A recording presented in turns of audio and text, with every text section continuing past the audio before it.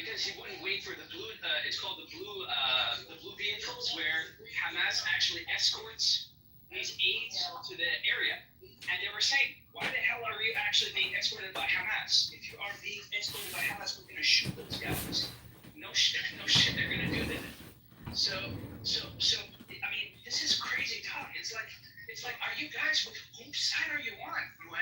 Are you the sides of the terrorists, or are you side of Israel? It's like normal people. Like, it seems like even the UN doesn't know the distinction between terrorists and non-terrorists at this point. Yes, because to them, when me and Phonics have a war, right? I should be sending aid to Phonics' house. This is them. So in other words, these are the same people that want this war to perpetuate.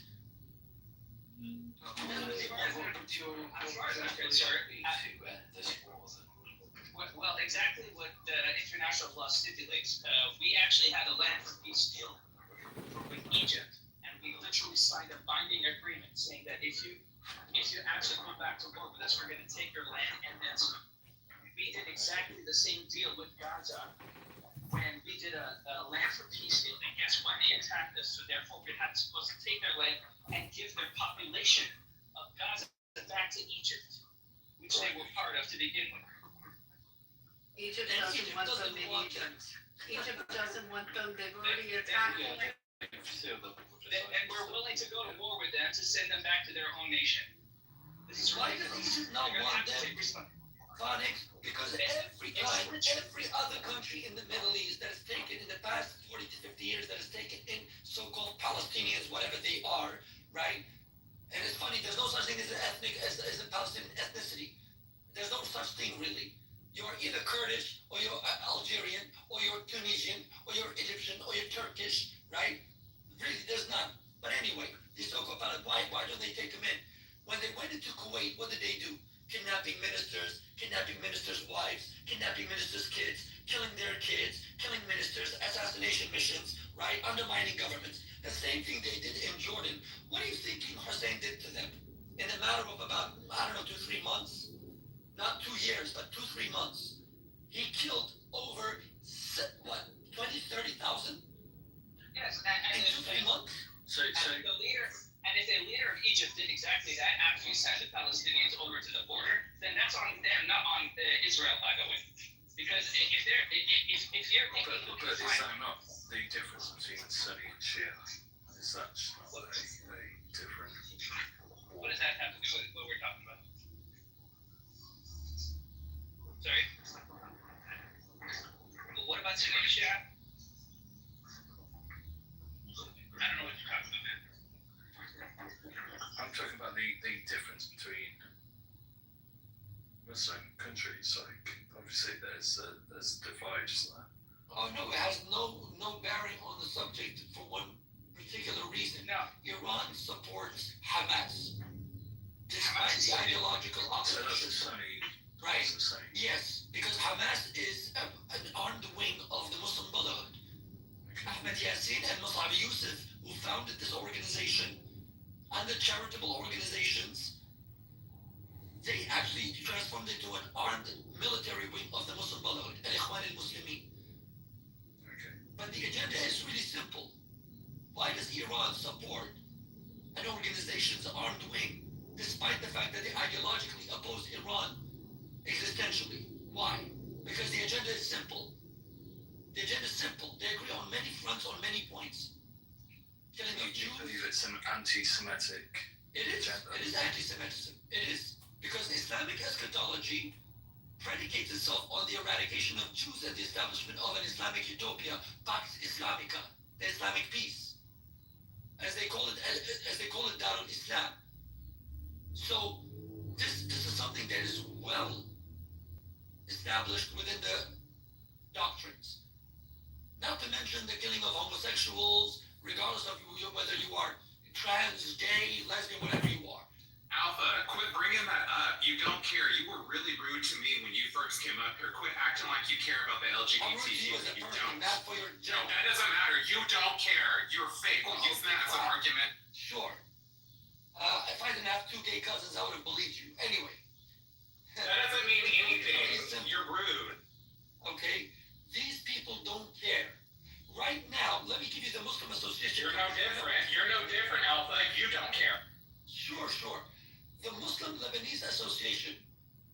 fatwa in 2023.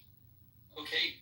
A fatwa means a legal ruling literally calling for the genocide of homosexuals. This is after a week when all these We're moving on from the homosexual talk from you. You don't care. No, you've been talking this whole time. Let somebody else. Let me speak, okay? You said enough, Alpha.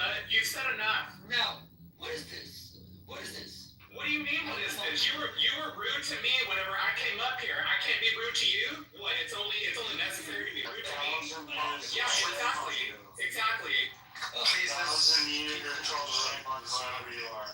We've had our fun. Let's try and have a serious one. These people went out there, well-intentioned for the sake of humanity. The Muslim Lebanese Association turns around and literally passes, okay, a death sentence on them. On who? Can you believe that? On who? On who? Homosexuals? The community. You're still bringing this shit up? You don't care for them. You are so rude to LGBTQ people. You don't give a fuck about them. Palestine, not me. You don't give a fuck about them. You're no different than fucking Hamas. You're up here talking shit. With regards to Israel, their level of acceptance to the LGBT community,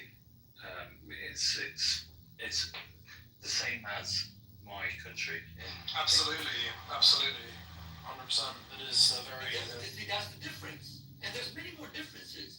What the Western audience doesn't understand is that you cannot try to understand the Middle East, this melting pot part of Asia and Asia at large, by trying to use Western lenses. It doesn't happen. It really doesn't happen. Let me give you an example.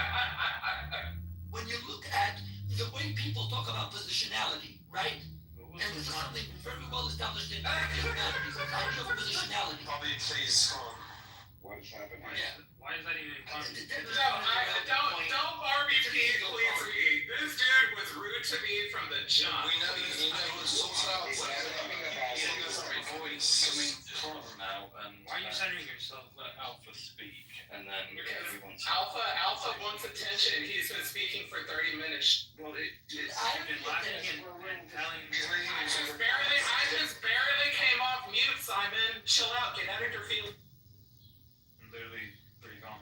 You're laughing. Okay, thank you, Simon. Okay, I didn't know. Laughing triggers you, Simon? Man.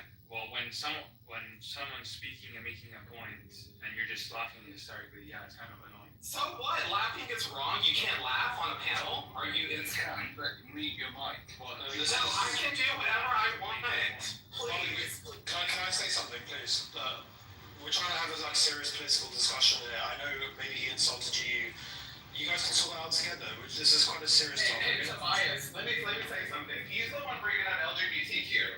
Okay. Explain that away, man. Explain that. He keeps bringing it up, Tobias. Why are you whining, Tobias? Why are you Why am I whining? I'm trying to keep control of the whining? You're not keeping control of the room right now. You're just irritating it right now. You heard Alpha. Who made you the Yeah, because you're a bigot. You're a bigot. You're a fake. You're a fake, Alpha. You're a fake. You're coming up here talking shit to me, but yet you're so worried for the LGBTQ. You're bullshit.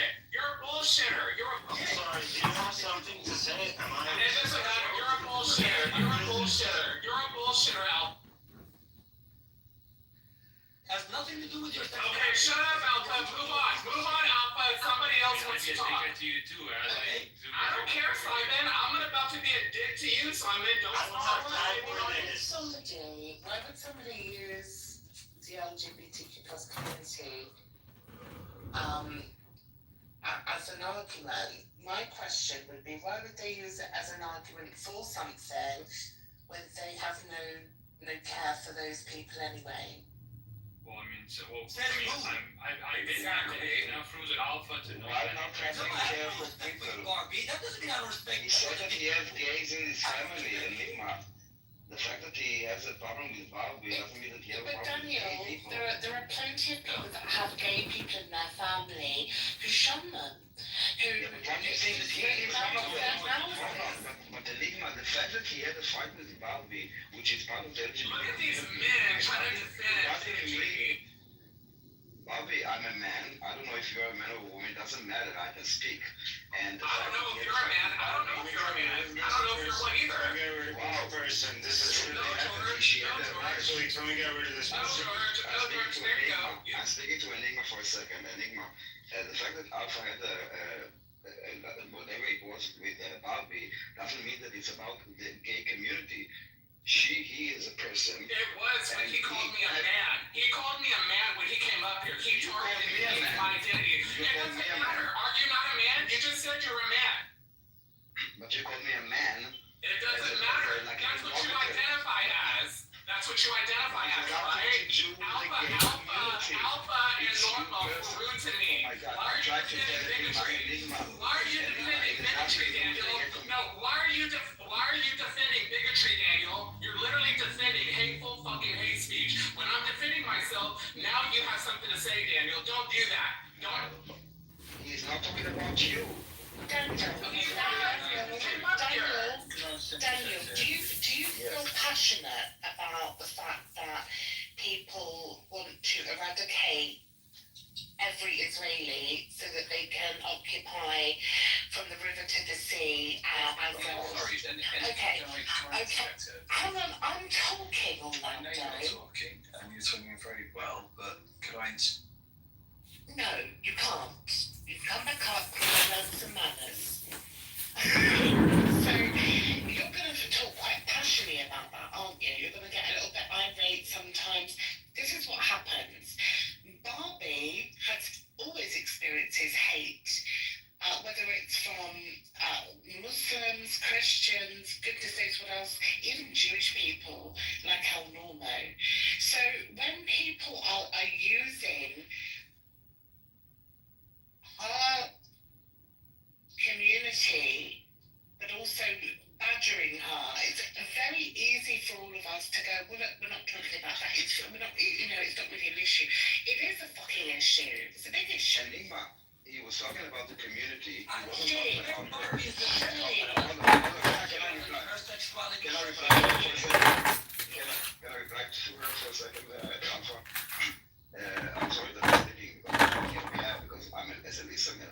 He was speaking about the gay community in She different was places. speaking. Barbie is a woman. I mean, I'm talking about Alpha. And Alpha is a man. And he was speaking about the gay community, not about Barbie. Yeah. And I'm also part of the LGBT.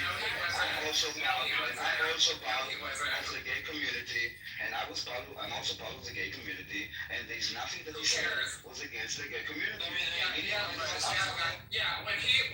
When he first came up here, he started talking shit to me because he didn't like me talking shit to El Normo, who has had a problem with me for many shows now. That's why Alpha called me a man and was very rude to me. I defended myself. Now every time he gets a chance, he mentions the LGBT. Enigma, hold on, please. I'm talking to Enigma. I get that. I get that. But you bringing me up though. I didn't bring you up. I said that he wasn't talking about you. Can I say one thing? Bringing me up. That's bringing me up. I can defend myself. Let me say something. Bobby, you know I've always supported you, right? And you know that. So I don't appreciate you. I don't appreciate you telling me that I'm whining. Okay, I'm not whining. I'm just trying to keep control. I don't appreciate you trying to monitor me. I don't do that to you. I'm not trying to monitor you. I'm just trying to keep control of the room and make sure the conversation stays respectful and productive. I'm not trying to monitor you. But when you do that, when I'm defending myself, it adds more like flame to the fire, like to the pit here. It's just best to just let it happen. Shut up, Alpha. Shut up. See, look at this. How am I not supposed to defend myself against this, Tobias? How? Okay, so I'll just say nothing. You don't get targeted like that, Tobias. Has anyone called you a faggot, a girl on here? No, they haven't. They called me a man, called me a dude. They called me, and after being corrected, they're still disrespecting me, and y'all are all concentrating on how mean I am? I didn't say you're mean. I'm just saying I want to keep control of the room, that's all. It's not about you, it's about just a collective thing, you know? Yeah, it is about me when they're bringing me up. It is about me when they're bringing me up. Okay, the problem is me right now that y'all have a problem with me. So yes, it is. I never said that. That's your words, not mine. I never said that. Yeah, but you just wanted to call me out though. You just sat there and said, Barbie, let me tell you this. So therefore, you're making it about me. Because you want to talk said I was whining. You said I was whining. Yeah, right, exactly. And I said that because you kept talking over me and monitoring me, telling me to chill out, telling me to get back to the conversation. I'll be When I honest, was like, when I bring you up, the first thing I do is moderate you every time. So don't talk to me like I'm Same thing to you, the Tobias. Cool, alright. Same thing, Okay, Tobias. good. Okay, yeah, great, exactly. You know I respect you. That's why I do that. That's why I'm just trying to keep control of the rooms. I want this conversation to be interesting and conducive, right, to the topic. That's all. Nothing to do with you guys. I don't even know what the fuck was said between each other. I wasn't even listening. I was busy making a fucking So then point. why say anything? So then why I'm trying to keep control of the room. I'm trying to keep control of the room. You want to keep control of the room when you don't know what was said, Tobias? Does that make sense? How long do you guys need to talk about it until it's sorted? Like how? He brought it up. He brings it up. He wants to defend the LGBTQ, but yet shits on LGBTQ, Tobias. Why are you missing that? Well, he's not in the room now, so I mean, it should be over, right? Exactly. No, Alpha's still here. Alpha's still here. How did I shit on the LGBT? Explain. You are Alpha. When you came up here, you were talking shit, calling me a man, calling me all kinds of shit. Yes, you were. You were targeting me. I am a trans person, okay? So therefore, you don't have any respect. What if I did that to you and your cause? What if I shitted on you and called you a nasty Jew or a nasty this and a nasty that? You would call me all kinds of xenophobic and bigoted and racist, but I can't call you a fucking transphobic piece of shit when you're being transphobic to me, Alpha. None of that applies to me, so keep crying. Yes, it does. Yes, it does. Yes, it does. And if you don't want to hear it, you're a fucking psychopath. Move on. Bye. Quit asking to come up here if you're just.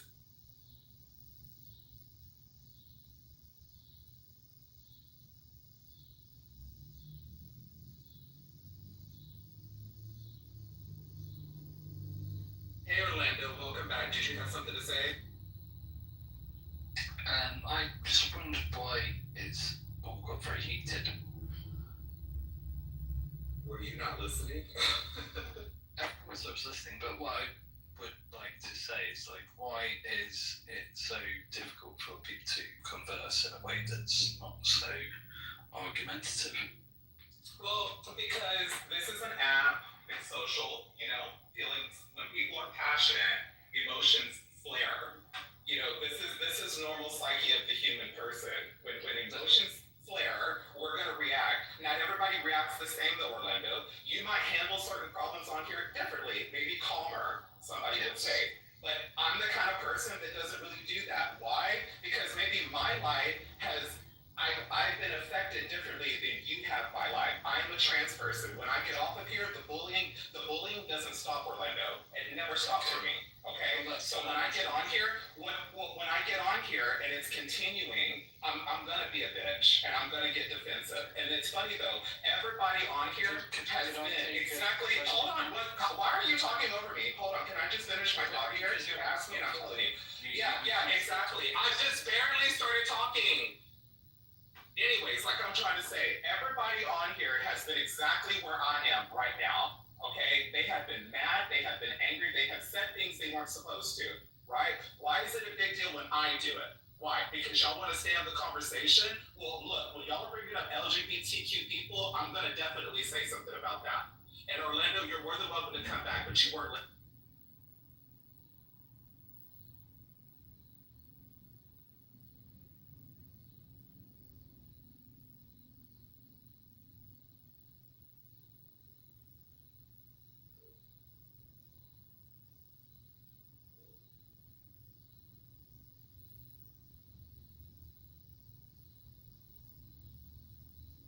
Y'all should see the nasty messages that I'm getting in my back chats, and I'm supposed to chill out over this.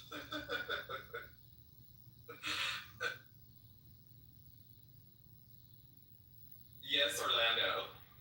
What is it now? I apologise, I was kicked from the room. I'm not sure why, but Yeah, because you kept talking over me. Yeah.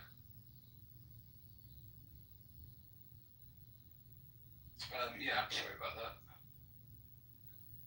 No worries, you're back up. the one thing I would say is like,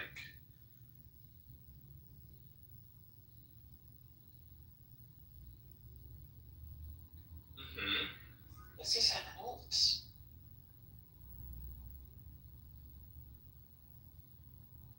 Orlando, we cannot hear you. Or is it just me? hey, I'm back. Am I back? Yep, loud and clear. Loud and clear. Okay, brilliant. One thing I would say is like, would you not want to have some kind of conversation with other people without talking over them? Well, that's what you were doing, Orlando, the Do whole you time. think that question, now that the room's kind of calmed down a bit, is conducive to moving forward, or are you trying to relight the fire and be a gaslighter? I don't. No, I don't. You sound like you're very unsure with yourself, Orlando. You sound like you're very unsure with yourself as well. Do I? Oh. What are you going to do about that then? Well, I'd ask you where you came from. My mother's vagina canal. Okay. Is there any possible part of your life that you would think about that's made you kind of unsure of yourself? No, not at all. I can ask the same thing about you. Is that why you're stuttering and stammering over your words? Yes, possibly. Okay. I've not talked to a celebrity before, so. Oh, I'm not a celebrity. Are you sure? Yeah. You said I was a celebrity. Well, I think. Do you see me as a celebrity? Do you think that I'm... I suppose so, yeah. Okay, well, do you want my autograph? No, I don't think that. Okay. This conversation is boring. Should we get back to something a bit more meaty?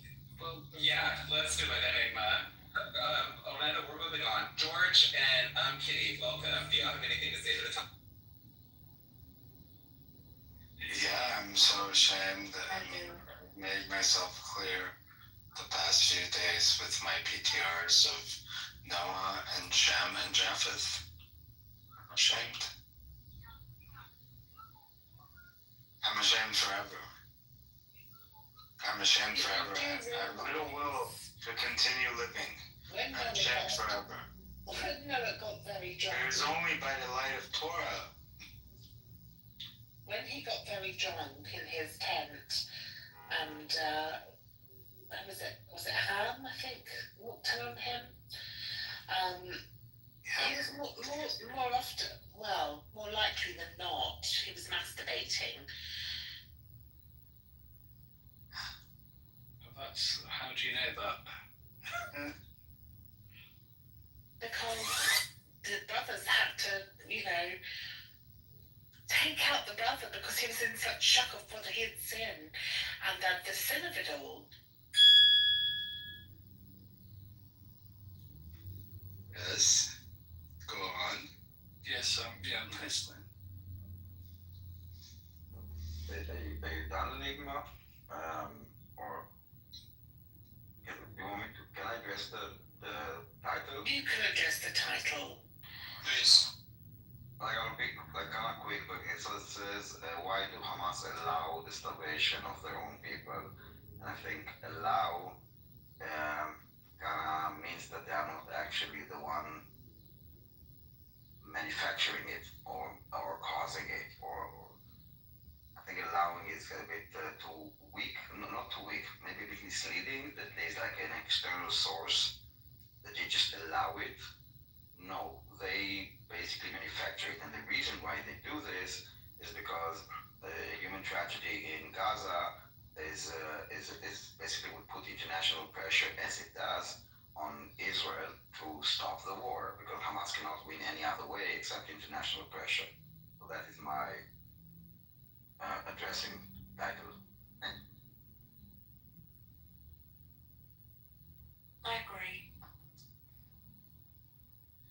I agree. I think if Hamas, as a political figurehead governing the people, interest for the people, they wouldn't have spent all the money on the artillery and the missiles and the everything in a senseless war that they're never going to win. Yeah. it was the tunnel system basically that was the most expensive.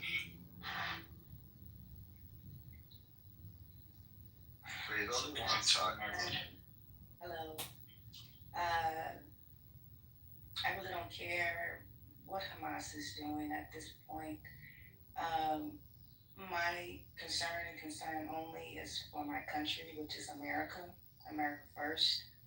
I don't feel that we have any footing in this situation that's going on between those two countries. And as long as I can remember, and just being an American citizen, to know the countless times that people have been dragged into these wars.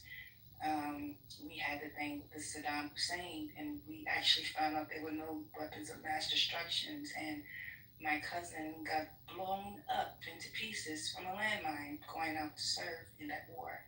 So Sorry, can I interject? That's a horrible thing. Orlando, hold on, Orlando, let her finish. I just want to say that's very, very. Orlando, no, Orlando. That means be quiet. Go ahead. Thank you. Okay, I just apologies. want them to not be involved. I just feel as though, and this is just not with Israel, I just feel as though America itself involves itself into others countries, trying to bring their ideology to their country. Just let those people do what they want. You get what I'm saying? Like, let them do what they want. If it's a big issue, then let the ICJ or whoever this council, the internet, let them come in and decide that.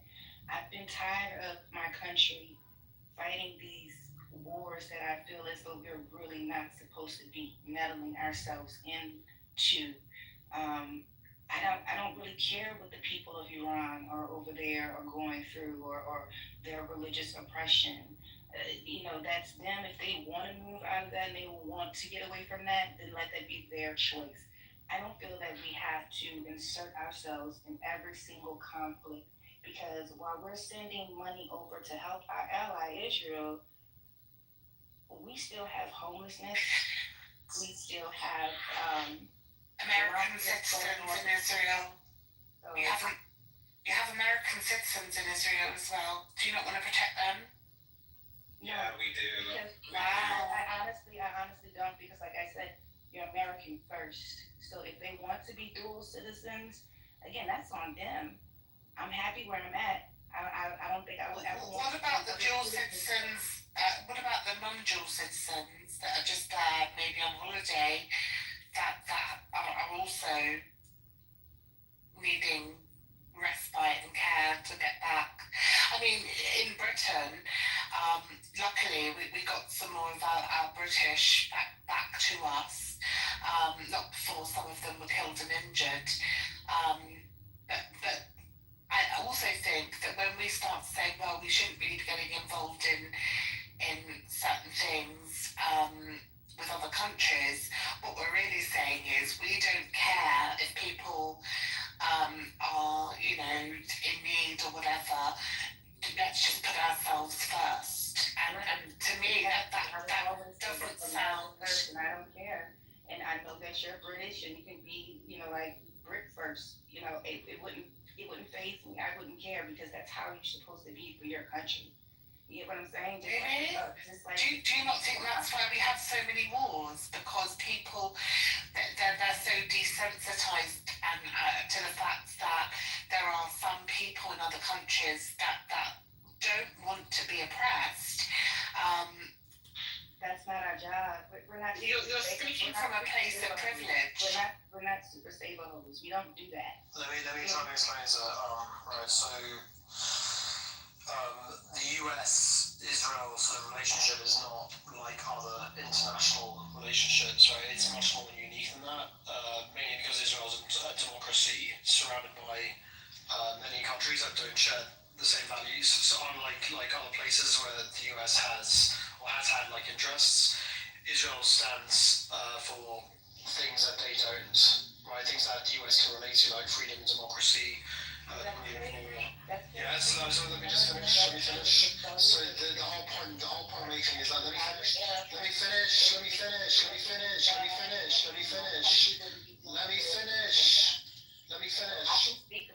No, you. Oh my God, is she serious? Very serious, yes. Well, stop talking then. It makes the situation different. Let me finish my point. I'm gonna have to beat you, okay? It makes the situation very different. The US isn't just helping like any other. Why are you giggling now? What's wrong with you? Because you made a crazy statement. Oh yeah, you're fucking out. Bye bye. Fucking crazy bitch. Okay. What a crazy bitch. Can I pick up the mantle there? So it was the British in the 50s that created the State of Israel. And yeah, can you go from there? I thought it was the 40s. Sorry, yeah, you're right, it is the 1940s, you're right, yes. So we basically created a state there. But could Tobias finish his point? I was almost at the end of my point, which is that it makes the situation different because the US isn't just helping like any other country. It's backing a close ally that faces all these threats, you know, and Israel provides important intelligence and military supports and helps keep both countries safe.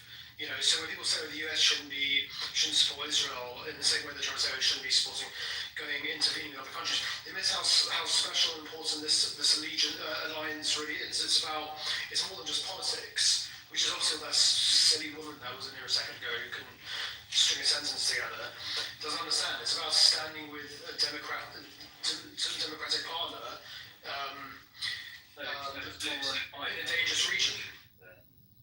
Necessarily a structure. I mean, it's why we have Israel in the Eurovision Song Contest. No, that's not the reason, actually. Israel is part of the EBU, the European Broadcasting Union. Also, Australia is part of it. Also, Egypt is part of it. Many countries that are part of it. It's not European, despite the name. But what I'm saying is it's an ideology. It's Europe is an ideology, whereas, you know, I mean, you can't tell me that Israel or Australia are in Europe. No, we're not in Europe. We're part of the EBU. Like, there's a difference, like, not basically based on ideology. It's part of, like, there are few requirements. But just to the point of the United States, the United States doesn't put foot on the ground in Israel or fight our wars at any point. No, I wasn't saying that.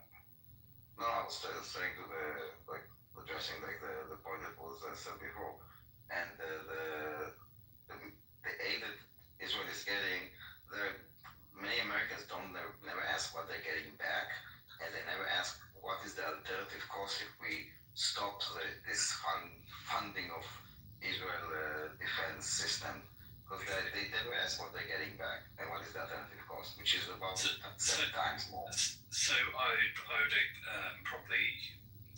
probably say it's something like Midway Island, which is a British-owned island, but it's a military base, so it's like a stopover.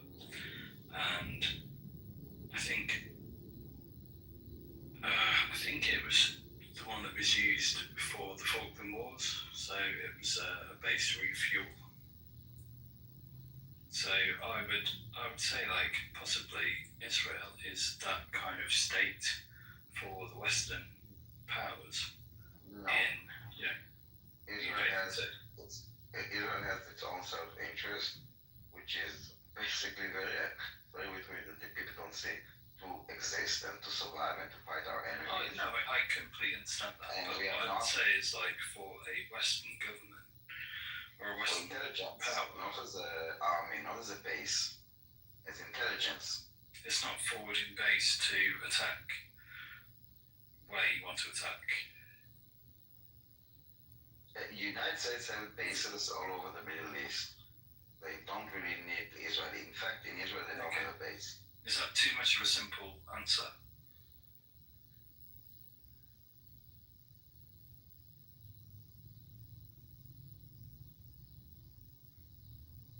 Sorry.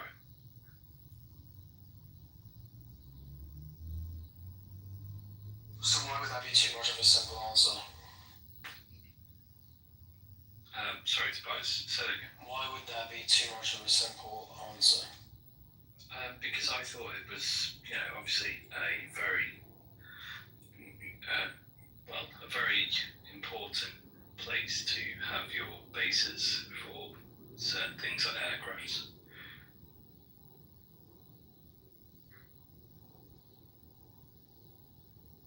I mean, we could talk about nuclear power as well. Nuclear weapons. Yeah, it's not. I'm trying to say, so it's a close ally of the US, but it's not like a hub for American military bases. Is that what you're getting at? That it should be a hub for American military bases. Is that what you're saying? I think it is a hub for. But it's not a hub. It's not. Yeah, the reason, the US already has like strong military bases in other countries like Qatar, Saudi Arabia and Kuwait. Yeah, they are much better suited for that sort of thing, right? Okay. Israel's military is very capable on its own. Doesn't mean the US. That's not like hopeful thinking. This is actually true, because the Israeli-Egyptian war, they were basically about to be wiped out before the US put their fighter planes and gave their fighter planes to Israel. It was their sort of Go ahead, Bobby. I just wanted to ask real quick, where do you get your information on that? What do you just like Google this, or where do you get your sources? A little bit of this, a little bit of that, possibly. I don't know. I do research stuff, but I'm willing to learn. So I'm here as maybe I'm wrong. Okay. And I'm quite happy to be. So sorry, Bobby. Have you finished what you want to say? I don't want to interrupt you. No, you're fine. Okay, thanks. Were you referring to the Yom Kippur War? Yeah. Yes. Right. Yeah, but Israel didn't depend on the US. I mean, the US helped them, but it didn't depend on the US. Like, Israel's own military strength and intelligence capabilities are among the most advanced in the world, right? The US provided they are now, yes. Yeah. No, they were then as well. The US provided important weapons, but it's the same as it was then and is now. Israel fights its own wars and defends itself independently. The value of Israel is more about sort of their intelligence sharing and partnership than anything like US bases. Okay, I was talking about the air superiority, of the Israeli war. Yeah, the way that it works basically is that with the United States, we basically have collaboration on weapons, including aircraft. So, for example, we get the F-15 and then we make it into the F-15I. The I represents Israel. Right. We make the improvement. What? I said, no, sorry, carry on. And then we have exclusivity team in the United States. So we are actually fighting wars, okay? And this is how we help develop and improve weapons that the United States is also creating. Also, at the end, our enemies are the same enemies of the United States. So when we fight our weapons against weapons from Iran or China or Russia, this is the same weapons the United States will be fighting if they will be fighting, when they will be fighting. Which is the United States. Which is exactly what's happening in the Ukraine. I suppose it's a weapon testing place. No, again, it's not a weapon testing because we are co-developing. We are also the Iron Dome is protecting American soldiers all over the world, okay, that we developed. And we have a cooperation, okay? It's all and it's beneficial. You need to understand that there are other players in the world that are selling weapons and planes, and we can work with them to improve those weapons. At the end, it's a market. If the United States will not sell it, France will sell it, or Russia will sell it, or China will sell it, or manufacture our own.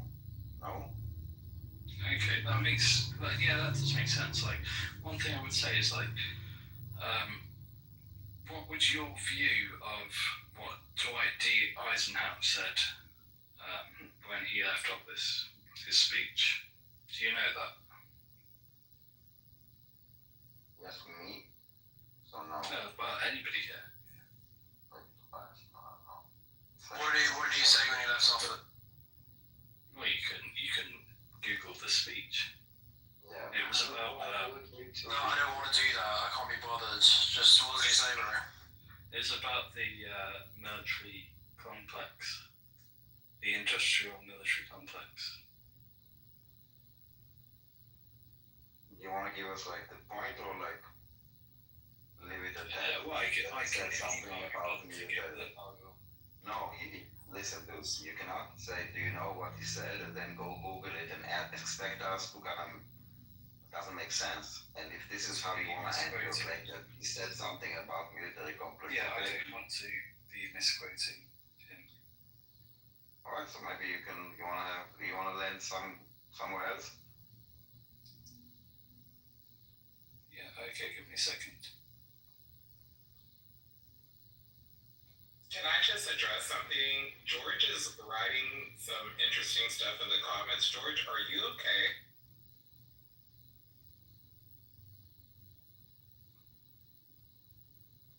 Hey, sorry, I'm washing my hands. Yes, I'm terribly ashamed. I think I'm okay.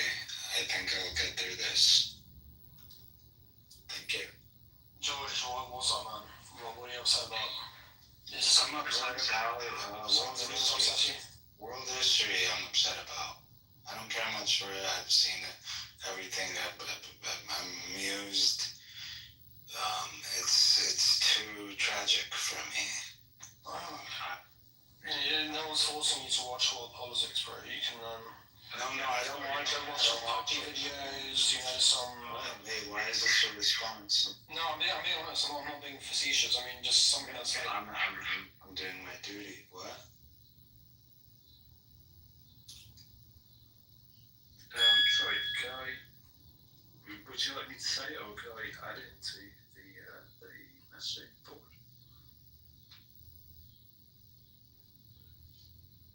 Go ahead, man. Right, I can talk. Yeah, I can say that. Not very good reading, but okay. In the councils of government, we must guard against the acquisition of unwarranted influence, whether sought or unsought, by the military-industrial complex. The potential for this is disastrous rise of misplaced power, and will persist.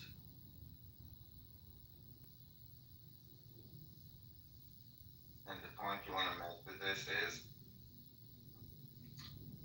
that basically, if you make money out of weapons, you could create situations that will require a weapon. Exactly. Alright. So I just want to address it from the Israeli perspective. I hope you see that we have zero interest in this. Like, we spend too much money on defense instead of any other thing, and we are fighting an existential war where we are attacked from all fronts. So that's our game. One thing I would ask initiating. Is, obviously I live in the United Kingdom and I have no idea of what war is. Whereas you live in a situation where a lot of your countries that surround you are hostile, let's say. What's I that feel went like? to the shelter last time. Wow, okay. This is our situation. We are under attack. Manufacturing weapons for us is a necessity to existence, and if it will not be with the United States, we will do it with our fingernails. Not because we want to create weapons, just because we want to live. That's our game. That's our ideology existing. Well, I mean, that's a different world to me. I can't even imagine what that's like. I mean, my parents understand what that word feels like, but I can't understand that. It's good that you admit that, Orlando. It's very emotionally honest, and yeah, I think most people can't understand how incredibly difficult that must be. You know, I mean, I'd imagine,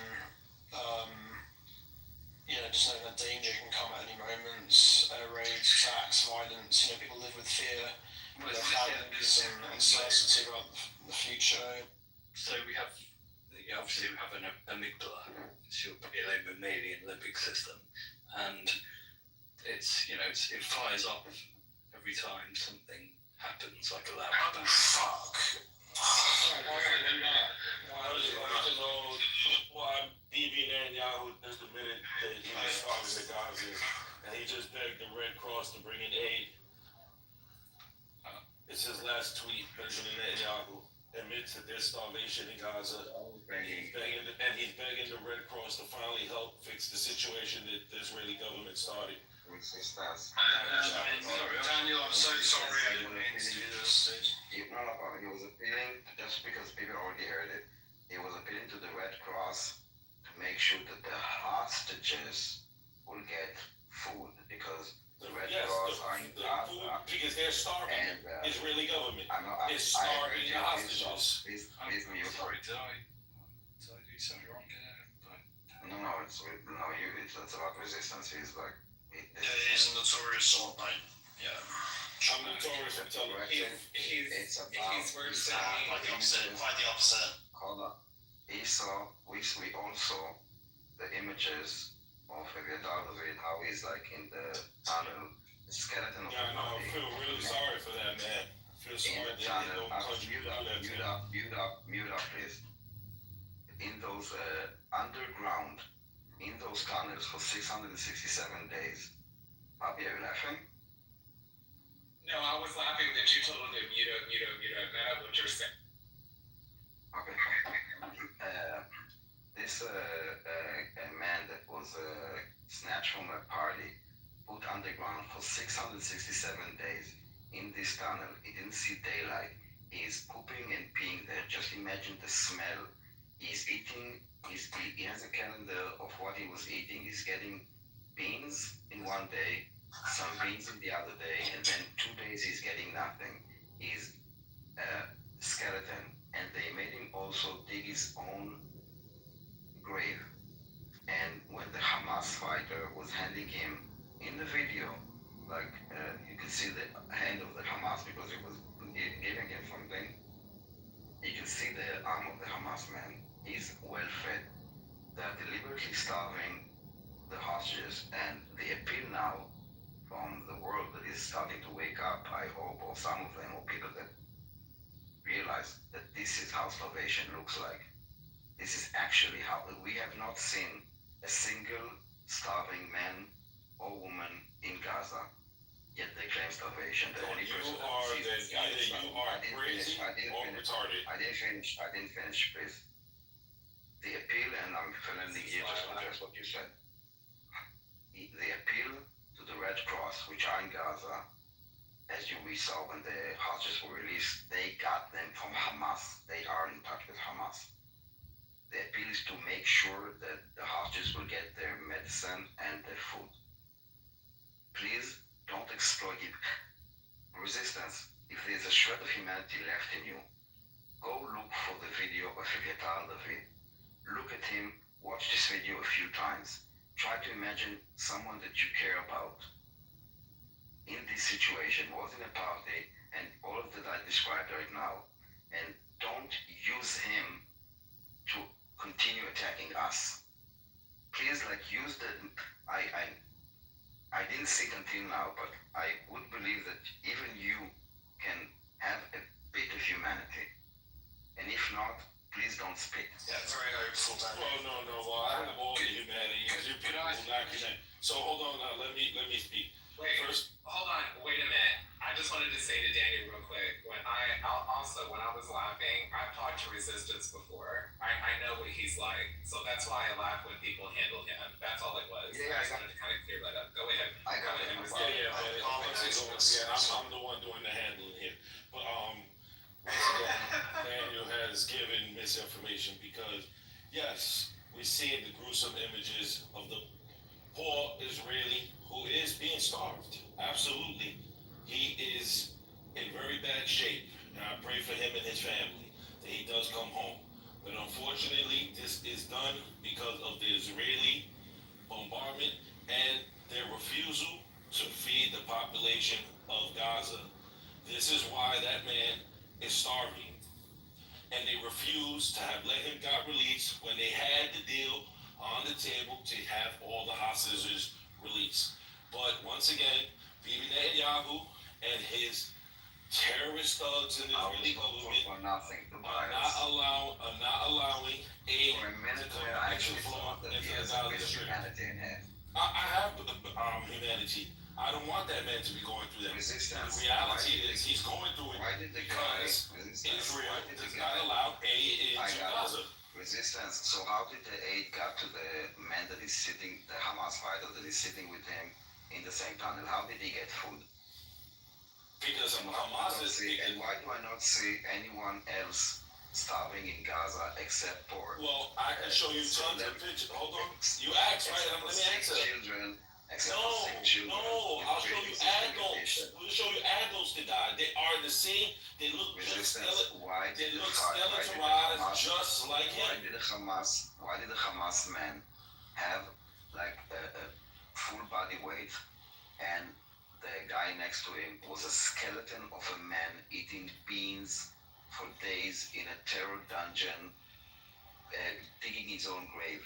Resistant, stop making excuses for those. How many excuses? I mean, you're not even letting me answer. How You am I are literally No, saying you that are. as if this is a deliberate starvation by Hamas. By Israel. By Israel. Okay. It is Israel that is starving the population of Gaza and those hostages. So The let's Hamas does not have power. Hamas does not have the power to resistance. Please, bring in aid into Gaza. I'm not It's just the interested in you facts. derailing this stage, and I know you. I It's not try. really. I know you just don't like the truth. The fact of the matter is the Israeli I government only care about the who has truth. starved the population of Gaza. And this is why food has not gotten into the thing. Now, in terms of Hamas getting food, yes, Hamas has some sort of access to So why food. does And when they bring it in the tunnel, because they're not feeding him. Because they're not feeding him. Why? Yes, deliberately. What do you mean? Because of Israel, they have food. No, they have food, but they're deliberately not feeding him because of the bombardment. But who argued that wasn't the fact, though? So it's not because of Israel. They are. It is because of Israel. Because that man should have been free a long time ago. Let me help you. Okay. Imagine Israel did this. Took a man, had them, and showed videos of how he's digging his own grave. That people next to him are well fed, but he is kept as a skeleton. He not allowed to contact anyone in his family. They didn't even know that he was alive until that point. The last time we saw So him. Israel has done that. So the doctor Do you from know Shifa, when was the last hold on. time we saw him? The doctor from Shifa You know- Hospital, they you know abducted when the him. last time- His family has not seen him in over a year. No one knows what is happening to him. And from the last they heard, he's being tortured. He's being tortured, and he's also skin and bones. Did you not see his pictures? Show me a picture of him. No problem. I'll get the picture now. You see, you're living in a denial. There is no comparing. They are starving people. Stop Both. shouting. Hamas is starving the Israeli hostages, and Israel is starving the Gaza population. I deal with reality. I'm not going to engage. It's boring. That's because you're in denial. That hostage should have been freed a long time ago. But because of Bibi Netanyahu who wanted to continue the genocide, that the poor Israeli hostage has to suffer because Israel wants to continue killing.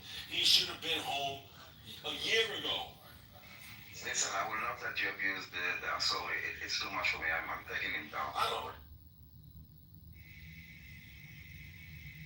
That's what he does. He does that shit every time. He does. Sorry, what does he do? Are you insane? Being an animal, basically.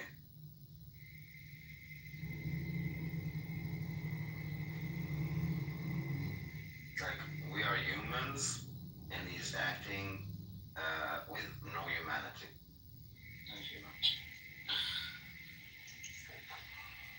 So how would you? Anytime somebody tries to justify starvation, it's just insanity to me. Insanity. That's horrible. Everything you were saying, Daniel. I can't even imagine. Like digging your own grave and stuff like that. I was sitting here listening to that, and I can only imagine the nightmare for this person.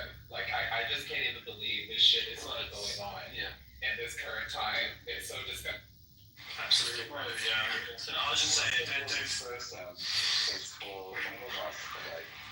Like when I think of him, it's like you guys need to understand. We know each hostage. Okay. We follow them. We listen to their families. We know what's going on. For us, it's not like numbers. By the way, also each soldier that is killed, in the news they say, released to the public, and then they say the name, they will show the photos, they will say how he died. The next day they will show videos from the funeral, what his family said about him. Those are people, and the reason that he was taken is not because of him. He's like a random person that is using him to abuse us. That's what they do, man. Releasing those images is psychological warfare, and then people like Resistance and other are not only like exploiting it in an even more sinister ways.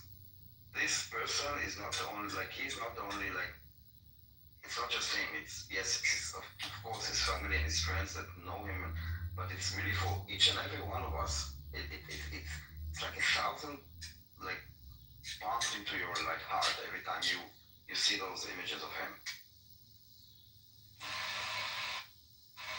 Yeah, Resistance. He explains that he's Muslim. You know that, right?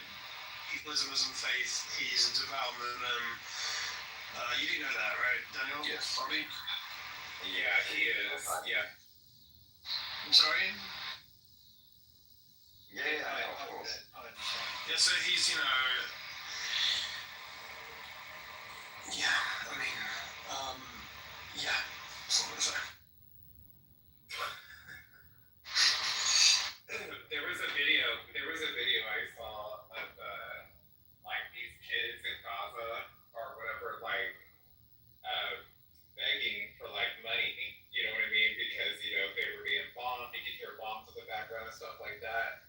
But they literally had gold chains on and gold watches on and stuff like that. And you could literally see the kids in the background moving their air mask around because it was all just scripted. Like there's many fruit out there that a lot of these like panic videos for like Gaza and stuff like that are totally scripted. And I think that it's just sad. It's just I don't know. I just thought it was so funny seeing that this very healthy kid begging for money with a gold watch on. I'm like, A lot of those videos are faked as well. It's been proven. There's literally a video on YouTube I watched the other day where they literally caught them faking a video.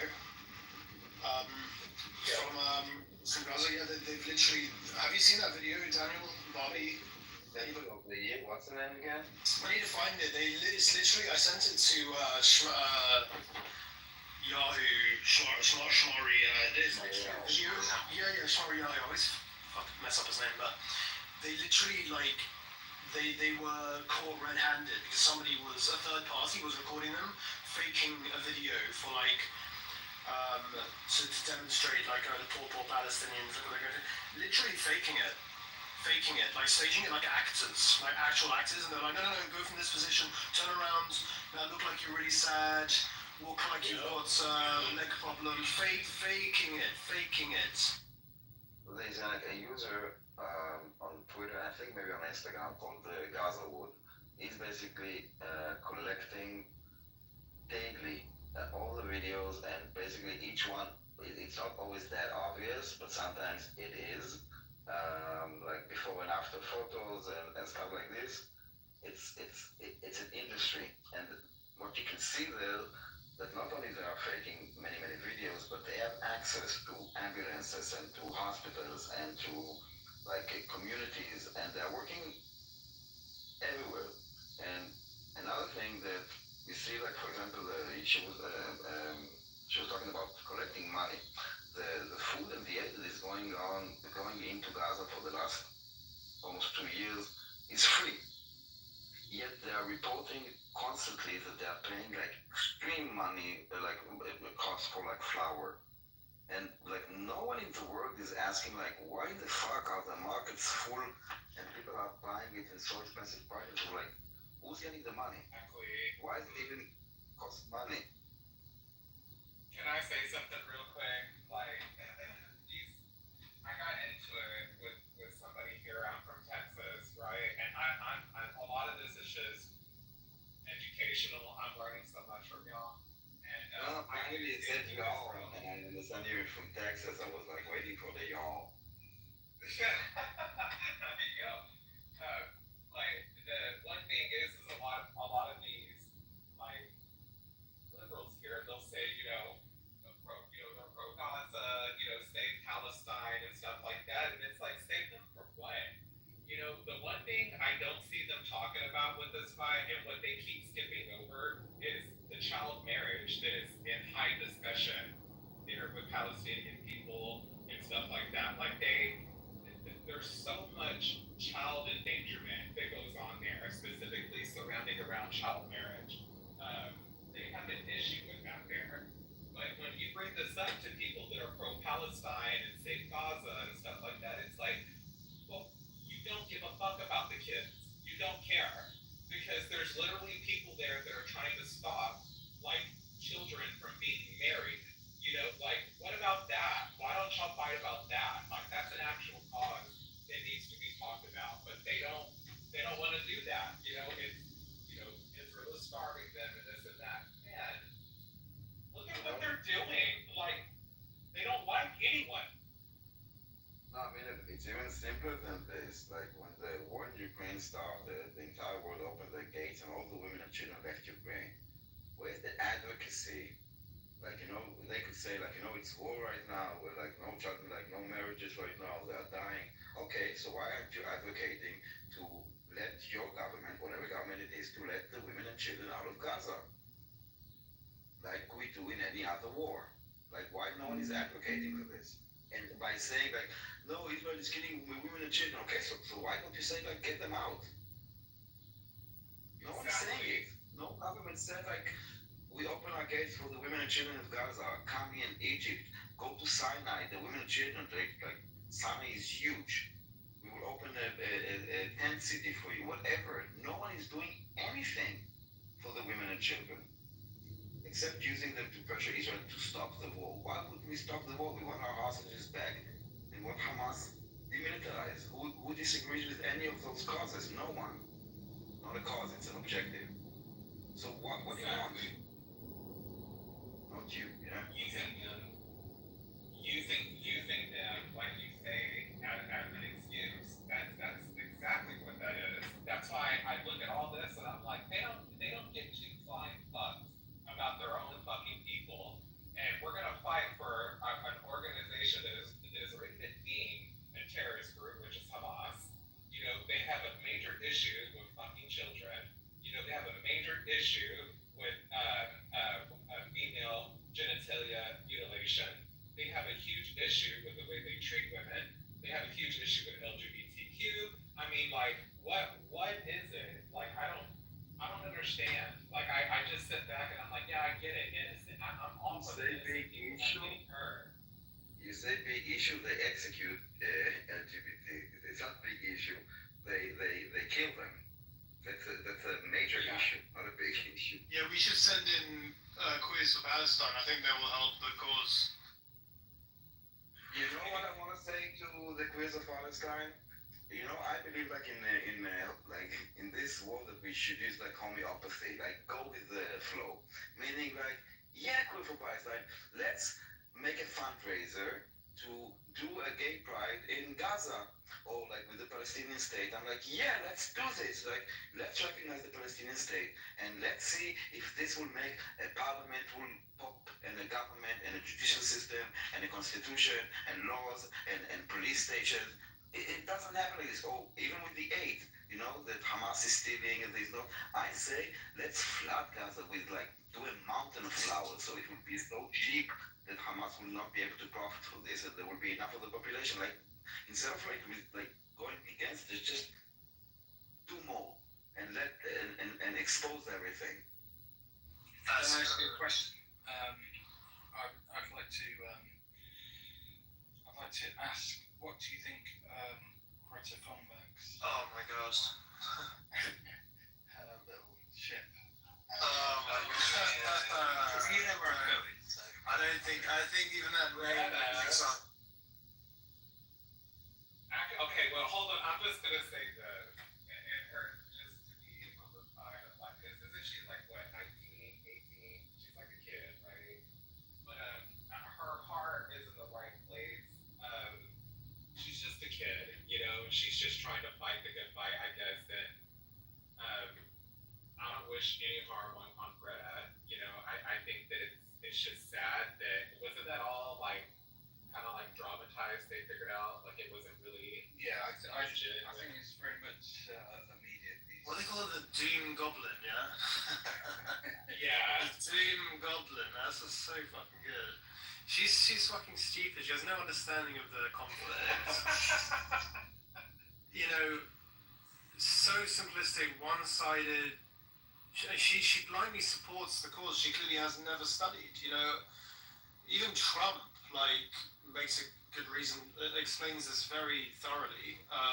Whatever you might think of Trump, I mean, you got it absolutely right. Her activism. She's just reckless. I don't know what to say about her. She can't be taken seriously. If she wants to be taken seriously, she should stop using her platform to spread just basic propaganda, right? That's what she spreads. Yeah. She's a fucking idiot. She shouldn't have any. She should not be. She shouldn't be famous. I don't know why she's so famous now. Nobody should know who the fuck this silly girl is. They should have let her. They shouldn't have stopped her. They shouldn't have stopped her on the way to Gaza. They should have let her continue going. She wouldn't be here. We wouldn't have to worry about her. But the thing is that if something would happen to her, Israel would be blamed. That is the paradox. But it's amazing. It's amazing how she just abandoned her trademark cause. And when the IDF stormed the ships, they said, okay, throw all the electronics to the water, like the computers and the phones. Greta Thunberg threw a cell phone to the ocean for the Palestinian cause.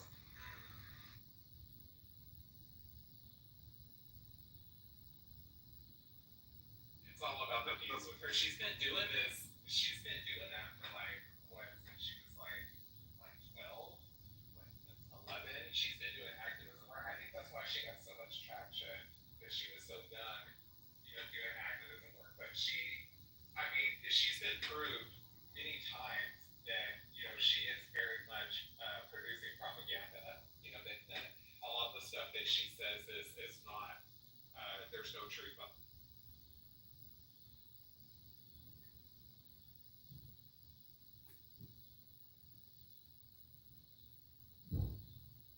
This Free Palestine movement became like an identity for many people, like almost a cult, that they would abandon literally everything. If it's their future, their academic work, their jobs, their causes, everything is abandoned for this cult.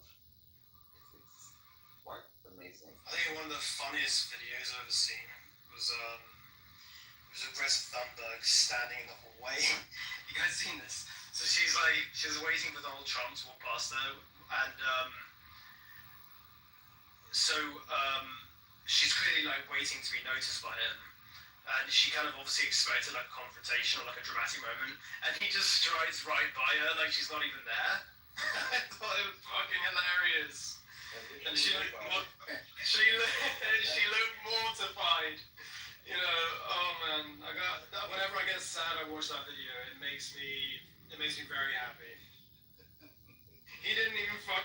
who she was.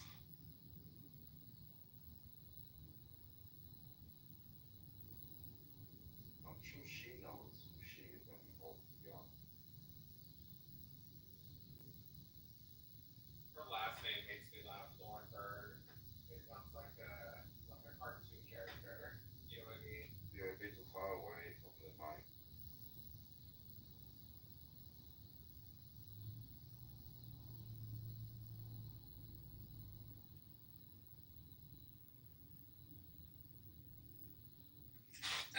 Does everyone have some kind of view of September the 13th? The Tommy Robinson. He's 22, by the way. Bobby. 22, not 19. I'm sorry. No, sorry, I was Tommy Robinson. September the 13th. Video up. Before you carry on, because it's like 4 a.m., I will say good night and thank you for the conversation. Good night, Daniel. Bye, Daniel. Good night.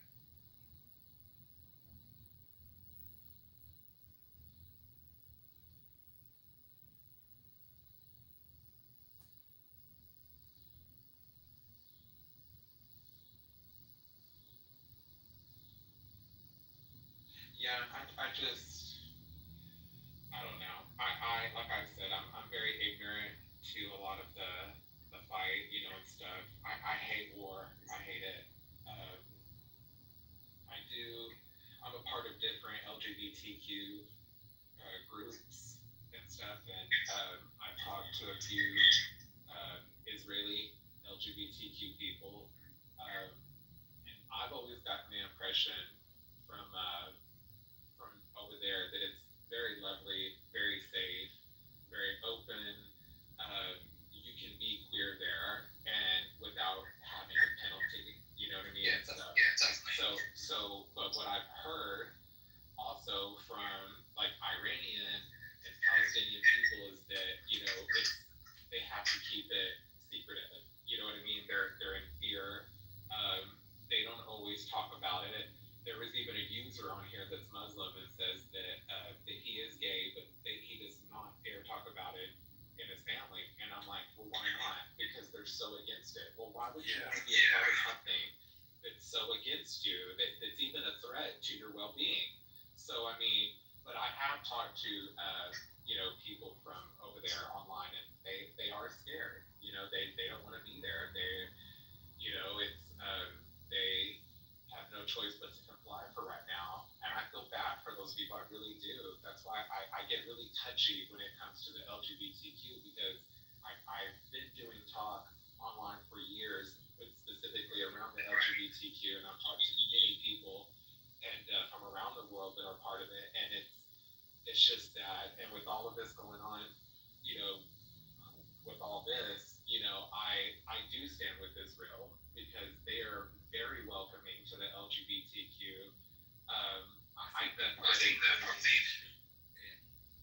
the Middle East that is pro. I mean, look at Tel Aviv. I mean, like they're it's basically like Miami.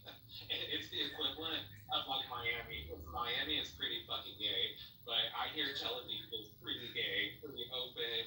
A lot of gays from Israel, they all live around that area. Like it's just really cool, colorful, inviting, vibrant. Like I said, no penalty for being who you are.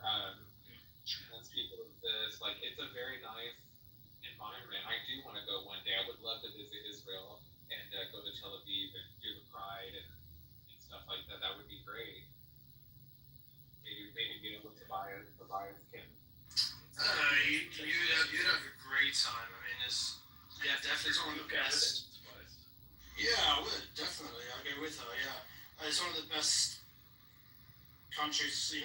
It's for it. I mean, yeah, it's true that some like religious communities, like same with like obviously Muslims, but also Christian communities. They disagree with homosexuality because of their beliefs. But the country, it supports and protects LGBT rights. There's a lot of gay bars there. There's a lot of gay clubs. A lot of community there. But yeah, the challenge around acceptance often comes from like religion in general, right? It's not just in Israel, but it's everywhere. Yeah. You know? Yeah, sure. So yeah. Well, I don't ever. Yeah, thank you. And I do want to go one day. But that's why anytime I've ever had a problem with someone from Israel was usually from the religious stance. You know, it's never the country. Never. I love Israel. You know, I think So it's yeah, beautiful. so it's more the denomination. Exactly. That's where I get passionate because it is effective to LGBTQ, you know, and I have to stand in there with them because, you know, some LGBTQ people that I've talked to from the area, they have to fight against it too. So Yes. I get it. But it's not like the one in Gaza and stuff like that. Like they're not pushing people off for being gay. You know, they're just protesting, and they do that here in America. You know, we have gay pride events, and you'll see Christians and Catholics and all kinds of religious groups protesting, telling us all we're going to go to hell. You know, it was Adam and Eve, Adam and Steve. Yeah, all we, of that. we kind of have a little bit of backlash here, but in the UK, but at the same time, it's nowhere near what possibly you would. Nowhere near Orlando. Yeah, nowhere near. No, I mean, there is a sort of like thing in the UK, like it's there is like I think it's obviously very different now from what it used to be. But so I don't know how old you are, Orlando, but I'm 35. 39. Okay, right, yeah. So when we were kids, it was really, oh man, it was really bad in school. It was terrible. You know. Now I think it's still bad, but like the kids get in a lot of fucking trouble if you call someone like the F word or something, you might get expelled now. It's not the same as what it used to. That's good. That's really good that they took an action on there. The thing about the UK in general is I want to go there so bad. Since I was young, I've always loved the UK, and I understand that there's bad apples everywhere, and I understand that nowhere is perfect. But for me, I just feel like the UK really speaks to me and always has for many years. So I've never been. I want to go so bad. It's definitely on my bucket list. And Orlando, we're the same age. Wow, we're both the same age. Right. That's great. I mean, there's lots of places around here. Like, I mean, just to go out into nature. I mean, it's a lot of the cities are they're very there's a lot of people there basically. But if you go out into the wilderness, like you can literally spend a few hours out there and not see anybody. So yeah, I'd say the Peak District, the Lake District, and maybe the malls like Exmoor and the Yorkshire malls. They're the ones that I would recommend. Definitely.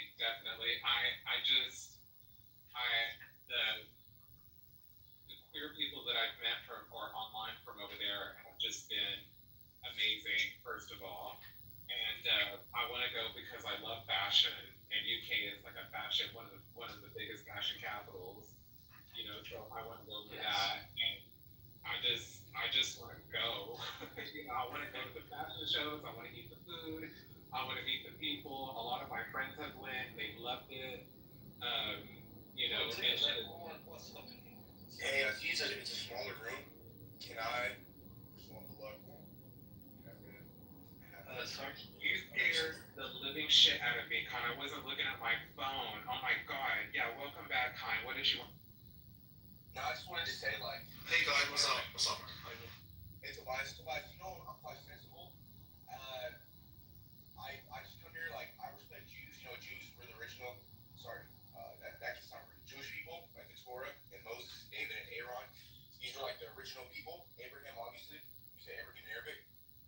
Yes, like I'm not a Jew hater at all, bro. And I come in these rooms to show you guys, like, Islam's not a hateful religion. It's just Arabs that are hateful. And you guys are gonna have your opinions, but I really hope you guys understand that. No, I understand why you feel. Yeah, I can understand why you feel that way. It's the only thing we were pointing out is that if you make a broad statement like that, obviously there's going to be a lot of backlash. And it will. Well, my parents have been here. My parents left the wars began. I'm an American war citizen, Amen.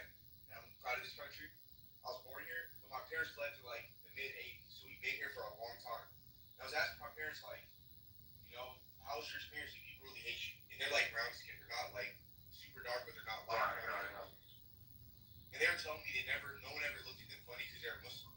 So I'm really convinced that the Muslim hate has nothing to do with like Islam itself. I think it's just Arabs and how Arabs operate.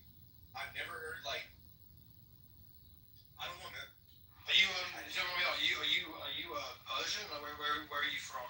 I'm from Sudan. I'm Persian. Yeah, so there's these people that are Arab or conquered by Arabs, great, but no, I'm Nubian, I'm African. Okay, I thought maybe you were Persian because I know the Persians hate to be called Arabs and they don't like Arabs at all. So I was wondering. Well, here's the thing with Islam. Some people will say it's an Arab religion. Well, yes and no. It's in Arabic, but again, all these books are from the Middle East. You know what I mean? Maybe enlighten me, just quickly enlighten me. What is it? This is why I'm a little bit ignorant. I haven't really looked into it. Why? I have an idea, but I'd like to hear from you. Like, why do Persians hate being called Arabs? Because the way Arabs operate, they conquer, and they force people into their will. So at Africans, Arabs had certain sciences and certain weaponry. So African people, we never like worship the Arab people, but we see them as like, how do I say it? They were technologically superior to some Africans. That's very true. Like some Africans were mud huts and shit. Some didn't have like fucking silver-plated swords, and you know what I mean. So we didn't see Arabs as like a direct competition. We see them as like an ally that brings this book that teaches us Islam. But the Iranians, you gotta understand, they're Persian. So they look Arab, but they're not Arab. And they don't want to get classified as an Arab. So their problem with Arabs is that Arabs want to dominate the Persian field. So it's kind of like a better example. You ever see two brothers and they're bickering and backering for daddy's attention? It's kind of like that. Is that a good example? Yeah, for sure. They're so similar. Africans and Asians don't have this problem because it's a clear difference in the way we physically look, the way our cultures operate, our demeanor. But Iranians and Arabs are so similar, they don't like being attributed to one another, if that makes sense. And Iranians are typically Shia, which is a sect of Islam that most people aren't. 98% of us are Sunni. Yeah, neither here nor there. I don't hate Jews, bro. I don't hate the state of Israel. But yeah, I just come here. Arabs. You say you're pro-Zionist, no? What's that? Would you say, this question was it, would you say you're like Zionist, like pro-Zionist? I'm in the middle, bro. It's like, here's the thing. Jewish people need a place to live, okay? So what I think a two-state solution could work. I don't think Israel, I'm gonna get flack for this. I don't think Israel should only be for the Jews and Palestine should be kicked out.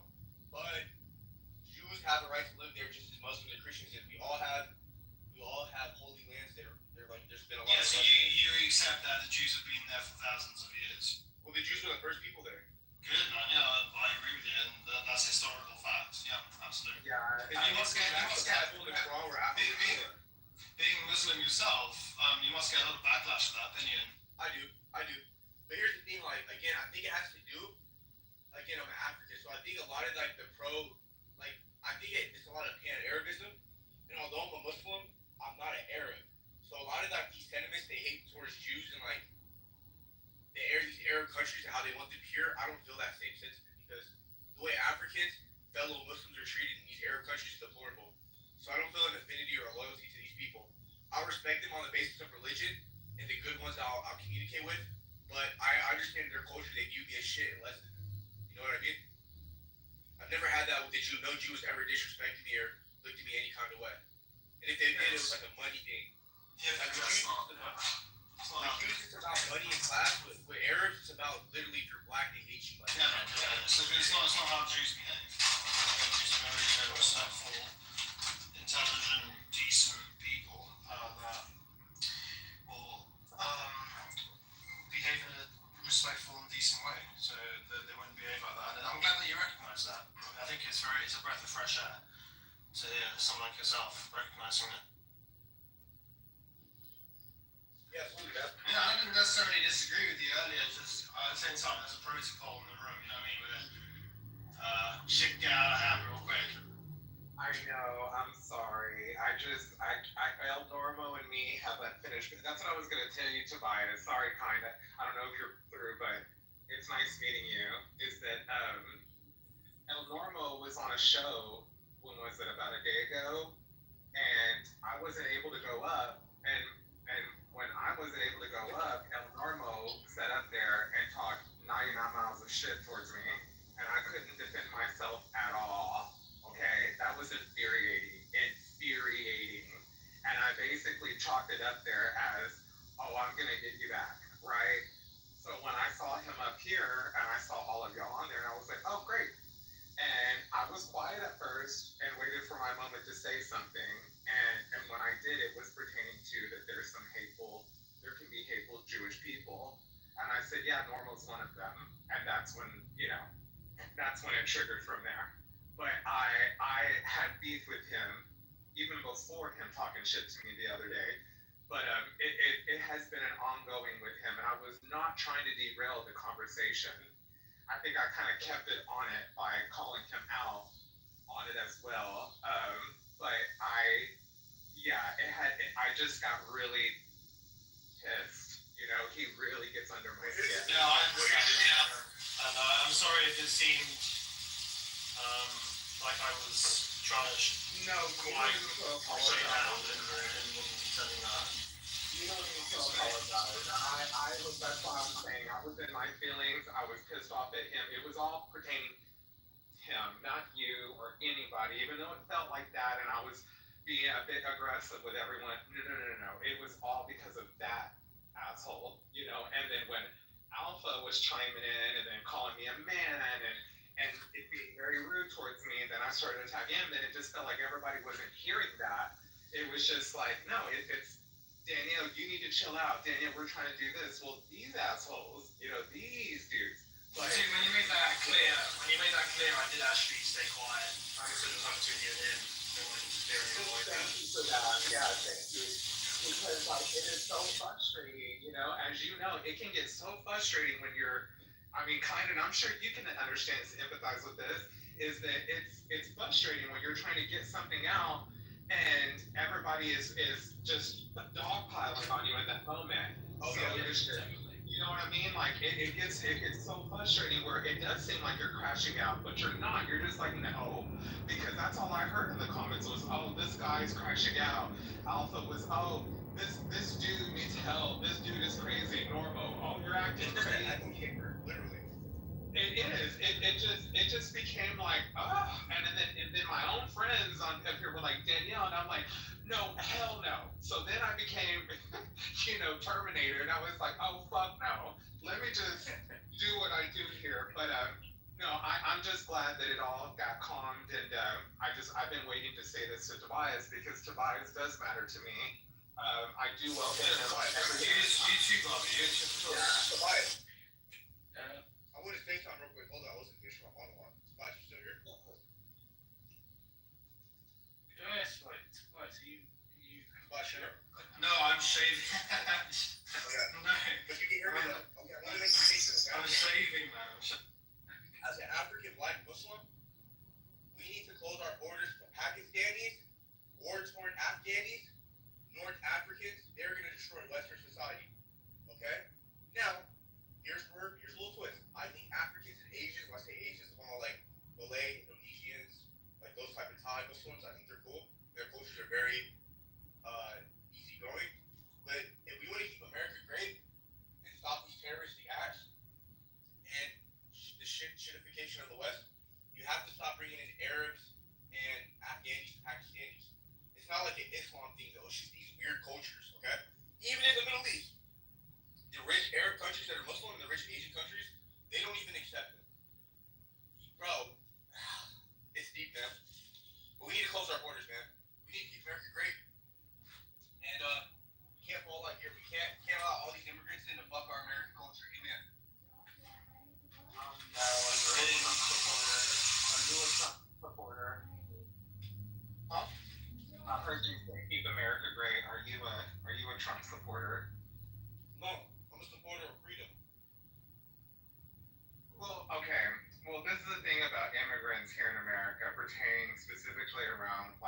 Latino, the Mexicans, right? No, Latinos, Mexicans are amazing. Okay, I was gonna say when we talk about immigrants here, and specifically America, not over there in Israel, not problem. I'm No, talking those are about good. No, Mexicans are Yeah. good. Those are good. I don't care what anyone says. Those are good immigrants. I'm talking about the Arabs, the Africans, Pakistanis, these weirdos. We don't need them in our country. Yeah, I agree. Oh, I hate Indians, man. Oh my god. Well, I don't hate them, but I will say that, I've always, and I hate to, I've said this before, and I feel so bad for saying this, but when I was little, I would see like Iranian people around or Pakistani people, and they would wear like the cloth around their head, and the men would have like the big beard, and they would wear those robes and stuff, and they would freak me out. Like they always, it would just freak me out. Okay, listen, bro. Like that's normal. I'm saying again, like I'm trying to make discernment. Islam's not a bad religion. It's just what I'm saying is in Africa and like in Asia where there's Muslims, people forget Muslims are not majority Arab, they're majority African and Asian. They're not like this. They wear beards, they have the woman covered up. It's just these weird like Pakistani, Afghani Arabs. They're just like weird violent people. But why keep the women cover up? You know what I mean? It's not respect. Wait, are you into women? First of all, are you gay or straight? I'm a trans woman. I'm a woman myself. Okay, do you like cars? Do I like cars? Yeah. I mean, they're alright. If you had a $3 million Pagani and you're in the hood, would you cover it up with a cloth or would you just let it sit outside in the element? Okay, what is it that women have that needs to be covered? Everything. Okay, so why can't men be covered just like a woman then? From head Men to are toe? covered. It's called. That's why the guys wear the nose. It's called your outer. No, they're not. They don't have to keep their face covered. No, they don't. No, they don't. So why don't women Hold up. Listen, I'm about to educate you. Women don't have to cover their face. Their hijab is from their hair, the blossom. But when they're married, they'll cover their face out of respect. They don't have to though. It's usually the married women that do that. Yeah, but why are there stipulations with women for that and not men though? That's my point. There If is there's only stipulation. Hold on, wait a minute, I'm not through. There's not that many stipulations. Like there's not punishment if a man shows his hair. If a woman's hair, I've literally read many reports of women who their hair will accidentally come out of their hijab and they will get beat to death almost. That is not okay, kind. Okay, well, you have your opinion, and I told you, the aura for the woman. But how is that respectful? Shut the fuck up. How is that respectful when you're beating them down? Okay. Will you shut the fuck up and explain to me how that's okay? You just literally You're want behind. That's my faggot. I don't care. I don't care if I'm a faggot. I'll be a faggot all over your ass. How about that? Okay, let's stop. You're just black and ignorant is what you are. How about that? You know what? And I'll be a faggot. And I'll be that faggot. And I'll be that faggot. Great. Right? And you're justifying abuse. You're justifying abuse. Don't deserve to live. You're justifying. I don't care. Muslims don't deserve to live. How about that? There we are. Faggots don't deserve to live and Muslims don't deserve to live. There we are. Exactly. Yeah, exactly. So you justify abuse for women is what it is. Well, if Pine has nothing to say, I'm moving him down to the audience. Uh-oh, someone's mad. No, it will say something. Don't be a fucking nasty black ass idiot. Exactly. Then stay quiet. Stay quiet. Then stay quiet then. Stay quiet. Speak when you're spoken to. Be a good black. Did your uncle rape you growing up? Be a good black man. Alright? I don't know. You're the black man. You're the one that has problem raping. You tell me. Your uncle. Oh. Well, I'm not the one that marries kids, Muslim. Don't you have a problem with marrying children, Muslim?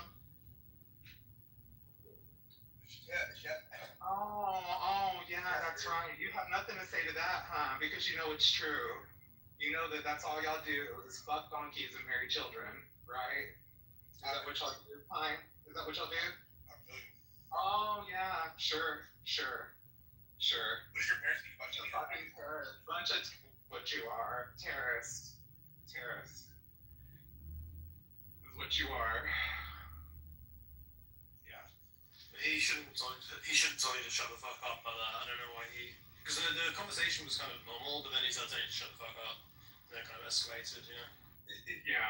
Yeah. Because as soon as I got crazy with him, it's because he called me a faggot, and it's like, so I'm a faggot now because you don't agree with me, because I don't agree with, beating a woman to death because she shows a hair strand.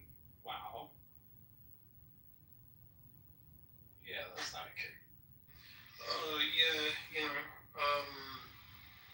I don't agree with female covering at all. I think it's about control, isn't it? It strips the women of their freedom. Well, It's bad, you know? It's bad. It's not about clothing either, it's about enforcing submission. I was going to say to him that, I might agree with him on some things, but I fundamentally disagree with him on others, which is to be expected because he is a Muslim at the end of the day, right? Exactly, and I did agree with him too, up until this point, and it's like, no, and he goes, hold on, I'm a Muslim, we don't get down like that. Oh, well, that explains a lot.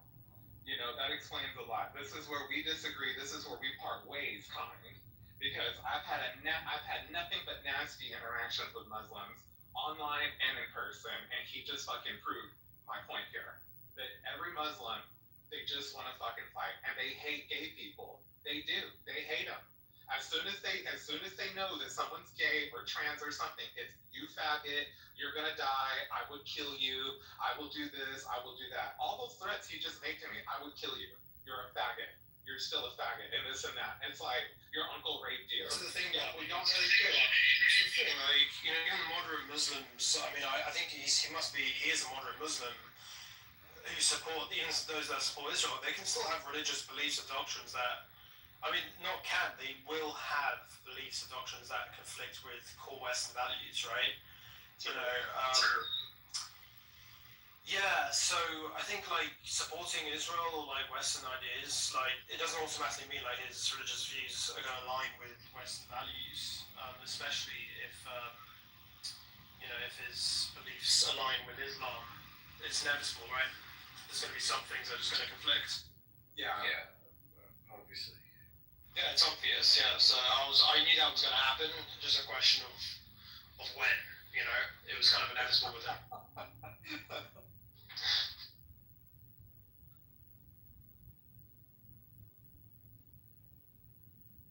I was trying to give him the benefit of the doubt. I really was towards the end. I'm like, well, he doesn't sound that bad. He sounds like he's coming in peacefully, and I kind of agreed with him. And then I'm like, whoa. Like, whoa, dude. Wow. But that's the way it is on here. I've been heard by so many people on here. I've tried to be nice to people, even people that have literally been so mean to me, and I've tried to be nice to them, and it's just never. That must be really hard to go through, to be quite honest with you. Yeah, Bobby's had a lot of abuse by crazy people. No, are they? Yeah, usually it's. Are they normally? Is it normally the Muslims that do that to you, Bobby, or is it different types of people? It's majority are Muslims and majority are Black Muslims as well. Right. They're just horrible to me. The things that they have said with me pertaining that I need to be raped or that they're going to find me. I mean, the threats that I've gotten from them, I've had to report these people. I mean, it gets crazy. I don't get this with Zionists. I don't get this with, Jewish people. I don't get this with people from the UK. I don't get this from people in Africa. It's always Pakistan or Israeli. I mean, not Israeli. I'm sorry. Iran. It's always Iranian, Pakistani type people, very Muslim. You know what I mean? That do this to me, and I'm like Jesus. Yeah, absolutely. I mean, Zionists, they and Israel as a state in general, they stand for the LGBTQ people. They protect them. Even with some of the religious dogma, they still protect them. Whereas Islamic doctrines literally criminalize it and prosecute them. It's not just difference in policy; it's a complete rejection of it. And it's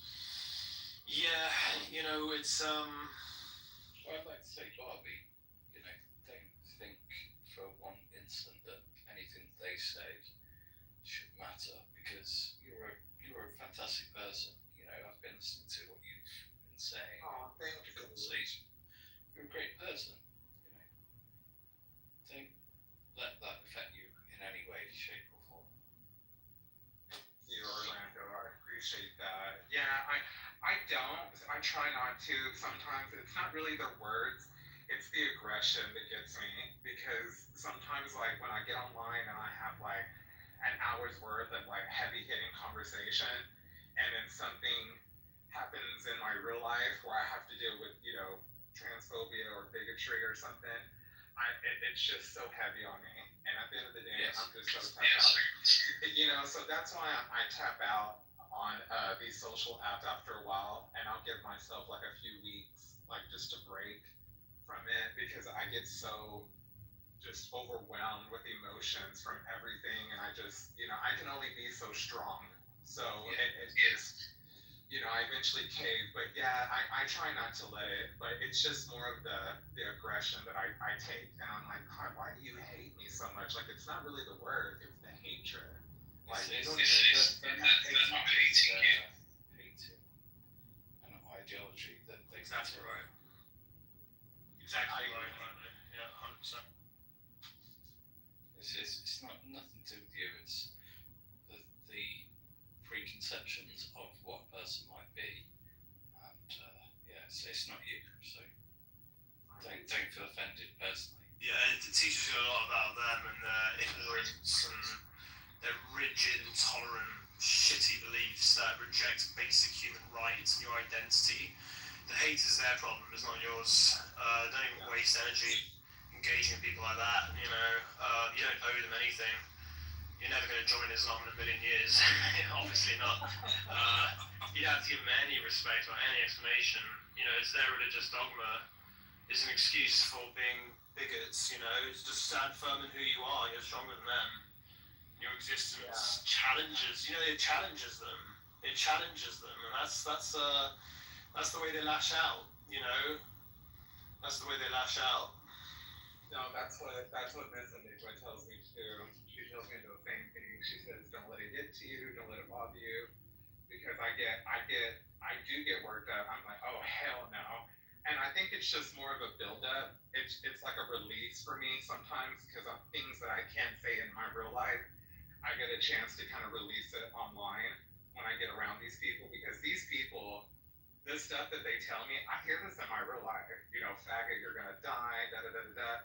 So I don't really react like this though in my real life. I kind of just avoid it in my real life. But online, oh no, I go for it. I look for it, and I'm like, I'm gonna use you to release right now. And I think that's where a lot of my aggression comes out, is because of just a buildup. But you're right. I shouldn't let it get to me, and I should move past it faster and take more breaths in those moments. But it just gets so frustrating. The same going back to El Normo. Like, I want to like him. I do. I want to like him, but he is just so bigoted towards me.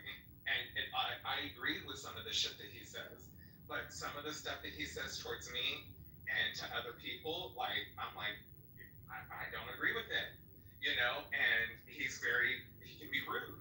So I just kind of give him back a taste of his own medicine. But yeah, I just wish we could all just get along at the end of the day. With Daniel is, I don't know how well you know Dan, but he's honestly, Bobby, I'm being totally honest with you, he's really fucking good. He's probably the best when it comes to like debating this stuff. I don't think anybody would deny that. He's like the leader in terms of like arguing this stuff. I don't think he's weird, man. I'm telling you, he's serious shit. you know, so I don't think he meant to like upset you earlier. Maybe you'll disagree with me, but I don't know. I don't think of him as. I don't think he's like that. You know, I don't think he's like that. I think he's much more genuine. You know, and he said something like he's actually part of the gay community, so he might even be gay himself. I don't know. That's it. He said that, so maybe wonder. Yeah, that's what I heard him say. That I think he might. I think it was implying that he might actually be gay himself. You know. Yeah, and no, I think that I think over the conversation and time with us, I think we kind of had a better understanding of each other, especially when he kind of understood where I was coming from. But I like Daniel, and I liked him. This was my first time interacting with him. I've heard him before in different shows, and I always think he's really funny. He's so well. Yeah, he's very. I love his debate style, but I think he's funny when he gets angry with these people because he's like, mute up, shut up. I'm like, I just laugh at the way he handles those people that try to talk over him. That's why I laugh at things that he said. It wasn't really laughing at what he was saying. It's just the way he handles them. I just think it's so funny. But because I'm like him with a lot of ways, you know, I relate. So, but no, I think Daniel's very awesome, and no qualms. That's why I haven't really brought him up. He was pretty calm. He was pretty calm with me. He handled me very nicely. Yeah, he did. He didn't yell at me. He wasn't nasty towards me. He just kind of was just telling me, and then went on mute. So no problem with Daniel, but it was definitely all Normo, all Alpha, and who else was it? And that's pretty much it. Now Kind, Alpha, and Normo were the. I'm just gonna say goodbye because I'm off. Orlando, yeah. It's been a pleasure speaking to you. Yeah, it is getting late too, and I'm sure you're ready to right? Let's probably just close the room, guys. I know John didn't get a chance to come up and speak, but thanks for listening. Hope you. I'll see all of you guys later. Yeah. Bye. Good Speak night, to you all. guys. It's been very nice. Good night, everybody.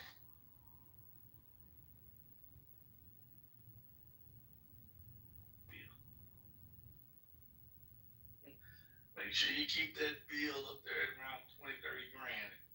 They'll keep you around. You pay that bill off and you're good as dead.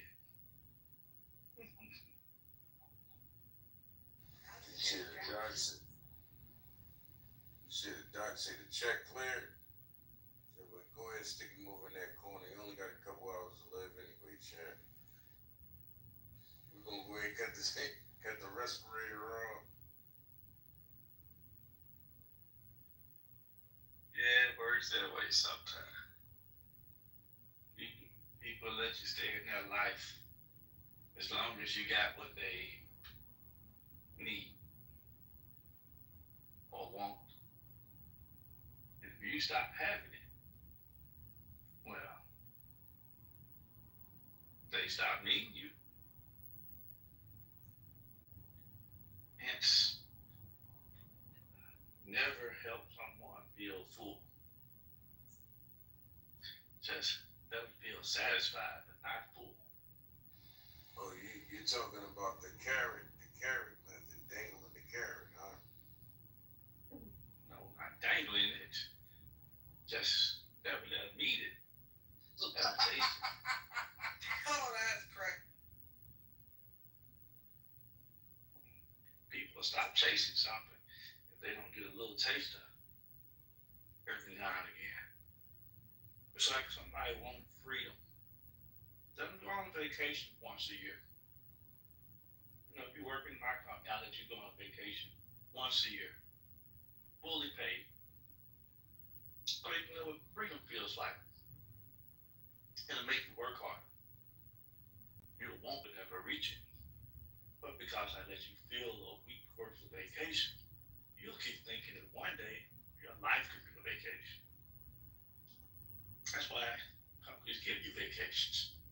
So you'll work harder. But if they didn't give you any vacations, you wouldn't work as hard.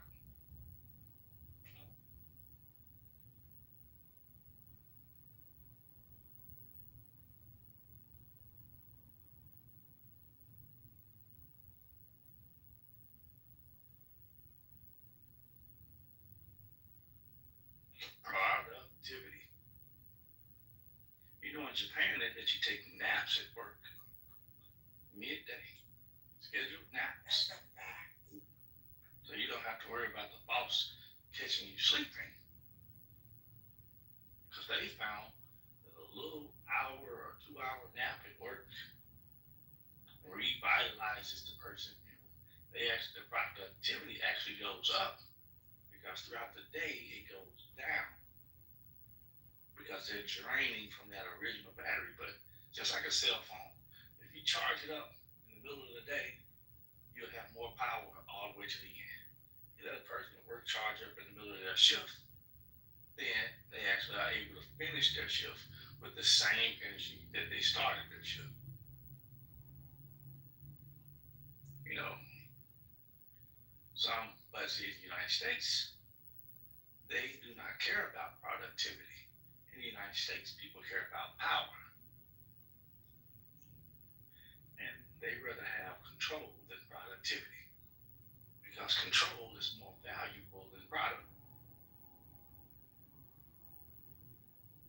People prefer to control other people's actions, regardless if those actions are producing anything. There's a woman out there that's controlling a man, not producing anything for their relationship, but she likes the way the control feels. She'll destroy her relationship, but she'll build up her sense of power. So man doing the same thing. Hence, their words does not match their energy. You know how people say actions speak louder than words? They do. But energy speaks before action. Like I don't even need to see your actions.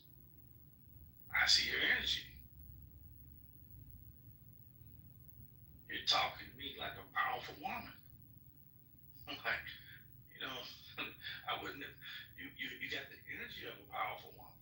Why would I ever think I can feel with someone that's powerful? Powerful people are looking for control. So you're not open. So I don't need to wait for you to do an action. Your energy is already showing that your pursuits are controlled. Nobody can have a functional relationship in a controlling environment. Not a relationship, that's a partnership. Now, if I also was a controlling person and you were a controlling person, maybe we can partner up. But you have to be looking for a partnership to do that.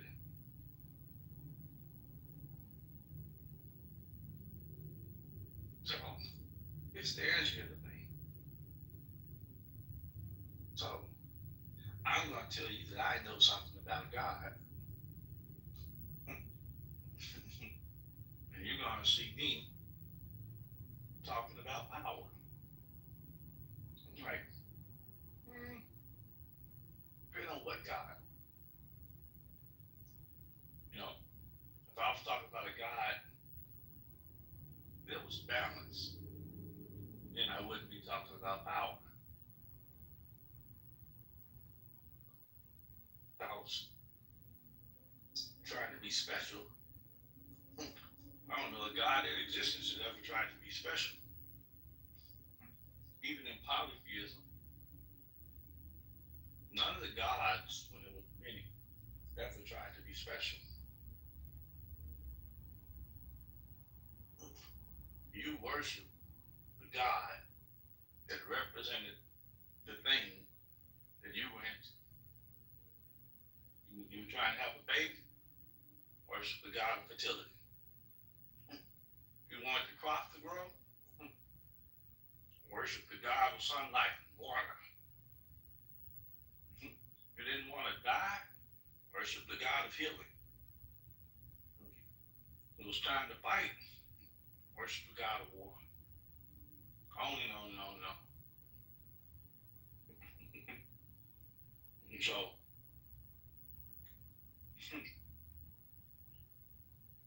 I can't see myself telling you that I am a true servant of the God of war. And all I talked about is peace and non-violence.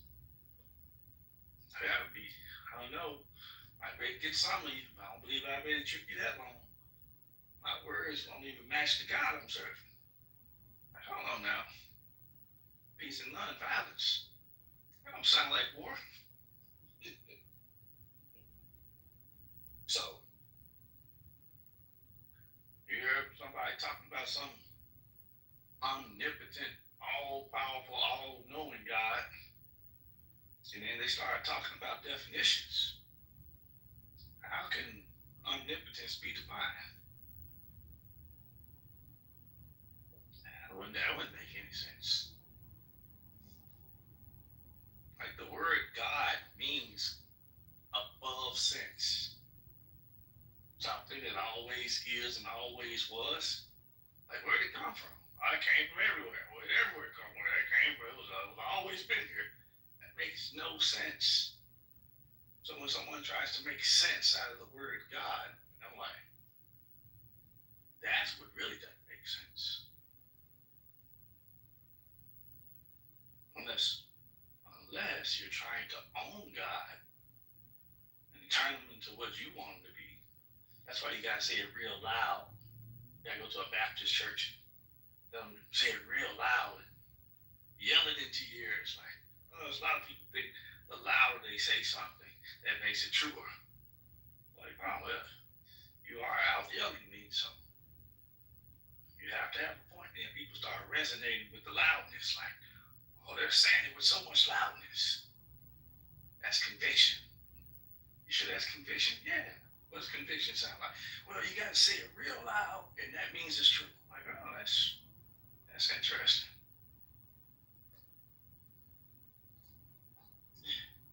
Hence, the energy isn't matching the words.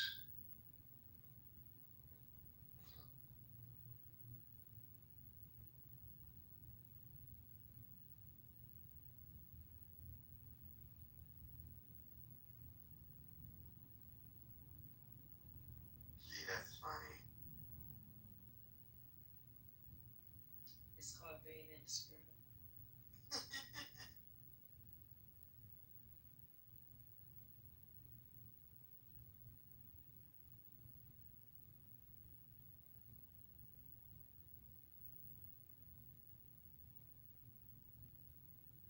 So, I'm just posing that actions do speak louder than words. I told myself I know what I'm doing with that rose bush out there. I cut all the dead roses off of it. Never claimed to be the greatest horticulturist in the world. I didn't watch the whole YouTube video on pruning, but roses grew more. My rose bush got taller, so I mean, I guessed my way through it, but I didn't do too bad. You know, sure I can do better, but I'm not gonna tell people, man, I did all right with pruning my rose bush. No, I took the action. But I had to wait to see what happened to my rose bush before I said I did pretty good. I could went outside and that junk was dying. I was like, oh man, it's all brown now. I think I killed it. You know, I cut the wrong thing. So I'm posing. Actions speak louder than words, but sometimes you have to let actions play themselves out. You know, to see if somebody was telling you the truth or see if you were telling yourself the truth. Sometimes you gotta let certain things play out because you're still allowing the actions to dictate whether or not, or the results to dictate whether or not it was what it was, or what this was this person or myself being as true to myself or as real to myself as possible. But you can actually get ahead of that. Energy speaks before action. You know, so if you get better at seeing the energy of a thing, you won't get so caught up in the words because there are people out there that are so gifted with speech I swear they can sell boots to a snake. And all they need is a second of your time. They can be witty, they can be charming, they can be confident, and that can resonate with you. But the words are gonna be false, but the energy is gonna be this. You need to be able to see when they're not matching. So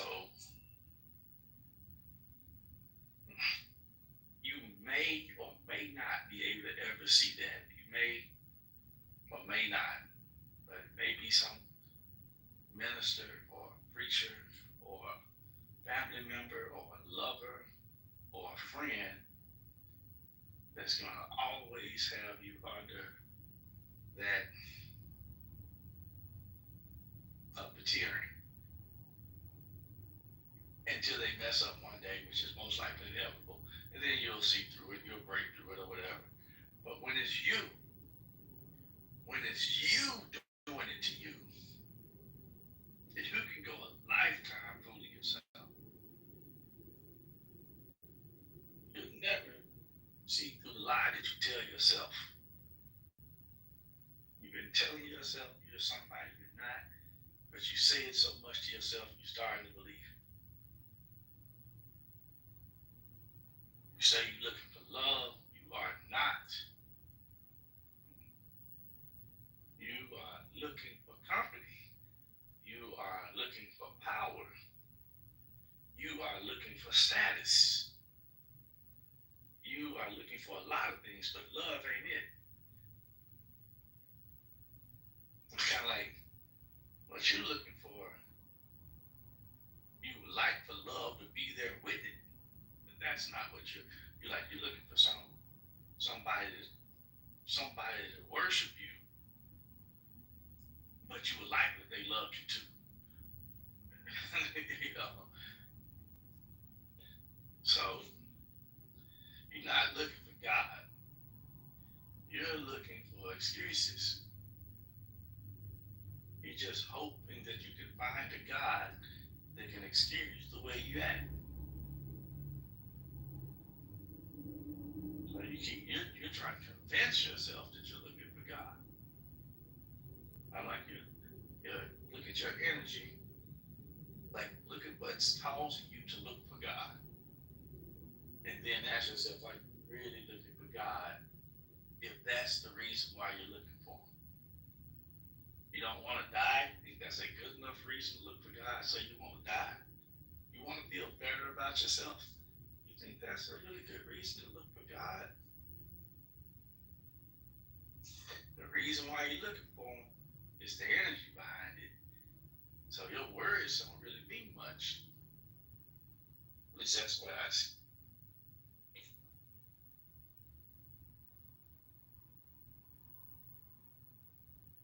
Thanks for coming through my room earlier.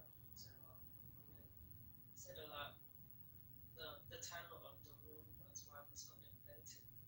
One thing I did get from everyone's response, apart from yours, of course, because you called out the bullshit, but majority of the response was explaining why God was invented without actually realizing. They were admitting that God was invented.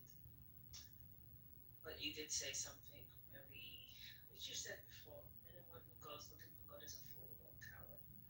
You don't go looking for what you know, right? When you have a relationship, you don't have to go looking for someone you're connected to. And if anything, my quest or my questioning of what I've been taught is evident of what I don't have. And it's not even about control, it's more about understanding and perhaps to validate the void. And what I mean by that, when I was in my early 20s, a very close friend of mine got the Holy Spirit. You know, she was rolling on the floor, she was crying, and it was wild. I was like, God must find you very special to give you that gift. Why not me? Where's the disconnect? am I not doing right? So I started to, get more into the Bible. I attended the services. And I think it wasn't even just the idea of the Holy Spirit, it was the fact that she was touched. It was a connection that it seemed not everybody could have, but it was her own experience. And I convinced myself that maybe I'm just not Christian enough, I'm not holy enough, I'm not, it wasn't, it wasn't all this performance, and it had nothing to do with that, because outside of church, she was breaking every rule. She had 3 boyfriends, and I'm not saying I'm judging her, who am I? But she was nothing Christian. She wasn't playing by the rules at all. But she had that special experience that I felt was missing in my life. And I realized, people experience God in many ways. But I don't know, that plus many other factors triggered my own curiosity. I'm searching for the truth behind the why in my life, and my whys are many, So I'll probably have more rooms like that, unfortunately. But the Christians always prove right by the room title, because they argued for the fact that God was invented. They proved that God wasn't real. They proved that their belief was that they believed in what they were taught to believe, but they agreed without really saying it out loud that this is why God was invented.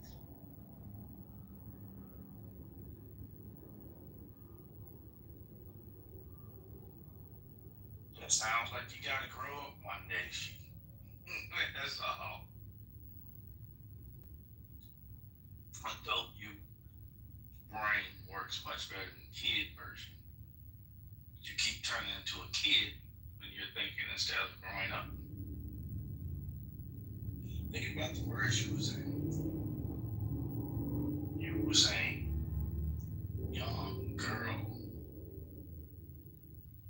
Holy Spirit.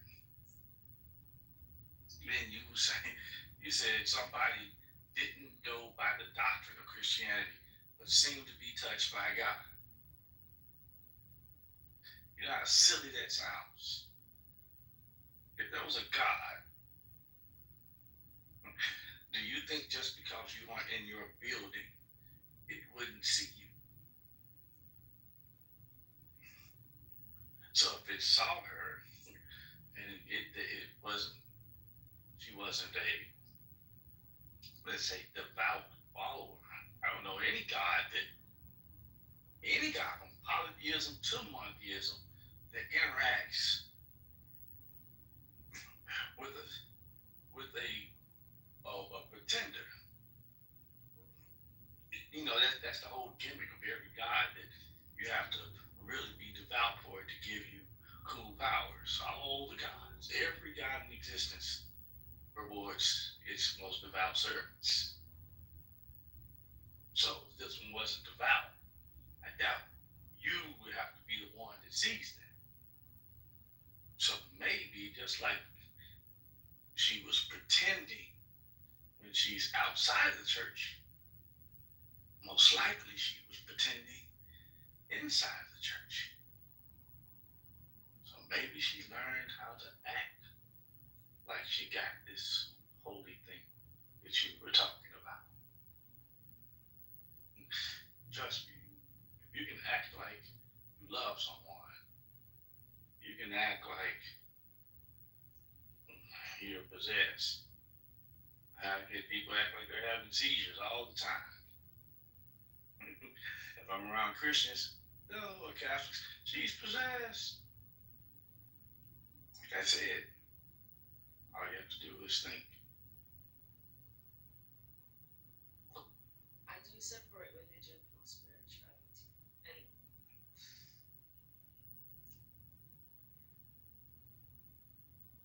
belief in a person having a spiritual experience. It doesn't You gotta think. Yeah. It's a gray area. Still let it grow. Aren't you? It sounds like you're attached to that. You gotta step out of it.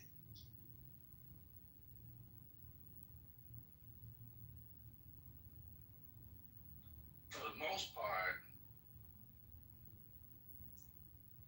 anything that you're not thinking in, then you're lost in. Imagine if there's a such thing as infinity.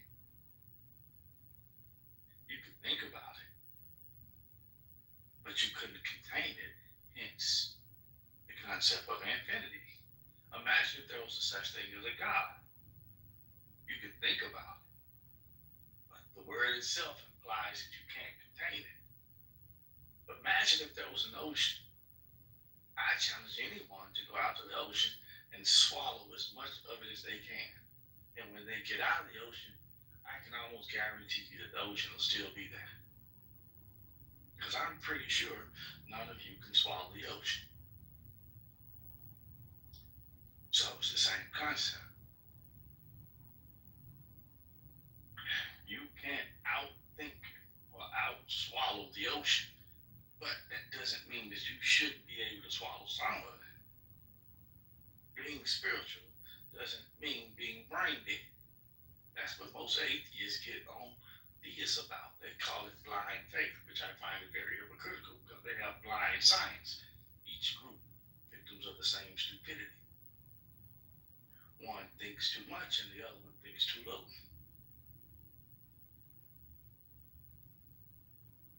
Same blind spot. Both people claim that they know something. They know nothing.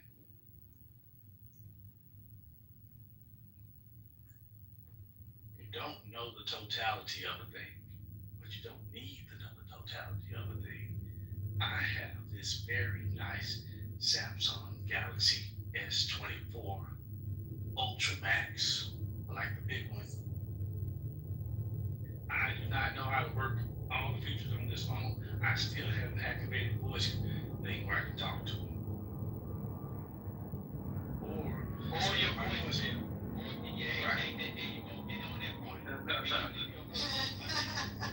No, I haven't. But see, I don't even know how to operate the totality of this phone, but I know how to go on Clubhouse. You don't need to know the totality of God.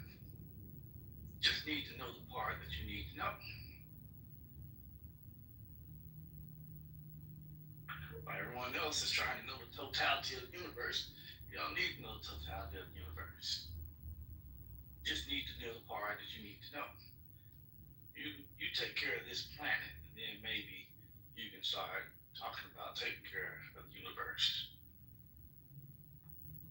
You take care of your relationship with your God, then maybe you can start talking about other people's.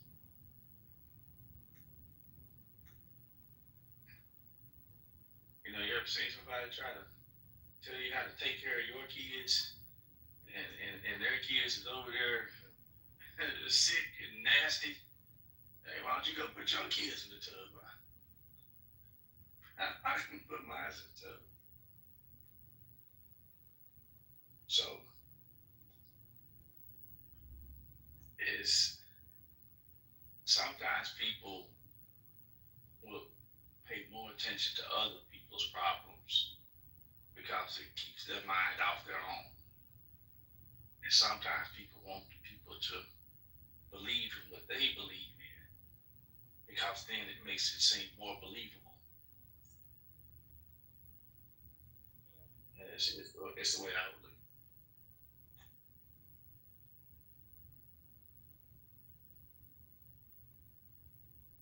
It's a blind spot.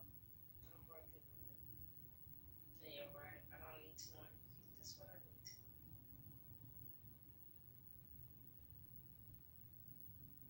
And I had somewhat of a relationship with my sister and my brothers and my parents. I don't need to know my mom the way my dad knows. And I don't need to know my mom the way my uncle knows. I just need to know my mom the way a son knows a mom. You know, not saying she can't be known a whole bunch of ways, but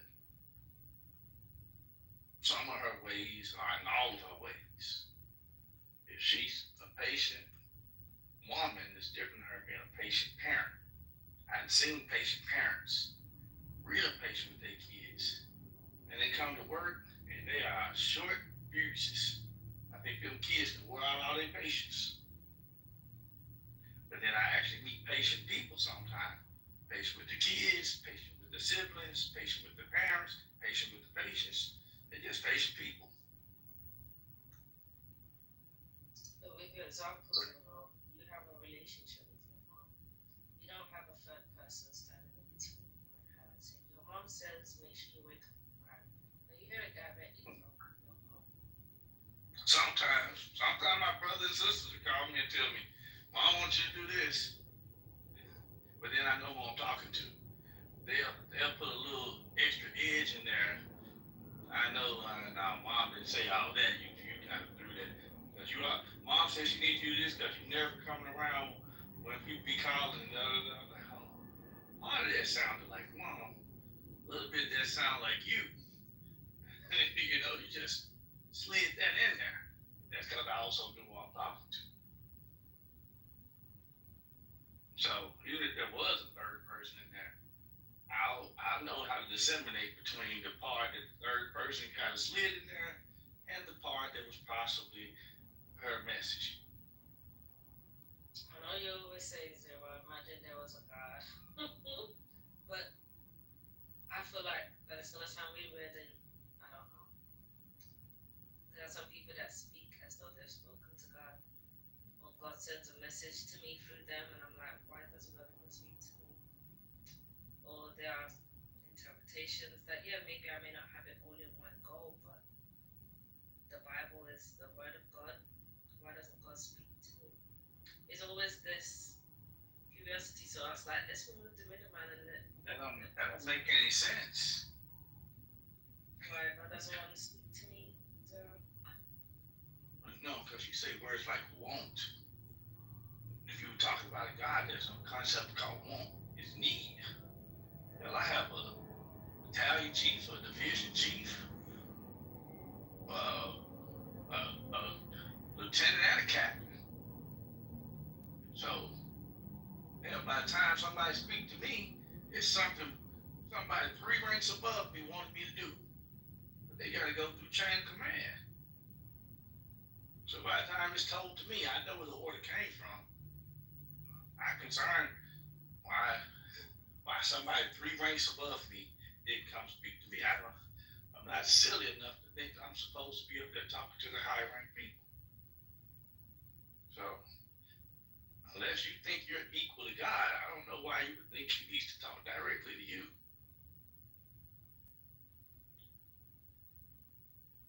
You're right. I'm just a piece of sand on a beach amongst many, and I'm not that significant. You never have been, and you never will be. Anyone who values himself is either a fool or a cow. And God doesn't talk to fools and cowards. Not any gods that I know of.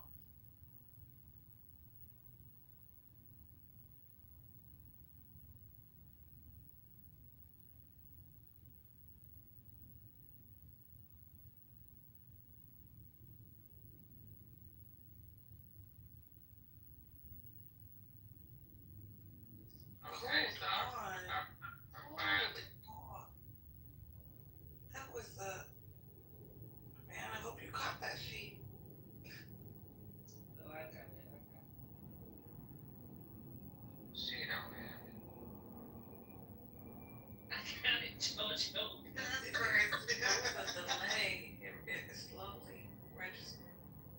No, because you want to know something? It's going to be 2 weeks from now. We're going to find she bringing this shit up again. No, I might just have another inkling of another question that I've never got the answers to, and I just like. It's the same question. She Your just little like, face. I don't know. It's the same. It's like the last several years I've been coming. She come on like every time. Like Amunet got her own thing, but she got a thing too. And she's thing is like there are men who have used the Bible to control our lives. And every time she do that, I be thinking, damn, when was the last time somebody used the Bible to control us? She believes that. It's like, are you still falling for that kind of, you know what I'm saying, that kind of stuff? You could read the Bible and enjoy it yourself. You don't have to keep talking about how other people are using. Yeah, you're right. I mean, I can just forget that there is hellfire after we die. Just live my life. You're And right. that's what I'm saying. I think there's something about that rumor that there's a worse or a better place for y'all black people to go is what really got it stirred up. Like, it's such a confusion about how to live this life now. To where I got a grandmother who will never wear pants because she's trying to get in the good club after, the afterlife club. And I'm like, girl, you got a silly God. Yeah, that dress code though, that ain't have nothing to do with God. I actually grew up in a church that was like that. That we didn't wear pants and stuff like that. And the Bible don't even say that.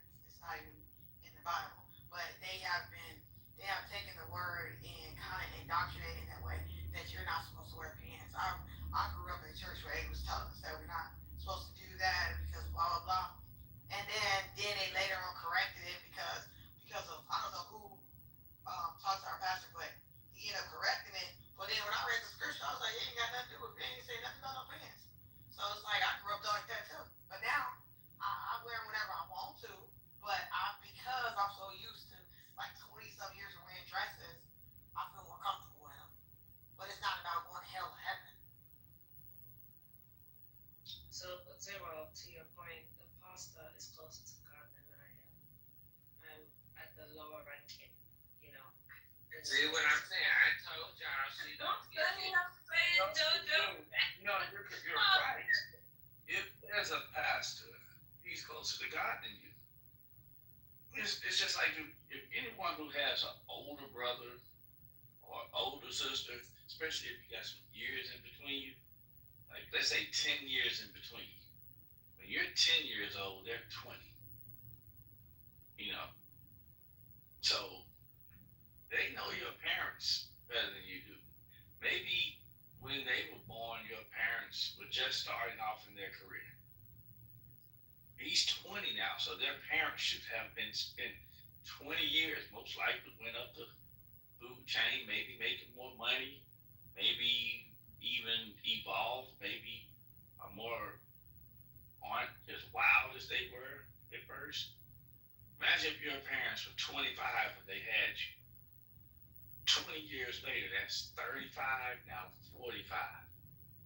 Maybe they matured a lot, so maybe your 20-year-old brother saw your parents go through a certain degree of maturity and financial growth. You're 10. He's witnessed that growth. You came in the middle. So they know more. Maybe listen to your older brother when he tells you about mom and dad, So if there's a pastor, he knows more. That doesn't mean that your 20-year-old brother is worth more to your parents than the 10-year-old you.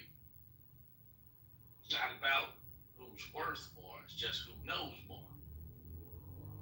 So listen to your pastor. He's had a relationship with your God longer than you have. So why won't you read the Bible with us, Zero? The same reason why people. The same reason why people. Does not need to be explained to you. Q stay pissing me off, y'all. What's the solution? Don't piss What the hell? Zero, why won't you do like one verse per day? A scripture. Zero's parables need to be studied. I'm not even over that. I cannot confuse myself. That's what I'm saying, y'all. Some We got a person closet she full of Bibles over there, and I want to know why Zero won't read them to us. she and Q got a problem, y'all. Is it a God complex? I just Well, I can't read the Bible to you no more than I can read the Kabbalah or the Torah or the Quran, because I already know them. It's like a map, right? Imagine if I took a map and it was guiding me towards a treasure. That map was one of the most valuable maps in the world to me. But then I used one map and it took me to a puzzle piece. I was like, this is what the Quran leads you to, this piece. But then I read another book, the Torah, and they said, oh, it led me to this piece.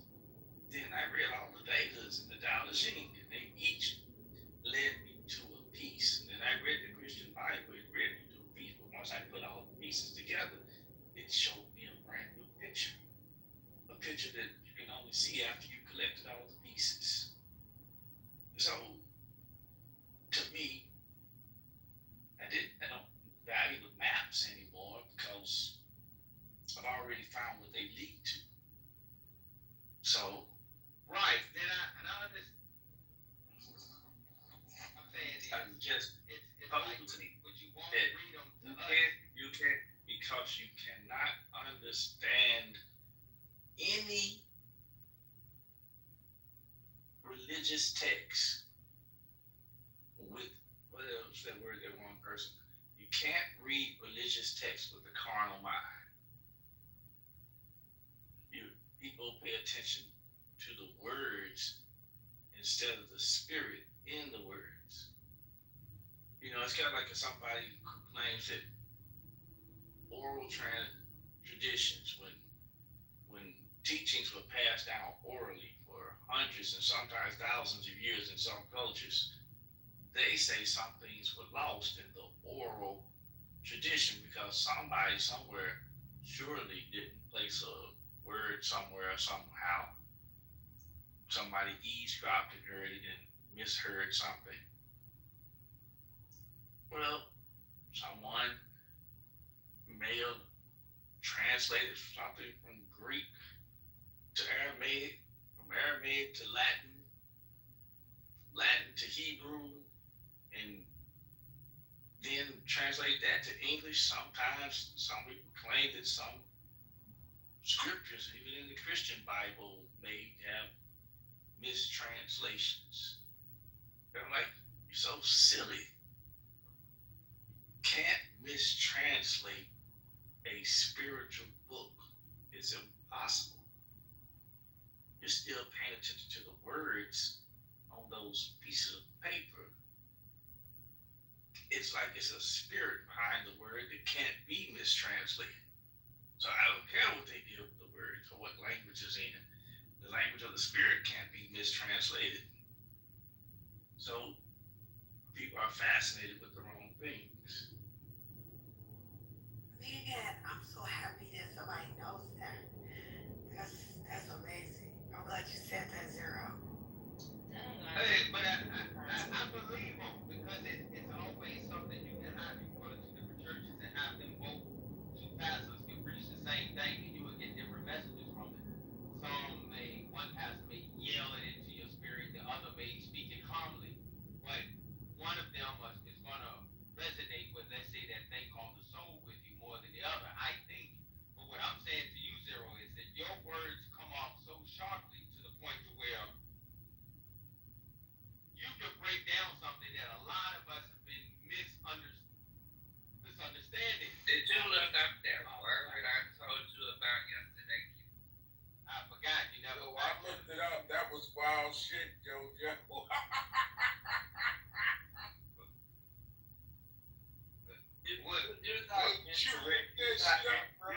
You're not, don't pay attention to JoJo. You're not incorrect about that. I could. There is no teaching from any religious text that I could bring clarity to. But that's the point. If I brought, let's say someone read some story, give you a popular. I heard a Christian one say that Adam and Eve had children. One of them was named Cain and the other one was named Abel. And they said that happening happened. A first killing, no, the first murder. Definitely wasn't the first killing. It was just the first murder. So, what's the difference between a killing and a murder? It's the justification of it. If it was justified, it was a killing. If it was not justified, it was a murder. That's goes back as far as time can go. But there was a penalty. One of the brothers was penalized and told that he had to go somewhere else. So he went somewhere else. Everything was fine.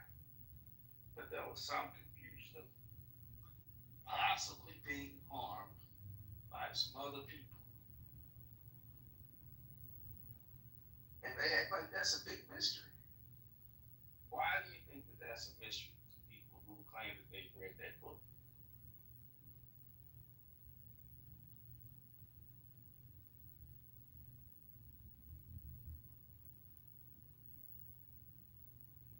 I don't know, Zero. Clearly, you just said people don't understand the word. They're not. Their spirits are not lined up with it. So why don't you tell me why, Zero? That's what I'm asking you. Well, this is the catch. This is the catch. It's like, let's call the pastor the third will. But the problem with the situation is that I have, it shifts into a dictatorship, which means if these pieces are a map, and like Zero was saying, if we take the approach of believing the pieces are a map, but as opposed to me reading the map, somebody else explains the map to me the way they want me to get it, but instead of explaining it to me as if it's a map, they explain it to me as if this one piece is the whole map. But then in the process, they lock me into the map instead of teaching me and letting me learn that this is just a map for me to reach a destination where I no longer need the map. That's what religion does. I think there is something in what I be hearing about this idea of having someone use some type of literature or a sacred book as the end all. You know what I'm saying? Like, there's a lot of people in Zero's position where they refuse to glorify a specific text. Like, you'll hear Zero pick stories from all the books that may be significant to the conversation, but he tries not to idolize the books, I believe, because if we get there, then it's one of those things that he is kind of, once again, pointing people in a direction where it's like, okay, this book holds some truth, but then people will take it as this book holds the truth. And then at some point, they may incriminate Zero for saying, hey, you said this book was the truth. And now I'm out here, speculating and sounding a fool and listening to these other fools who speculate stuff about this book. And I think there is something to it where it's like, if you read all the books, you'll find like everybody's coming with a similar conversation from their part of the world, And I don't want to put this. I think it's one of those things that if you are a person who's alive today, just gain the same senses of truth, you know, uh, by just really paying attention and being aware in everyday life. I think there is something where when you try to use these books and the languaging they use, sometimes it feels a little too definitive and it kind of locks people in ideas more so than the truth too. Because like if you are reading these books from an immature place, especially spiritually, you will find that your point of view from your place of evolution and where you're reading the book, you're going to make sense of it from that level. Like how a child can make sense of the story of Cain and Abel, and an adult making a sense of the story of Cain and Abel. It's going to be two totally different things. And whereas someone who is very spiritually sound versus someone who's just like, you know, a random person in the world, they're going to perceive that story as two different things. So I do think there is somewhere in the conversation where it's like not trying to use these type of books to leverage people in a way where you're saying like, oh, this is the truth and I'm the one who can decipher it. Because that's really what people want. They want somebody to say, hey, I need you to read this book for me. Give me the cheat codes so I can just play the game. And it's really just not that easy. Like it really puts you at a place of just deep manipulation. Because this is one thing I used to say for sure. It's like if there is a heaven or a hell, am I really gonna place my bets on you to tell me how to get there? Like, am I really gonna bet on you? I might as well bet on myself. Listen to how half the, how half the people be talking. That's all I'm saying. I might as well read the books and bet on the. So basically, Jojo, read the Bible myself and just come on Clubhouse every day and ask Zero a random question. So Zero, does this Look mean up the this, word that I presented to you. I ain't looking up shit. You can go to hell. It works out better that way. It would. Going to hell? No, it works out better to read it for yourself and make the sense out of it that you've made out of it. And it's like damn it, Zero said you gotta read it and like read it through the spirit.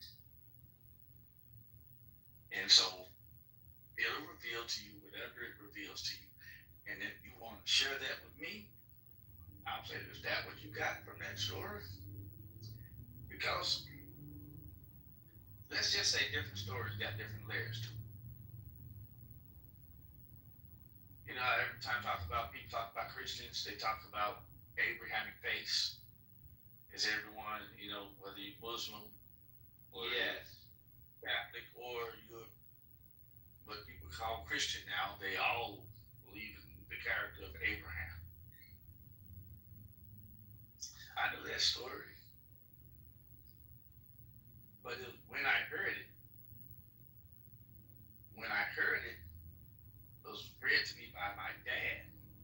That's the first time I heard it, which is different than the first time I read it.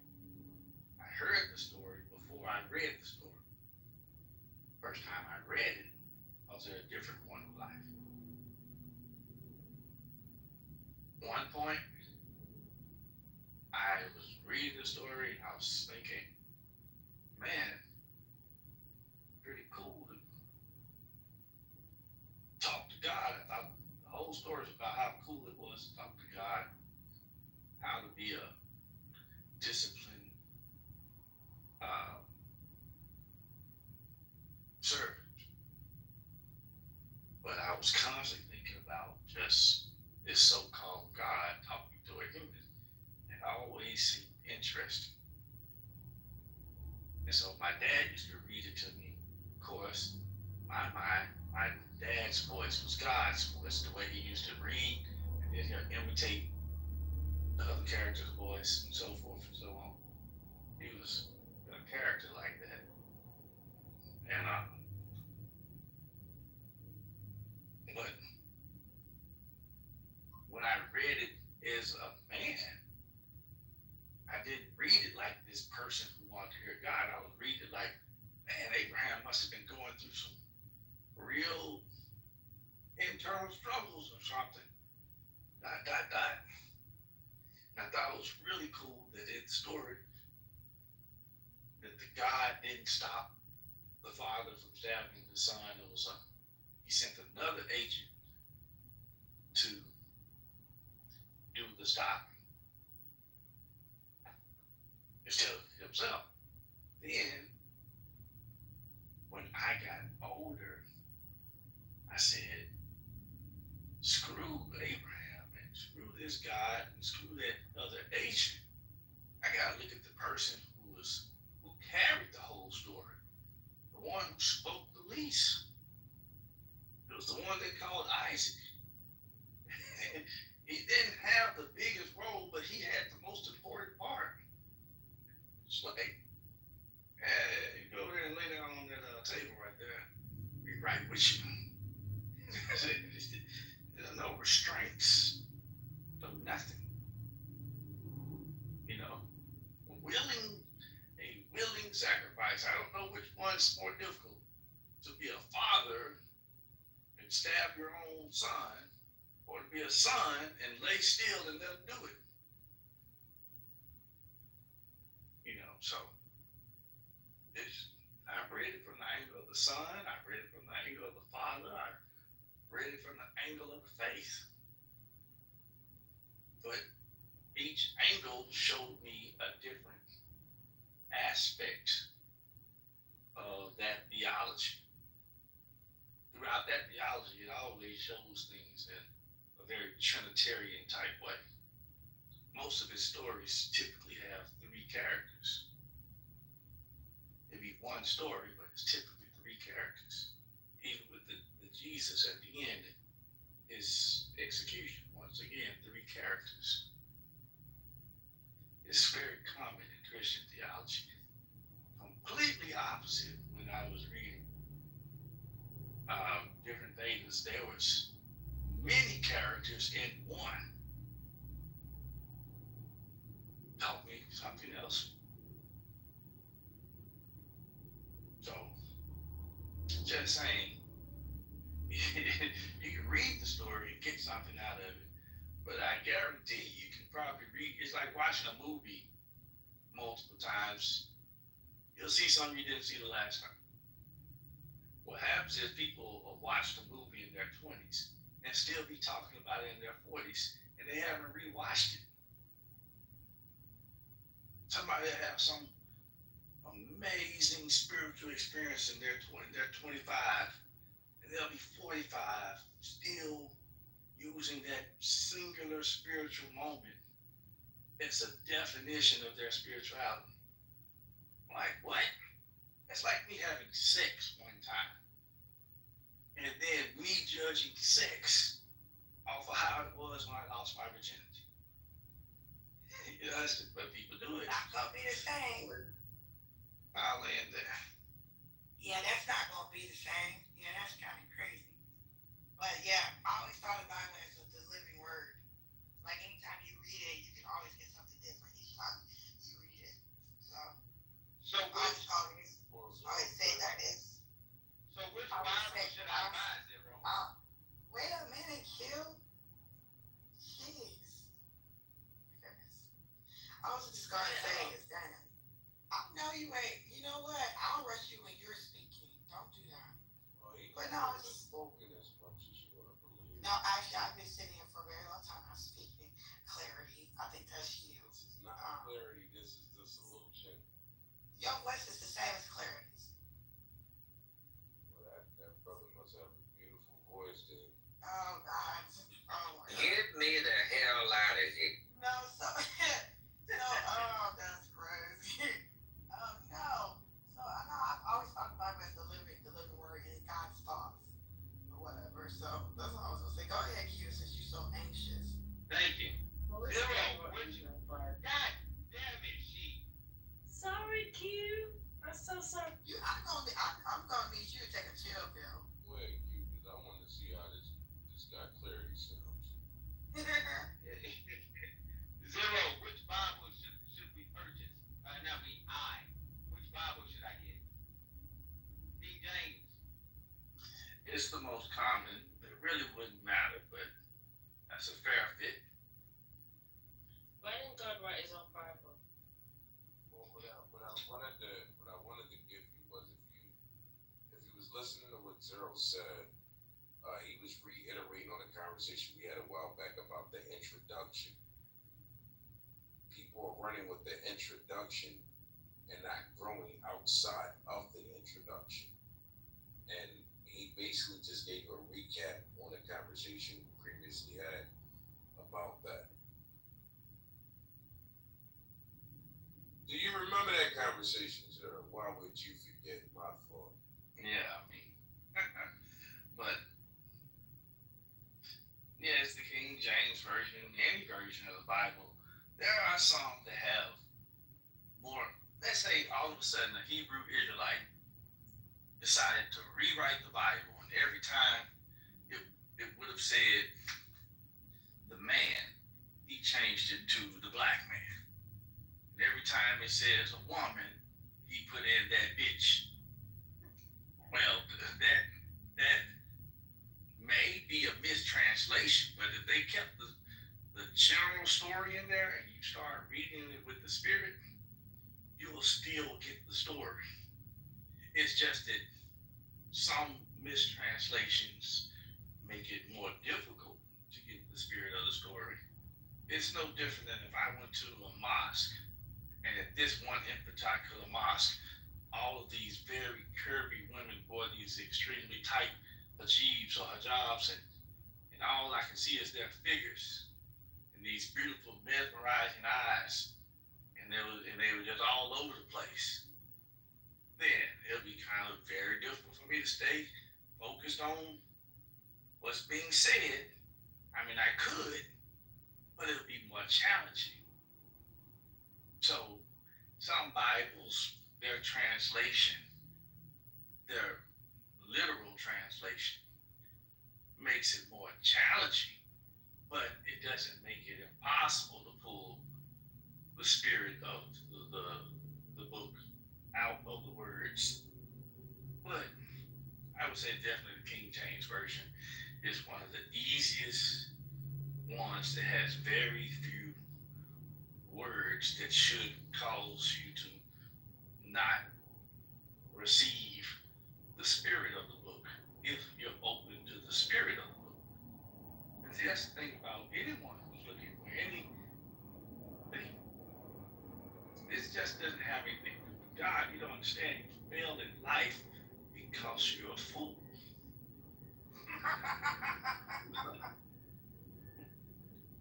You make things important, and then you look for those things like they are important, but you're the one who made them important.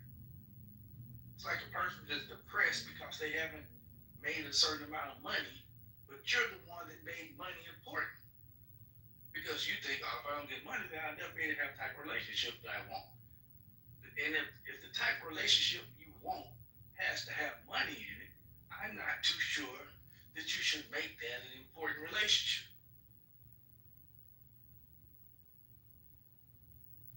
Because next thing you know, you're going to end up having people with no money with bad relationships. But then all of a sudden, that'll mean that people with a lot of money have good relationships. But if you've ever looked around and seen someone with a lot of money with a bad relationship, you should understand that it's not the money.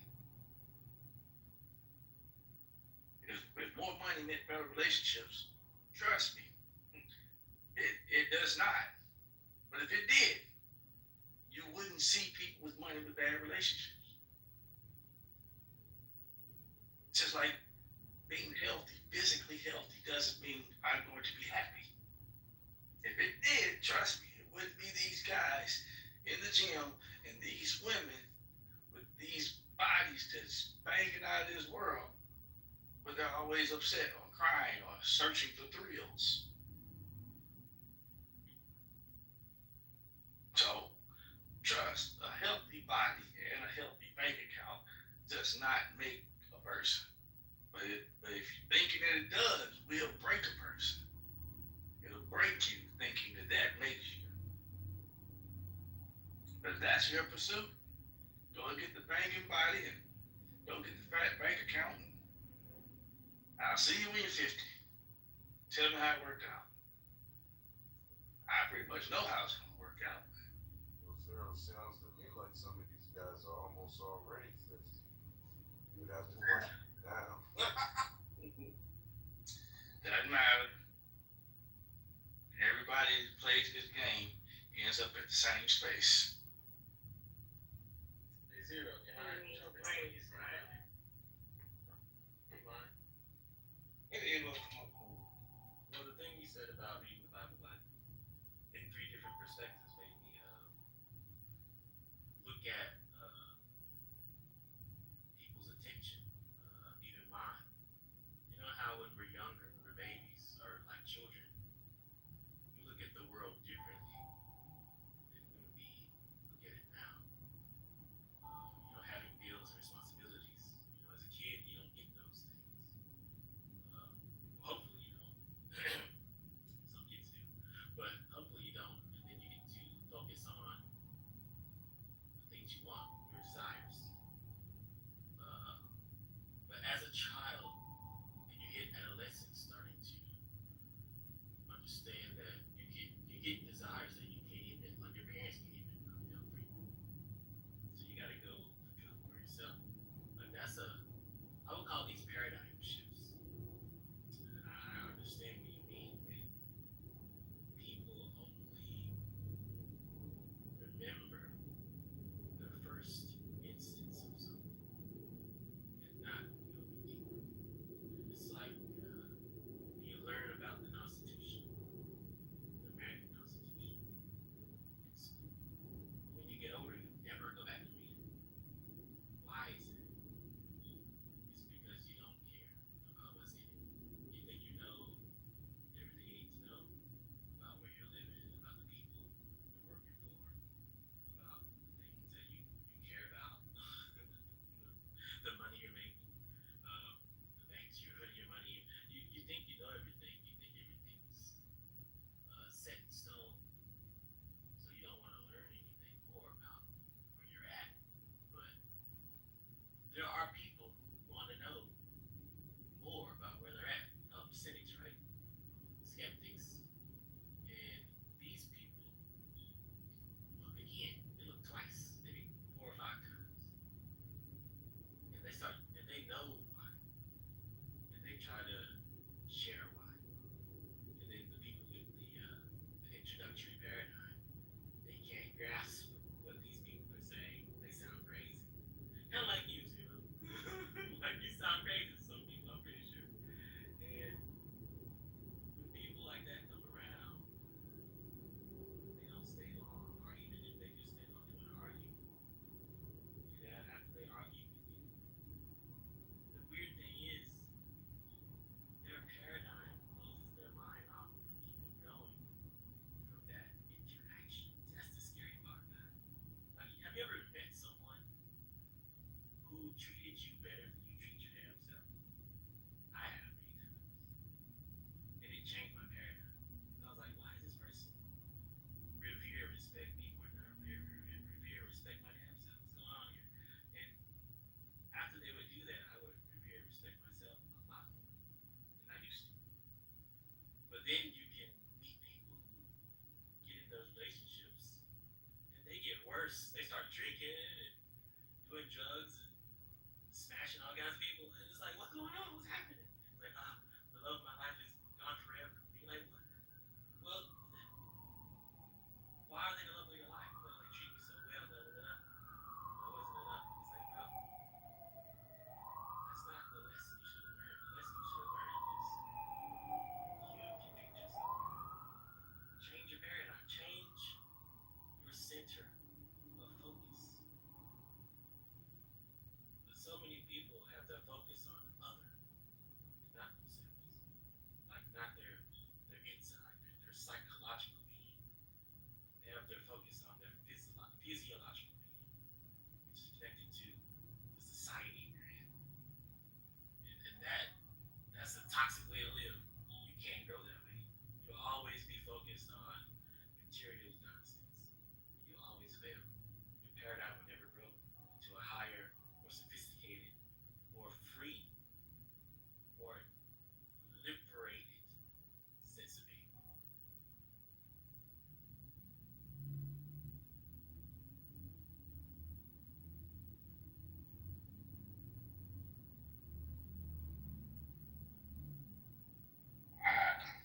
heard your words.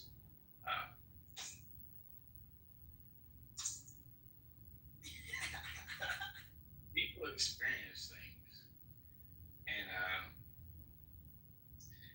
you can just grow with it.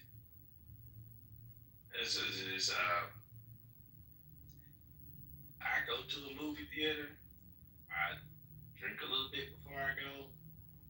It's a comedy. I loosen myself up a little bit. It seems a lot funnier sometimes when I'm a little inebriated. Opens me up to the humor. I go to a movie theater and I'm frustrated, and it's a comedy, but I may miss half the jokes because I took my attitude in there, and I really wasn't in the mood for a comedy because I was carrying some tension with me, or I go to watch an action movie, but I'm wound up. So I'm like, man, this movie is slow, but it's not slow. It's actually well paced. I'm just anxious. I'm just anxious to get to the what people call the good part. That's because I went in there wound up. So it's like I think I know something about the movie but I'm forgetting the person that went in to watch it. So sometimes people read the Bible in certain mental and emotional spaces. Sometimes people read it when they're lonely. Sometimes people read it when they're angry. Sometimes people read it when they're bored. And sometimes people don't read it with a question in mind. They already got an answer in their head. They read the Bible trying to see if they can find out where the Bible confirms it. Like, haha, I knew I was right. They would read it to be validated. If you read it that way, then you're going to find what you're looking for. Well, I know I'm not going to read it that way because everything I say to you is wrong. So I can't read that Bible and feel confident in my understanding of it. If I'm a fool to you, I'm a fool to, let's say, my creator. And me. Absolutely, I agree. You're not a fool to me. You got to be fool to yourself. I'm not fool. I've been a fool ever since the day we met, man. You crazy as a be a fool. So.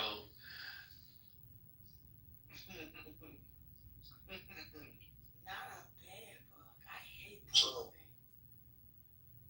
things. if you like I said, there's nothing you can look for that you won't find. So if you look for it, you'll find it. But you gotta be honest with yourself on what you're looking for. I'm like, what am I looking for? Not the thing, like, why am I looking?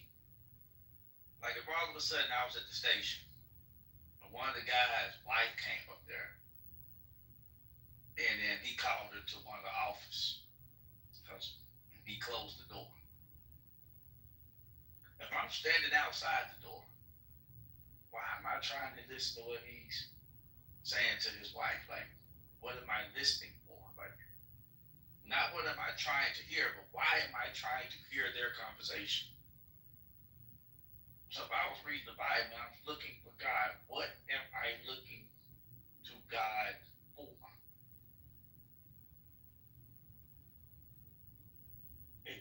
I use that Cain and Abel story to give you an example. One of them was sacrificing its best things to this God for a show of appreciation, a show of love, a show of devotion, a show of obedience, a show of faith, a show of a lot of admirable qualities that this God seemed to like. The other one was doing it to show the other brother up, to do better than him in a competitive way, trying to gain favor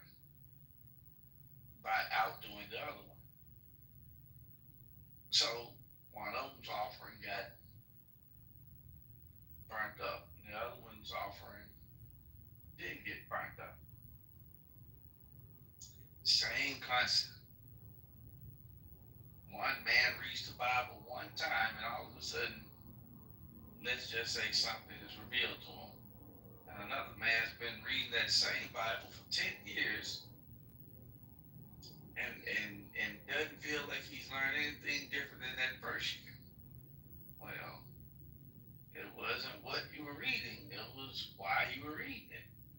I also have heard it said, I had a doctor, I wasn't feeling well, and I go to her, and she's a very, very prophetic kind of woman. And she was like, have you been reading your Bible? Now I have been in college at that time and took humanities. So I was like, it's other books. No, not really. I was kind of smug in my answer. And she smacked me on my forehead and she said, hey, you gotta read your Bible because every time you read it, it's gonna minister to you differently based on your experience. And I was like, oh wow. And it had fascinated me in a way because I had new people in different religious systems and denominations and churches that made it seem like, no, this is what it meant. And this is how you should take it. And this is what the interpretation is. Whereas, when I started, especially once I got through the Gospels, I was like, oh, I kind of see what's really going on in the world. It was like Jesus had put me up on game. I said all that said is, but it was ministering to me based on my experience. I still feel like when I meditate on the 23rd number of Psalms, even new, deeper, revelations about my relationship with my master, it shows up like the new revelation just based on my experience. And I think people are trying to read the Bible from a place, not from their own experience or their own reality, their real life, they're trying to read it from a place like someone wrote this book and filled it with the answers, and the book is literally like a bunch of Aesop fables. You know what I'm saying? Like the teacher's gonna ask at the end of the story, now what did y'all learn? Hello? What did you watch? You got a hot mic, Rizzo. Huh? I said you got a hot mic. What?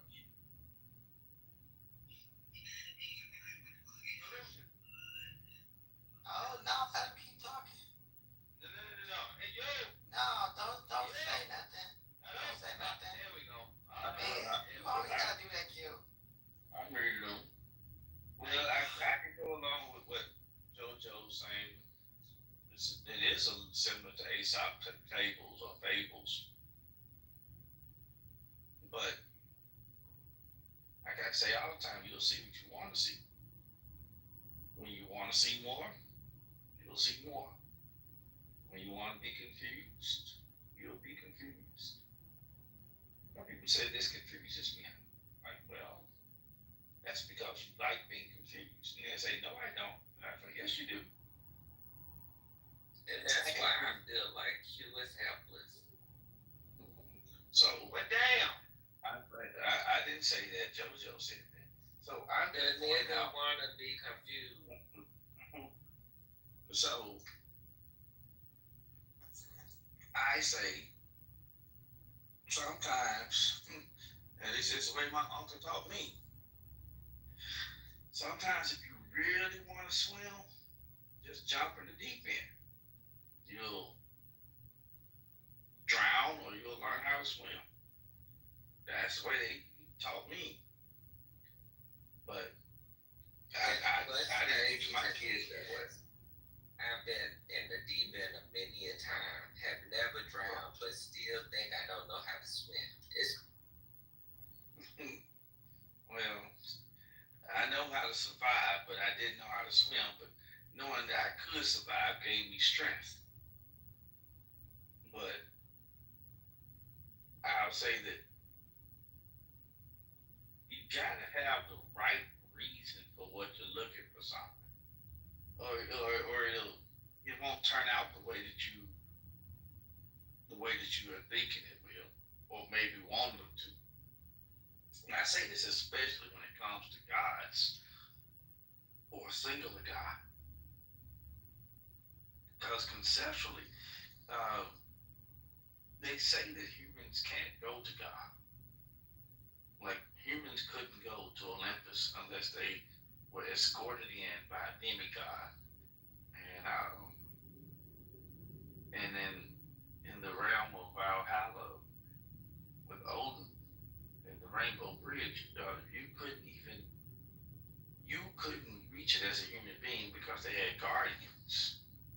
Uh, you couldn't go to the underworld in Egyptian pantheons unless you had been given certain items to be able to cross different realms. And in Christianity, the concept is that no human can go to God. God has to come to you. You know, meaning concept was many will come, but few will be chosen. You know, so you have to put yourself in a position to be chosen. Meaning when you're reading it, you have to put your mind and spirit in a position to have the understanding. It's almost like picking a lock in my mind. Like if I was a person trying to pick a lock and they have to listen to when the tumbler falls into the little gap and they twist it back so you can hear the other tumbler without losing that first tumbler, and then you twist it again and you catch that third tumbler, and then the lock opens. You'll have to read it and let the body learn what it needs to learn, and twist it back and let the heart learn what it needs to learn, and then twist it one more time and let the mind learn what it needs to learn, and then all of a sudden the book opens up to you and you can now read it with the spirit. But I rarely know of anyone who's gotten the spirit of the book until they get their mind right, their heart right, and their bodies right with it.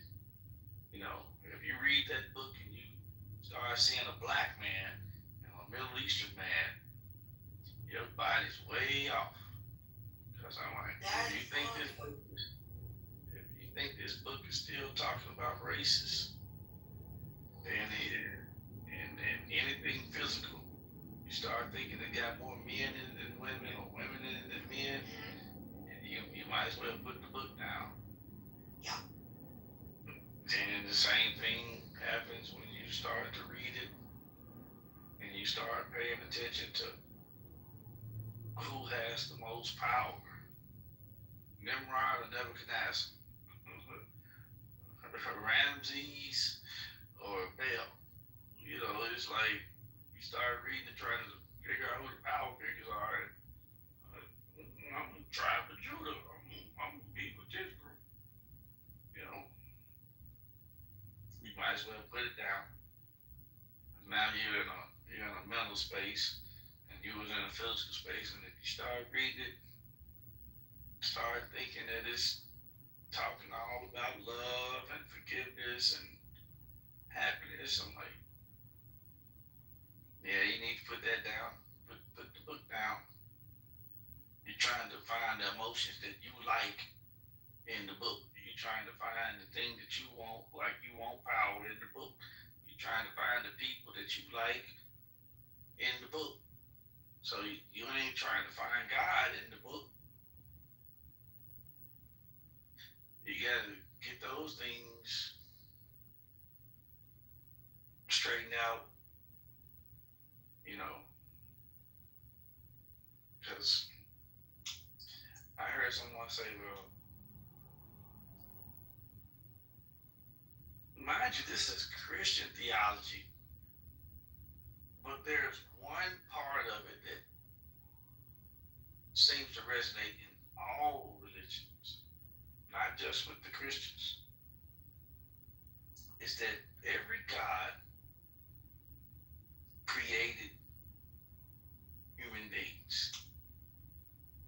In every theology, human beings were created by God. That, whether you're talking about polytheism or monotheism, It's the one thing that all of them say. So conceptually, they all are saying that human beings are created in their image.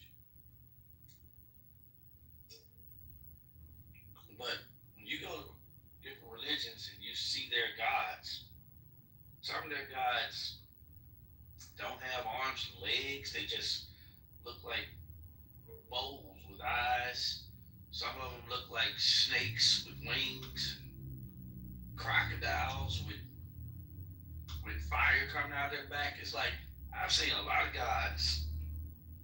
I'm like, damn, this thing that looks like a crocodile with fire coming out of his back is what created human beings. I mean, okay, so be it. But regardless, all of them are saying the same thing. They didn't create you in their physical image.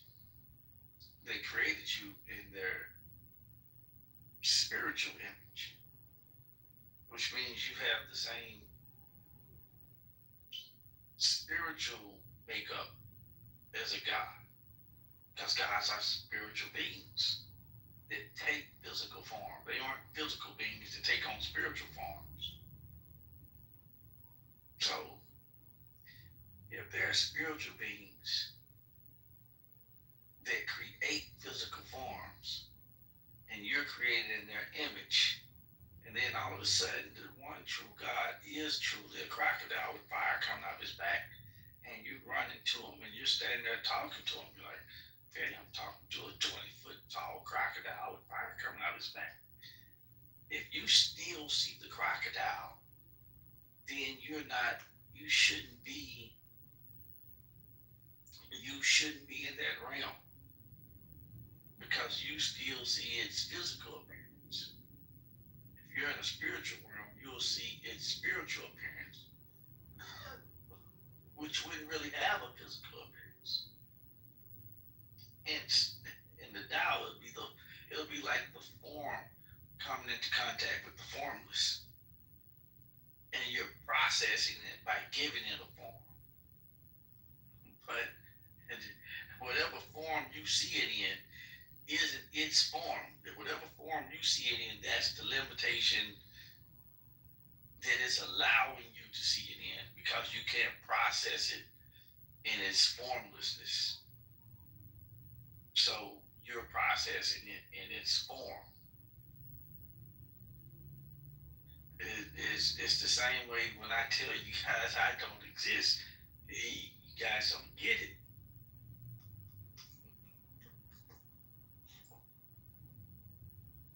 But you will or can one day. So that's the reason why I don't try to say, yeah, we're going to go over Buddhism, we're going to read, and it's 5 popular branches in Buddhism, which another story I don't even want to get into that.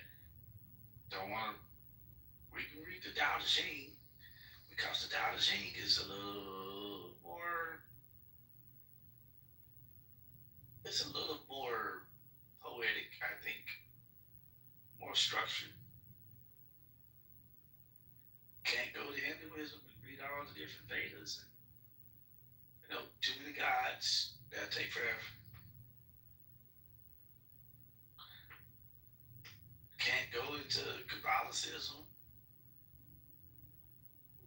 because there are just some interpretations inside Catholicism that I just don't get. I mean, we actually have to get a devout Catholic to break Catholicism. Now, I understand the basics, but there's some things in Catholicism where you just might as well throw the Bible away, because they have at least 2 other books that are equal to, if not superior to the Bible.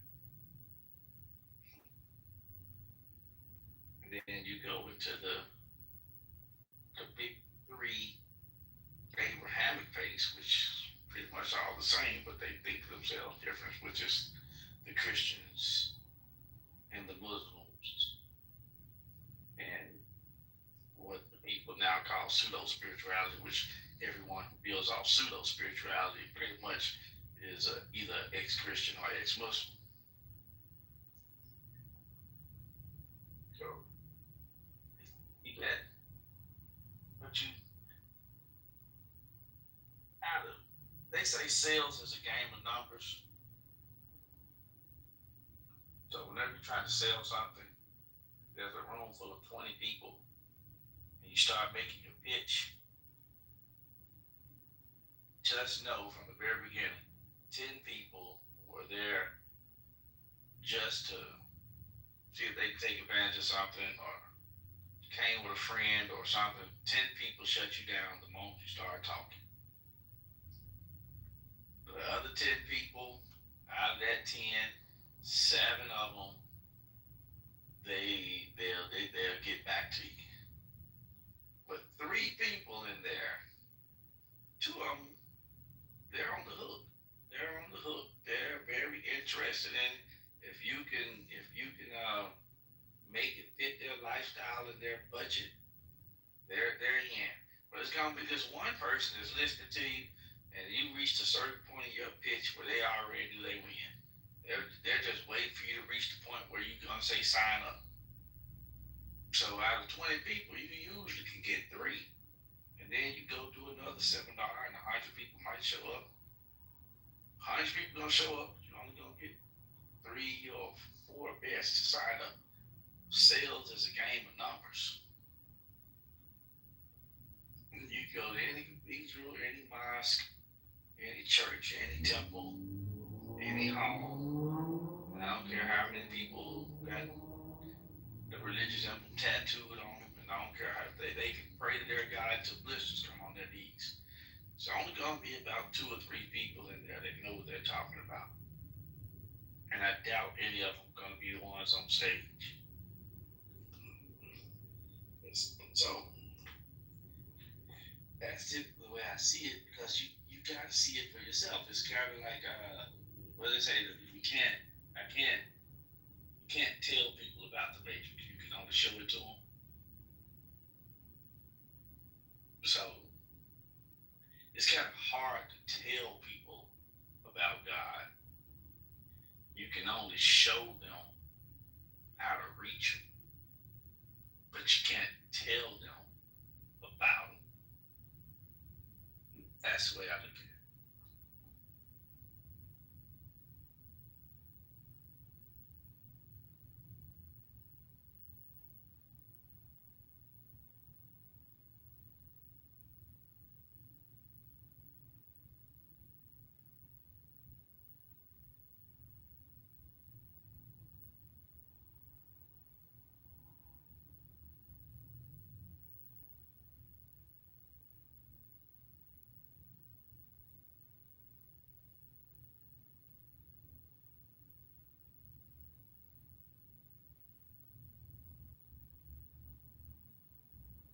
But isn't it honor that way? At least from my viewpoint. Isn't it honor to go somewhere? Like, let's say you go to the Great Wall of China this year, the summer, and then I go in the winter, and we went to the same place. And then I'm like, man, what did you think about the Great Wall of China? And you start telling me about the experience of being there, but you can't take the summer out of the experience because the heat affected how you experienced the Great Wall of China. And then I tell you about the Great Wall of China, but I went in the winter. And man, you can think about the differences of what we were able to do while we were there, simply because of the different temperature. I think it's really cool to describe how we met our spirituality more so than trying to define it. Like, let's just describe it on how we met it. And then you might be like, man, I'm gonna try to go see the Great Wall in the winter. So I'm like, man, I might go in the spring one time. Or like, hey, let's both go during the Chinese zodiac. We're gonna go during the Chinese New Year. We're not gonna go during the American New Year. We're gonna go. It's New Year's in China. We're gonna be out at the Great Wall in the New Year. They do an amazing fireworks show and da da da. So this time we're not going to go in the winter, and this time we're not going to go in the summer. Amazing enough, Chinese New Year is, which may say spring. So, boom. See, now the difference is I went by myself in the winter, you went by yourself in the summer, but this time we went together in the spring, and now it's three different things different. Number one, spring.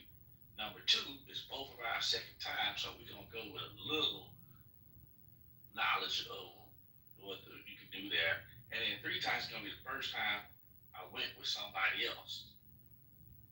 So it'll change the whole experience because the variables are constantly changing. To me, truth and understanding work this way. Because I used to say all the time, learning the truth and learning yourself are similar as, like I said, no man can stand in the same river twice. You step into a river, whatever water you were standing in, it's not the same water that you're standing in 1 second later. And if there's a river of truth and truth is ever flowing, then when I get in it, I can still be in the truth, but I'll never be in the same truth because it's constantly moving. And if I want to keep up with it, I'm going to have to stop standing. I'm actually have to lay down in it and get into the flow of it. I was talking to Maisie about this. She was talking about being in the ocean and the undercurrent on how you could step into the water and the water can be just a shifting and a moving while you're in it. You can only go like 4 or 5 feet out there into the ocean, and that undercurrent or the current of the water itself is slowly pushing you left or right. And you can be with a group of people and they're on the beach and you just think you're playing in the water, and then you hear it get out. You're like 40 feet down from the beach. You're like, how they get way over there? Because it was just the ocean was slowly carrying your butt away. I think when you get into the truth and you get into the flow of it, it'll slowly carry you away from some people. You'll get like I have to go get my people, and you see they don't even look like your people no more. They so far away because once you let the truth flow in you, it takes you out of your the position you used to be in. You don't even have to move out of your position. It'll just take you out of your position. You just gotta lay down and instead of I say all the time, people who have trust issues are going to have truth issues. People who don't know how to trust. When I used to try to teach people how to swim, they can do the strokes, all the strokes that require physical force, skill, and coordination, they mastered it. All the types of swimming, like floating, that actually require for you to lay back and just have like a little bit of breath work, but for the most part, and some people say, no, I'm too heavy, or I'm not buoyant enough. They're like, I don't have enough buoyancy in my bone density. Bullshit. Relax. Stop trying to float and just float. Just lay back and believe that the water's gonna hold you and it'll hold you. Tensing up and ain't gonna hold you. Most people I just give up on. Like, you don't know how to trust the water. Same way I say when people read spiritual books. Go ahead and read the Quran all you want to. You're still a Middle Eastern traditional lost person. Read as much as you want to. You're still a hyperactive, hyper-powered American. Read this book as much as you want to. You're still a black. You still do. You're still black. You might as well just burn that book. Burn all of them. Your culture, your people aren't ready to lay back in the water. You'll drown. You'll drown trying to find God because you're too heavy. You won't let shit go. That's where it comes. That's how most people come off.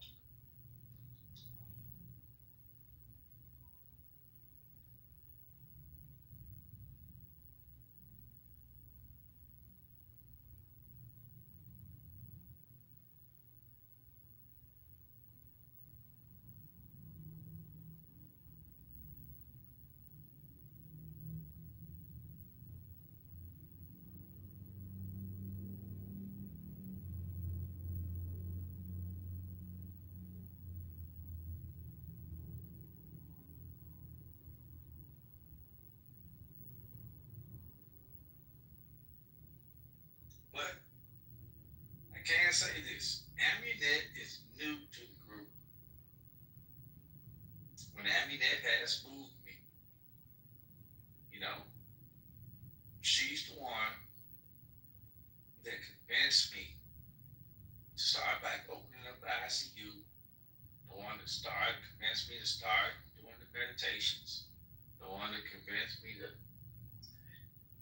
kind of look away from what happened in the past when I started trying to show people stuff and try again. And here you have been very open and vulnerable and close and loyal and all of that. So if Hugh wants to start a thing where he picks scripture from the Quran or the Torah or the Christian Bible and he wants to start isolating the scripture every now and again just to bounce thoughts off of it, then I say I'll do it with you. Simply out of my appreciation to you. I appreciate that, Zero. Thank you. Well, Zero, since you're giving out gifts, I'll just take one. I just want to say it's nice to goose up into what you meant to do anyway. So this is just an interesting way of getting to it.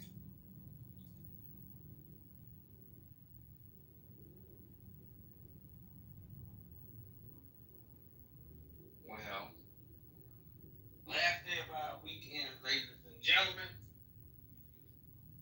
I'm at the house, have a little drink, and so don't forget we got a fast coming up, and we have a meditation coming up. So we might meditate Saturday, and our fast may start Sunday. So that's a little heads up. So until then, I catch you guys on the flip side. All right, Pastor Zero. All right, Zero. Appreciate it.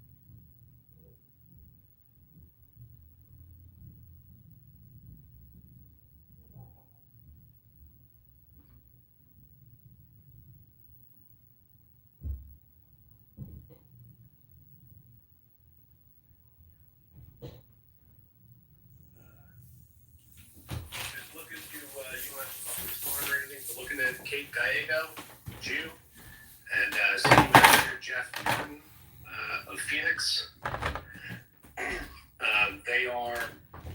They both pushed the COVID vaccine. This is a crime against humanity. Looking to Rep. Greg Stanton, who is promoting, and the rest of the Republicans in Arizona, they're all promoting the new police chief of Phoenix, Matthew Giordano. So when all the Shabbos Goys and Jews are promoting someone who's in law enforcement, that's a major red flag. Eli Crane, Andy Biggs, they're all cooked. So if you're listening and you hear me, fucking look into shit, or I'm going to show up at your office real fucking soon. GOP, I know personally, he is good people, and Kate Gallego that you talked about, I'm going to give you another name. Daisy Montoya, DACYMONTOYA.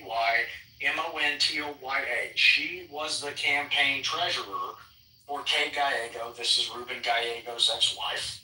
Ruben Gallego from Humpty Dumpty Institute, where he works directly for Jeffrey Epstein's brother, Mark Epstein, and is an illegitimate senator, was not fucking elected. Kate Gallego, her Phoenix mayoral campaign was literally run by Daisy Montoya. Who is that? He's also the treasurer of Sam Bankman-Fried's FTX. Right? Daisy Montoya is from British Columbia. He is a fucking operative that basically control of the DNC, Mossad or GCHQ or both, and she is one of the key money launderers for all of these Bolshevik politicians from the DNC. You know, it's basically Bolshevism on the left and Likudniks, Jabotinsky Zionists on the right. So neither one is conducive or can be allowed to foster in this country. But this is a key operative. And when I was in Arizona working with investigators for the stolen 2022 election in Arizona, Daisy Montoya was the person that I had identified that was the common thread between, you know, Kay Gallego and Adrian Fontes, Stephen Richard, and, you know, Mark Kelly, his wife, Kathy Giffords, ADL gun-grabbing operative of Mossad, and fucking Michael Bloomberg. Mark Kelly is illegitimate as fuck. He was not elected. However, the problem is, who is the alternative? Well, that would be Peter Thiel's homeboy, Blake Masters. So it's damned if you do, damned if you don't. We've got to get some good politicians running and legitimately elected in Arizona, and it sucks because AZ is such a cool state with such awesome people. It probably has the most corrupt political framework of any state that I can think of.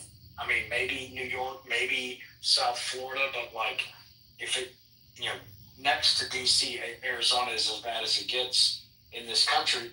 And the national RNC committee man for a long time, Bruce Ash, literally the chairman of GOP Israel, why that exists, who fucking knows, and literally the chairman at one point of the Jewish Federations of Southern Arizona, a Mossad arm, the Arizona Mossad arm of the Jewish Federations of North America.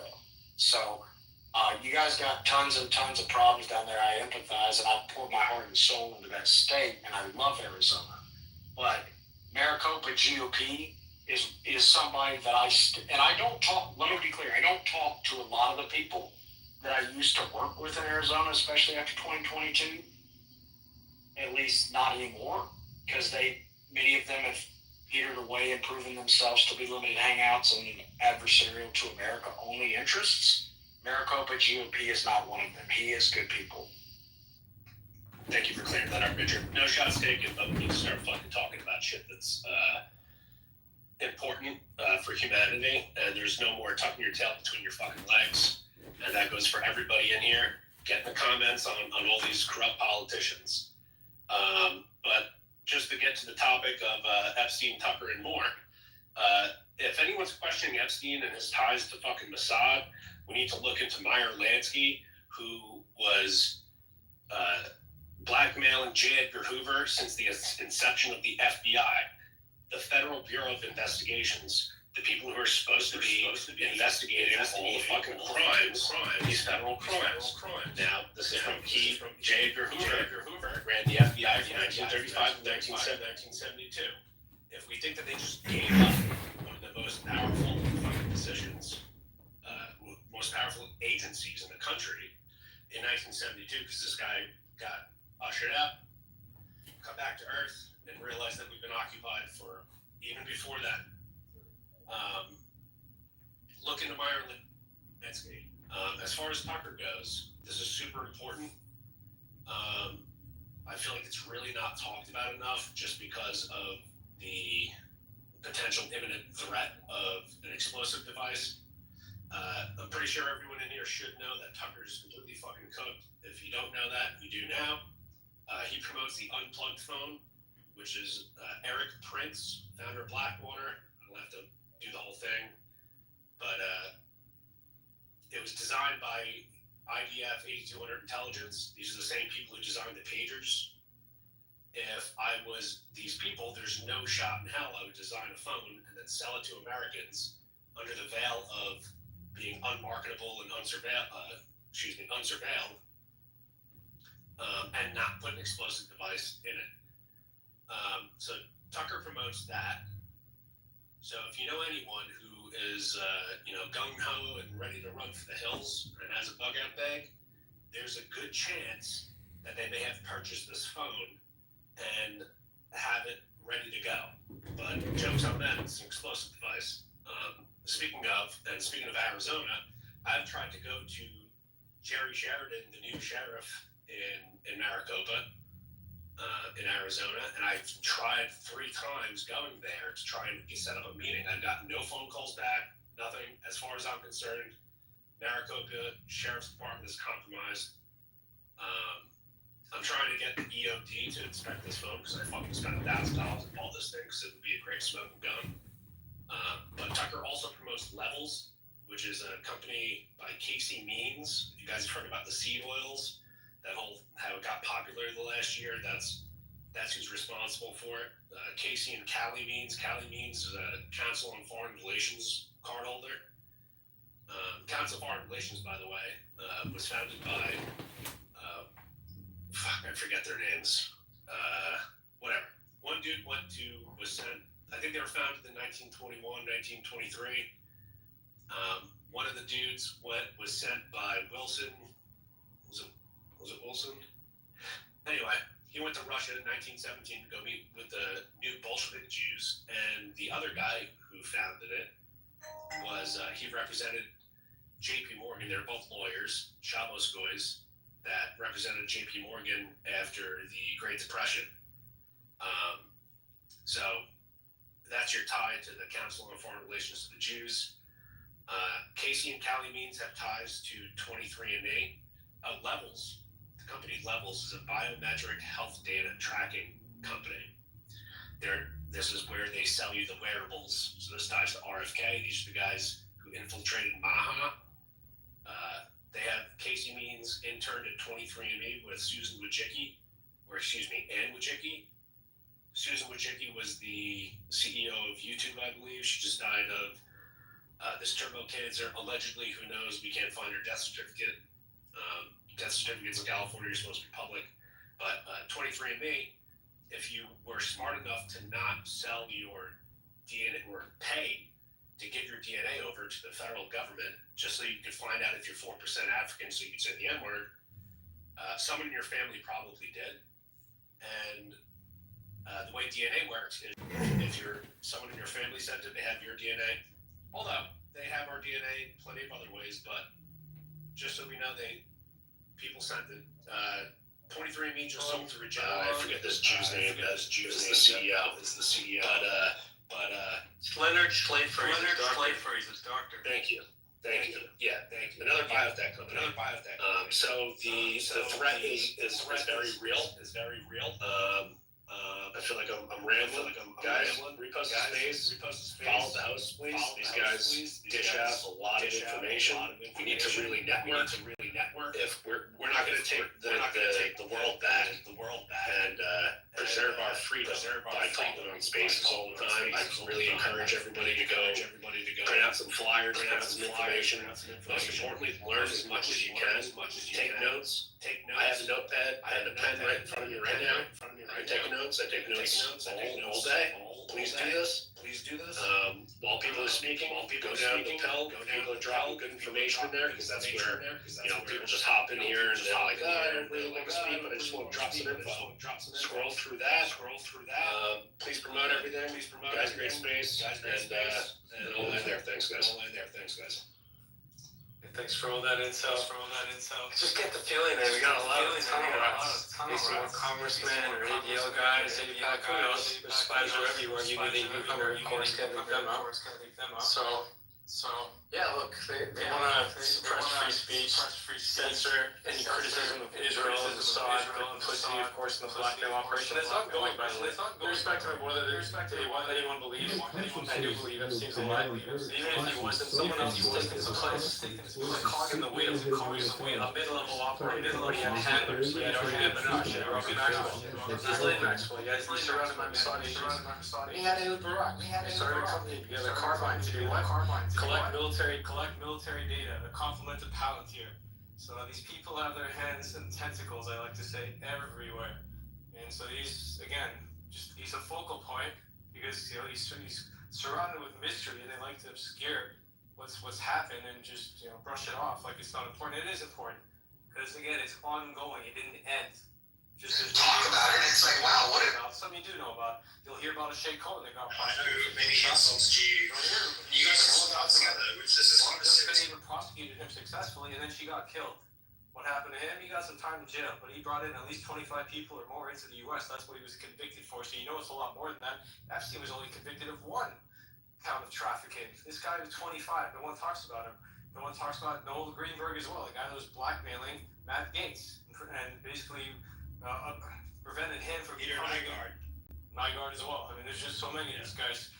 These Nygaard as well. There's traffickers that have been convicted, and yet no one talks about it. He used the embarrassing and sensitive recordings he made of the freak-offs as collateral against the victims. In the indictment, kids that are molesting in those tunnels. No one even talks about 770 Chabad and all those rabbis that got arrested. So, these guys are everywhere, not just even in America. All right. So I wanted to add something to that, right? I feel like a lot of people overlook this, right? And me personally, I'm not as, well versed as Truth and Rich and all these guys that can really spew out names like fucking machines and shit like that. But one thing that I do pay attention to is the spiritual side, okay? Because I'm a Christian, all right? So one thing that we keep forgetting about is it's not just the molesting factor that's going on, right? They are using these children for their blood, okay? For the adrenochrome, for the fountain of youth, all this other shit. And a lot of people overlook that, right? A lot of people forget to touch on that. I want you to realize something. These modern day so-called Jews that we're dealing with, they are not the Jews of the Bible, okay? They come from the bloodline of Amalek. For those who don't know what the Amalek, what Amalek is, that literally means the blood drinkers. Okay, so they go after these little children, right? Why do you think there's so many bombs and orphans in Gaza right now? You think that's just all for no reason? No, it's another type of grab so they can grab more fucking kids, right? It's the same thing that went down in Haiti with the fucking Clinton foundations, right? What they do is they reach out, they find these poor kids that nobody fucking gives a fuck about, or at least not in the first world countries, because we're so distracted with our own bullshit, right? They take kids from Mexico, they take kids from out here in the Child Protective Service agencies. They use these kids for their blood, okay? And a lot of people overlook that. It's not just the Jewry that we have to worry about. These guys literally worship Baal and Moloch, okay? So it's not just, there's a Moloch statue on top of the synagogue on Jeffers Island. Thank you. There's a lot of shit that people overlook. These modern day Talmudic Jews, I want you to remember, this is something that they say in their Talmud. They believe the Lord and Savior, the King of Kings, is burning in hell in human excrement and semen, okay? They are very religious, right? But it's not the religion that we think of. It's the complete opposite, and a lot of people overlook that spiritual aspect to it. It's not just, oh, they want to molest these kids. They molest these kids and then they use that to bring up the fear inside of them. And then once they bring that fear up, they drain the blood out of them. These people are fucking sick. They're satanic. It's the synagogue of Satan. And I've been getting hit with all of these strikes on X whenever I post about that. I'm literally just citing Revelation 2:9, Revelation 3:9, cite, like, you can't say that. Oh, it's hate speech. Oh my gosh, what are you talking about? That's what the Bible says.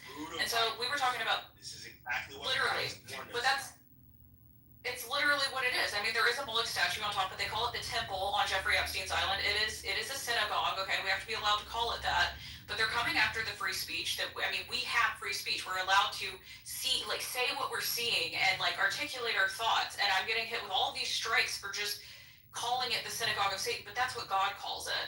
And so, I mean, there, like, I don't know who was saying it earlier. I mean, there's good and evil no matter what your religion is. We all know that this is evil, but there is a spiritual factor where for me to wake up, because I'm a Christian too, it was literally because I grew up in the South of America. I was taught, just like Ted Cruz was talking about in the freaking Tucker Carlson interview, like, we were always taught in the Bible Belt, those who bless Israel will be blessed. Those who curse Israel will be cursed. And they never made the differentiation between the Israels. There are 3 different Israels mentioned in the Bible. There's Israel, the person, Jacob, who wrestled God, and then his name got changed to Israel. There's Israel, the nation, the land.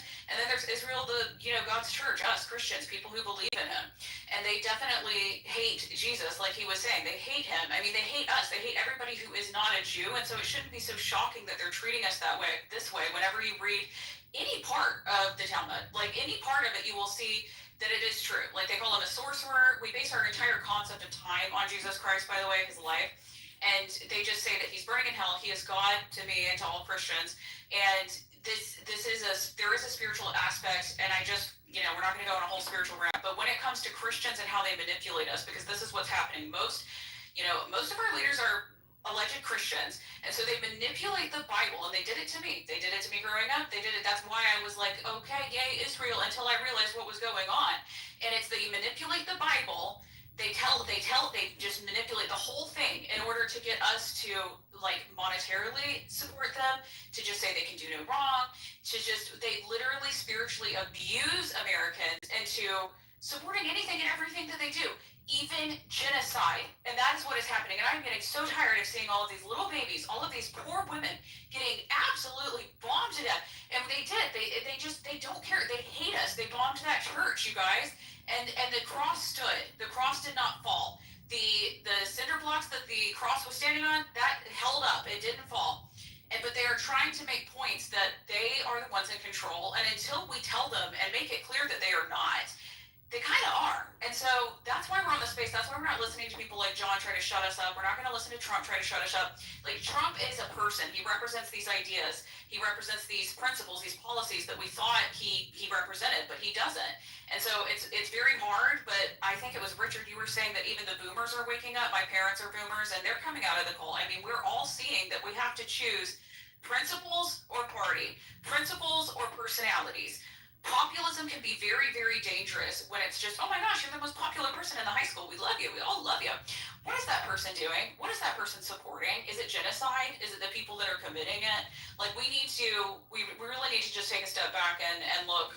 And the reason why there's so much covering up in politics as a whole, which is another thing that we overlook as well, is because these people are part of it as well. If you notice every single president pretty much every single president that has been elected is a Freemason. If you look up what Freemasonry is, it has very deep roots rooted in witchcraft, occultism, Jewish Kabbalah, right? All 3 of those things line up. You want to know what guys want to? I think I spoke about this last night in the Space with You, Truth. Dr. Bill Slobin, right? The guy's a Jew. He used to be a fucking Jew. Now he's a Christian, right? And when he was in the witchcraft, they told him focus on Jewish Kabbalah, and then if you really want to dabble a little bit more, go into Freemasonry, right? And then you look up what's going on with things like Pizzagate, fucking John Podesta, fucking Hillary Clinton, both of the Clintons, right? This shit is not like they're a part of it, guys. That's the reason why there's so much covering up going on. That's the reason why. Can I just say the Freemason lodges? Sorry, I just want to say the Freemason lodges in my hometown literally have no windows, and they're all across the street from middle schools. So it's kind of like fitting in with the pedophilia club. It's definitely, like, if if you just do any type of research on Freemasonry, and what they do is they try to cover it up and try to make it seem like, oh, it's a brotherhood thing. Yeah, that's the Blue Lodge. That's the shit that people don't know about, right? I do a lot of studying on this shit. The conspiracy and all that shit, that's my area. So I can't spout out names like Truth and Richard. But if we're talking tinfoil shit, that's me. I got it. All right. So that's the Blue Lodge. But it's right? real occultism, witchcraft. Past the 33rd degree, which is where most Masons don't make it to. Because once you get to that point, if they feel that you're ready, first of all, you have to be recommended by a member, right, to even go further beyond that, right? People like Aleister Crowley, people like fucking what's his name, Albert Pike, and all these other motherfuckers. If you really want to go to that level, you have to sell your soul. They believe in Lucifer, the light bearer. That's literally what they say. All right, so this shit goes deeper. It'd be funny if you got to the last part and you get the last little part and Yeah, that's what they do. Oh boy, hold on. Up the rank, and then they're like, all right, this guy base, can we let him in? All right, cool. Yeah. Let me say the joke. We worship fucking Satan. Are you Right. in or are you out? That's what they do. You get to the last part and they give a yarmulke and a menorah. You're like, what? This was what it was. Probably, I wouldn't fucking doubt it, because that, like, I kid you not, that shit runs hand in hand with the modern day Jewish mysticism and Jewish Kabbalah, bro. That shit runs hand in hand. But bringing it back to the subject of the site though, of what Truth Teller is doing. And yes, Truth, I saw your tweet. Yes, keep doing this. Because this headway and other people, again, like Diligent, are helping with it. But to bring it all the way to the end, I keep saying it, all roads lead to that Mossad connection. And then once you realize that a blackmail operation that was being conducted in conjunction with the Mossad, it means the slavery of all the rest of us. That's what it means. That's what you're fighting for. This is a fight between freedom and slavery. You can't let it go, and we're too far down. You can't go 3/4 of the way down the rabbit hole and then run all the way back up to the blue pill. I'm sorry, but the best way, the only way, is forward. We need to burn our ships in the harbor like Cortez. Keep going, because we're going to win. So let's don't take when people come on. Now I notice it's always, tell me Truth, don't you agree with this? It's always, why are you talking about this? Stop talking about this. Talk about something else. That's when you know you're winning. So keep talking about this one thing, the connection between Epstein and the Mossad, the fact that we're not getting answers at all. You're not getting a no or a yes. Our government is saying we can't answer that question about the Mossad connection, the intelligence connection. But if we get that answer, which we will, I am telling you, they are going to collapse. We are going to win. This relationship is going to break down, and you'll be far more freer as a result of it. Thank you, David. I'm just popping in, sorry, because someone else had his hand up before me, and he's been waving buyers, it's buyers, updates, buyers updates. So it's up to the host and co-host. If you want to let him speak, and then I will have my turn afterwards.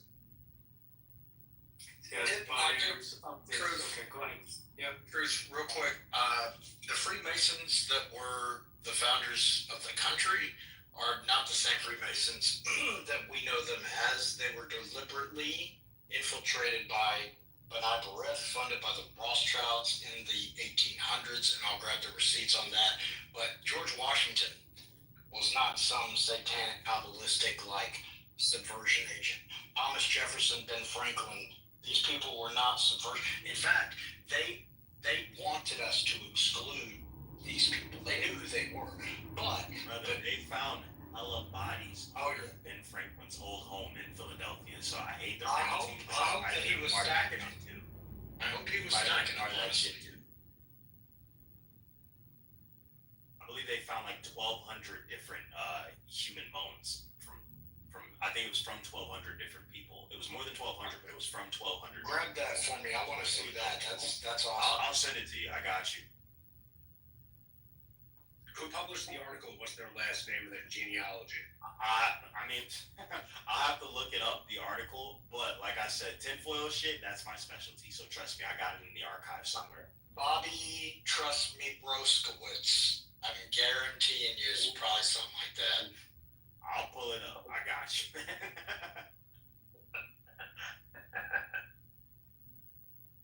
Hey guys, thank you very much for just creating this space and bringing awareness to the situation that all of mankind is facing. I really appreciate that. I got started into the JQ question, the Jewish question, pretty intently about 8 years ago, and it was through reading my Bible, actually. And most of Christianity is Judeo-Christianity in the United States, and they don't have the receipts. They can't back up their doctrine. And I spent a ton of time over the last 8 years digging through the Bible forward and backward, getting the receipts, and I can prove everything that I think and why, and I know most of it off the top of my head as to where it's located and stuff like that. So today was a really great day for me. I went to church, a church that I just recently went to for the first time, set up a meeting with a pastor, went in and talked with the pastor, and told him all about the Jews. And it's a Judeo-Christian church, like 99% of churches in the United States. And I was like, I don't know if you'll let me go to church here, but, I need you to know that this is what I believe and why first. And he said, no, I'd be welcome to come to church there, and that he couldn't get completely on board with what I was saying, but that I brought up a lot of really interesting points, and that he'd have to give that some thought. So, I'll take that as a win, and then went off to go get some chicken feed from the feed store, and there was a lady there in a nice dress, and I said, you must have gone to church today. And she's like, yeah. And I said, do you understand the allegory of Galatians chapter 4? And she said, what's that? I was like, well, nobody wants to talk about it at church, but you ought to dig into that allegory. And we went out in the parking lot and probably talked for about 25 minutes, and I told her all about the Jews and the truth about how I don't know how much you guys read the Bible or how much you know, but Christ gave a really interesting parable at the end of Matthew 21 and made it abundantly clear that the reason that the Jews killed Jesus was to steal his inheritance. And if you read Galatians 3:16 and Romans 4:13 and 14, you'll find that inheritance was the world. So according to the Bible, the Jews killed Jesus so they could take over the world. And there's a million things like that throughout the entire Bible. As it turns out, much to my surprise, I was raised as a Christian. The whore of Babylon is Jerusalem.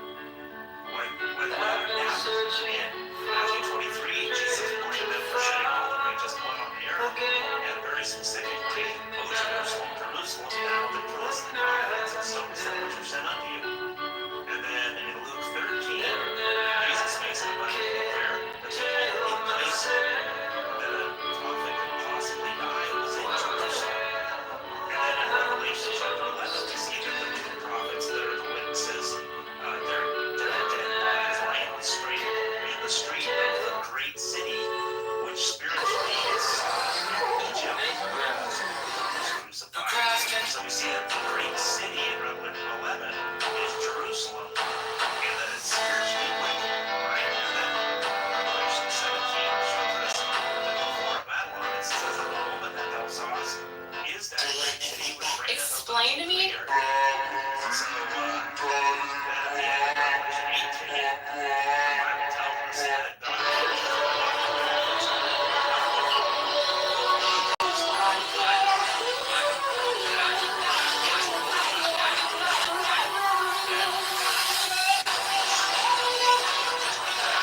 running harlots, ideas of Israel. I mean, have you guys noticed that? Very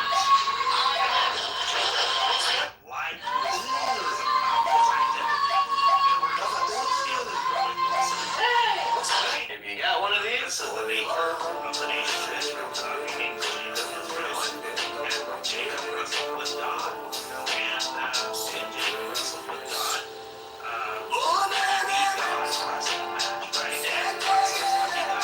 Jacob said, Update each other. Slow stand. It's like, yeah, there's so many references.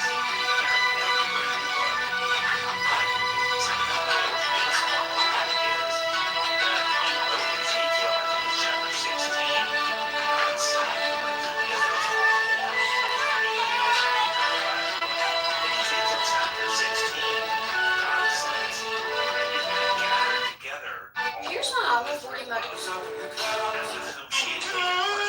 Red for life.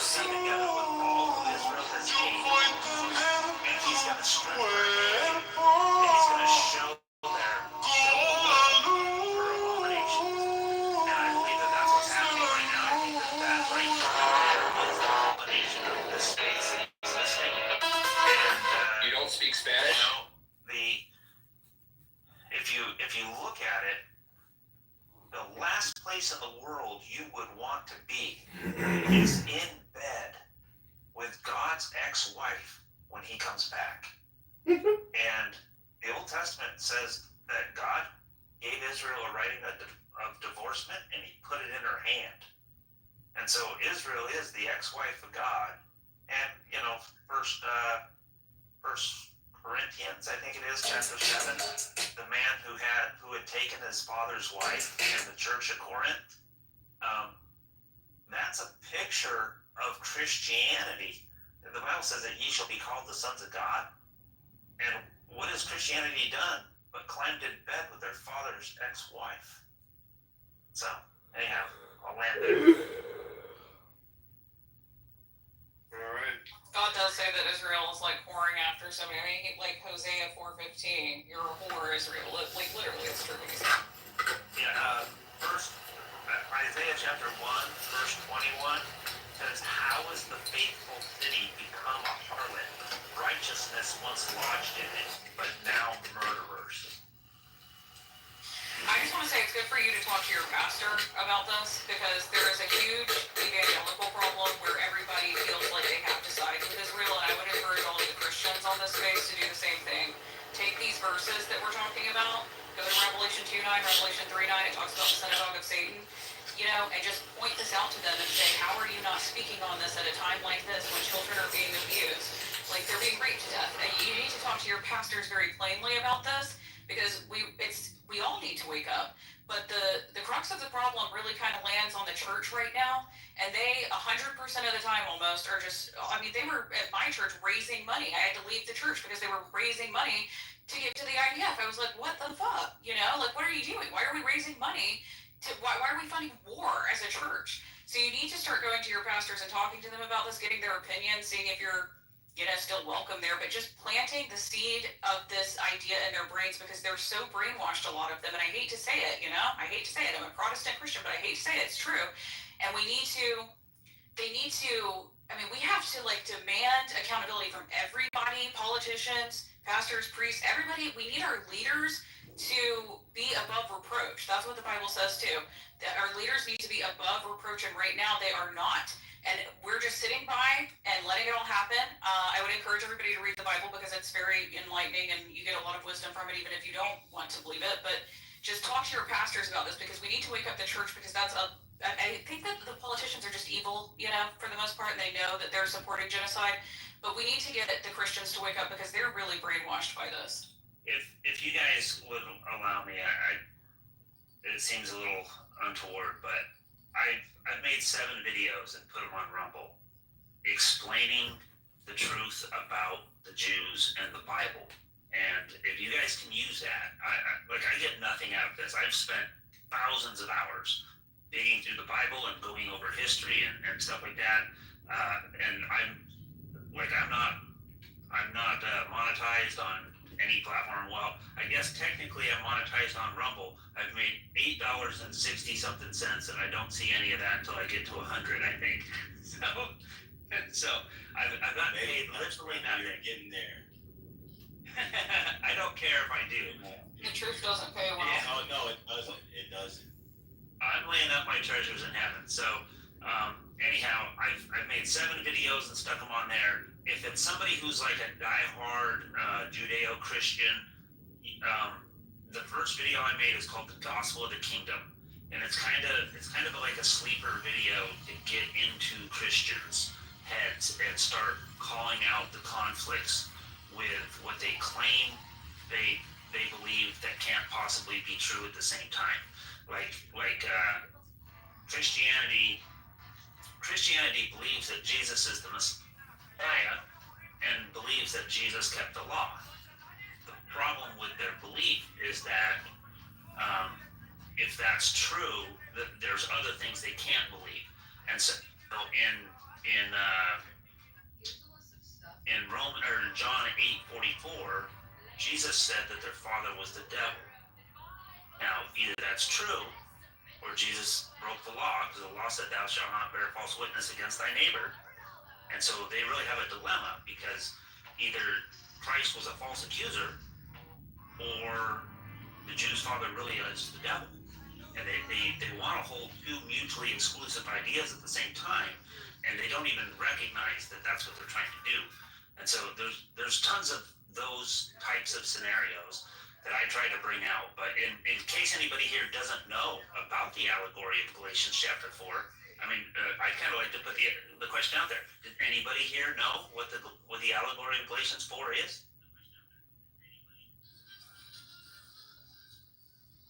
I'm sorry, I didn't know. But what was the question? I didn't hear. Do you know about the allegory? My question is, does anybody know What the allegory of what? No idea. Galatians 4? No, I have no idea. Tell us. Okay. So in Galatians, one verse in Galatians 3. In Galatians 3, verse 16, the Bible says, "Now to Abraham and his seed were the promises made. He saith not unto seeds as of many, but as of one, and to thy seed, which is Christ." And so with that verse, the Apostle Paul disinherits the nation of Israel as having any inheritance whatsoever from Abraham. Now, you get into Galatians 4, starting in verse 22, and the Bible says, "For it is written that Abraham had 2 sons, the one by a bondwoman and the other by a free woman, which things are an allegory, for these are the 2 covenants. The one from Mount Sinai, which gendereth the bondage, which is Hagar. For this Hagar is Mount Sinai in Arabia, and answereth to Jerusalem, which now is, and is in bondage with her children." Well, here's the deal, guys. Abraham had these 2 wives, Sarah and Hagar, and the first wife was barren, and the second wife was a slave out of Egypt. And the second wife gave birth to the first son, Ishmael, who ultimately was cast out in the wilderness and received no inheritance from Abraham. And that happened when the son of promise came. Now, if you overlay that as an allegory, Abraham is a picture of God, Sarah is a picture of the Abrahamic covenant, which that covenant is salvation through faith. And the covenant of Moses just happens to be a slave out of Egypt. Like Hagar was a slave out of Egypt, so is Israel a slave out of Egypt. Hagar was cast out into the wilderness and divorced and rejected, and her son got no inheritance, just as the law of Moses is the nation of Israel. And that's why Hagar is Mount Sinai and answereth to Jerusalem, like I answer to Bill. God says Hagar, and Jerusalem says, "Hey, what?" And that nobody preaches on Galatians 4:22 through the end of the chapter, and it's monumental what it means. It's huge. It would shake the very foundation of Christianity if they understood what the Bible actually says and what the Bible actually shows. And the woman who had the attire of a harlot in Proverbs chapter 7, that entire story is about Jerusalem. And I laid that all out as neatly as I could in a document called in a video called "Do You Understand?" And if you want, you can look through my stuff here on X, and you'll find those videos.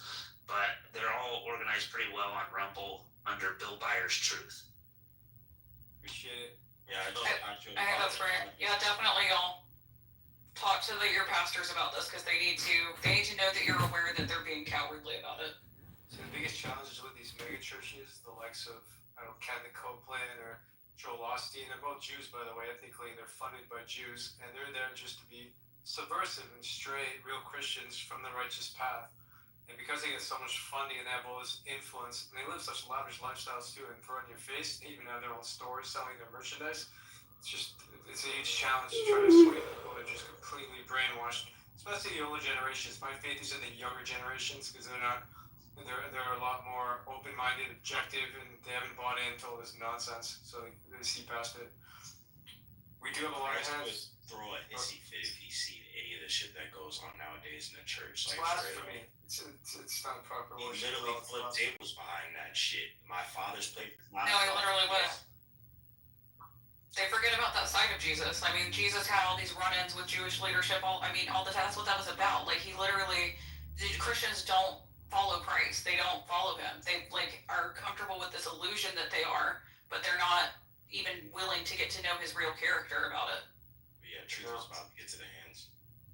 Yep, got a lot of hands. I'll apologize in advance. I don't know the order. I think it's the lady that's next, the mother. Can I go? Go ahead. Thank you, Drew. Since it's very late here, I'm in Canada. It's already past midnight, so I cannot speak too loud. And I will be very short.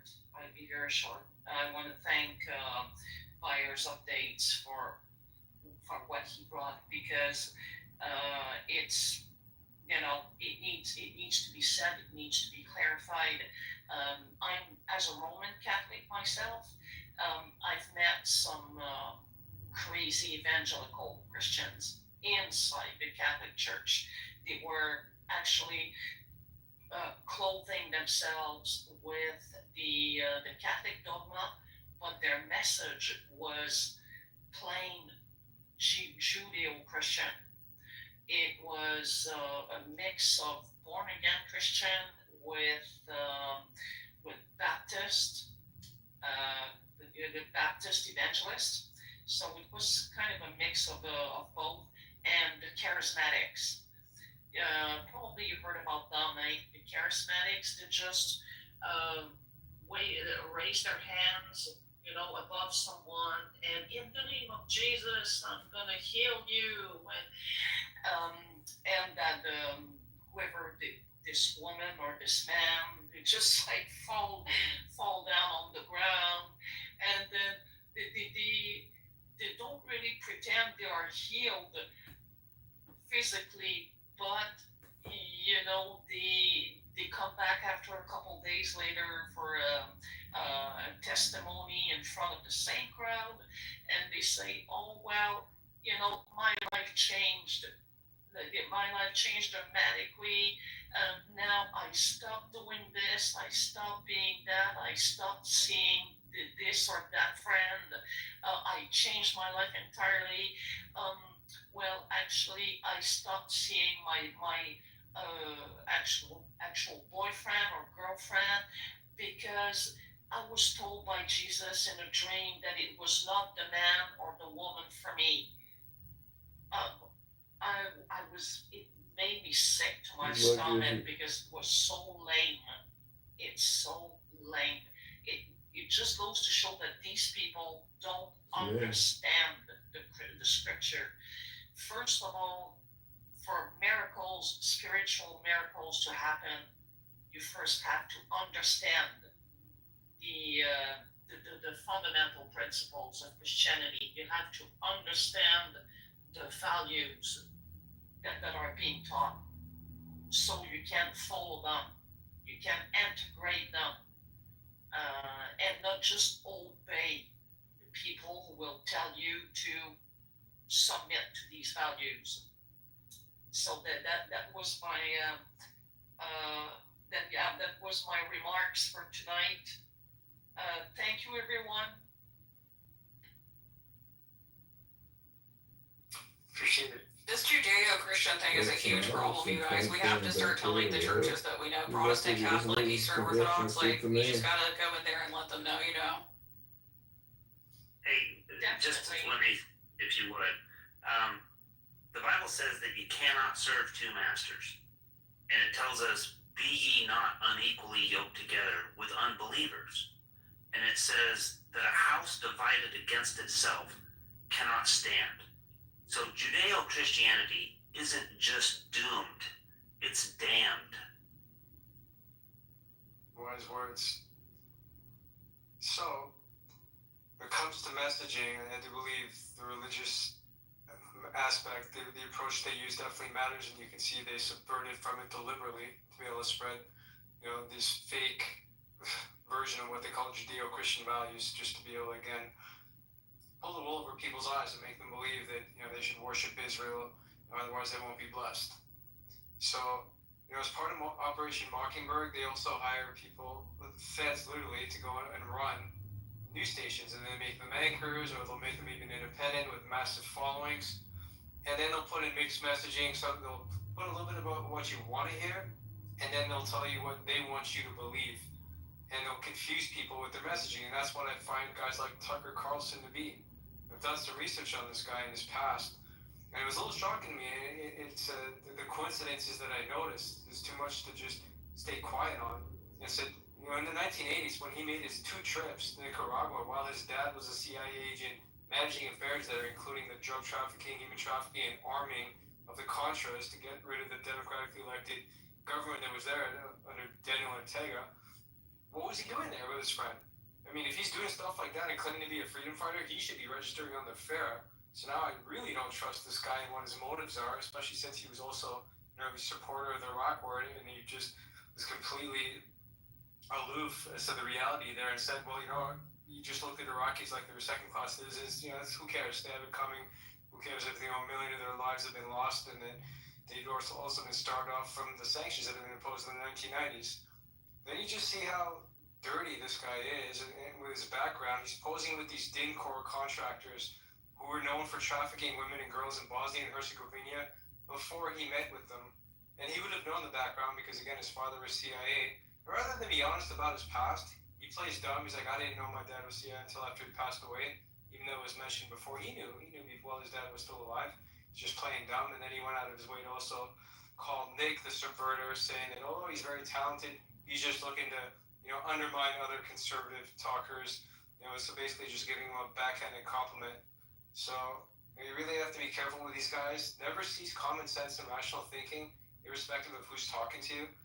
Especially if it's one of these Judeo-Christian church leaders, or if it's one of these Fed-sponsored journalists like a Tucker Carlson. And he'll do some good interviews. I've reposted some of his interviews. He's done some good ones and controversial ones. He's done it with, for instance, Vladimir Putin and also the president of Iran.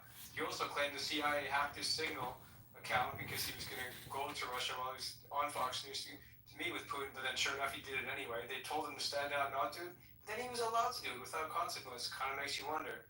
Still doesn't have to register with FARA.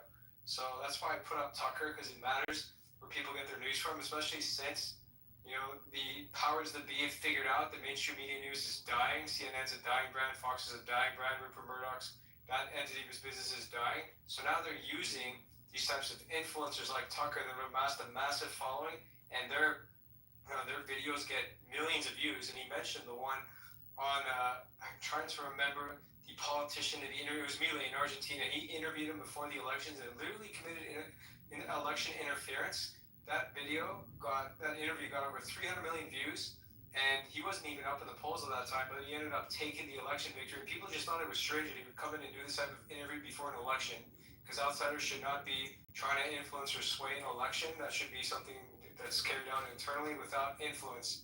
Of course, that didn't happen because they wanted to install someone like Milei, just a globalist shill that takes orders from powers that be. And sure enough, what did he do as soon as he got in? He withdrew from BRICS. He gave away all the gold, and he allowed Elon to come in to scoop up his lithium. And of course, he made his trip to Israel as well. I mean, Nick Fuentes summarized it all quite well. So be wary of who you get your news from. Never cease critical thinking. Always be prepared to challenge their views. And that's what I saw today. I was kind of impressed And odd today when I saw people challenging the congressman, the way he did, he came in and tried to control the room, and he failed, and he just kind of crashed out. So that's keep at it is what I said. I can't see any hands anymore. Maybe Ginny and Richard can give me a hand and pick a hand. Who hasn't spoken yet? I guess Prashant hasn't talked yet. Zog just came up. Let me be frank. We'll go to Prashant. Go ahead. Prashant, are you there? I think Zogwop's been up here for a while. Yeah, go to Zog and then let me be frank. Okay. Go ahead, Zog. Howdy, everybody. How y'all doing? All right. You yourself? Go for it. Not too bad, not too bad. So I raised my hand. I think the conversation has shifted slightly, but I do have a story about a Judeo-Christian establishment that I was recently associated with. This place, it's every inch a 501c3 government-controlled, tax-exempt corporation. It's like, and the pastor, I do believe, is a crypto Jew. He's got the hook nose and the low-hanging ears, and I think he knows what he's doing. I just get the feeling that he's there on assignment to deceive the goyim and make sure these people never realize who they are, or who their God is, and to push this Judeo-Christian Trinity garbage, basically. And so I have a funny story about something that happened one of the last times a couple months ago I went there. They had some immigrant from Africa, it's just straight up African, fresh off the boat, had the accent and everything. And he was talking, he pepped up in the Sunday school class about something about, we need to recognize Jewish behavior or something, because apparently, in Africa, they know who, I was thinking this guy's ahead of us even, as white people, he knows who his enemy is. And so he said, when he said that, we need to recognize this Jewish behavior. I could see the pastor, I could see a couple of the administrators, they just like squirmed in their seat, like, ooh, this red alert, like we're not allowed to let the conversation wander into this territory. And it was visual confirmation that these people are shills, that they're owned by whatever government Jewish, they won't let them speak about it. And it was such a visual confirmation of that, and that was enough for me. That was the last service I've attended at that place. And yeah, it really is a problem, like Indy was saying. Absolutely. I forget what we were talking about, something else when I raised my hand. I forget what it was, but anyway, I digress. This space is awesome. It's been awesome listening to all of y'all talk. Great. Thanks, I appreciate that. Yeah, I'll do more spaces, man. I put up a poll to see if. I used to do spaces all the time, and then I took a break. It's a lot of responsibility. It takes time, but I'll put the time in because I'm kind of frustrated with the other spaces, given all the censorship, and they just don't want to get to the real truth. They dodge it. They avoid it. They're scared to mention the Mossad-Israel connection with Epstein, and also how they control government officials. And I can present evidence. They don't want to hear it. They don't even want to have a conversation. God forbid you even bring up the genocide in Palestine. Like, I don't care about Palestine. I don't care about Lebanon. I don't care about the Middle East. Who cares if there's all these American bases that are committing atrocities? Who cares if there's private military contractors committing atrocities? I only care about America supposedly, but I don't care about American foreign policy for some reason. Seems like a double standard and hypocrisy to me. Either you care about America and all of its policies, or you don't. You can't just cherry pick and be selective like that and pretend you're a patriot. So I have to condemn that. That's the most frustrating part, is that they act like they're patriots, that they're taking the stand, that they're gonna, but when it actually comes time to do that, to actually take a stand for something, they're nowhere to be seen. This Judeo-Christian shit. Look at this shit. Pastor Greg Locke just posted, if my stand for Israel burns down the house, I've got the matches in my hand. Let's roll. This is a fucking problem, guys. We have to start talking to our pastors. I mean, we go there every week and we have them talk to us, but we have to let them know that they're wrong on this. I mean, it's a big problem. 200,000 followers. Isn't it so problematic that it's like a crazy. But Christian Christians, it's our fault, you know? Like, we have to go speak to our pastors about this. We need to study the Bible ourselves and show them how they're wrong. But they're gonna be like the space host. They're not gonna like want to talk about it. We just have to keep pushing this. That's another kind of addendum to my story. I've been toying around with the idea of going back there and confronting them in that same Sunday school class. I want to get my cross, my Jacob's cross necklace first and put it on so I can be like, hey Dave, you like my necklace? and then I want to get into it. I want to ask questions. I want to say, hey, why do you all worship a God that selected another race of people to be his chosen? And if this is true, why do we spend no amount of time talking about them contemporarily, you know, their affairs, Judaism as it exists today? And then also, why are these people also known usurers, fraudsters, child abusers, nation-destroying, Marxist, baby penis-sucking freaks that have been kicked out of hundreds of countries thousands of times? You know, what's up with that? And I really want to see. I want to see the reaction.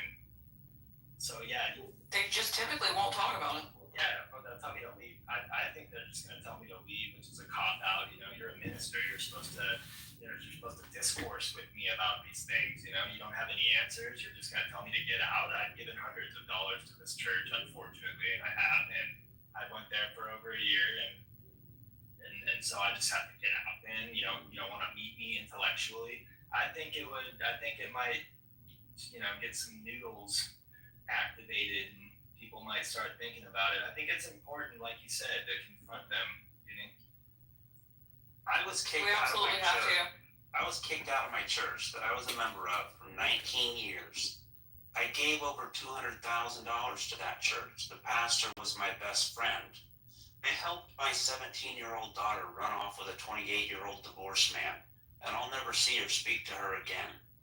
So don't think for a minute that the people at your church are necessarily going to like you for telling you that the Bible said, let God be true and every man a liar. And the pastors are the liars. Because God's true. Yep. And I've seen things at that church. Actually, I attended a wedding on, it was Christmas Eve or Christmas night. There was a service where a couple got married.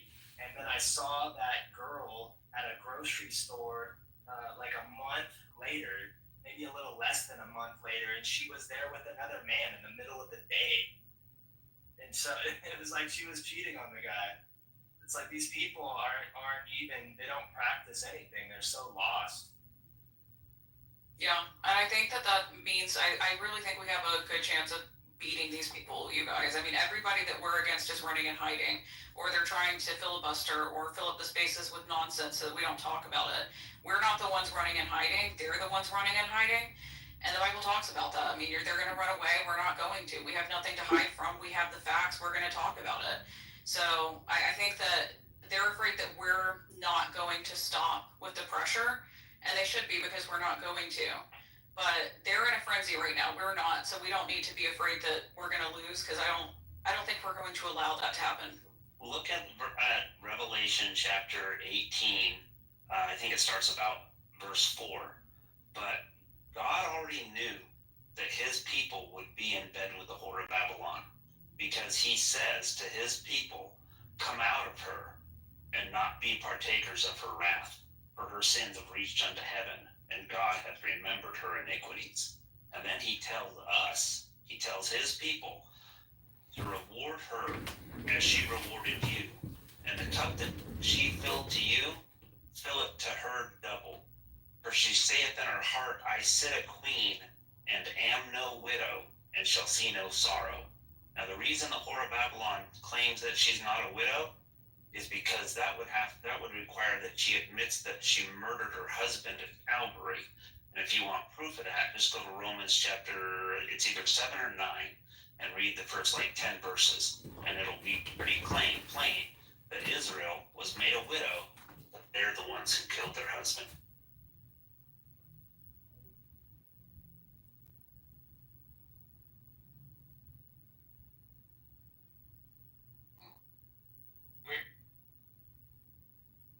Or is he bisexual? Which one is he? He a real fly. He both, because he said he wanted to fuck me. The men can't be. Yeah. Let me shut that. Never mind. Yes. No, the thing is it gay or is it black? You know you.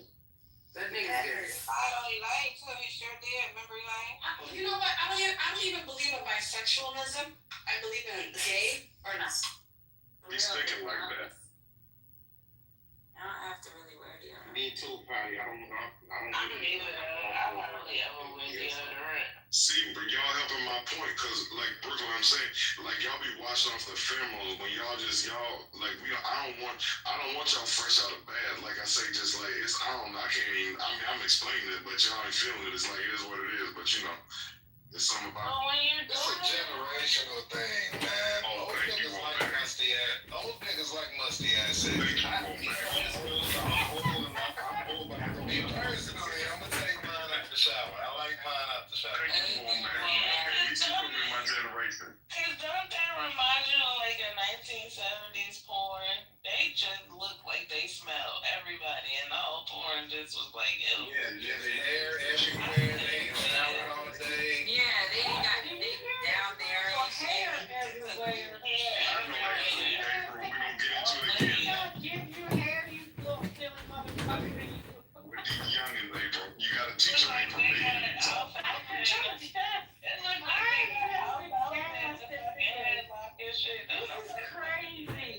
This is crazy, Michael. I think the other day, one of y'all said something about women that should look like toddlers. What's going on? Women that get whacked look like toddlers. I don't like it completely clean. Like you gotta have some. I want some hair. Like I'm man this shirt, so I need some hair. I need some brown hair now. That's all right. I'll look like a toddler. I don't care. The word is her Shit, I ain't gonna turn it down. I don't be turning it down, but I'm saying, but I'd rather have hair, but I ain't gonna turn it down if it's. There are women in this world who are hairy. It's called hirsuit. They can't shave every fucking thing they have, or else it No, I'm hairy. I'm hairy. April, I'm hairy. Very hairy. I get hair on my arms. I get my face planed. I get my face waxed. I get my whole body waxed. Today I had my whole body waxed. I'm talking about from head to toe. Depends on what you're looking for. That's It's very cool. That's what you you just wanna want to do. look I mean, that's cool. But what I'm Well, I trying to think you say go to is Jersey. there's nothing wrong with a woman having hair on her body because that's natural. There's nothing wrong with it. Shut the fuck There's up, nothing wrong with that. It just ain't for me. There shouldn't be nothing wrong with that. She said it sounds painful. Nah, but I've been doing it so damn long. There shouldn't be nothing wrong with a shorty having hair on her I've been body. telling you that all day, dickhead. That's her natural. Nobody said that. If you don't like that, Shut up. Bigger picture, fine. Now, I don't want hair on my body. How about that? It's 100 degrees. You don't like that, but if you have that shit, shorty, Okay, just for a minute. It's still a battle rap, bro. Hey, Toxic, put that shit up. Battle rap, bro. Me versus Rich. This bitch nigga. He's a snitch nigga. Switch nigga. Cool. What? I don't got nothing to do with the ditch with the PTR. Talk about the chat. Yeah, what the fuck is that? You want to be Sasquatch woman. Some more spices? That's all we have. Medication. I have a I got hair. Like, when I was a little kid, I could probably breathe that shit. That's how thick my hair was. And I used to have a unibrow. It's just a preference of the person and the person attracted. That's just. So everybody. what about you women for men? Motherfuckers still felt that strong. Like, do you? Scotty tired of us talking about women. Back in the day, this was Taylor. Okay, go ahead. What you said, No. No, what if guys are hairy? You don't get the back in the days Taylor, bro. I don't really have a preference about the hair, but I'm really not into that taco meat shit. With all that goddamn hair on your chest. Yeah, I got a bit of taco meat. Sometimes I associate it. Yeah, just too much. Like right now, it's unshaven, but I don't have a lot of. Yeah, but I don't really have a preference when it comes to hair for me.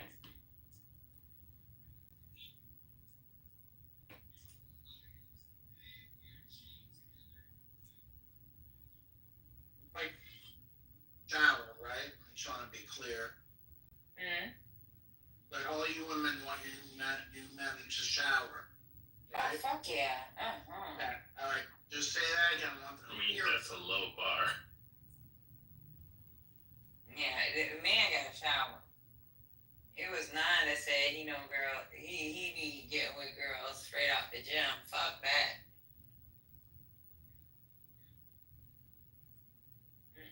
I mean, if you shower after you work out. Nah, he talking about not showering. That's nasty. You ain't about to throw my pH balance off. And what if I cologne though? Like I hate cologne. I hate it. I like cologne.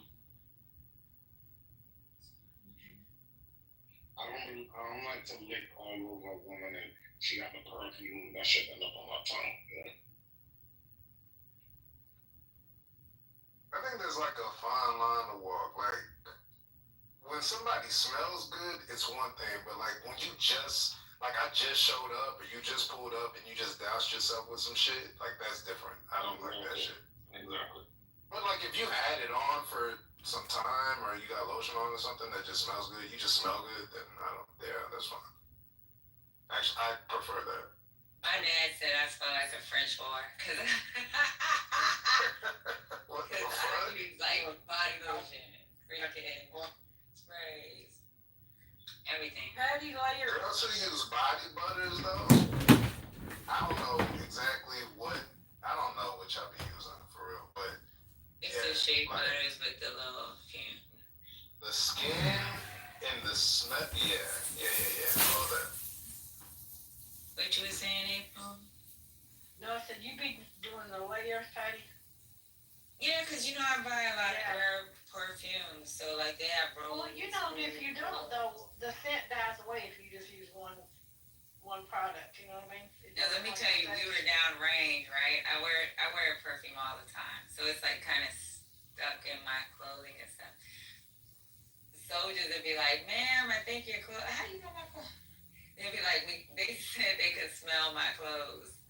It's like, we can smell your clothes. Okay. Speaking of downrange, you have never smelled anybody worse than smelling people coming back from an exercise downrange.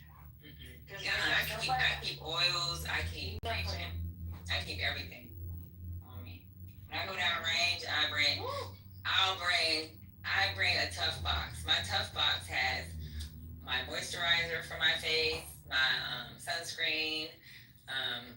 I'll bring like 10 perfumes with me when I'm going down range. I don't want to be playing. Shit, I got Victoria's Secrets to send to Fob a whole bunch of freaking body washes and stuff. For free. I just wrote them a letter and said, hey, we're down range. I'm trying to get my stuff shipped. They won't ship to. At the time, it was my first deployment. They won't ship to Everett. Them motherfuckers sent me like 10 boxes of lotions, body washes, and I just distributed them to all the females. It was a lot. How many do you have now? How many of those boxes or bottles do you have now? That shit was my first deployment. That was years ago. No, I shared it with the soldiers. Oh, yeah, you shared it. All the female soldiers.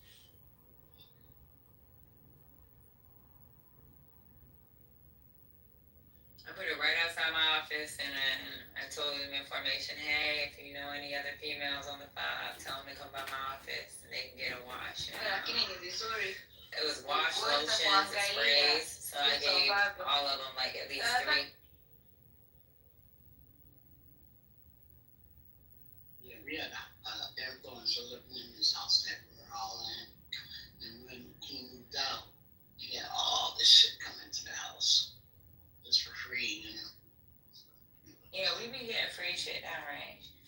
We get, every time I go down range, since Victoria's Secrets did that, I always write them and they'll send stuff. So I'll get that and distribute it to the soldiers. I'll tell them how many soldiers out there, how many female soldiers. Male soldiers too? I just do it for females. Is that stuff comfortable to wear? Is that lingerie comfortable to wear? No, not lingerie. I be telling them that we downrange and we don't have access to nice lotions, and they'll send like a whole bunch of like the last deployment they sent boxes, but it was the smaller lotions and the smaller things, but there's still a whole bunch. I'm laughing. Hold on. Left had a whole fantasy in his head that y'all downrange and some titties and shit and thongs or whatever. I see you working a lot. Michael, I see you working a lot. you and I got the same kind of visions. No, I knew what she was talking about. I'm just saying, you talking about, is that comfortable when you're out there? Like, I know where your mind was when you said that. Talking about, is it comfortable out there? That's hilarious. It's a movie though.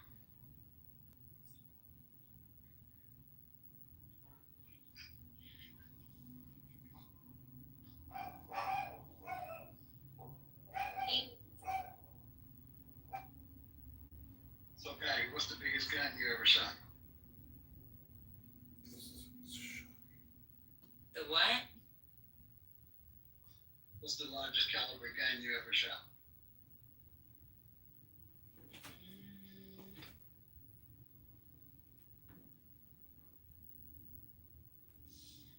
I think you like 30 cows, or you got 50 cows? We got 50 cows, but I shot something bigger than 50 cows at one thing.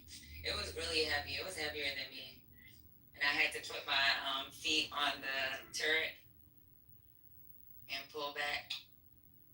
I had to use my They say that's an experience just to let a 50 cal go. Yeah.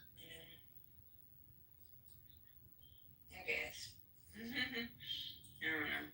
I think when you first join, you guys cool. After a while, you be like, "Fuck this gun. I don't want to shoot shit." Right? Unless like you take it down some food. Bigger than a 50 cal, that's pretty. It's shocking hearing angry white American women claiming Jews from the world when they saw his running pedo traps and blackmailing her. They were calling from No, in charge of the weapons Jews and where that's a there's this one Congressman. weapon we got, and you have to hold it with both hands, and you hit the trigger with your. You got to use both thumbs to push it. Fuck, what's it called? It's usually privates use it. Cause they shit. Seniors don't want to fucking put that shit up. Yeah. And you gotta like be really strong and pull it back, and it's really hard to pull back. So like for me, Recoil. Or just does it stabilize? it's stabilized. So for me, I gotta put my feet on the the top of a Humvee. They have a little circle area. I have to like take my feet, put it on the metal, like I'm sitting with my knees up, and I have to hold it and then like use my legs to push just to pull it back. That's how heavy that shit is. Here you Patty, I have to do that. Hey, Patty. Hold on real quick. Hey, Patty, when you get a chance, check the telegram. Okay. But yeah. Mike, you in the telegram, you only The cameraman. private. Like the I don't really go in there that much anymore because I've been in school and some other stuff or whatever. But yeah, I used to go in there a lot when we first started doing it, but I just haven't been that active. Did you see your name in there when you first went in there? Where? Telegram. You in the telegram too, I left? Nah. I mean, No, we set it up. no, that would be trouble. I'd get in there. We set it up back in the day when we first started. We set it up for everybody to be. I did it to where like if you have like a gram or two with you and you're just smoking, the cops will let you go. But if you have more than like 2 grams, they're gonna take you to I jail. need a cameraman if you want to come to Chicago. What the with fuck, my dude? friend Jared and I are going to top 10 towns in the district to interview voters and residents. That's crazy. I think all drugs should be legalized. I don't know, man. what's happening in America. Like, you know, like the reason why that is because it's not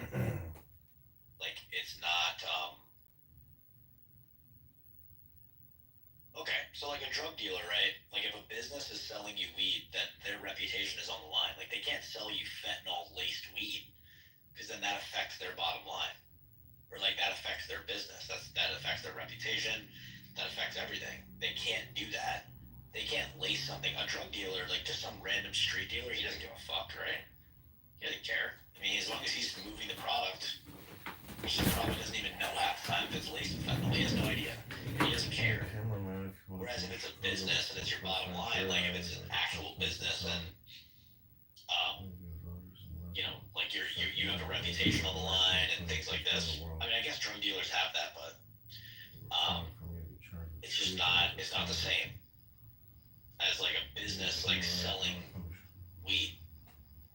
And as much as I hate to say this because I don't like regulations, but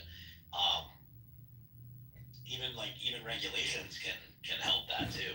Regulations can help like avoid bad, you know, drugs from getting into people. So I don't know, it's stupid that things are illegal because it's gonna be done anyway. You know what I mean? It's gonna be done anyway regardless. So it's like you might as well make it safe and make sure that, you know, if something is laced with fentanyl, like that business like is punished for that and like immediately would go under. Or like, you know, I don't like government, but at least the government would be able to shut down someone who's like putting poison in substances. And maybe we can focus more on like rehabilitation and stuff like that.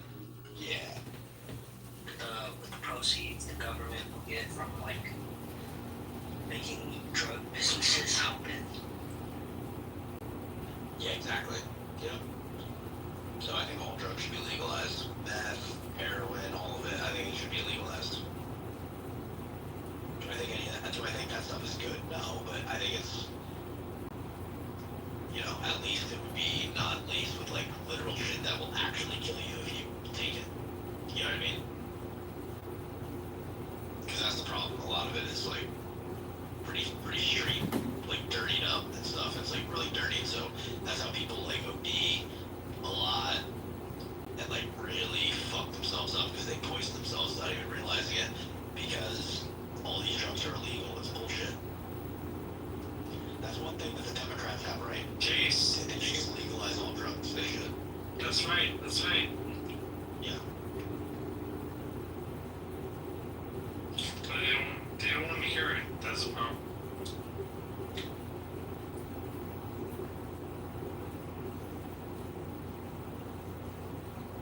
Oh, Sonny, the other thing too is that, what do you think about psilocybin mushrooms?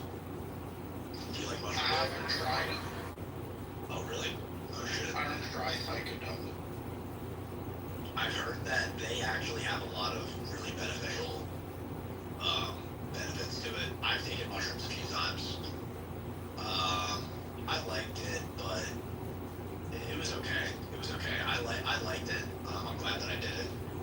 But I have heard that they're really beneficial for people. What does it feel like?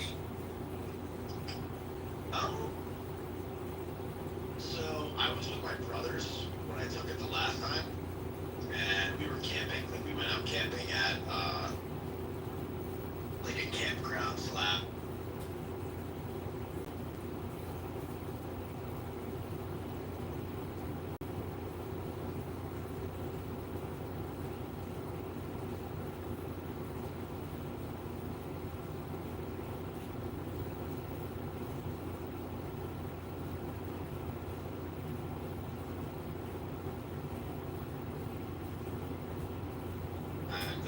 I was like, I want to become a millionaire. Like I was like, the mushroom trip was literally that. That was like the first time that I was like, that's my first goal is to make $1 million. That's what I wanted to do. That trip like helped me realize that. So, but then on top of that, like the visuals were really cool and it was fun. Yeah, it was fun. It was with my family. It was my brother. So it was a good time.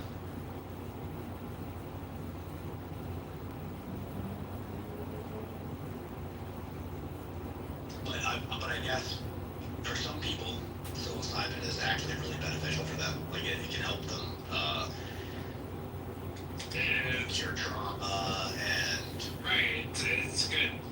I got yeah, it helps with a lot of different things. So That's right. That's right.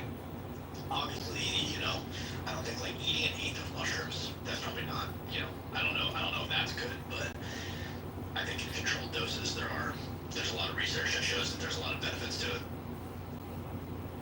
It also opens up like new neural pathways that weren't there before. That's right. That's right. It connects. I'm not a brain doctor, but like it connects like different things in the brain. So that weren't normally connected. So maybe it would make you look at things a different way and stuff. Like it changes your perspective. So That's right. That's right. I care about it. I care.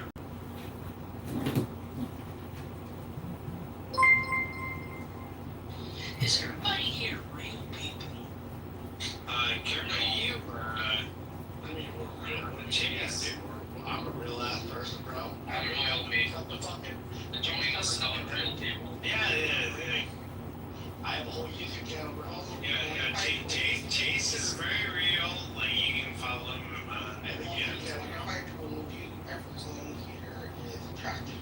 Okay, be nice. Nice. Why are you making him insult? He used to everyone here real people. Like what the fuck? Like, Yes, bro. like if I stabbed you, like, You're so whoa. You really are. Let's not do that. is it savage? That's all infidels. That's probably what he would say. I have a feeling that's exactly what he would say. America's around. I hate America. Okay. We're shooting murder.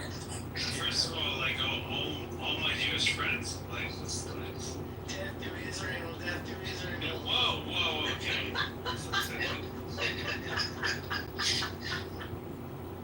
Everyone here real.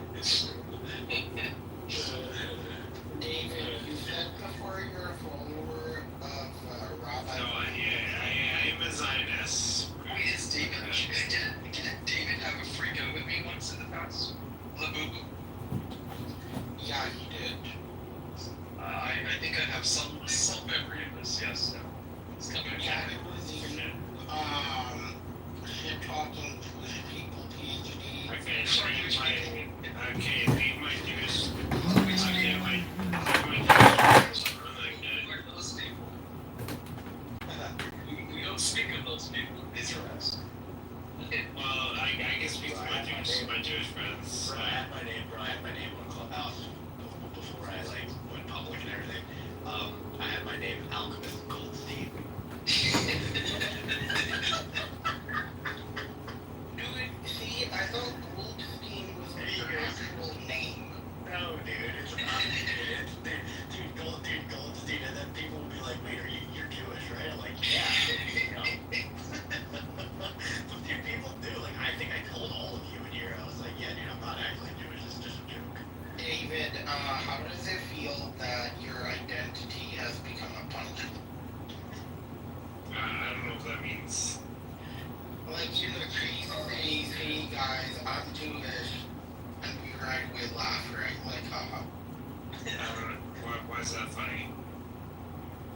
I'm asking you, what are your thoughts on it being? No disrespect. This is something else that's funny about that. My name would be Alchemist Goldstein, but then I would go in and like talk about 9/11.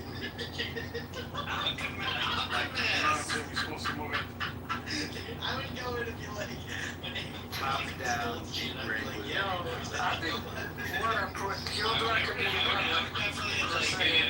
If there was like an Alchemist Goldstein, I would That is true. I believe I know him.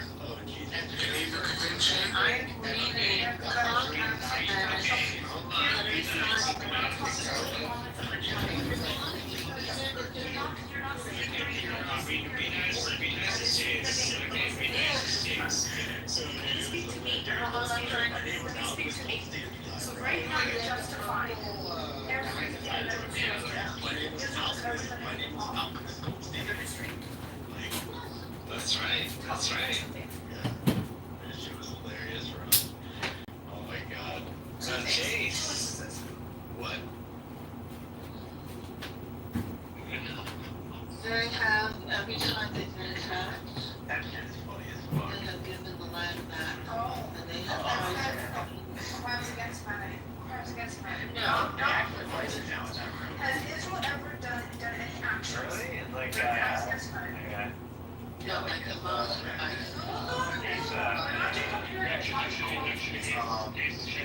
Yeah, like, you're cool.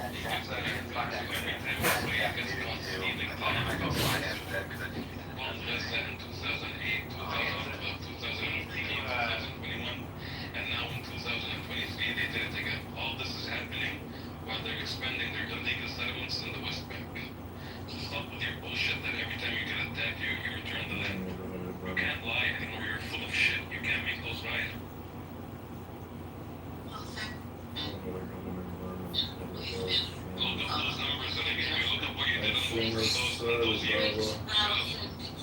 6,000 years. What the fuck are you talking about 6,000?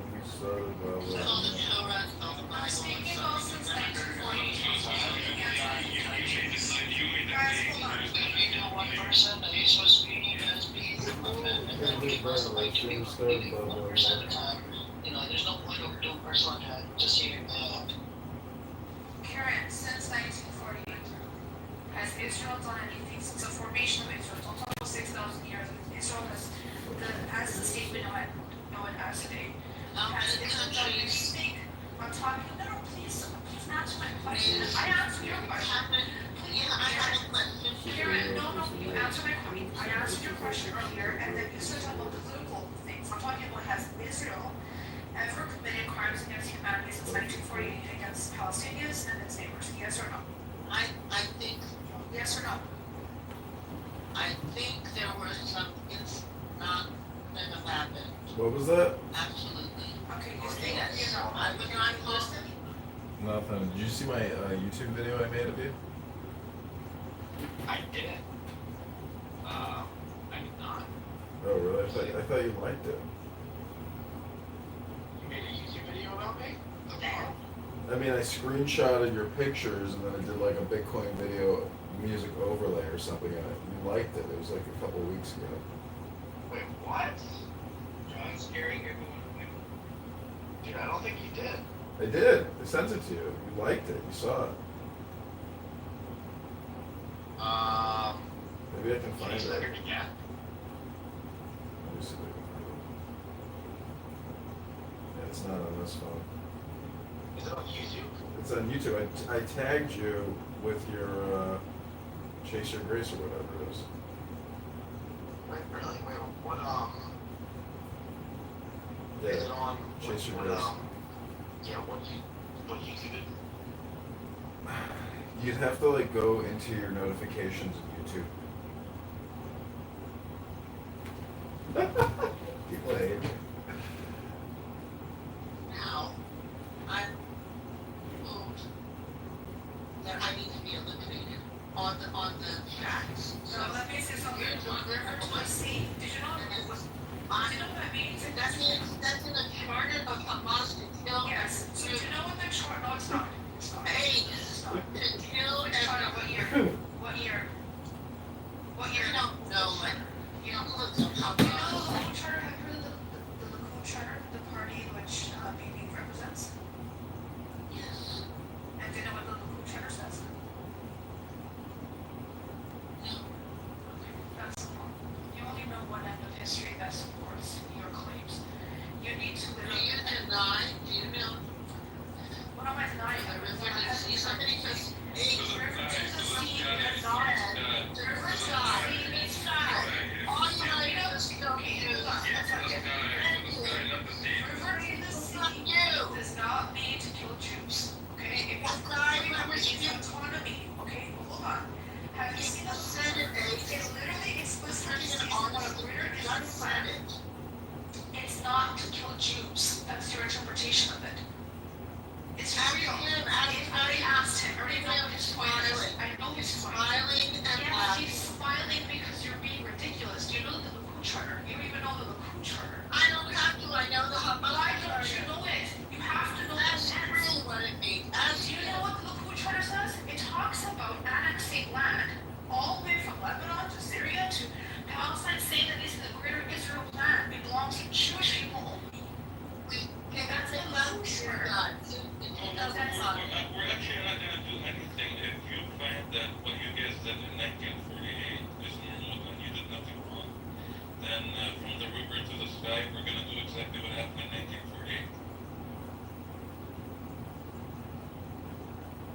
Tell me if you have a problem with that.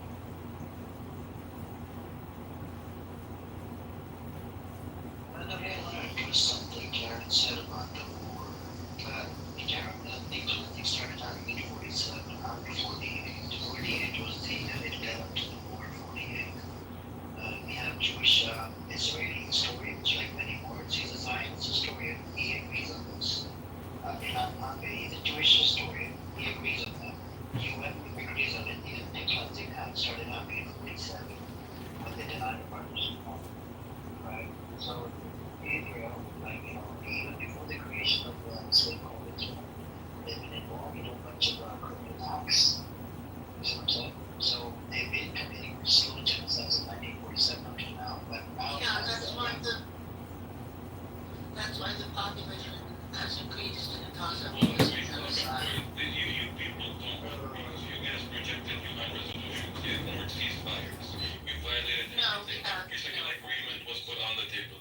You control the air, you control the sea, you control the borders, and you still claim that you're a victim. Just like what you're doing now. You're trying to put the victim card on us. You fucking bomb civilians and you call it peace. You chase the children and you call it peace. And you put those homes and you call it peace. What peace are you fucking talking about? That's interesting. She said the population went up. I know Norma texted me in the back channel. In relate to the definition of genocide, it doesn't have to go up or down. It doesn't matter. The numbers don't matter. It could be part or whole, and that makes it a genocide. That's and you have the Physicians for Human Rights inside Israel. They came out and they said it's a genocide, right? And these are Israeli organizations, not even the Party organizations. And then you have a whole bunch of other scholars. One question. I encourage you to take better to get out of here because it's too much. How come nobody ever mentions the British or the Turks who took over the Middle East, basically? You don't have a problem with them and what they did. But why don't you read the history about how the Turks took over the Middle East? Why don't you focus on Israel?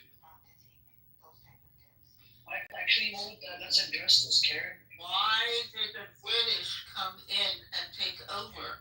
Why nobody mentions them, what they did? And by the way, Gaza was given back to you guys in 2005. And by the way, the electric So nice of you giving us our land back. One second, free 1 second, brother. I want to finish really quick because I need to respond to your first claim about the Turks and whatnot that you made a claim about, Karen. Go on. You want me to say something about them? Yeah, the issue I had, right? Very intellectually dishonest. I didn't know you were intellectually dishonest. Do you know, thanks to the Muslims, the Caliphate brought the Jews back into Jerusalem. Did you know this? Otherwise, they would have got butchered and slaughtered by the Christians. I think you should look into the historical facts, right? And the other thing is that you can't make such bold claims without historical facts and background. Under Ottoman Empire, the Jews actually thrived. Did you know that? And we have a rabbi. Do you want to a rabbi? He said, I don't read fantasy fairy tale books, but that's interesting that you say that. Go. So the Caliphate never brought the Jews back in Jerusalem? The Muslim Caliphate. Go and prove me wrong. This is coming from a Jewish. It's in the Jewish encyclopedia. I'll put the chat. Yeah, a Jewish encyclopedia. Do you disagree with that? You think just because somebody has a Jewish name? Oh, it's a Jewish encyclopedia. Do you think we all agree with who? Karen, please. Come on. I highly suggest you to educate yourself about history because clearly you don't know anything from this. You came with your argument that you're the Turks. You don't even know the Turks actually, they saved Jews from Spain and drove them to, some of them to Algeria, others they went to Istanbul, and the Sultan himself went there to welcome them. And they built, they still like the Turkish Jews now are actually those who were like, basically saved by the Turks themselves. Prior to that, the Jews themselves in Andalusia, and you must learn about this. They had the golden age of the Jewish culture under the Islamic rule in Spain. Then when the Christian and when the Spaniard they invaded the Spanish peninsula, they moved with Muslims to North Africa, and until now there are like synagogues that date back to those years, and they thrived there and they lived there protected. And they had their own businesses. They thrived politically and economically. And what happened in 1492? Wait a moment, please. Wait a moment. So before cherry picking, some event, and we can discuss them even. Okay, just try to be, try to make some peace with yourself. Okay, and try to forget some of your hate. What happened in 1942? I didn't talk earlier. You've been talking for almost 30 minutes now. I'm gonna finish with this. So try to just, get rid of some of the hate you have towards Muslims, towards Arabs, whatever you hate. I don't care. I don't give a shit about it. I don't hate. And try to learn. And try to read As a matter everything of about fact, history. It's not up to you. It's not up to you to decide what are facts and what not. You are not a historian here, you genius. So have some peace, okay, and be open-minded and learn about history, and then you are welcome to discuss it.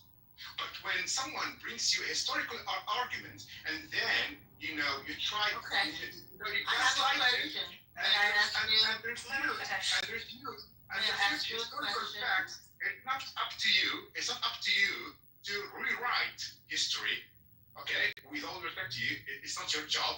Okay, your job is to learn about history. My job is to shut the fuck up, right? You don't want to disagree. No.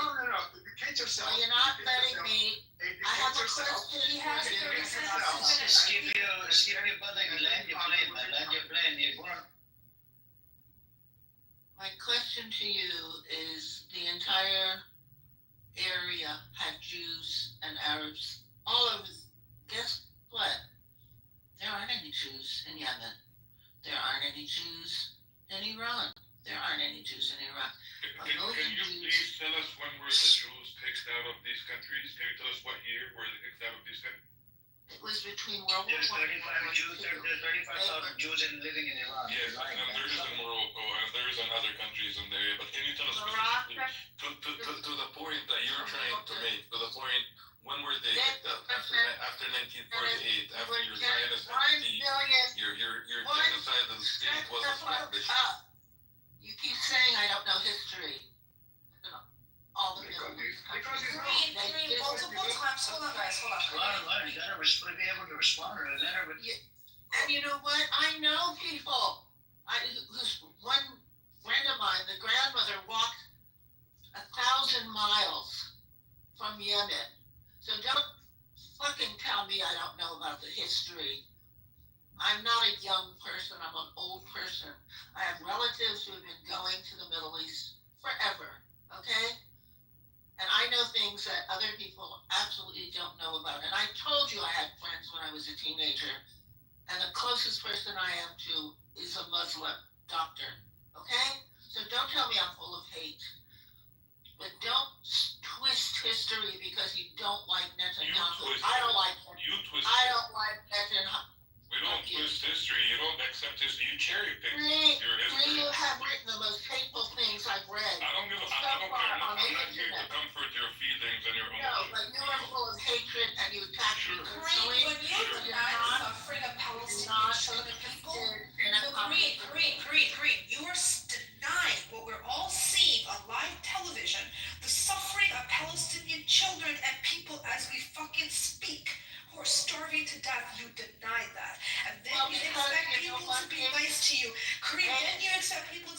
advice to you. Have some decorum. You are at what age now? Have some decorum. Then you pretend that you don't know history, but the only history you do know is the one that supports your narrative, which is sickening.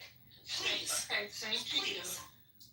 Same to me, by the way, just so you know, no one's attacking you. Do not play victim. Do not play victim. You said that children are not starving right now. Korean, are people starving right now in Scotland? Are children starving? They're not? No, there's You are a lying scumbag. Your ancestors are rolling in their graves. Oh, shut up about my ancestors. Goodbye. No. Look. It's not very useless to discuss with this woman. She's denying everything, not just history, but even current facts. Things that have been seen by everyone around the world, around the globe. And you are here, no, I'm sorry. Kids. We've seen kids. Get checked. Hey, we've seen skeleton kids. They are skeletons. They're sick. That one kid has that he has a disease. No. Wait a moment. There's a photograph of the family. His mother looks fine. His mother is 300 pounds. Dying because of starvation. Let's talk about the Holocaust. Let's talk about the Holocaust, 1942, Karen. Do you know that to oppose the Nazi, they wanted to take out the British? It was the Jewish militia gang called Lehi in 1940 to 41. Do you know why they approached Hitler? It's because British decided to not give you guys a state, right? Because they saw the Zionists as a threat to the human lives and society. And that's why they approached Hitler in 1940 to 41, right? And this is and why would you approach a Hitler when you know that this Hitler regime is about to put Jews into the oven and turn them into soap? Why would you approach a Hitler? You know, and this is the big. I think you need to seriously. I would suggest you is open up some books about the Holocaust. And when you look at My father was in a concentration camp. I have information from my mother and father who were in France when the Nazis came and the French did, take the children. The German Nazis didn't want the children. The Vichy government in France wanted. What did we do about Warsaw Uprising, Karen? What did we do about Warsaw Uprising? Fucking history book. What did we do about Warsaw Uprising? I lived with history books. What Hamas is doing, they're doing the same shit what happened in Warsaw Uprising. My mother was born in Warsaw during the war. You know what? I am the history book, and instead of using me and learning something from me, you're so paranoid about whatever you think. So what okay, I don't know why let me ask you this. Let me ask you this. Listen, relax. Let me ask you this. What do you think about what the Nazis are doing to the kids inside of Gaza? Over 20,000 are killed. What do you think about that? What? What do you think about what the Nazis are doing to the children in Gaza? You don't mean Nazis, you mean Israelis, right? No. I mean Nazis. And this is a compliment, to be honest with you. But I don't know who you're talking about. The IGF. You're talking about the idea that the IGF. No, I'm talking about the IGF. If you want me to say there are bad people who are Jewish, yes, there are bad people of all ethnicities and religions. So I never use the term Jewish. I use the term Zionist. Because Zionism they don't go hand in hand. But so what do you think about the IGF and their actions? Yeah, IGF. Do you know what IGF is? I thought you were a historian and you're all. You're saying G instead of I'm using IGF. It's IDF. No, you're too old. It's Israeli Genocide Forces. Israeli Genocide. Yeah. Okay, Israeli stop. Genocidal Forces. Yeah. Stop. What do you mean? All right. Can I ask you a question? Karen, Since you know history, can I ask you a question, guys, quickly? Because you know history really well. Can you tell us about Nakam? The what? Have you heard of Nakam? NAKAM? After World War II, who they were? The Nakba? What? No, Nakam. NAKAM. If you don't know the clown, have you heard of Joseph Harbotz? No. You don't know these, this is very prevalent in history. So let me give you. I'm not great with names. Okay, so this is, have you heard about the parliamentary organization?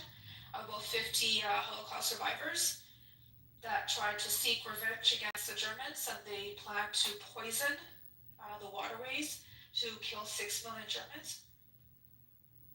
You know. You never heard of that? You know. And then they failed, and then they went to Plan B. Hold on, then they did Plan B. You know that this man was honored in Israel. Since you know your history, I was hoping you knew that history, but I guess. You won't let me respond. You said you didn't I don't know. So I educated the group. I come from a family of Holocaust survivors. Why they didn't Finish my fucking sentence and I'll leave. You're finished. Why they didn't go get guns and go kill every living Nazi that was still alive, I don't know. Do you support that? Do you think that would have been a good thing in your opinion? I mean, I support I understand if your whole family's been killed to be angry, yes. So But you know what? They didn't do that. The Jews They tried. go back. They tried. I just told you. We're not a violent party. What do you mean you're not a violent? Hold on. Give me a second. We aren't. I gave you two instances in the COM, which is huge. Then I gave you Joseph Harat. So these are two groups that work to try to poison the water of 6 million Germans. Okay, to not just Nazis, it's Germans. Eye for an eye. I'll put the link in the chat. Maybe you can look it up yourself. Jewish history, there's nothing wrong with it. I mean, I can understand it. You can understand it. But then why don't you understand people in Gaza who for the last 76 years have been discriminated against, that have been killed, that have been literally be put in a box, haven't been allowed to move, go left, right, nowhere, where their homes have been stolen, their families have been killed. Why don't you understand when they decide to resist? Are they not allowed to, but you are allowed to. So your ancestors have every right to resist, but they don't. Okay to do that. No, but here you did lie. You literally just lied. No, I didn't. You said you guys are not violent. Okay, fuck you. This is I'm actually addressing your claim. You said you're not violent. Because they didn't go ahead and fight back. They did. So how was the state of Israel established? Through legal means. What do you mean? What's legal mean? They bought the properties. Stop it. Wasn't Wasn't a violent takeover. So what is Why the don't you guys? What is the Nakba? It is the word that you use to describe. Okay, bye. Bye. You're rude. Bye. Go on. Bye. I would do the same if I were in place. This is bad. They cannot handle the truth. The biggest fear they have is against the truth. No, It's not Hamas, it's not weapons, it's not rockets, it's nothing. It's the truth. It's a camera, it's a phone. In the beginning, she came, saying, and we heard her pretty clear. She was very clear. She said, I don't think that the Israelis are killing civilians intentionally. Yes. So she was like talking about the Israelis as she was not one of them. And then she started talking about herself being Jew, basically Zionist. Yeah. You have because you hate Netanyahu, I think she's a fan of him, one of his supporters. Because she said, hey, you hate Netanyahu.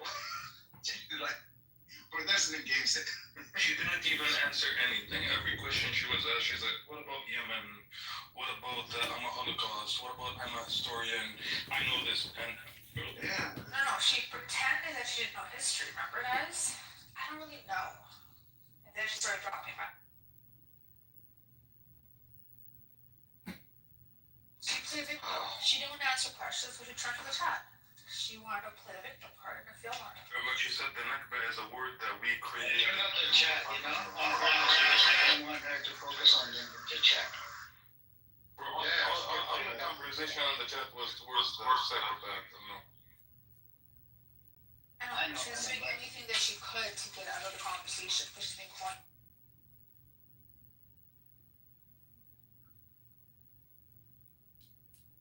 she expects people like, you know, who have a Palestinian heritage, like free, to play nice with her when she is denied the suffering of children right here in front of us.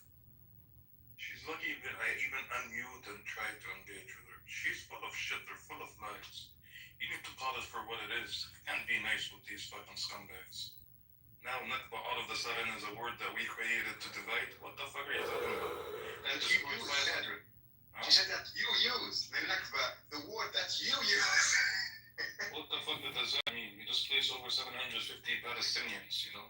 You destroyed over 500 towns and villages. Then she What the said fuck they are you weren't talking about? starving. Then she said they weren't starving. Yeah, they were not starving. She was saying the women in Gaza are healthy and what the fuck?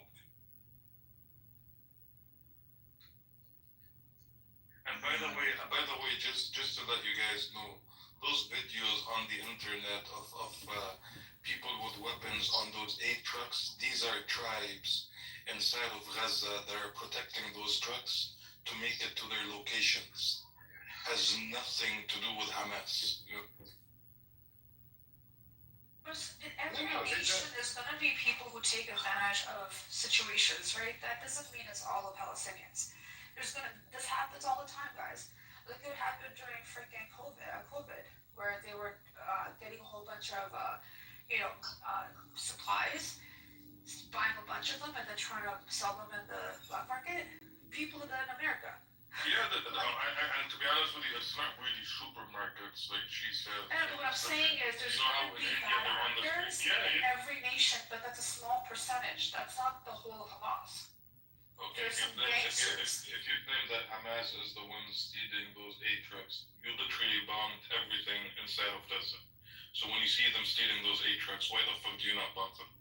No, you literally bombed everything in Gaza. The UN already rejected that claim. They said that it's unlikely that Hamas is stealing anything from that food. And they confirmed that, in fact, the IUF is firing bullets at people like seeking, humanitarian aid. And I think you've seen the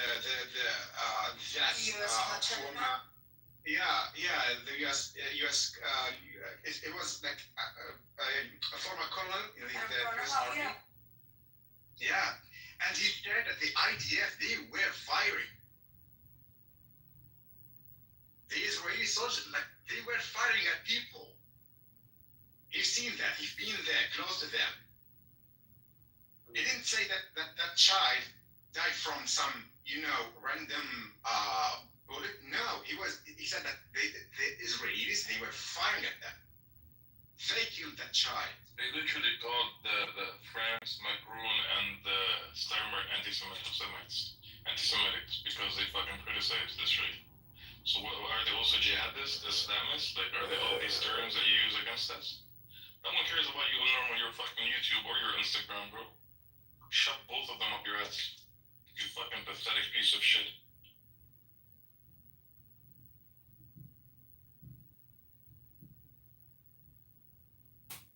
Our sympathy card has been declined. No, they are losing all the narrative that the value, that taboo about, oh my God, how dare you, it's anti-Semitic, oh my God, we are victims of the Holocaust. They are desperate, they the woman, she was here, she played all the cards, from the Holocaust to the chat, then and every time she tried to pull up, a card. It was declined. They are losing it. They are losing everything. I forgot to tell you guys, we have 2 aliens, or 3 aliens. So one of them is actually Harry Bolzek, and one of them is actually Julian. There, if you look at it, 3 of them in the bottom, and one of them is a recorder that streams the room. And they don't have any life, and they come in here, they want to listen, record, do whatever you want to do, man, I don't mind. We're not even doing anything, we're just engaging with the conversation and relate to the past. No one cares about them. 6 million people shares the same opinion. No one cares. Go record and put it wherever you want. Sorry, abnormal. When the time is not right, I don't bring you up, okay? And I kind of get annoyed with you. You're annoying as hell. You think that you can come in here and dominate the room and do anything. And the amount of shit that you say in the chat about the kids and whatnot is really disturbing. You're a genocide maniac, just like a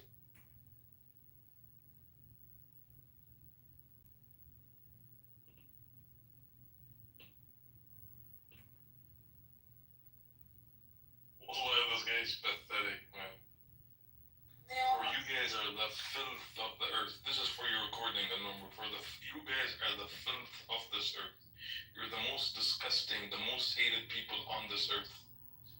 Let your YouTube fans and your fucking Instagram followers enjoy this. We see it. You even got kicked out of UAE, you filthy pigs. UAE kicked you out, you fucking disgusting scumbags. You were bragging about UAE. They kicked you out. Where will you go now? No one's gonna take you. Back in 1947, 1480, you were forced on Palestinians. Now nobody's gonna fucking take you. Do you really know this scumbag? Like, does he have like a name and or do you know his name in real life? That's his name, bro. He was fucking homeless. His wife took him in and she made him something. Like he's still a fucking scumbag. But his wife took him in and his son is a he, she, they person, like he's fucking mentally disturbed, this dude, bro. Gosh.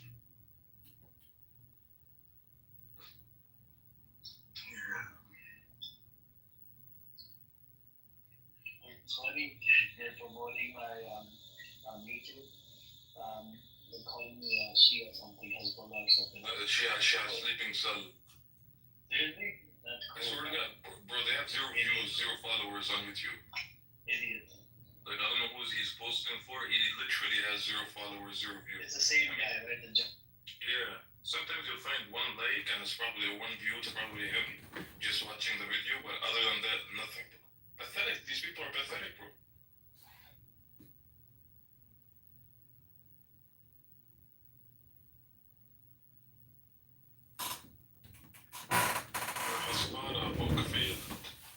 You guys can't lie anymore. You can't shut people down. The whole world sees it and says it for what it is.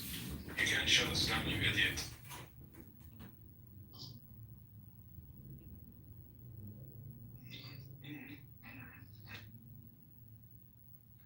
Anybody want to come on up? You guys welcome to come on up.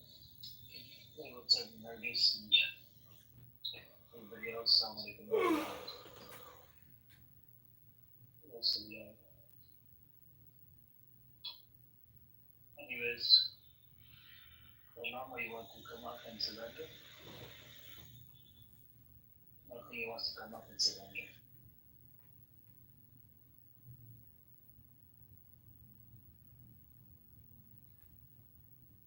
But it was interesting. No, actually, not packing my flip-flops. I'm using them. It's interesting how she denied the starvation. Here, I'll show you a picture of what I'm using my flip-flops for. Hold on 1 second. I hope it doesn't hurt your feelings, though.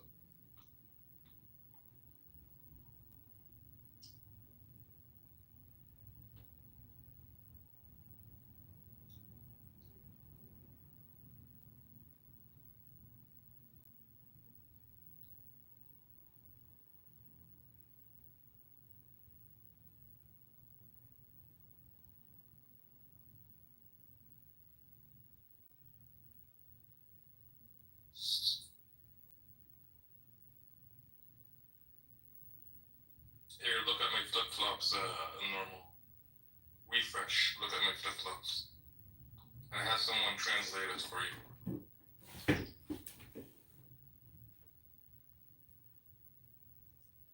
This PTR is based on a true story, by the way. See the flip-flops? Yeah,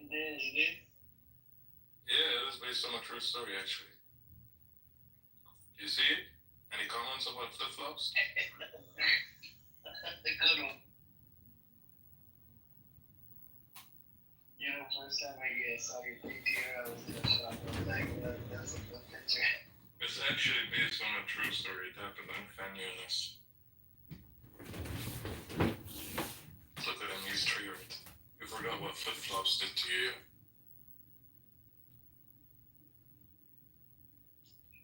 the story about you mentioned?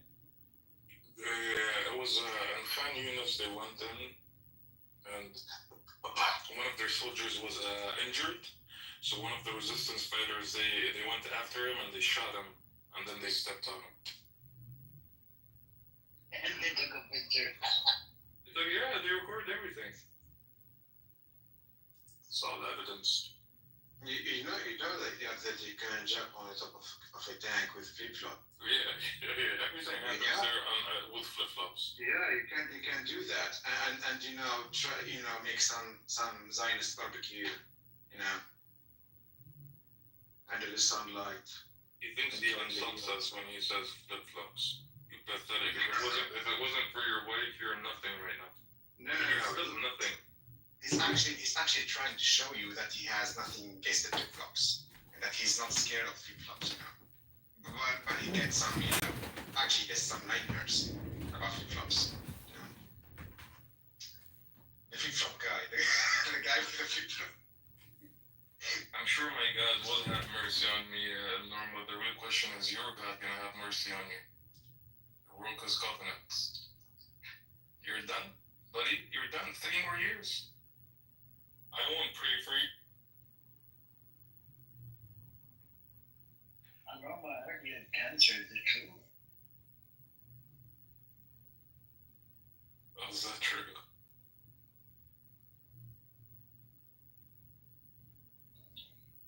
Let him come up. Let's see what he has to say today. Let me turn off the hand waving. There you go. I'll allow you to come up for a second. Let's see.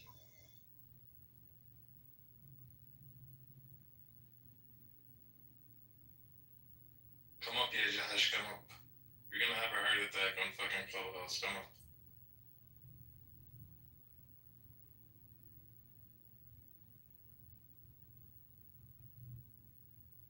Come up.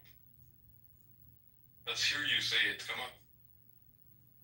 Are you afraid from the recordings? You pathetic piece of shit. Come up here, say it. Don't worry, Norma, you're still being recorded, by the way.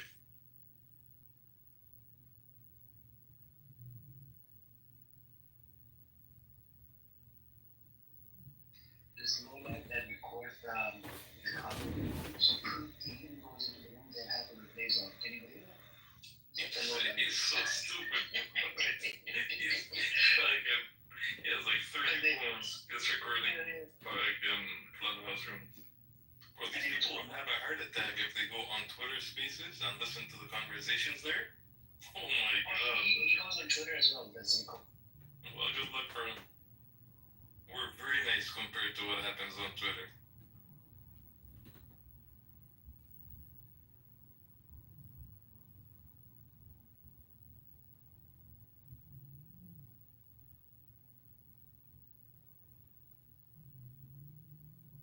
You want me to give something to the recording and Normal about Lori?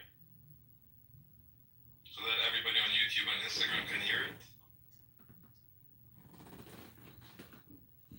Let me tell them something about Lauren and Juju. And 313. Should I do that?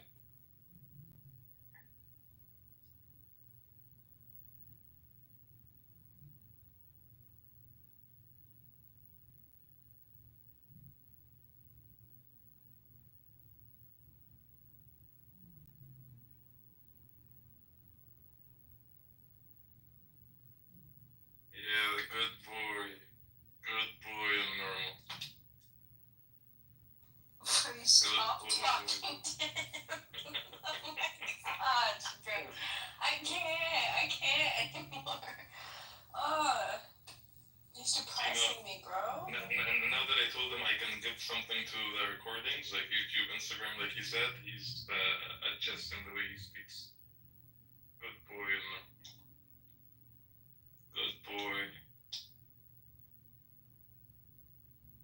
Don't make me give something to your fans, Normal.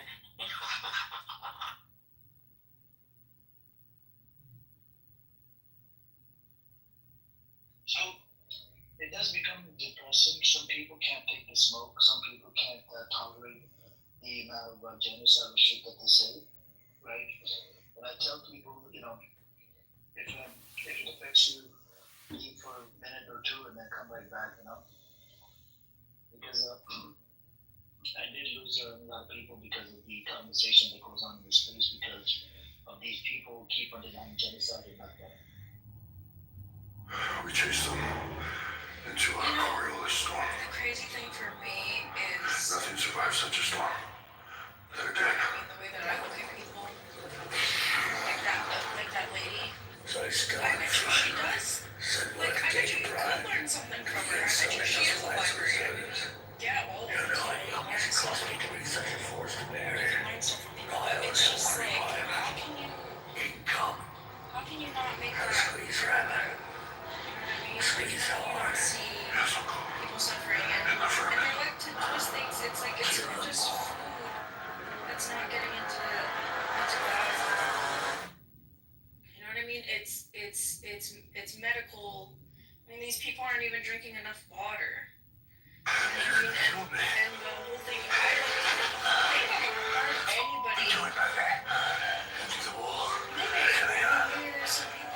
I think we can all agree that whatever happened on October 7th was atrocious. I mean, that's and she even agreed with that. That there's, what's with the government not doing proper research on the origins about it? No, I do not. I'm trying to wear our privacy beds. I'm not going to be around when those things start spitting fire on King's Landing. I have to tell Cersei. Might as well jump back in there, isn't I'd be pissed. I am pissed too. It's like, I said this before, but it's one thing to be heartless towards other people, I guess. But if you don't see that you're going to enter your own society, or you're going to enter your own people, or I mean, look at your soldiers. Your soldiers have the fucking anything for them, that they might be affected by this. Seeing people starve, seeing people die, seeing their friends do horrible stuff. You don't think that not everybody's a killer. You know what I mean? I've grown up around some killers. Not everybody is a killer. Not everybody can take it. It's just sickening.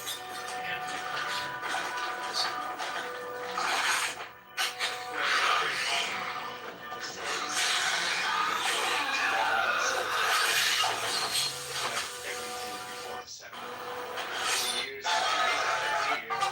kids being killed by the soldiers in the West Bank. People deported from their houses in Jerusalem, in other areas from the West Bank. All the aggression. Every team I want them back. But I do have 18 criminals under sentence of death, but I hold no prisoners of war. If that's your position, 18 of the officers will either die. 19 if you're angry with my men. My officers. Come to the city, to the left. Just over the tree. Their names are right.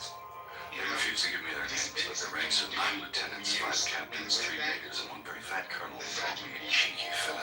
This is not the conduct of a gentleman. The conduct of their officers is the measure of a gentleman. I'll take that as a compliment. Continues over years then. And in Gaza, it's just people understand.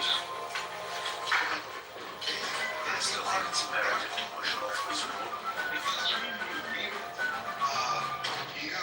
One of our captured officers, my lord.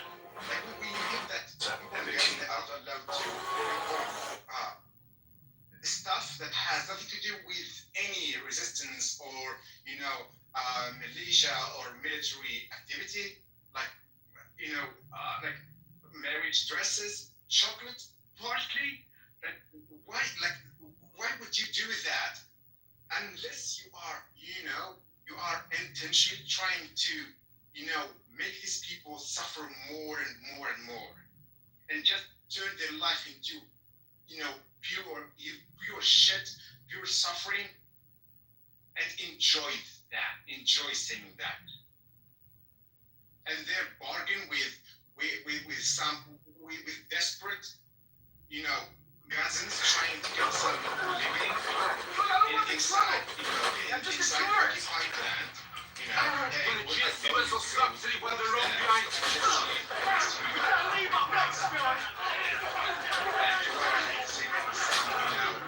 Intelligence from inside. This 20 guys. These years, not when you were bust. Stand your ground and fight. And once they fight, just bring someone you like.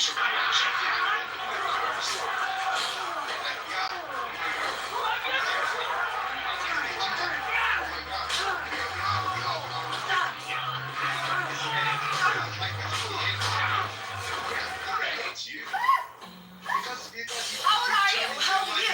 How old are you guys? How old are you? Oh, really? Really? You're 25? How do we know that? How do we know that? How do we know that? Any ambitions about life? How do we know that? They are probably one of the most educated areas on How do we know that? in the airport. And a lot of them are way higher educated than most Zionists there, most Israelis. And yet, they can't have dreams. They can't have like realistic ambitions. Most of them will end up, either fishing or, working somewhere in Gaza for an insignificant amount of money to make some living.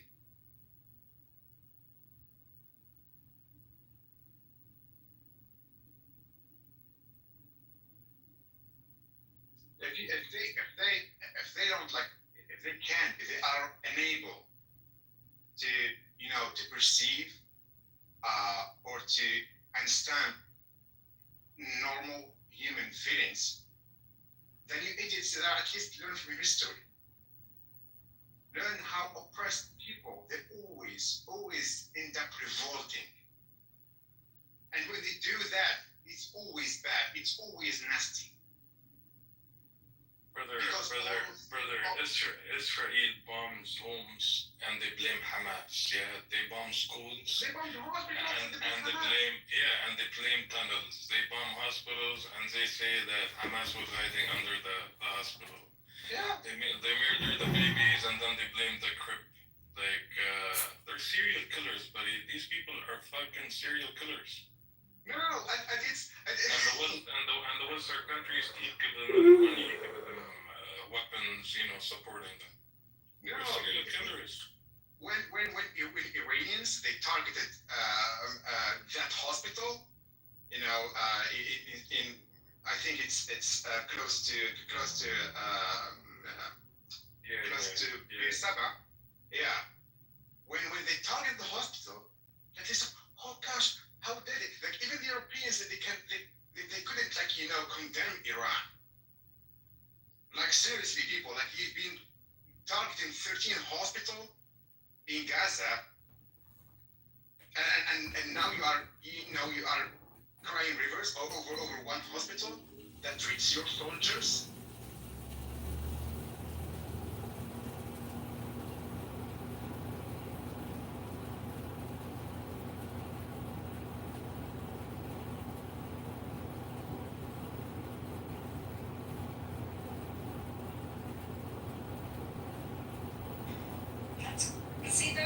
That's what makes it so sad. It's like, I don't think any hospital should be bombed. But they can't even see that. They can't even see from this terrible thing happened, and we feel outraged about it. This must be how they feel too. They don't even have any empathy. But I don't know, have you guys seen that Bill Burr skit? You know what I'm talking about? They bomb hospitals because they're afraid. This is why they ban international investigators and journalists from entering into Gaza. Everything that could be a witness in all the crimes they committed inside of Gaza has been bombed and destroyed. They bombed courts, they bombed hospitals, they killed journalists. Everything that at some point after Palestine is free and Gaza is free can stand up against them as witness have been eliminated.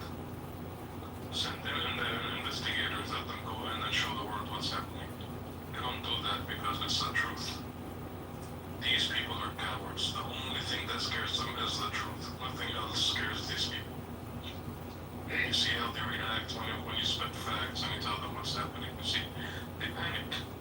They go in panic mode. They can't handle it.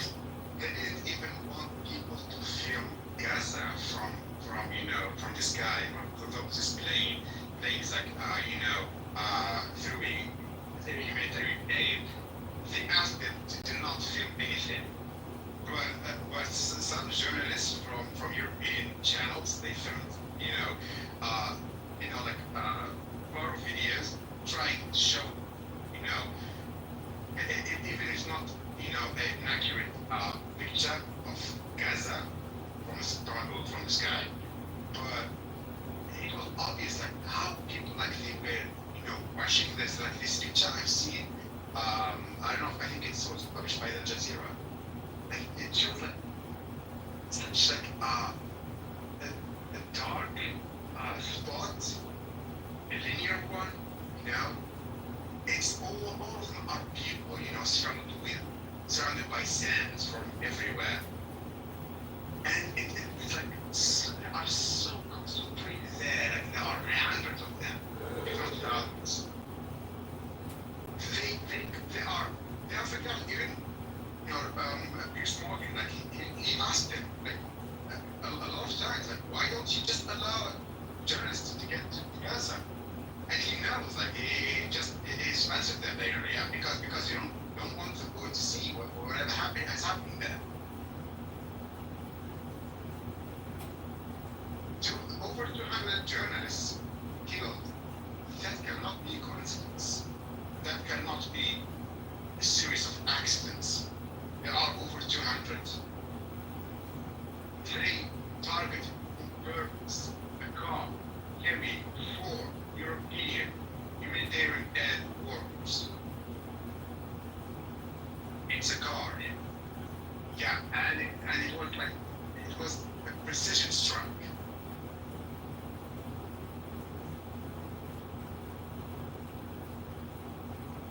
And the other one came here yesterday, the Israelis are protecting the intentionally killing civilians.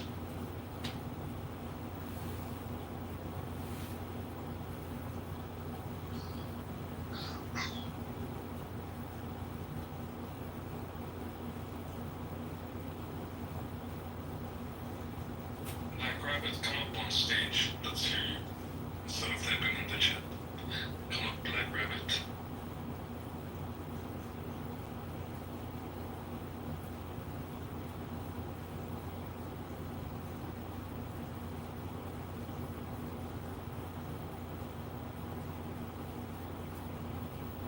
Look at this guy, he's been very proud.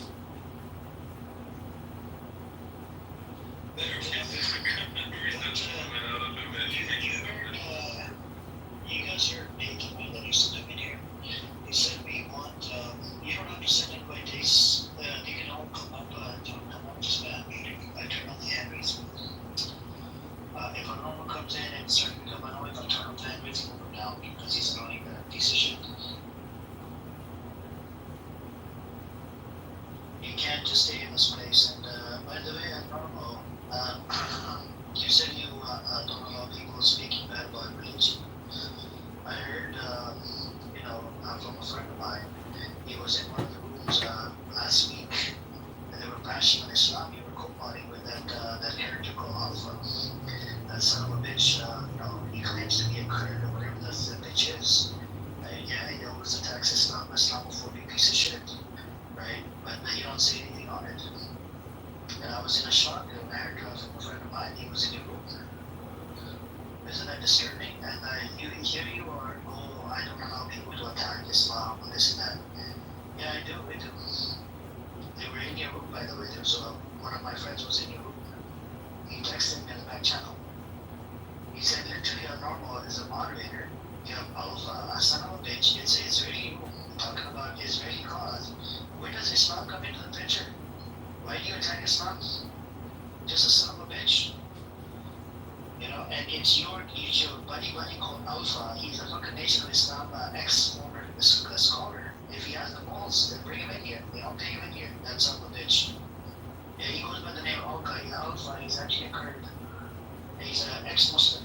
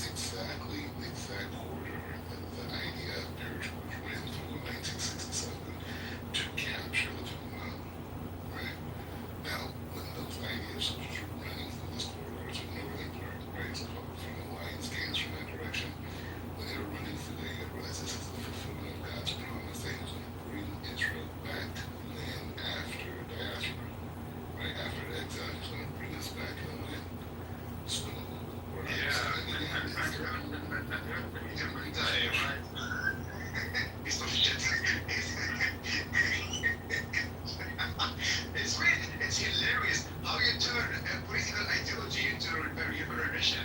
Seriously. So you are replacing all the teaching of Judaism with your political thing. Where I'm standing at in the PTR, that's literally Jews who have not been in the Temple Mount since 2,000 years, bro. Yeah. You think that's just by accident, bro? It's like 2,000 years. But there is a dog behind you.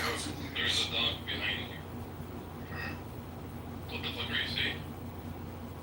What I'm saying too is that you're witnessing. Are you saying Al-Rum was a dog? It's a dog. Are you saying Al-Rum was a dog? Al-Rum was a dog? Good city.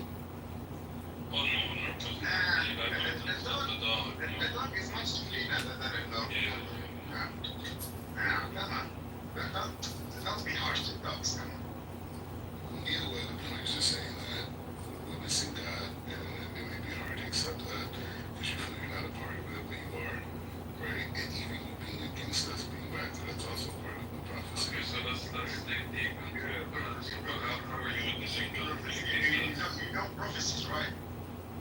Can you please tell us how your God plays a role in terms of He's not facilitated by the IDF. He protected your 3,000 Jewish people on the outside grounds, facilitated with the IDF, full around circle protection. And you It's my easy remember that girl, but you have a lot of fans listening to you. So please tell us what your God, make yourself a clown in front of them. Yeah. Well, what we're saying is that number one, the Temple Mount is The only terrorists in the West Bank as well, Pastor.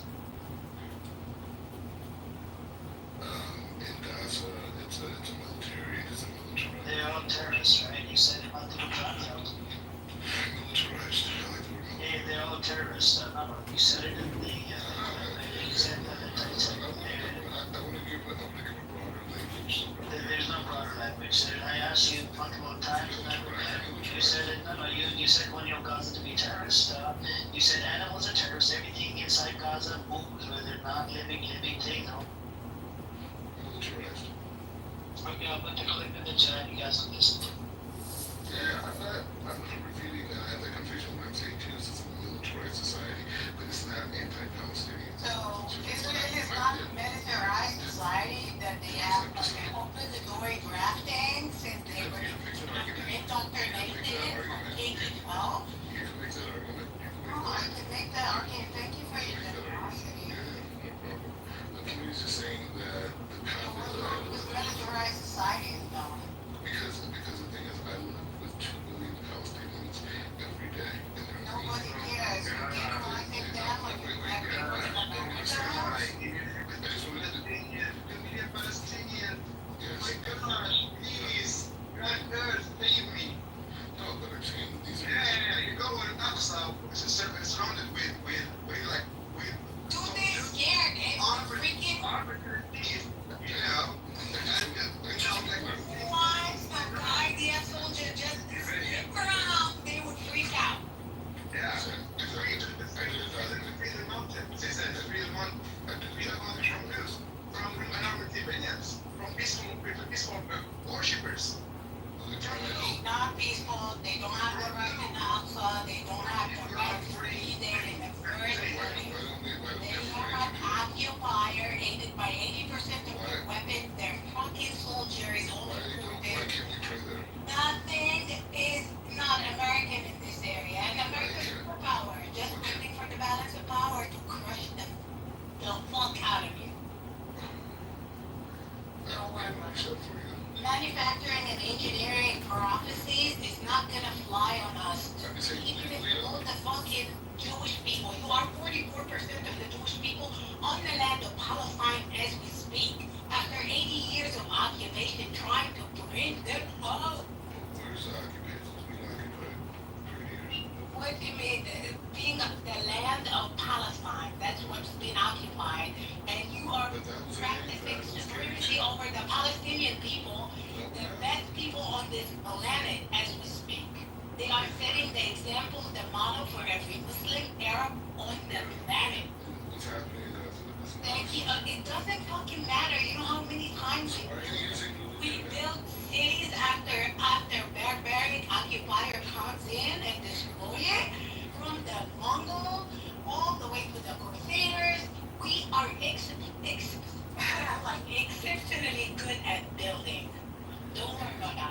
I put a link in the Don't worry chat about us. to a documentary I did about the lack of religious freedoms that are in Tupelo. I named the documentary on the story. Yeah, we don't allow anybody who's worshiping other than God. Oh my God. Only Allah subhanahu wa ta'ala. We don't have freedom of religion on the outside in the masjid. That doesn't work. It doesn't work that way. You can associate other gods, black or white, but we don't do that shit. I'm sorry. This Saturday has been talking about religious freedom.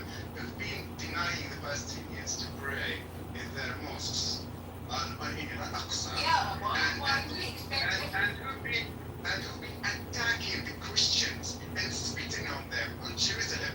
Are they Jews? And when some European churches they were protesting against that, their humanitarian behavior, the guy said, well, it's a Jewish tradition to spit on Christian nuns. Oh my God!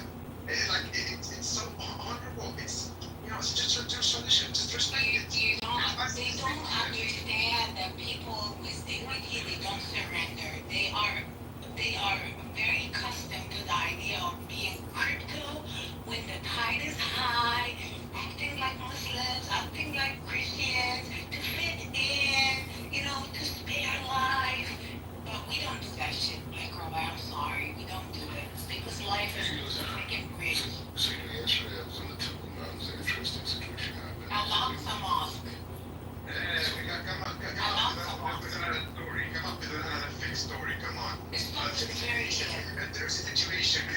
Just stop with the fairy tales. It doesn't exist. It never existed. We don't have any confirmation about being in existence. So thank you very much. Come on. It was with your interesting situation. No, but it was a small situation. It was walking, and it was like 60 of us, whatever we walked, because we had a sick group yesterday. Because we have, yesterday was like, we've been around to the destruction. How many soldiers were there with you? Just Maybe another 60. Yeah. Places worship to be covered with machine guns and stuff. That's what we're talking about. When you're bringing the truth, that's what it is. Oh my God. No, that's actually not what it is. It's supposed to be a peaceful place. No. When you're stealing something that is not yours, you're trying to protect it with guns. Exactly. You feel unsafe because it's not yours. Because you can never be safe with something that is You are doing something,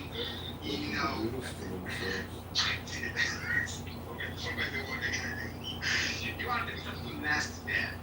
You will be safe. You feel like that. Let me ask you That's the mafia mentality. Does Mahmoud Abbas profit, does his family profit from the war because of it?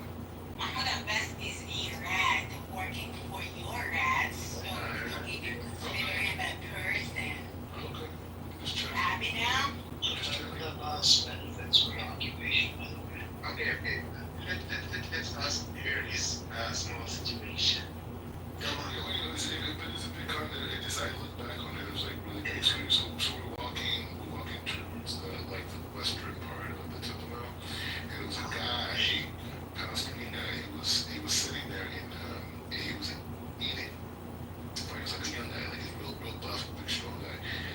And so the police told him to move, right? Because there was a group of us coming, and they just keep their churches separate. It's very hostile environment. Is it because he's burnt to you? Yeah, somewhat so. He is burnt to you. Yeah, no, could be. Long story short. Anyways, he didn't move fast enough, and so eventually the police grabbed him. Yeah, you should be mad at him. He's working for you. I mean, he didn't do what he's supposed to be doing. Isn't it okay? Come on. I really Black Rabbi to finish his story, and I'm pretty invested. Can we just? So they physically pick him up and remove him. They didn't arrest him or anything. They just say, move now, move to. But then they picked him up and moved. Well, it turns out the guy, he walks for a guy, you can tell the guy's totally pissed. So he walks further, and it turns out he actually works for the block, but he didn't have his vest on, right? Because they have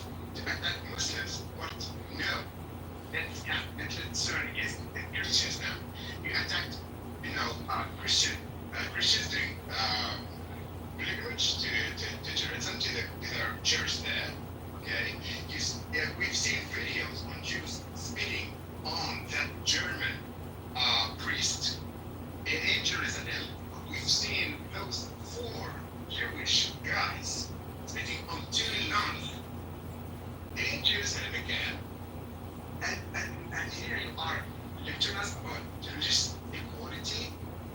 Are you serious? We've seen your soldiers attacking people praying in Masjid Ibrahimi in Al-Aqsa during the prayer.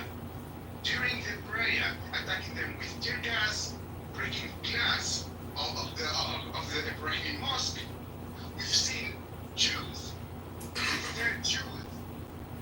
dancing on the carpet where Muslims they pray. And we've seen your police forces literally attacking people during the Friday prayer because they didn't want it to turn back to their house because they were denied entry there for no reason. They were attacked, they were assaulted by your police. Yeah, so don't come to the here and lecture us about religious equality and you know we have to play the tolerant card, okay, yeah, we are tolerant Jews. You are not tolerant Jews, you are filth. You are a sickness on that holy land. You are raised for that holy land. You've been kicked. Just hear yourself. I don't want to hear bullshit. So just listen to yourself. Listen to yourself. My God, because you violated. Because you violated the condition of the Torah. You violated the condition of the Torah. Don't.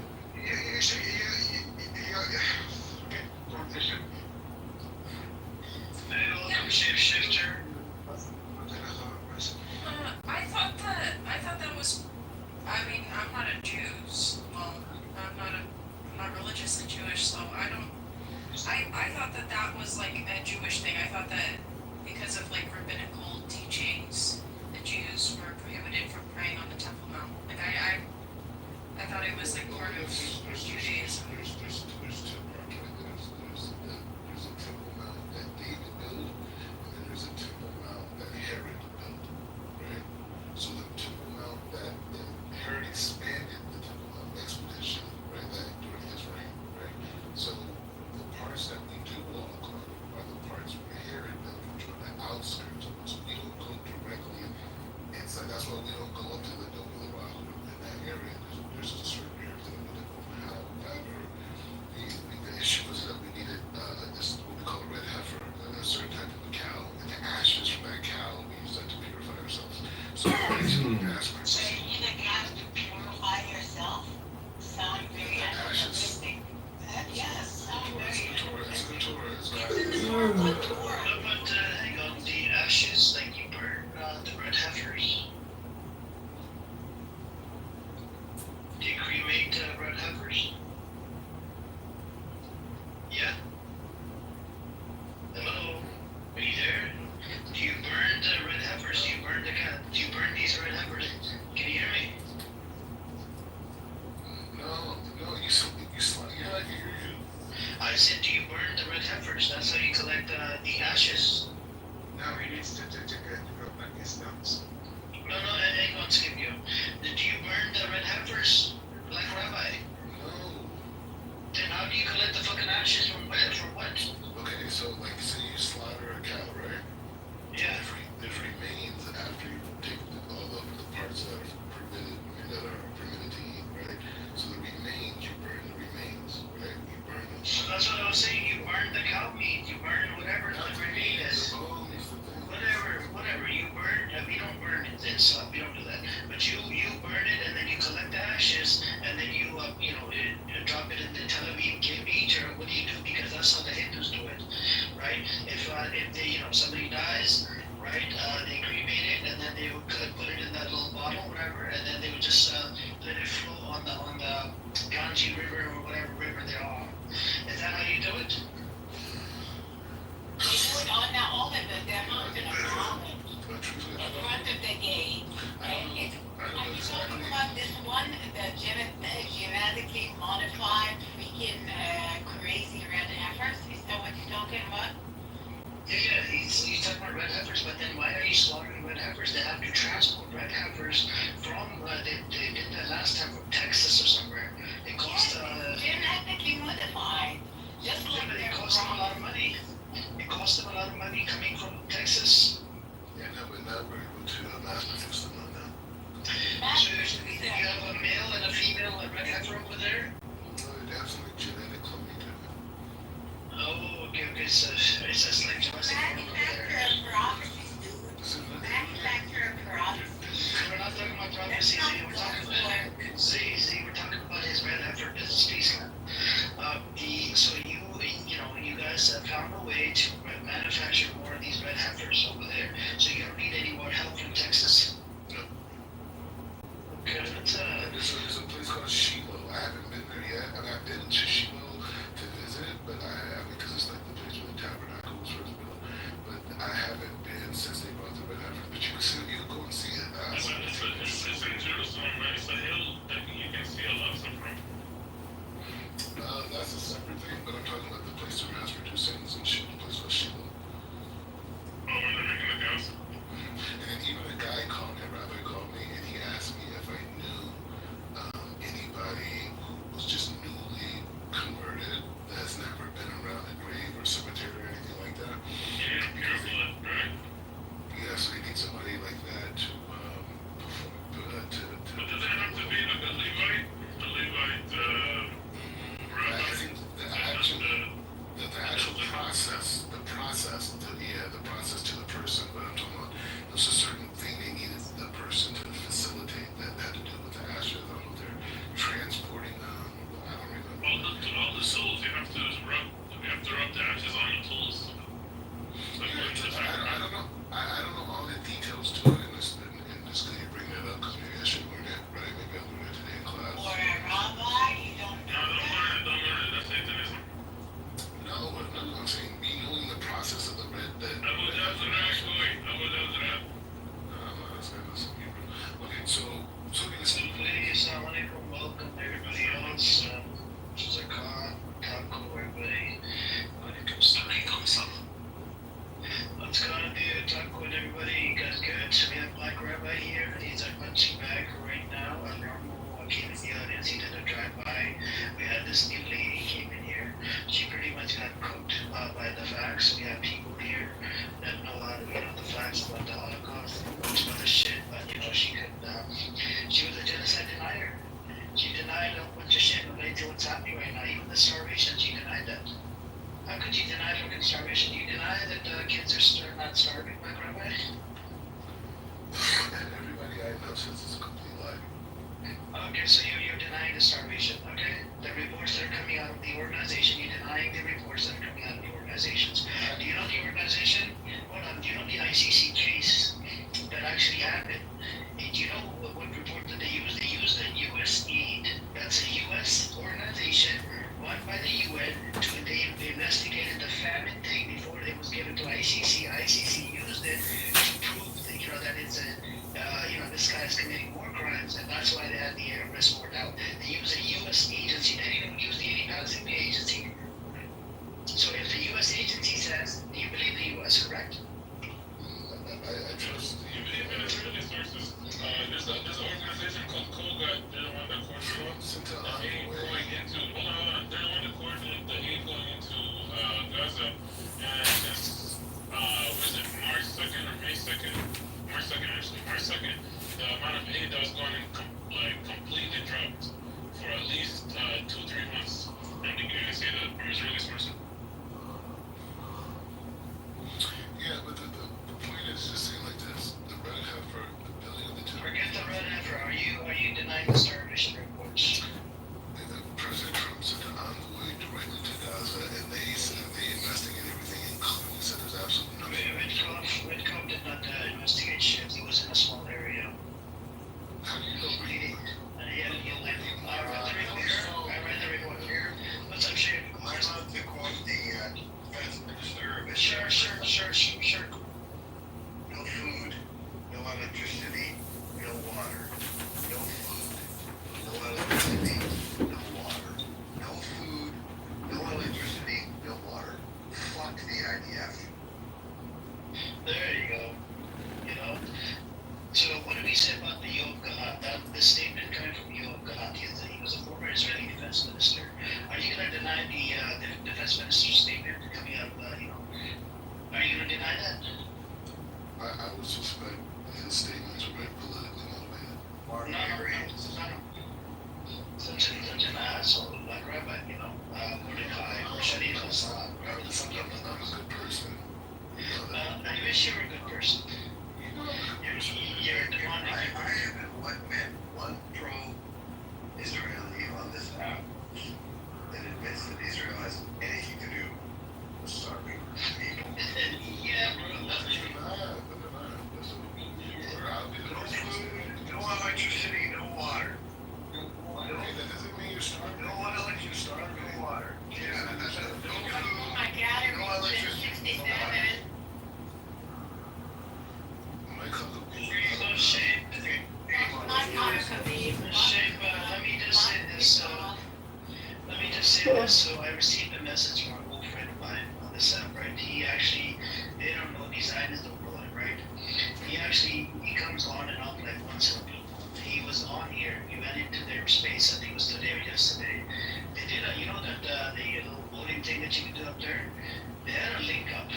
It said, "Is the starvation is a bullshit or this and that? It's a fake. It's made up." And you know, majority of the Zionists they voted for fucking it's bullshit. It said nobody's starving in Gaza. And that was I can give you guys a name. One of them. Another one, BB. Another one of that son of a bitch, so piece of shit. And then another one was the Harry Balzac, right? The son of a bitch. But he lives in Texas or somewhere. And who else? And Daniel, right? And a friend of mine sent me a screenshot, and I was in a shock. I'm like, these mofos, they come into the space all the time. They learn about they hear about the tactics. Who was behind the GHF side? Literally, IBM confirmed they killed a bunch of people. And how do you fucking, come to this conclusion that there's no starvation? And this rabbi character, he's doing the same shit. He doesn't even think he's black. Yeah, you go through identity crisis. You go through midlife crisis, not fucking identity. You're going through all kinds of crises. Identity crisis, midlife crisis, life crisis, midlife crisis, everything, life crisis, all kinds of. Okay, but you're saying that because you believe people have to be an exact way, and if they're not. Your Twitter says something else about you. What's it say? It says there's no white supremacy. Okay, there you go. See, that's where he's going to the identity crisis. Okay, no problem. No, it's not a crisis. I just believe in God. I believe that God determines my destiny. So if somebody goes on the streets of Tel calls you N-word, that's just God. That's just God telling that person to call you N-word. I don't believe the narrative that was told to black Americans that there's some supreme power like man that can stop its destiny. Whatever God has destined for me, no man can stop me from that. Right? So when I say white supremacy does exist, I'm above it. Right? I'm with the Creator, and I answer directly to the Creator. I speak directly to the Creator, and the Creator manifests reality. So no, for me, white supremacy does not exist. No form of supremacy exists in this world. Only God's supremacy. Clear? Rabbi, it sounds like White people have nothing to Why are you lying? You know that you belong to the Rabbinic Judaism. You don't answer to God, you answer to your rabbi, not to your God. No, it's a rabbi, not a rabbi. Not for yourself, not for yourself. You know what you believe in.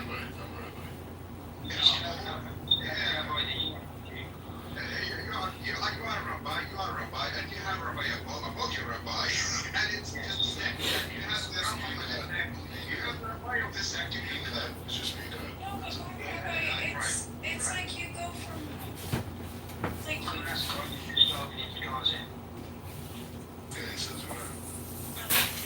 It just seems like you're ignoring reality, Black Rabbi. Just because you don't let other people affect you doesn't mean that there's not bad people out there. There's not people who think that they're above you, or you know what I mean. Like that's reality. That there are nasty people who do believe in white supremacy, and it kind of seems like you go from one extreme to the other. Like you say you're not black, but then you also go by the name black.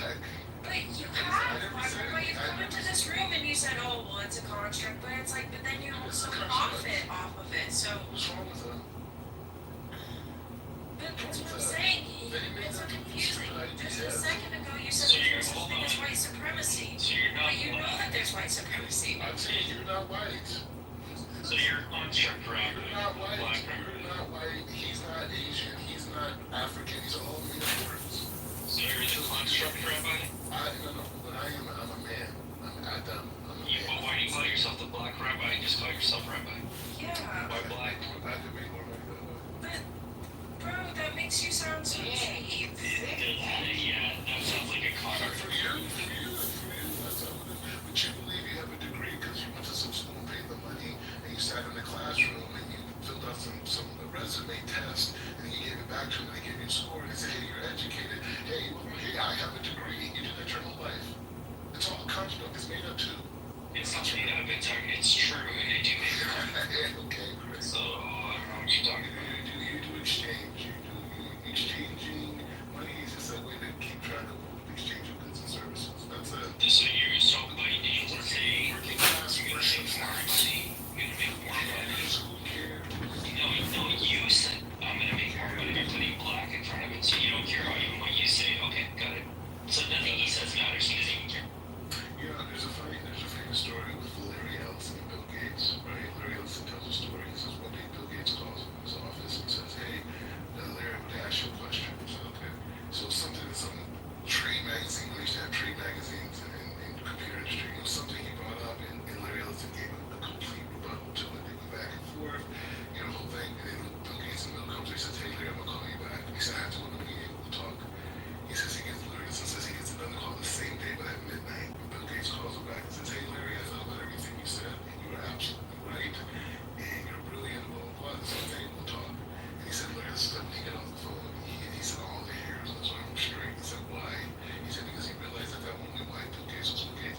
Bill Gates doesn't care about his opinion. He just wants the right information to win, right? And so he just called Larry to get Larry's outlook, because he knew Larry knew more than he did about the situation. And Larry Ellison said from that point on, he never gave Bill Gates' opinion on anything ever again, right?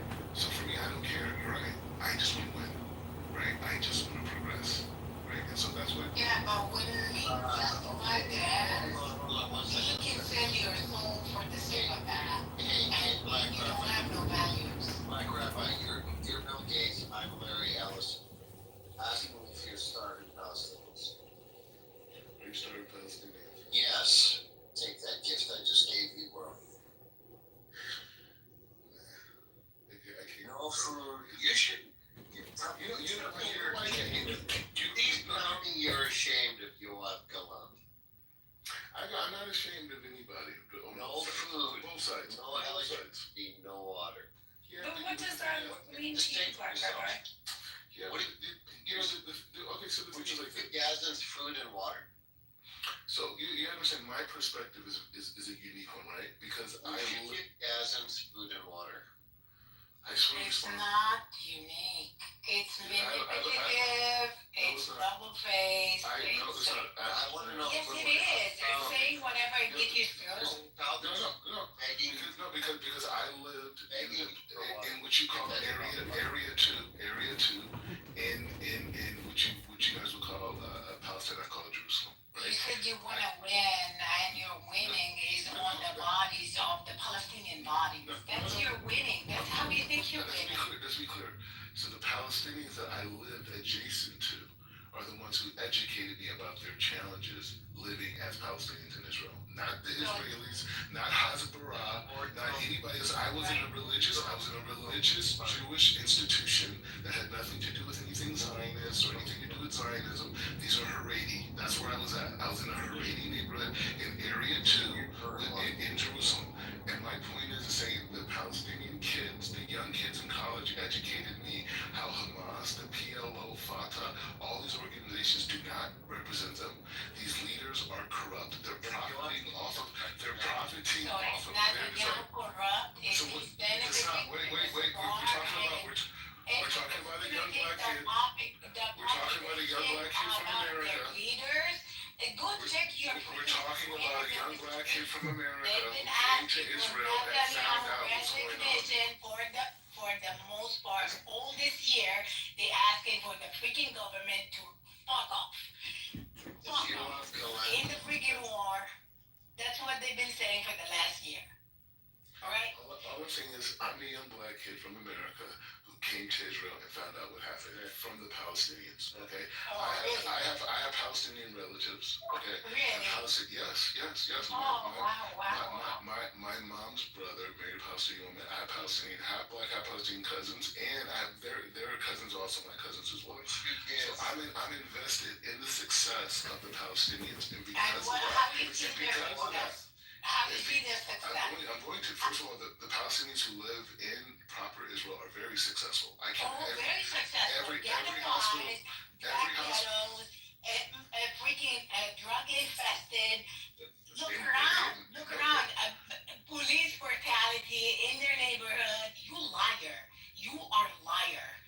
I cannot believe how much you can digest the amount of lies that you're spewing over here. I'm talking about the Palestinians. What I'm talking The about. Palestinians in the 48, yes, those are ghettoized. They are not allowed to go to certain places. Police brutality rampant. Freaking crime scene is almost abundant because of the way that they get ghettoized, just like Black American here. You a fucking liar. See, and that's one of the most offensive parts of this argument is how they want to connect the Palestinians. It's constructed supremacy. It's systematic by the freaking government to strip you down. It's not right. Liar. It's systematically done. It's engineered. To be in that way, to have that outcome. Stop the lies. Even in South Africa, it was constructed, systematically done by the government. They're in the room. That's why I had to be dismissed. Can't have a conversation. No, because you lie. You never come here. Doesn't matter. Let's get some new voices in there. We got Nubian here, and we got Adisoji. Sorry, Benjamin, not today. You're just a fucking crackhead. Nubian, did you want to say something? Welcome. Assalamu alaikum.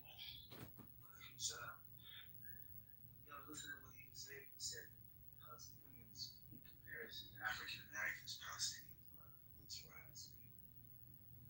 My question was, why is that? Great question. So in 1967, when Israel defeated their enemies, the Russians came with certain Arab leaders and they designed a concept called the Palestinian People Resistance Movement. And the reason why they did that is because Israel was taking more territory. Now, what they did was because they said, hey, we are a people and we are indigenous here, they went back to the United Nations and other court systems and then they said, hey, these are Palestinian territories, right? Even though there's no nation state, no country, nothing like this, these are Palestinian territories. And then from there, they have a legal basis to resist Israel's expansion, right? And then now they could call it an occupation, right? So they designed a people. Those people, if you read the books of the poets and the scholars of that time, the Jordanians, Egyptians, they say, we went to bed Jordanians, we woke up Palestinians. We woke up Egyptians, went to sleep Egyptians, we woke up Palestinians. Yeah. You said it wasn't a country. What's a country? A country is a defined territory that has bylaws and incorporation. Recognized by the people. Defined by the people themselves and neighboring surrounding people. Right. So you just said Palestinians are a country. They are a country. By your definition, they're a country. They're never a country. You just said that they are people who define themselves and defined by their neighbors. Is Egypt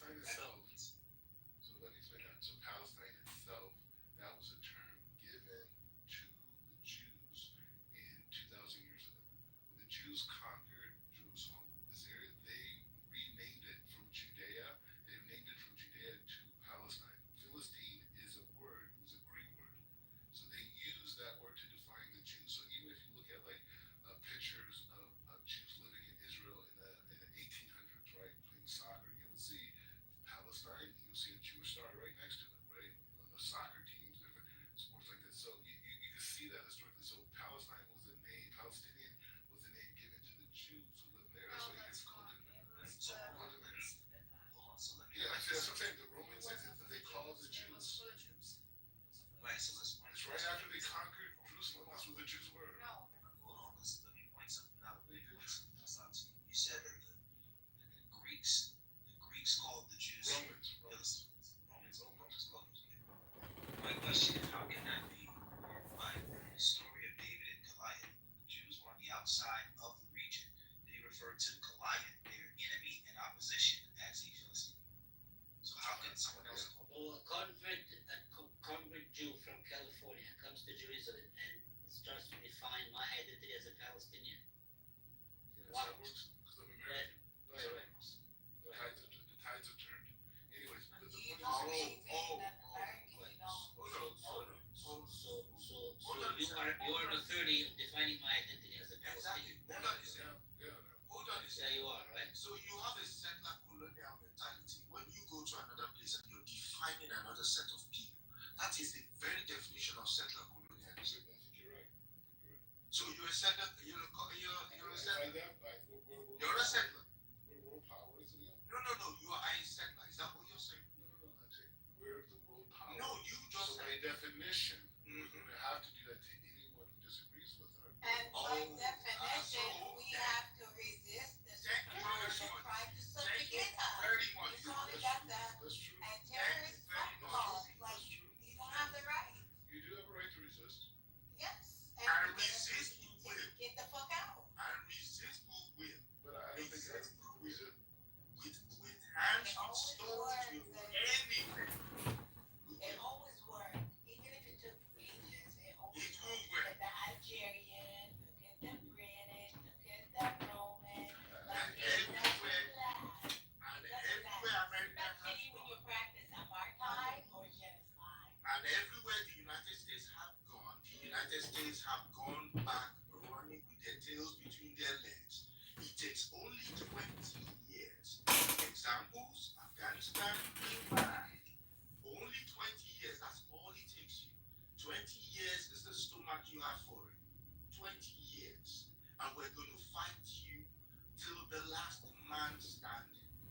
If we have to starve to do it, we will do so. Mark my words. We will do so. Never. So back to the issue, right? So you're correct, Black Rabbi, when you say that the word Palestine comes from Philistine, sure. But in the Bible, the story of David and Goliath. It's a different group. It's the Philistines. That's a particular tribe. Yeah, because it has a No, it's not a particular tribe. So it's not a particular tribe because in Arabic, it's not Palestine, it's Palestine. And Philistines and Philistine was a land there. They were, they were a Semitic people living on that land from the ages of Canaan. And they had, sorry, wait a moment. They had a land that runs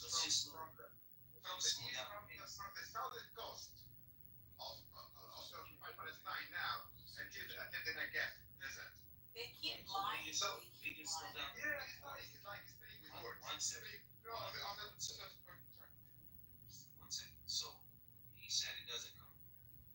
While you're talking about land research. So it says here, people now know today as Palestinians did not always have that name because the word Palestine itself comes from Philistia, land of the Philistines, and was popularized by the Romans. So in Palestinians, before the word Palestine, were Philistines. Now, when we go into the Bible, the story of David and Goliath, we are aware, led by Nebi Musa, Moses, that the Israelites were coming out of Egypt, and they arrived to the region that they called the Promised Land.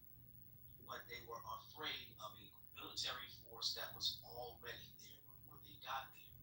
According to the Bible, that force of people were called Philistines, led by a giant named Goliath, the Philistine. So, how can they not, almost done, how can it not be indigenous to that region?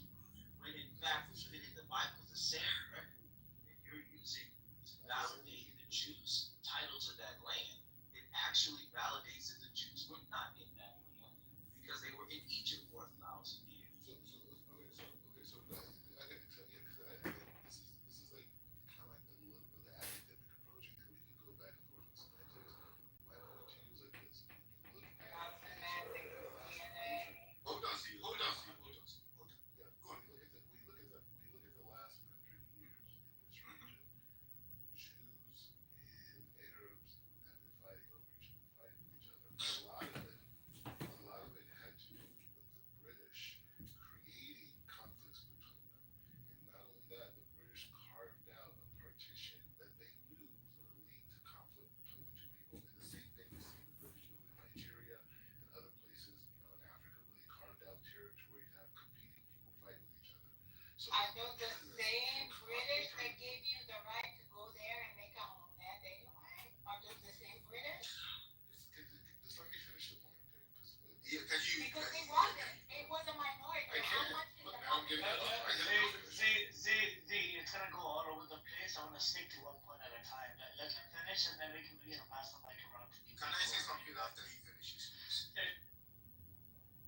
Alright, so the point is the same. So over the last 100 years, there's been tremendous fighting, Jewish gangs, Arab militias, back and forth. I'm not saying one didn't do right, both. You could argue at different points were wrong, right? So I'm just speaking as an American right now, right? So if you look at the history, you can say, okay, maybe the Jews were wrong here, maybe the Arabs were wrong here, whatever. You can say that. You can go back and forth, maybe they're right, who knows? But the point is to say that existed. So when 1948 happened and the Jews received that land from the United Nations, they already had a pre-existing militaristic relationship with their neighboring Arabs. So when you see the checkpoints, you see that this is not apartheid. This is one population dealing with another population they've been at war with 30, 40 years prior to even establishing a state. Bloodshed has happened on both sides, right? They didn't have relations. So what are you on about? Stop lying. Stop lying. They didn't have any relations. No, can you please, let him finish. Just let him finish. Just let him finish. So when you see the relationship, Can you finish? Can you round up, please? So when you see the relationship that Israel has with its neighbors is because of a pre-existing militarized conflict relationship they already had. So when you compare it to the African American struggle, we never picked up arms and we never went in wanted to kill white people and mass them and take over property and bomb and kill children. We never even thought this way, right? We were actually really subjugated. And the same thing goes for the blacks in South Africa. This in Palestine is a militarized society fighting. That's another Are you lie. done? Are you done? And that's all it is. Land your plane, flag grandpa. We gotta give it to it. Right, I'm landed. Okay, go on, Andy. Okay. So first things first.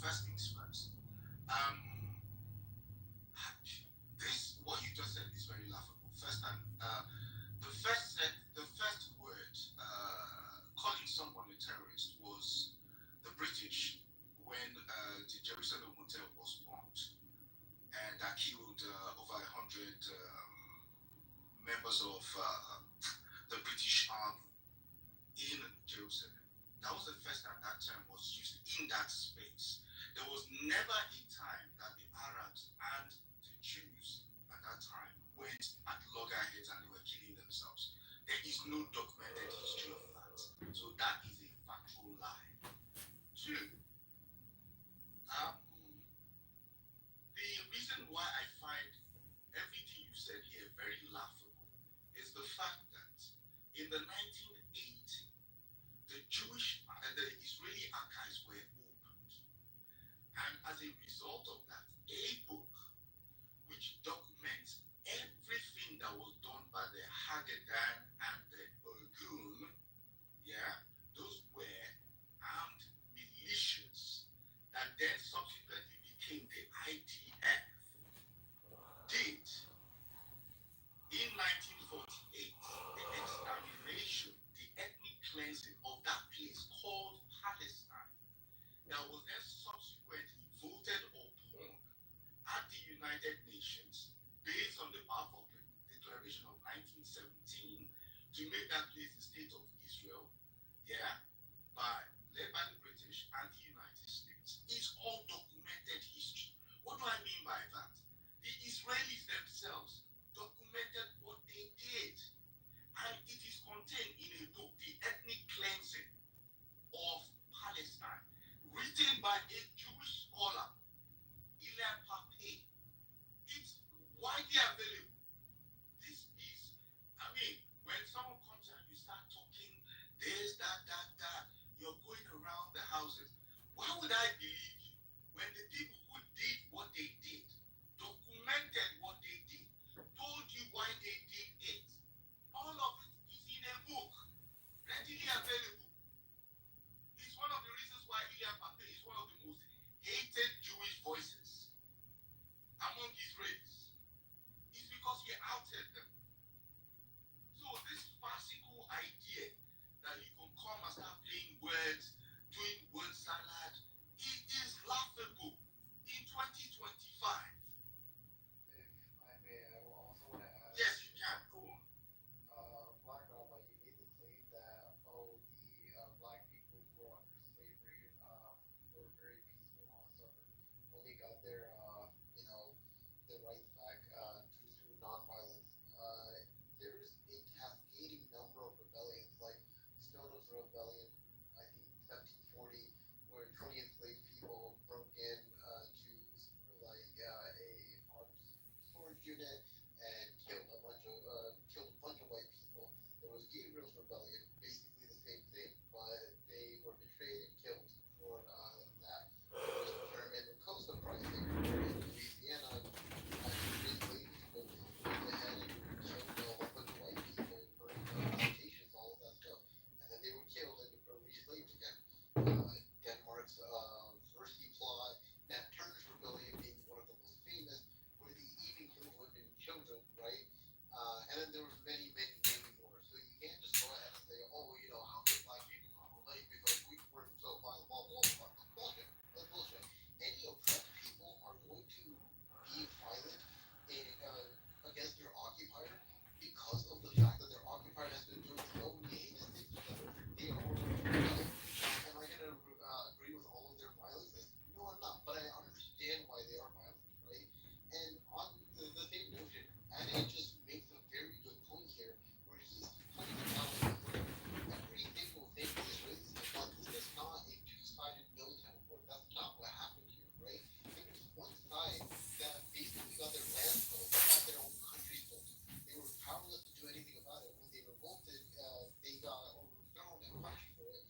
And then on top of that, there was systematic ethnic cleansing, there was systematic killings, and then now we're talking about full-scale genocide that's going on right now.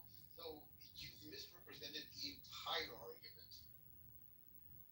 Like I said, no one has addressed the point of the fact that the dynamic of the Palestinian concept was there to resist Western expansion. And you took a group of population people, Jordanian and Egyptian, that were living in those places for sure. Right? No one's taking away from that. And create a new alternate identity before political. That's bullshit too. So you're telling me that's a bullshit? That's a bullshit. I can't even talk. I didn't You interrupt saying nobody. that the people are there from Egypt and Jordan. Can we just allow this thing to be as intellectual as possible? All this is screaming. Let him finish, and let's have a conversation about some development. You have to ask yourself, why is it? Anyways, so the point is to say that this population of people, right, was already militarized and weaponized, right? And that's what the relationship was between the Jews and between the Arabs from 30 years, 40 years prior to 1948, right?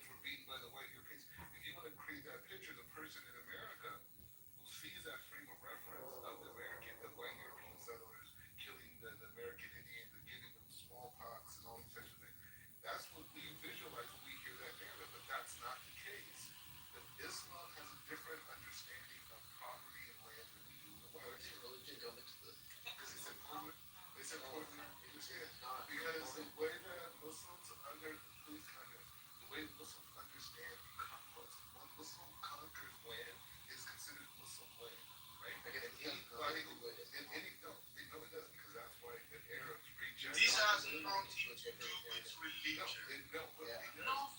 That's the it's the. Can I finish? I can't.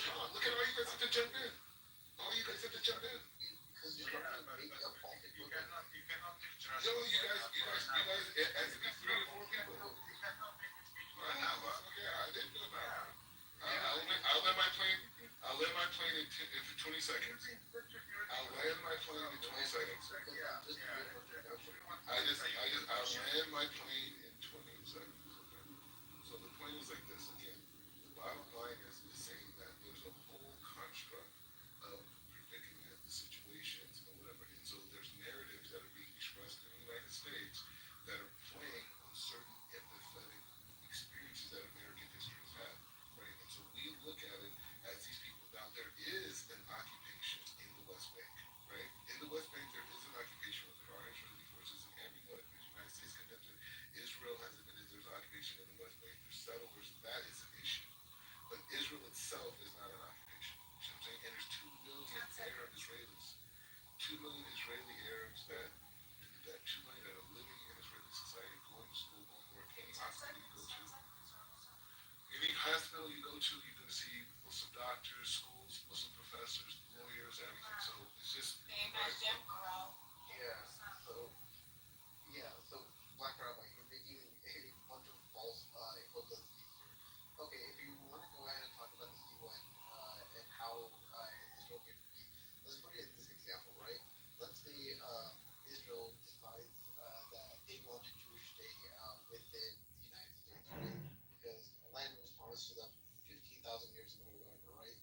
And they take all of New York, and then they do exactly the same event, and all of a sudden they take over 55% of America. Do you think anyone's going to be happy with that here in America? No, they wouldn't, right? And it goes the same way to the entire Palestinian plight.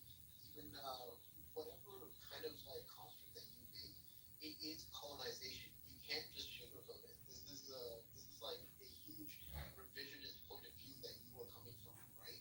Now, with that being said, this is not a Muslim versus Jew, right, kind of perspective. This has always been Israeli white Europeans that invaded a land that did not belong to them, that has existed before them, and has had the same population before them. And then you're telling these people, get out of our land because we were promised this land X amount of years ago, right? Now, with that being said, Palestinians, the reason why we use the word Palestinians and not just Muslims is the fact that Palestinians are a construct of atheists, agnostics, Jews, Christians, Muslims, right? We know this for a fact. This is exactly what was read out when we hear the father of Zionism, Theodore Herzl. He even talks about how he wanted to take the land from these people. It was never about a Muslim plight. It was about kicking out the Arabs. This has been mentioned over and over and over again.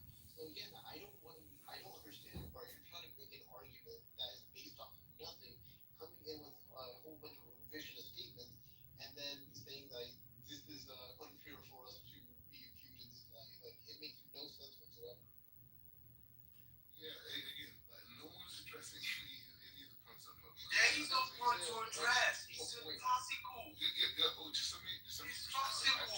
Two people want. I think I No, you said no one addressed it. I addressed everything. Okay, so let me well, at least hear Are what you I'm saying. revising this entire conversation? No, what I'm saying to you is very simple. The point is the same. The Palestinian people are a social construct, right?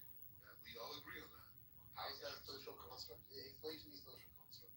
Okay, yeah. So when I say a social construct, is that there was a need to have a certain identity of the presence of a people that were a mixture of different people in that region, right? No, Jordanians, that's not. Egyptians, of course they were. So you say Palestinians don't have Egyptian passports? Okay, hold on. Or Jordanian passports? I'm just saying. I want to ask you something. Before World War I, what country was there that also had the Palestinian men? What country was there? It was under the control of the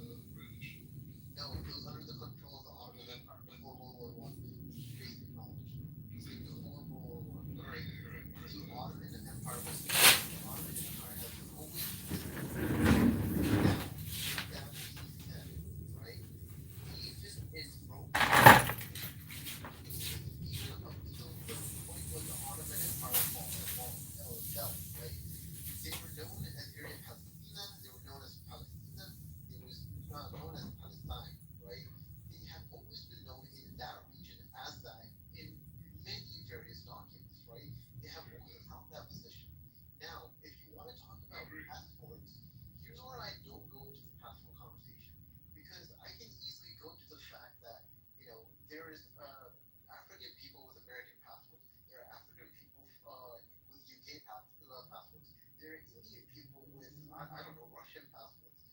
I could quote you Arab writers that wrote about going to bed Jordanian and waking up Palestinian. I mean, I'm not making this up. What are you talking about? What I'm saying to you is that the Palestinian resistance movement, as we know it, right, which is largely Arab and Muslim, that was created in 1967. They were largely Arab.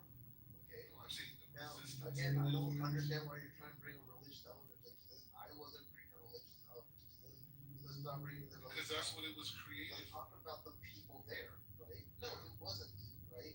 You and I. Oh, it wasn't. It wasn't. So you, I. So Russians did. Russians. I mean, we coming up with this revisionist bullshit is what I don't understand. Because I have even pointed out to you, I have even told you, right? We even understand that there was a ethnic cleansing on that area, right? With that being said, no one was welcome to become Palestinian. That's not what happened. They have always been there.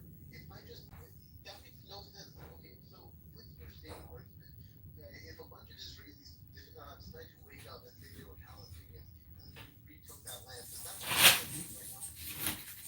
Yeah, but these things happen. The Jews have that land because it was issued by the United Nations. It doesn't matter what the United Nations say. Okay. Yes, it does. Yes, it does. No, it doesn't. So, Yes, it does. what's your favorite example? The United Nations said they gave the property. Okay, Black Rock. And it acknowledged it as a country.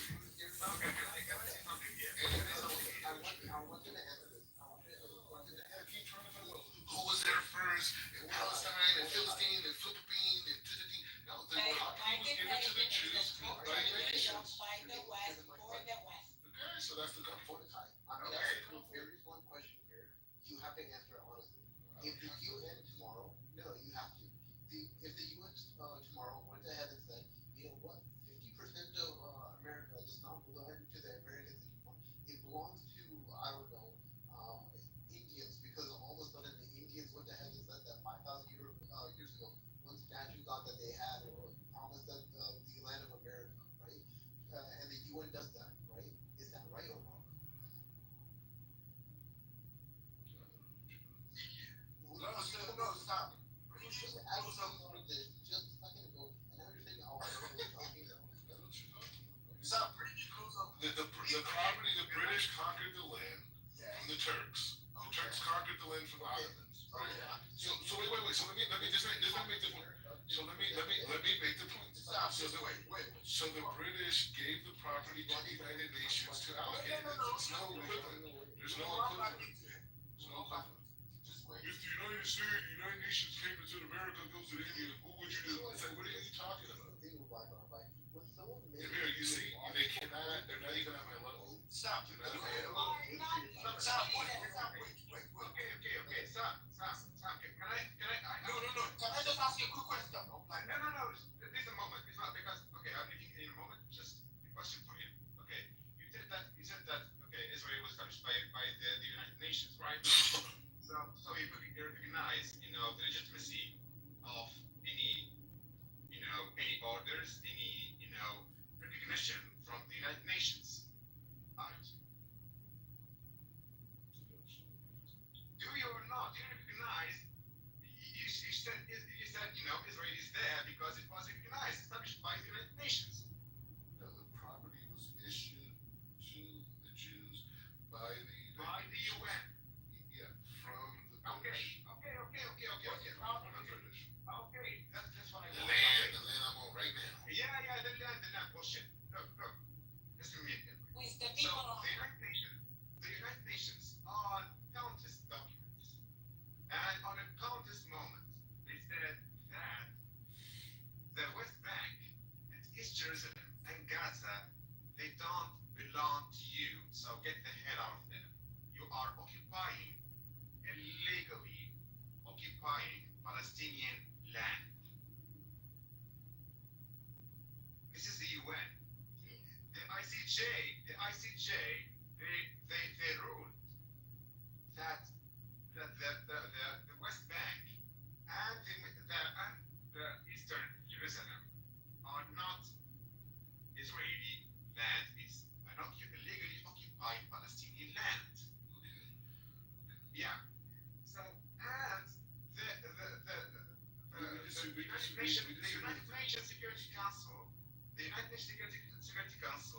on their resolution number 2334 on 2016, December 2016, they voted with no opposition to this resolution that the presence of Israeli settlers and people on the West Bank and on Eastern Jerusalem is completely illegal. It's an illegal occupation. Yeah. So if you're gonna obey, it's gone. Yeah, because he gets pissed off whenever he gets what's the When he gets cornered, that's what he does. Yeah, that's what he does. I was actually going to ask you, since you said the British gave the land to you via the United Nations, if the same British came back today and said, you know what, we're going to split the land we gave to you the other time into two, what are you going to do? Audacity, I think I just got back. The British actually decided not to give them a land. You can go read the white papers, which was I know. You could read the Peel Commission report because they saw these people as a threat. That was after the Arab Revolt, right? They decided not to give these people a state, and that's why they approached Hitler to get rid of the British mandate. And Hitler said, "No, I'm not going to help you." So, the UN partition plan. Yeah, Ilan Bape wrote it, and he's this Israeli historian, and Benny Morris said it as well. I think cleansing did happen in 1947. In 48. Yeah, Avi Shalem as well. That's another historian. The UN report says it as well that they went from one village to another to ethnically cleanse the Palestinians and forced them out and did a whole bunch of and raping their little girls or whatever. They called it Israel, and after they called it Israel 48, they went to war. The Arab side of army, they weren't prepared. They didn't even have the proper uniform, and some of these people were resisting. And after they won the so-called war, right in late 1948, you have the UN mediator coming around to mediate the situation between the Jews and the Arabs, and he wanted to mediate the situation, but it turned out, he wrote a whole bunch of reports, whatever. He was on his way back to his office. He gets assassinated by the Jewish militia again. So it was done by force. In 1947, who was on the UN partition plan? One of the countries was U.S. The U.S. president was Harry S. Truman. He received letter bombs, 1 million postcards, and there was a lot of pressure if you read up on it. And the daughter, she wrote it in her book, that received letter bombs. These were the same letter bombs that the Stern gang, the Jewish militia gang, sent it to the British Mandate leader in Palestine. And that's how the U.S. was the first country to recognize the fucking disgusting Zionist entity called Israel. Anybody want to come up? I'll send you invite. I think we have Pajman, idiot. Amir, take it easy, man. What's up? Okay. What goes wrong in these conversations is we can't have a one-on-one intellectual ISO. And that's the problem. So when everyone has a point, one, controlling composure is key. Two, having that one-on-one intellectual ISO is where you can tear them apart. But when the emotions in the room, and Z gets to screaming, and then everyone has an opinion, then it's like hunting a deer. Then you scare the deer off, and you don't get the kill. So I already had him in the kill box. I don't do the whole what the British did bullshit. I focus on what they focus on, which is the scripture. And in their scripture, it clearly states that they were not the indigenous people. I was going to go to even the origins of the word Canaan. The origins of the word Canaan for the land of Canaanites doesn't even come from the region. The Canaanite name comes from Iraq, right? The Iraqi people, who at that time were called Assyrians, called the land Canaan or Hananu. And this word is based upon purple, means purple dye, because the people of that region were merchants and traders, and they used to sell purple textiles. So they refer to them as Canaan, which means Palestine, and it became Canaanite. Also, the person who you attribute Israelite culture to, the man Israel, whose name is Jacob, is also not a Canaanite. He's from southern Turkey. So even Ibrahim, Nabi Ibrahim alayhi salam, is also not a Canaanite. He's from Chaldea, which is modern day Iraq. So everyone that they would attribute indigenous claim to, from the prophet all the way to Israel or Jacob himself, none of these historical individuals, even Nabi Musa is not from the region. So that's what I want to talk about, because he said that it's not a country. And by his definition, a country is a people with recognized borders. The name Palestine was being used for 400 years during the Ottoman Empire.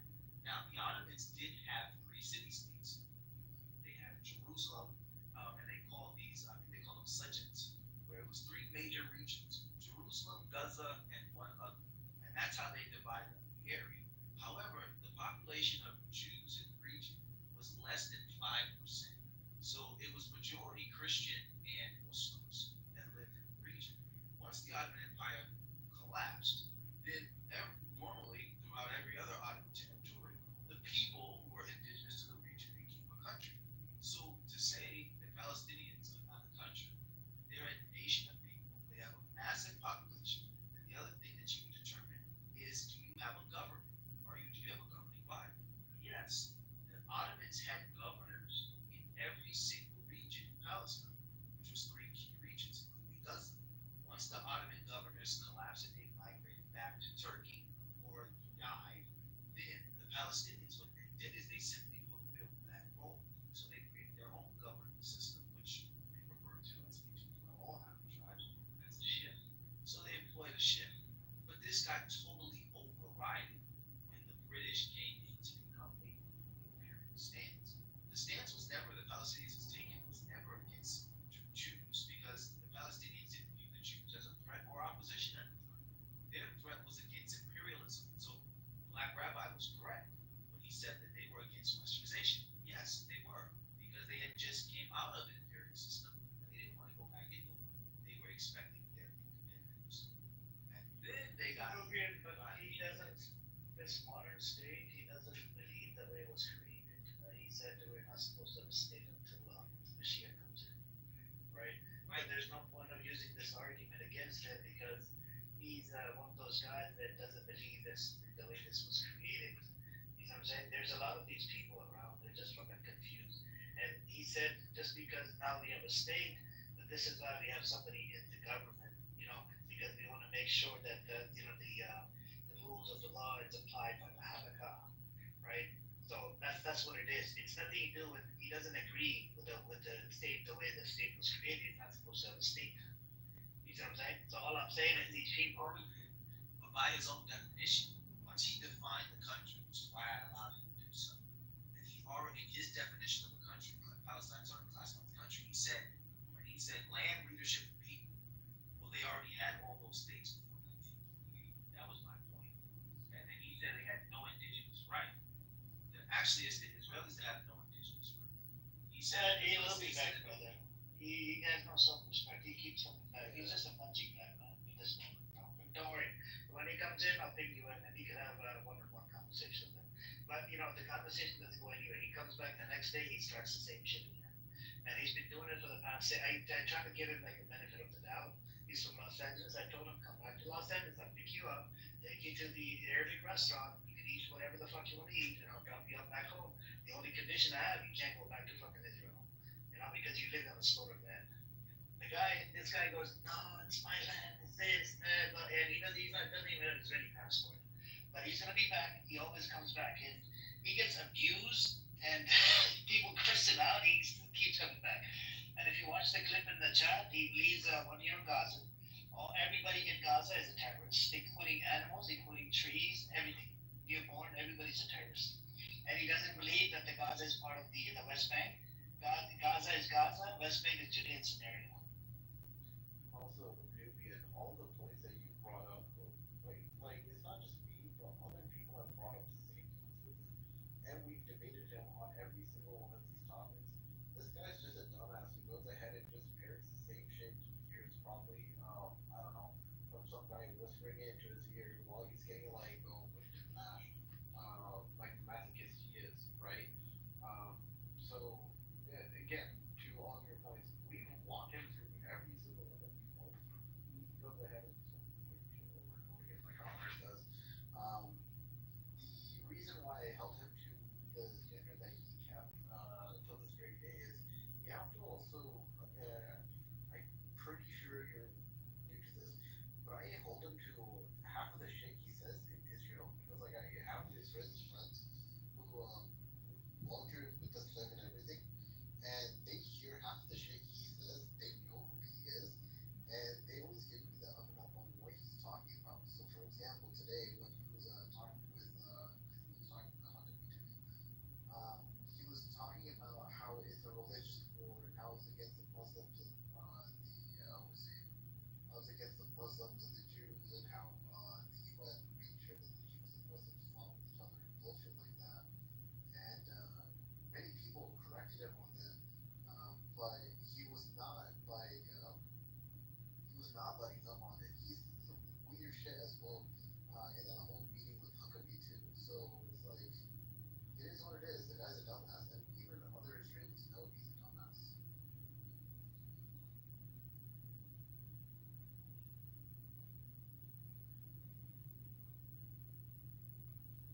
My point is, I just like to make, I just like the person to I can't hear you. What? Say that again. I just like to, I like the one on the house. I want the person to leave on I'm assuming you said you like the one when your mic is way too soft. I said, I like the person to know that they are a dumbass when they're leaving versus thinking they left knowing some shit. That's the difference. So that's why I want the one on one nice, but it's fine. Yeah. Trust me, we've done him long before. He knows he's a dumbass leaving. Everyone calls him a dumbass, even in Israel.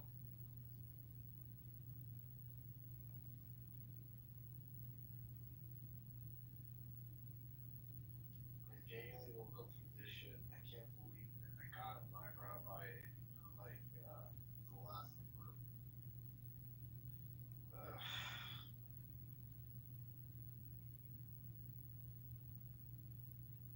How are you guys doing? Hey, what's up? I'm back. What's up, Leila, Lisa, and everybody? Welcome. Assalamu alaikum. Where's Free at? Oh my god, he's gone. I kind of wish Free was here so he could have shit talk black. Free was here earlier, right? And yesterday was trying to make a good decision whether to work or whatnot. It was early in the morning. I would say probably 4 o'clock in California, 3 o'clock. And he was trying to decide what to order. And I'm like, oh, Nathan's not here, so what are we doing?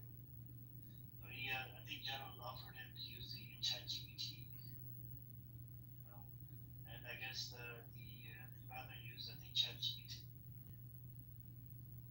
Anyways, ChatGPT for what? to find out what to eat. Oh. We're using ChatGPT for that now. You can ChatGPT for everything, man. Yes. Do you not know that people use ChatGPT for the pickup lines, for how to flirt with women, how to, eat healthy food? Wait, hold on. You use ChatGPT for that? Hold on. I use it, go use it. It's computer, man. You use ChatGPT for everything, brother. How to pick up women. I want to see what it says. You know what I put in ChatGPT that violated the TOS? I wrote, can you give me the latest gang rape case in India? It gave me the data and then it just erased everything. It said, oh, it violates the TOS because I was actually talking to somebody from India and it was trying to tackle the gang rape thing, how it's a gang rape culture. I wanted to see what's the latest, case. I'll tell you what's going on. So there was a 15-year-old girl who fainted at her school.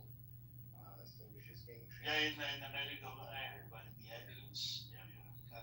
A lot of help her, man. I mean, It's what you've been up to, Layla? Would you like to tell us what you've been up to? Nothing? Nothing, I mean, I'm just feeling Not driving anywhere? You're not going to go pick up some stuff from 7-Eleven? No, it's 12 Candy, chips. This 7-Eleven's open 24/7. No, I'm not going anywhere right now. I want to go out the house though. Yeah, I wanted to my friends to chill. And you know, that's one place where I think you can confidently go and you will find a Zionist. Have you been to Bandung, Layla? Isn't that in NorCal? No. It's in SoCal, but you have to drive about 30 miles, and from your place, Oh. I would say it's about 30 miles. No, I've never considered it, but I'll go. I know that there's a BlizzCon in NorCal. I know there's a BlizzCon in like, I think it's San Francisco or no? Yeah, it's about 30 miles. They opened it about, I think, a few years ago. It's pretty good. It's barbecue, everything's barbecued, and then you got the naan and whatnot. You can get all of that good stuff, and it actually fills you up, you know. I mean, even the prices are not bad. They're good. Okay. Yeah, I'll check that out. I'll probably go with my friends or something. Gotta check it out. Or if Free comes back in town. Oh my god, stop. Yeah, you're Just kidding. Oh my god. He's so weird. He doesn't come up when I'm on here. Told you to wave. Click on top right. No, such a flirt. Who knows how many other girls he's talking to? Maybe you should engage with him first. No, I'm okay. If he wants to talk to other girls, he can talk to other girls. It's fine. Yeah, you jealous? No, I don't chase. My name is Layla, bro. I don't chase.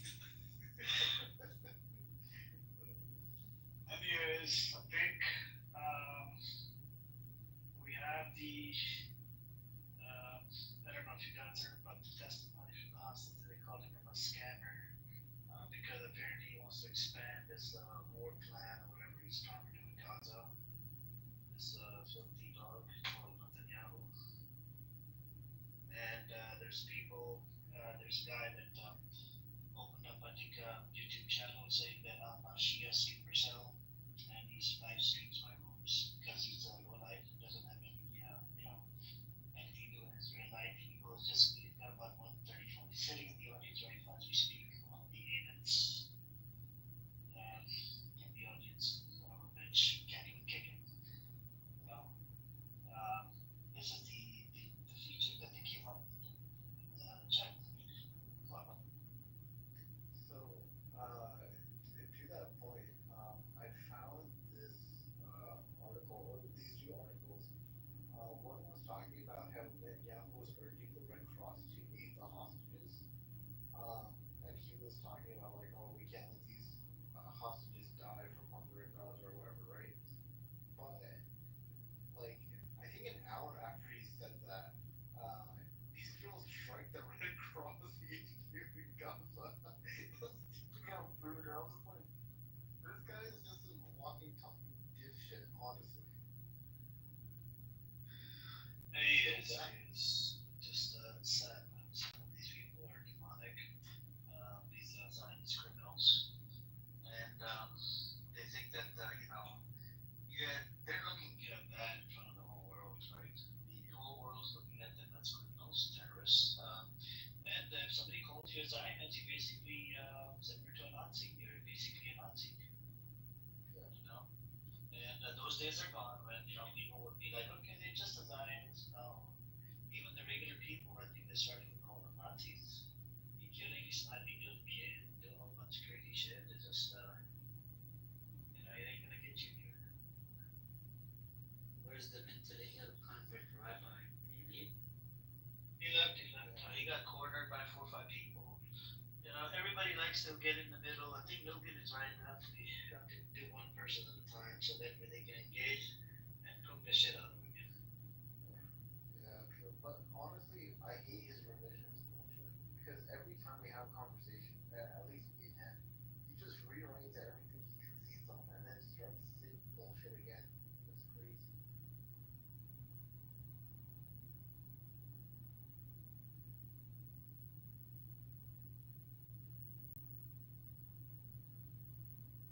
just mind-boggling when you think about it. Mentally ill convert from California comes to Jerusalem and tries to define my identity as a Palestinian. He tells me I'm something else, or I'm not who I am. Find that ironic.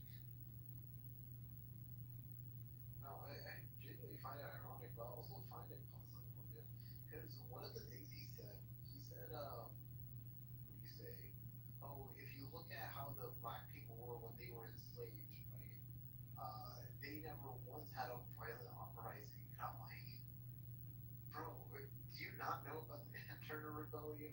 The other rebellions that came up where like a bunch of white people were killed just for the fact that they were enslaving black people? Like, what are you talking about? And the guy gets stoned on that, and he doesn't have anything to say for it. Like, it's just stupidity from his own mouth. I'm sure he lived through the LA riots, the Chicago riots, the Philadelphia riots. It doesn't count for him because he doesn't identify as being black anymore. All of a sudden, Oh, like, yeah. No, from yeah. revisionist history, he revises his own skin color. He's not black. I know he's Scandinavian. I know. Bro, he's like Uncle Ruckus, but like in a very unfunny way.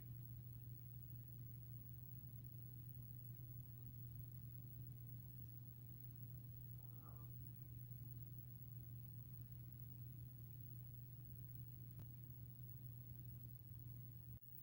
bro, but and if you're going haywire, apparently.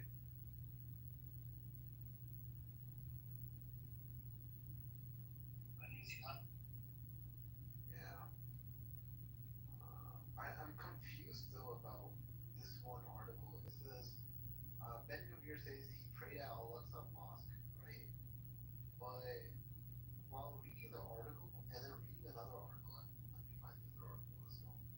He was talking about like destroying the entire Al Aqsa Mosque as it was like you know not befitting for the Jewish people to pray at or some shit like that. So now I'm just kind of confused. Why did he even pray there to begin with? If that's what he thinks.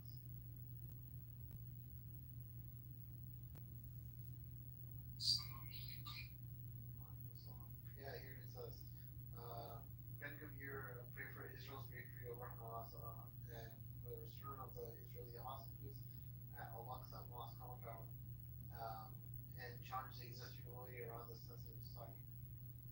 But then goes ahead and says that it's unbefitting for a Jew to pray there. It's so confusing. Yeah, it is. So there was a big demonstration in Australia in support of Palestine, and Assange was there. Yep, Julian Assange was there. That's what we had somebody in here. A different. We had Leila in here. She's from Australia, and she said Julian Assange was there. It was the biggest one. They got a permission from Australian government. I think they 300 of them showed up in the protest. Sorry, who's Julian Assange again?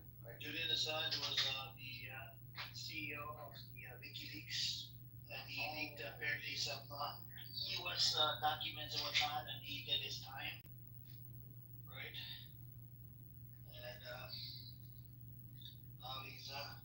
And now he's back. He's back out.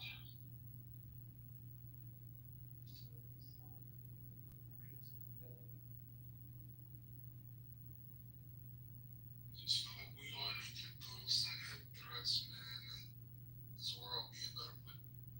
Hip thrusts. Yo. I'm serious. Working your core, eat good food. Too much hostility.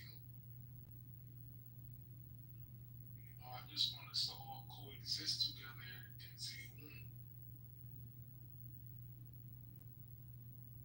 Oh, hear this, hear this. Trump states, my people are starting to hate Israel. As he warned prominent Jewish donors, the U.S. President Donald Trump recently warned Jewish campaign donors that his MAGA base was beginning to turn on Israel. The Financial Times reports, my people are starting to hate Israel. Trump is quoted as having told the unnamed donors recently citing the Mid East expert. That's interesting. Also a name with contact inside the Trump administration. The report describes the donor as prominent. Uh, but yeah, this is coming directly from Times of Israel that's reporting on this. But they don't say anything. I'm surprised they're not giving names here. Yeah, I think it might just be a report copied from another news article. That's what they've been doing.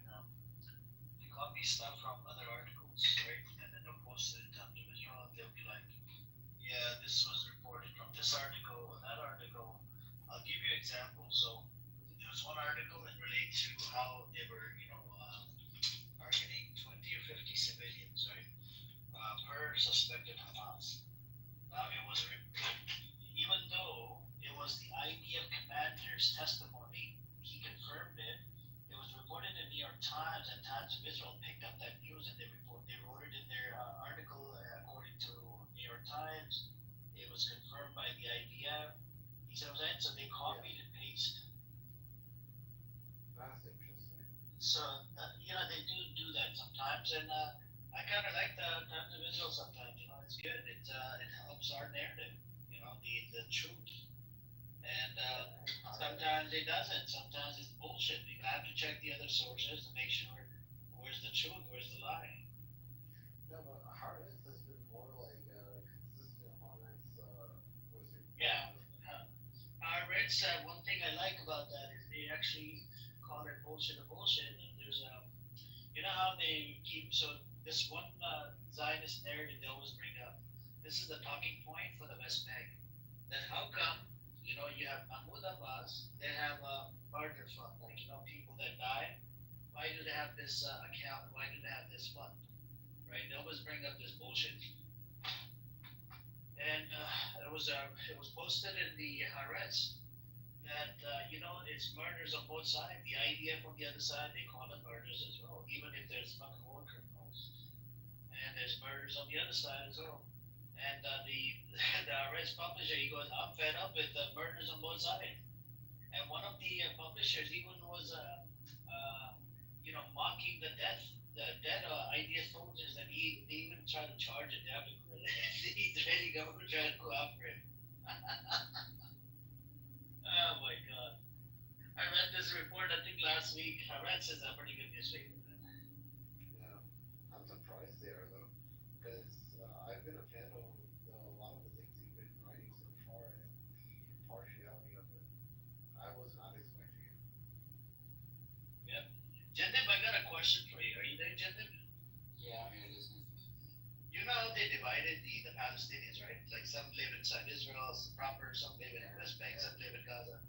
So what do you think about some that live inside some of the villages in the West Bank that have Israeli passport and some live inside Israel? They think a little bit differently, right? Because they have the privilege to go across the checkpoints without getting checked and whatever. And There are very, very, very few people who live in the West Bank who want Israeli, Israeli citizenship. There's almost none actually. Of course, Palestinians who live in Israel in pre-1948, so in the state of Israel now, do hold Israeli citizenship. no, but do you call some of them traitors, Jimmy? Because they kind of like sell out. You mean those who live inside Israel?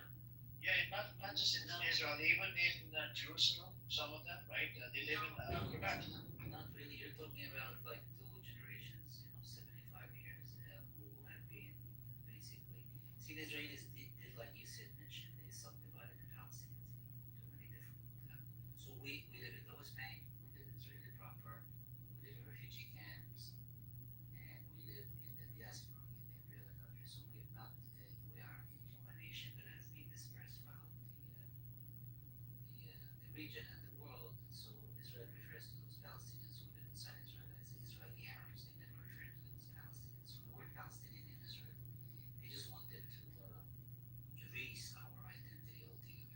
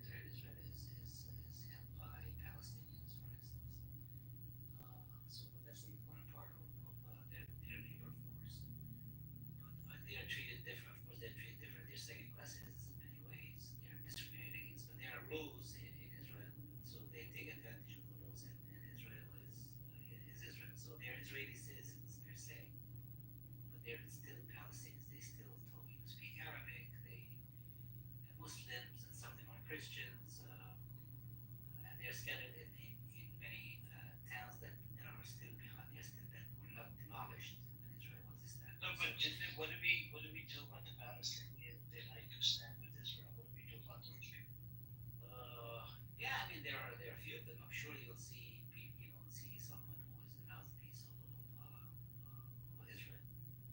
But you need not pay attention to those very very small number of people who are usually paid or they are part of the Israeli system. They just became a part of this country. I mean, if you it's a very natural process in terms of you are a resident of a country, you become an Israeli. So and they refer to them as Israeli Arabs. They refuse to refer to them as Palestinians.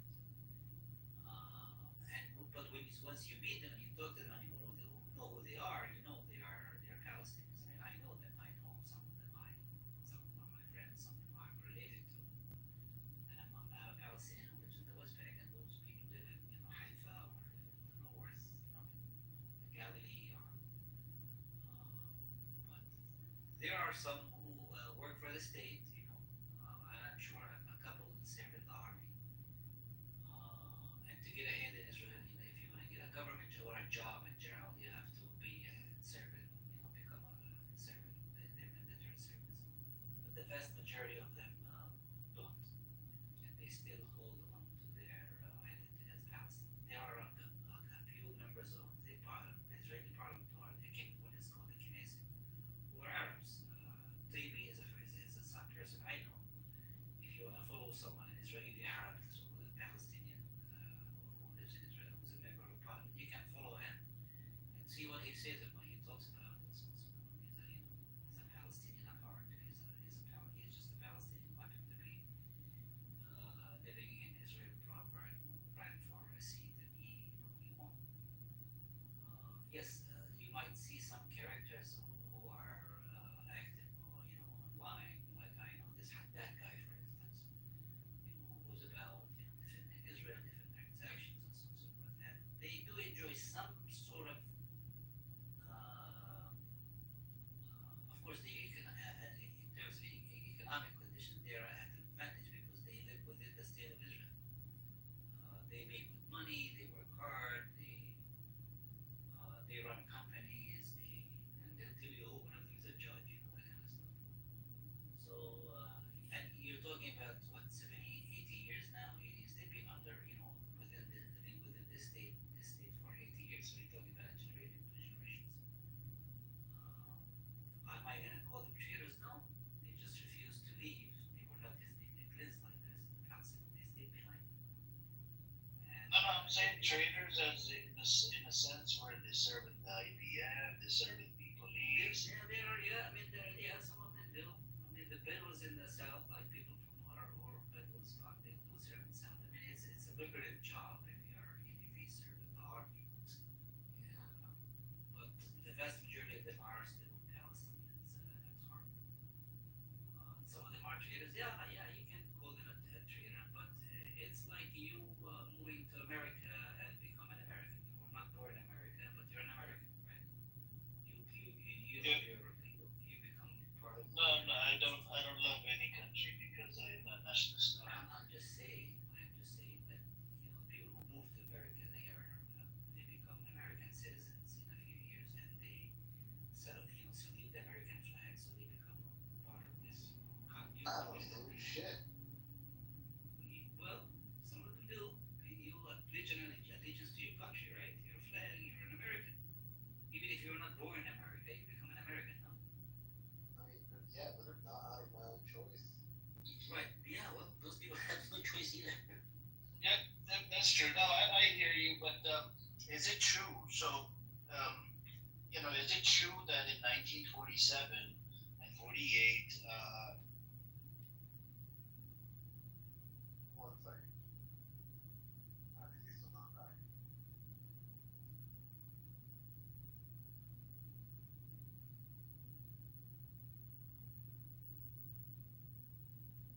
What's going on?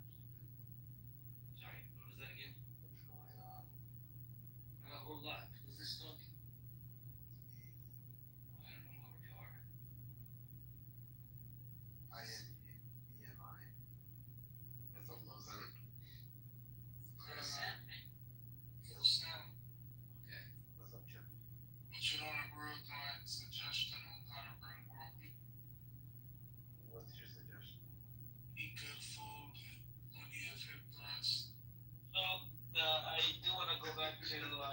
So did they really in 1947, 48, when they were ethnically cleansing Palestinians, the leftovers, the people, they did try to control the 20%. They wanted to keep it under 20%, right? And they were kicking out the rest of them. And they were ruled by military decrees, and so they were confined to their towns and cities, and Israel has been engaging in population engineering for many years now. Yes, their numbers. Sometimes they threatened to get rid of them or deport them in the 80s and 90s. The 80s and 90s, they were threatened to be ethnically cleansing. Israel does control the population registry of both the Palestinians everywhere, the West Bank and the Gaza Strip, and all those places. And yes, their numbers are still within the 20% mark at the rate. It's very hard for them to family like you can be an Israeli citizen of a Palestinian stock, and you have a relative living in Lebanon or a cousin who lives in Lebanon. So the family unification thing, you can't bring anybody in, even if an Israeli citizen marries a Palestinian woman from the West Bank. It's very hard for this Israeli citizen to bring in his wife or her husband into Israeli proper, gain citizenship of the country. So Israel has always been engaged in demographic population control. They had so many laws in the past, and they're still to this day. If you're a Palestinian from Jerusalem and you leave Jerusalem for 6 months or a year or something, you lose your right to go back to that city. If they find out that you own a property outside the Jerusalem, for instance, you will lose your right as a resident of the city to be in the city. You can't build; it's impossible to be permitted to build a house or to. It's also very hard for Palestinians of Arab people, Palestinians who hold Israeli citizenship to buy property anywhere they want. It's very hard. So you find towns that are majority Arab.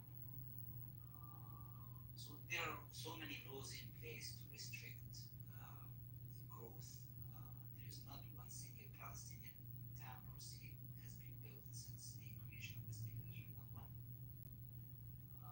Settlements, Israel built settlements everywhere, but it's impossible for an Arab population to go establish a whole town and so on and so forth. And of course, their lands and their homes have been taken over by Israel and Jews from Europe. But you know the story of the Palestinians. Basically, when Israel was established, they literally dynamited and destroyed about 550 towns and villages. The remnants of which you can still see to this day. They took over every house. People still hold keys to their homes. That have been occupied by Jewish immigrants from Europe. Literally, people can drive in front of the house they lived in or they grew up in, and they will find a family from Brooklyn living in the house. So the whole state was established at the destruction of Palestinians as a cohesive nation of Palestinians. That's why it's they deny the existence of the Palestinians, so they create this huge narrative saying, "Oh, what are you talking about? It's a land, it's an empty land, it's a vacant land. It was a vacant land for a people with no land." It's like they came and they just found no one and they just created the state. This big huge lie. I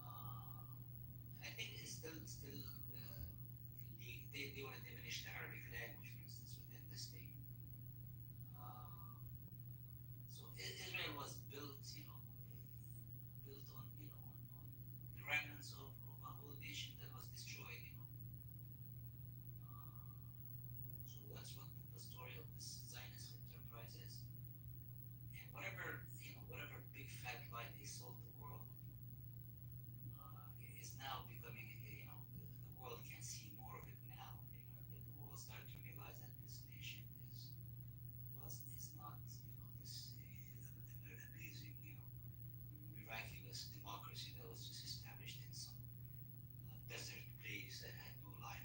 That's absolutely not true. It's a big fat lie. Palestinians are probably the most educated people in the region. We've had universities, schools, hospitals, towns, cities, industries, ports, airports, publishing houses, and so on and so forth. So if you just dig a little deeper into the history, this is very modern history. It's not like a distant past history. Of course, Palestine was under the mandate of the British. The British ruled Palestine. It was mandated to the British for between World War One and until 1948. Basically, the joke amongst Palestinians like those Zionists came and took over a fully furnished house, a fully furnished house. They just moved into it and they destroyed the whole people. And they lied to the world and we were attacked by many Arab armies. We didn't do anything wrong. We're Jews. We don't do anything wrong. They only stole the whole fucking country and they're still robbing more places. They're still robbing other places. They're robbing America blind as we speak. Anyway, this is I can go on forever talking about this Zionist enterprise. The Zionist enterprise, it's a criminal enterprise. And I view Israel as a danger to world peace, to the region, to America. Once it's gone, I think the world would be a much better, safer place. I think so as well. It's just that in the Middle East, it's creating problems and then giving weapons to African countries as well, and non-African countries to kill each other. And it's just like it's getting in the way, and it's even to Americans, it has become a liability. And it's the type of liability where, these people, design that some of them, they come in here like a normal and a bunch of these psychopaths. They think that this is America can never part ways. And at one point, I think, how much longer would America have to, tolerate, and then they would have to part ways? I think it might take maybe a few years, maybe 3, 4 more years, and then slowly we'll see some, some politicians, maybe lead Congress. I see a few Americans are waking up to the whole idea of the danger of Zionism on their country. I mean, I've seen, well-known people who are who start to realize that this is like some fucked up stuff that we're dealing with, and Israel is a huge liability to the West and to America. But I'm not sure if the Europeans and the Americans would like all those people who live in Israel to come to their shores. Because remember, the Europeans wanted to get rid of them, one way or another, and they established this whole thing in the region, and to do the bidding of the West and the colonial powers. But if they come in here, let's say if they come to America, right? This problem, this disease, this Zionist, if these people come here, you don't think that people in America, they have way more weapons than the U.S. military. They will be taught a lesson. If they get out of the fucking line, they'll be taught a lesson. Like Texas has an open carry law. Arizona has one. We get a whole bunch of states, right? People carry weapons here, right? They don't play. They don't fuck around. So what I'm saying is they can come here and try to fuck around with these people that live in the house. I mean, they'll get shot at in the head. I mean, I understand that part, but I don't think Zionists operate this way. They operate in America in a way in which they'll rob you legally. They'll rob you legally, and they'll kosher any pig when it comes to robbing the treasury of a country. But I see also, again, like I said, I see many Americans are waking up and starting to see right through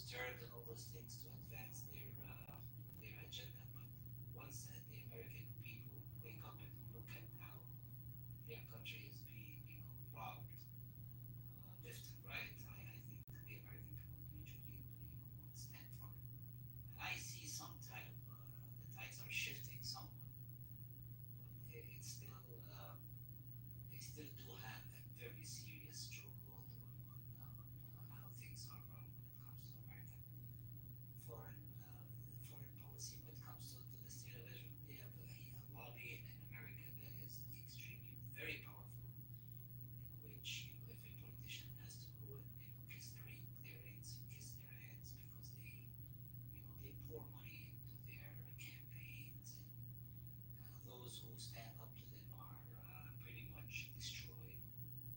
And I'm pretty sure about this organization called APAC in America. Yep, yep. How they function and how they can elect people, and they are and they advocate on behalf of this Zionist enterprise. But I have a feeling that more and more Americans are starting to get familiar with the machinations of how Zionism works in America. And no, of course, they will. If I say stuff like this, they'll say, "Oh, you're an anti, you're anti-Semite," and they use that as a trick to always shut people up. But I think many Americans are starting to say, "Hey, I don't want to shut up. This is my country, and I can say whatever I want." Americans take their freedom for granted in many ways, but I find Americans to be a free people. They're very decent people, very good people. They're a great country, but has been an amazing human experience, America in general. But when it comes to to politics and the state of Israel and Zionism, I think they're still sidelined. I don't think they're familiar with what their government does around the world. They're just not familiar with the mechanics of their government when it comes to Israeli foreign policy. Yeah, no, I hear you. Just let's see how much longer it will take for the U.S. government to part ways. Maybe one day in the future we shall know. Until then, and then they even in relate to the ceasefire, Hamas said they're not going to unarm, because if they do that, it means that just bend over and get raped again. And yep, Cindy was packed with people standing for Palestine, clear sign that Israel, with all of its propaganda machinery, has been fully exposed. It's beautiful. Mamdani shares it, by the way, Jitin. You know how many views it got on Twitter? 418,000. He shared what? Mamdani shares everything prophetic on Twitter. Yeah. He's a big supporter of Palestinians. But I hope, just watch what they do to him. I mean, I am pretty sure they're ganging up on him. Even his own party is probably ganging up on him in many different ways. And even if he wins elections and he becomes the mayor of the city of New York, they will make his life so fucking miserable and difficult that in the end he will be, he'll be an anti-Semite. They'll probably say, "Oh, he's a terrorist." He's a typical American New York American person. I'm sure if you follow the propaganda machine that they start churning out, if they don't want someone to win or to be elected. I'm not sure if he's going to be elected, and even if he does, his term would be short and his life would be really miserable. But I hope he does win. But that's a good indication that things are shifting in America somewhat. I think you in America are still buying into this bullshit that they've been supporting, this Hasbara stuff.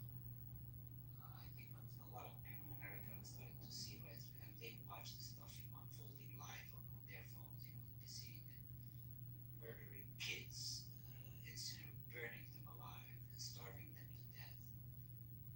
And you want to call yourself a democracy, the democratic country with values. What fucking values do you have? I see what I see them on daily basis. I've seen them,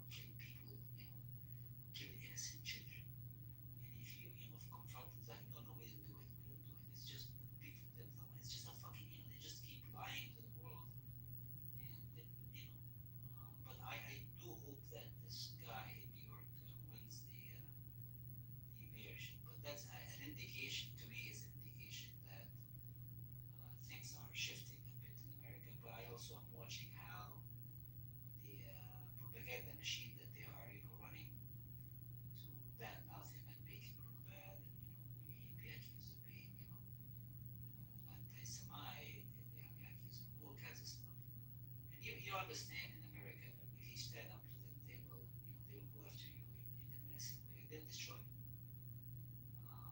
They'll dox you. They'll say all kinds of stuff. I've noticed that they've been firing college professors, people who are academics, at Ivy League universities. I've seen them go after students who are politically active. So You know what that guy recording in the audience is calling me on YouTube? He's saying I'm a Shia sleeper cell, as well as sleeper cell. I don't know And what he's that is. streaming. I don't know what that is, but yeah, those are the characters. He's streaming my fucking room to YouTube. Such an asshole. But you're right, there's a lot of people getting doxxed and canceled and whatnot. And it's still ongoing. I don't know, man. At one point, it's going to have to stop. And I don't know. It's going to take some pressure. And it's just a matter of time. But I can't believe, Jidib in Australia, it's raining. These people have umbrellas and they're still protesting. More than 300,000 people showed up at the protest. That was amazing, man. These people were awesome. I'm looking. I was just reading something. I saw this. Assange is like at the front of the demonstration. There are 300,000 people. Is a huge demonstration in Australia. So the world is becoming more and more aware of the atrocities this country has been committing over the last 75 years. We literally are looking at people who are starving to death, and you'll interview their spokespeople, and they'll deny that to your face. I've seen this Piers Morgan guy, who is, he was a big mouth he works for Robert Murdoch, how he has been transformed in seeing through what those people have been doing. He's basically has been pulling the New York back of liars to their face. So things are changing somewhat. I'm more hopeful today than probably a few years ago that we as a people will be eventually will be free. It might, things will get much worse. But I would like to see a day where this whole enterprise, this Zionist enterprise collapse. It's because an entity like this usually does not last for very long. It was established on the remnants of a nation that refuses to die. Sometimes I think of us as are we going to become the Native Americans who have been confined to some small territory somewhere, or are we going to keep resisting this colonial enterprise and when eventually? Because every colonial enterprise that came to Palestine and tried to control Palestine ended up leaving. And we view Israel as just another colonial enterprise that will eventually vanish. So I'm hoping to see that in my lifetime, but if I don't, if it happens, I'm a good Korean. I'll invite the world over. Yeah, inshallah, just this is the thing, man. Yeah, I want this to end as soon as possible, but the genocide and all of this starvation, even if the ceasefire does happen, even what's part of the ceasefire happening or not happening, they would still be killing people, but the amount of killing might be a little bit less versus right now. Israel's killing machine never stopped. It never stopped. It's an ongoing process. It's not on a daily basis, whether in the Gaza Strip or in the West Bank. They've been doing it for the last 75 years. It never stopped. So I'm thinking that maybe, there could be more 7th of October attacks, right? Maybe a couple more.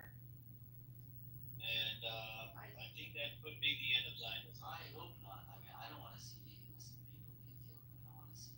No, not innocent people. I'm just saying it would be because they're supposed to have the best of the best technology at the border, right? And suddenly this happens. This ends up happening where people are able to get in there and do what they did on 7th of October, right? I'm not saying it was correct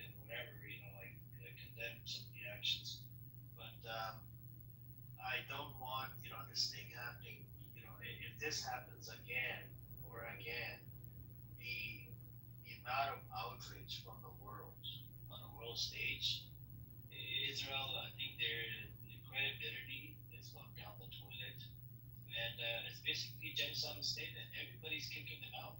Yesterday, I was watching this clip. I think they kicked out a whole bunch of girls. They were being racist towards the hotel owner. They kicked them out. They let get lost. They kicked another Israeli out of a restaurant as well that was being disrespectful to the cashier. And everybody came through. Everybody, even the customers, like, get lost, get the fuck out of here, Israeli, son of a bitch, this and that. And even at that restaurant, I think the guy started speaking in Hebrew, and I think they asked him, "What language do you speak? What is this language?" The guy didn't want to say it. He's like, Hebrew. He's like, "Get the fuck up, pack up your shit, get lost." You know. And I think it's a good thing. We need this thing to happen, and these people are a threat to the society. Anywhere they go, it's disgusting, disturbing. Everyone has a right to refuse service to any of these people that have done this kind of crazy shit. It's disgusting. Here, did you see the video I sent you where they go, "Oh shit, you're German"? Yeah, I did. That was funny, man. It has the German machinery. He's like, "Oh shit." But I wonder if they drive BMW and Mercedes inside Israel. Do they? Amir, I had Jewish roommates when I was in college, and we were just talking cars one day, and I asked him, like, what do you think about, like a Mercedes drove by, or like, oh, what do you think of that car? Because we were both car guys. He's like, no, we'll never drive a Mercedes. And I'm like, why? Oh, because Mercedes built tanks for Hitler. I'm like, okay, what the fuck does that have to do with cars? This is,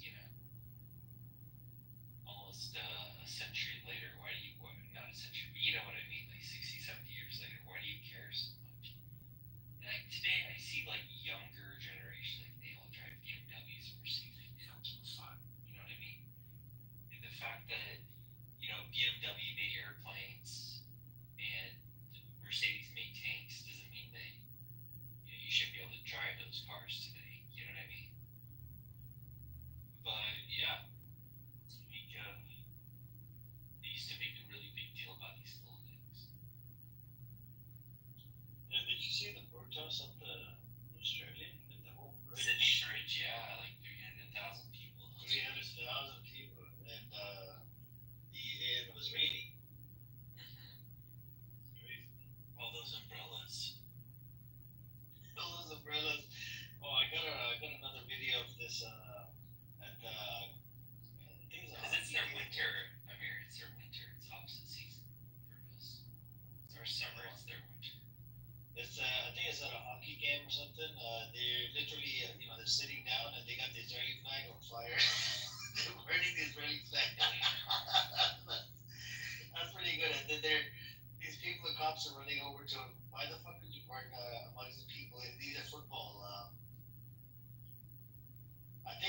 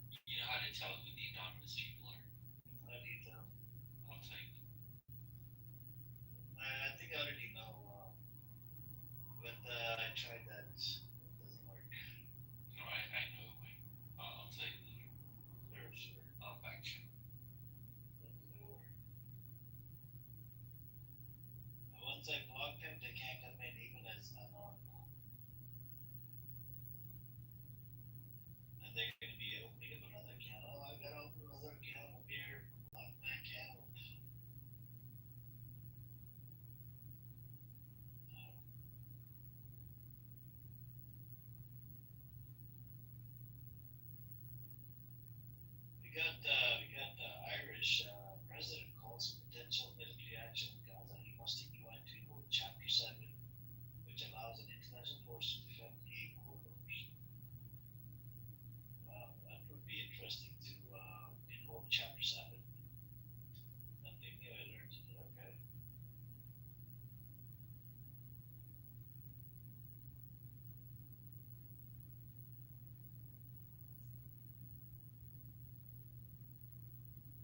Amir, did you open a new room the past hour to hour and a half?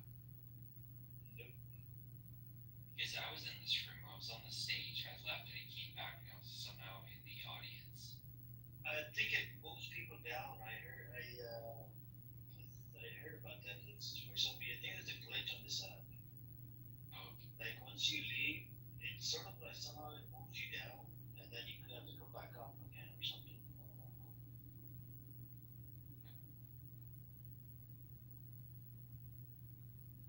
Anybody else want to come on up? Come on up, guys. Let's see. But I think I'm gonna get Shuki to play this 3-minute long clip. It's from Mahdi Hassan. He says how to, وعليكم السلام ورحمة الله debunk the Israeli claims within 3 minutes. He does it within 3 minutes. Within 3 minutes. go for it. Yeah, I think let's listen to it.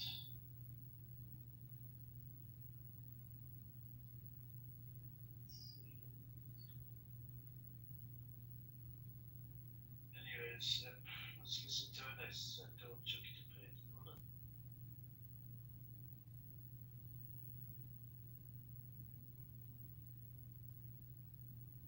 The Israeli government has told so many lies since October the 7th, about Gaza, about aid, it's hard to remember them all, let alone keep up. Here, in less than 3 minutes, are Israel's top 10 lies about this genocide debunked. Start the clock. Lie number 1, the Israelis said again and again, including Netanyahu himself to the Nil, was that Hamas was stealing the aid going into Gaza. But turns out, according to Israeli military officials, they never actually found any proof of that. No systematic theft. A study by the US government found no evidence either. Lie number 2, they said this war was about the hostages, about getting them home, and it would stop the moment Hamas released all the hostages, and yet the Israeli hostage families say they were told that Hamas offered on October 9th or 10th to release all the civilian hostages in exchange for the IDF not entering the strip, but the Israeli government rejected the offer. Oh, and Israeli ministers themselves keep saying again and again that the hostages are not their priority. Line number 3, beheaded babies, 40 beheaded babies. Even President Biden said he'd seen pictures of beheaded babies, but he couldn't have because there were no pictures, because there were no beheaded babies on October the 7th, nor were their babies put in ovens or hung on clotheslines. They were all lies. Even the Israeli press says so. You know which babies have been beheaded since October the 7th? Palestinian babies in Gaza from Israeli bombs. Line number 4, there was systematic mass rape by Hamas on October the 7th. Now, no one's saying there wasn't any sexual or gender-based violence on October the 7th, but mass rape as a weapon of war, well, the Times of London, a pro-Israel, Murdoch-owned right-wing newspaper, did a deep dive last year. Quote, Israel says Hamas has weaponized rape, but investigators say the evidence does not stand up to scrutiny. UN Commissioner of Inquiry said last year that it had not been able to independently verify allegations of rape because of obstruction by the Israeli authorities, and the main Israeli prosecutor on the case has said in the end we never have any complainants. Line number 5, there is a Hamas command and control center under Al-Shifa hospital. They even put out this video showing what looks like a bomb-filled lair under Al-Shifa, but it's been nearly 2 years and we've still seen no evidence whatsoever of that vast structure under Al-Shifa. But we have seen evidence there of mass graves filled with Palestinian corpses. Line number 6, the Rantisi hospital was used to hide Israeli hostages, and we know this because here, unveiled by the Israeli military spokesman on camera, is a schedule used by the Hamas kidnappers, the Hamas guards, in the basement of the hospital, except it wasn't a guard schedule. It didn't have any names on it. It was just a calendar with the days of the week on it in Arabic. Line number 7, UNRWA is a front for Hamas, which was a claim Israel made and led to the US and other countries getting funding for the UNRWA cut. Turns out it was all BS. Not only did the Wall Street Journal, which laundered Israel's lie on its front page, later privately admit that the Israeli claims haven't been backed by solid evidence, but a former French foreign minister who independently reviewed the UNRWA allegations said she was given no evidence by Israel to back them up. Line number 8, you can't trust the number of deaths published by the Hamas-controlled health ministry in Gaza. Well, actually, you can. The Lancet Medical Journal says you can, and guess who else says you can? Israeli intelligence, one Israeli intel source said, I trust the health ministry in Gaza more than the IDF for these statistics. Line number 9, all those massacre denials. We didn't massacre 15 aid workers, except the Sky News investigation found they did. We didn't massacre over 100 people waiting to get flour, except the CNN investigation found they did. You simply can't believe their denials. Line number 10, we don't use human shields. Hamas uses human shields. Well, Hamas hides under civilian areas, yes, but it's Israeli troops who literally strap Palestinians to the front of their vehicles. In fact, several Palestinians and soldiers told the AP that Israeli troops are systematically forcing Palestinians to act as human shields in Gaza. So there you have it, Israeli lie after Israeli lie, debunked in less than 3 minutes. You're welcome.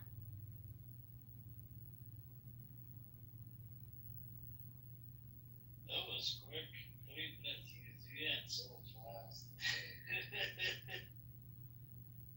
Black Rabbit would have a heart attack when he heard that. Yeah, it's so easy to debunk their bullshit claims, man. It's so easy. Like everybody says that black doesn't exist, right? That it's a construct. I'm like, why do you call yourself Black Rabbi then? It's like to make money. Like, and then he kept going on, and then he said something about money. I'm like, well, like he doesn't care about money. I'm like, well, you just say you don't care about money. Like, yeah, I just care about the game, just about winning. So you can literally change your thesis every 45 seconds. Like, what's the point of even arguing with someone like that? Literally, he stands for nothing. Yep, that is true. This is the problem with Black Rabbi's mindset. I think that it was here earlier, and he was making the same bullshit claims about the other shit. I don't know, man. It's an idiot. But the Australian one, that was good. The protest.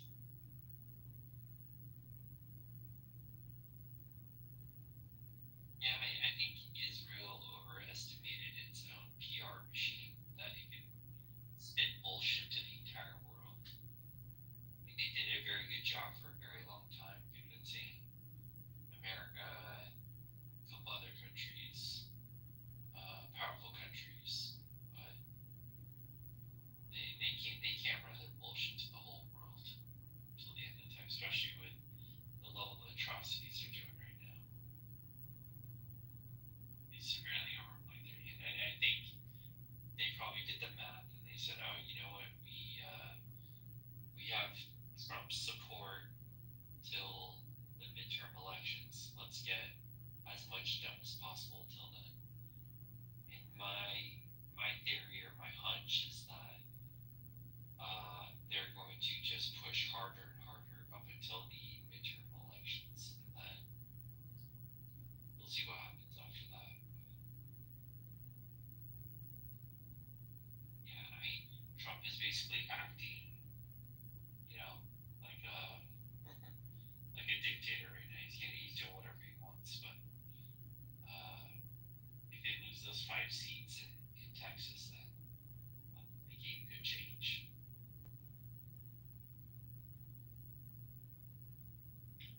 Yep. And I think slowly, I don't know, they're still asking for about the Epstein files. People are still wondering about that. I think it's going to go away maybe in the next week or 2 weeks. Maybe they'll, take out Ghislaine Maxwell. That might happen.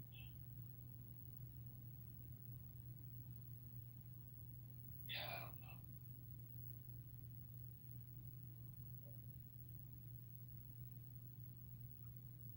We're gonna see what happens.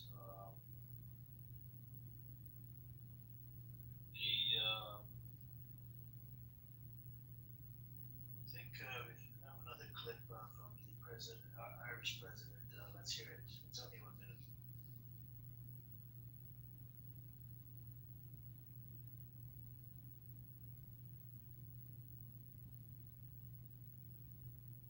I cannot really stand in a public venue and give a public speech and speak about our language when I see such incredible destruction of an entire people taking place. Are we to watch children starving, women dehydrated who are trying to feed their children?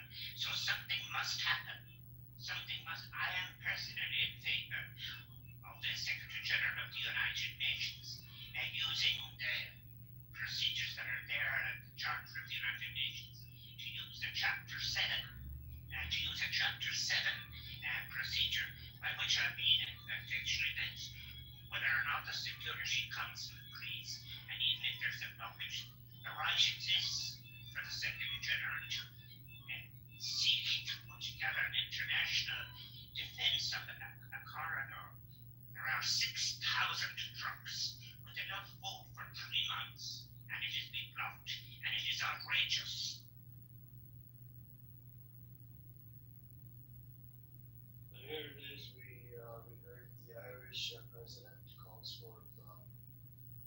potential military action in Gaza. He wants the UN to invoke Chapter 7, which allows an international force to defend air corridors. Defend aid corridors.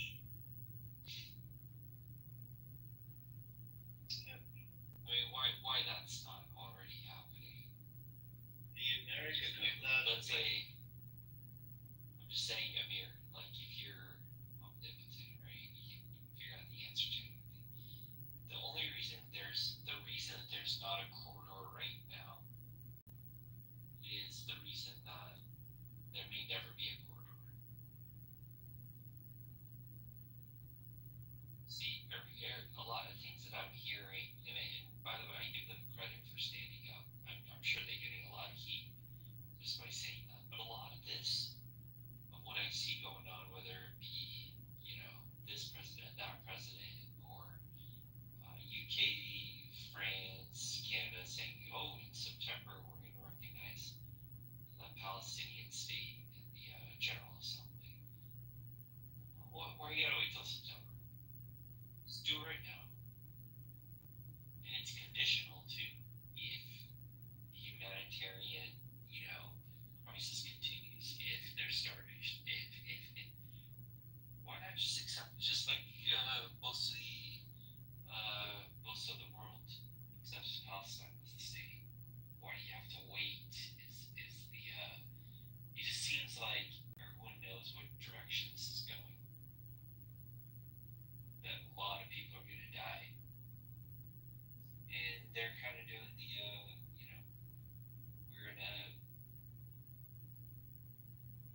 we're gonna make a statement so that we don't look like the bad guys in the history books. That's what it seems like.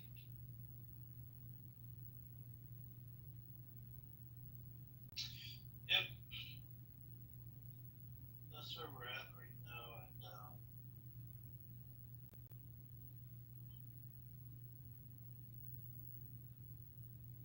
let me see.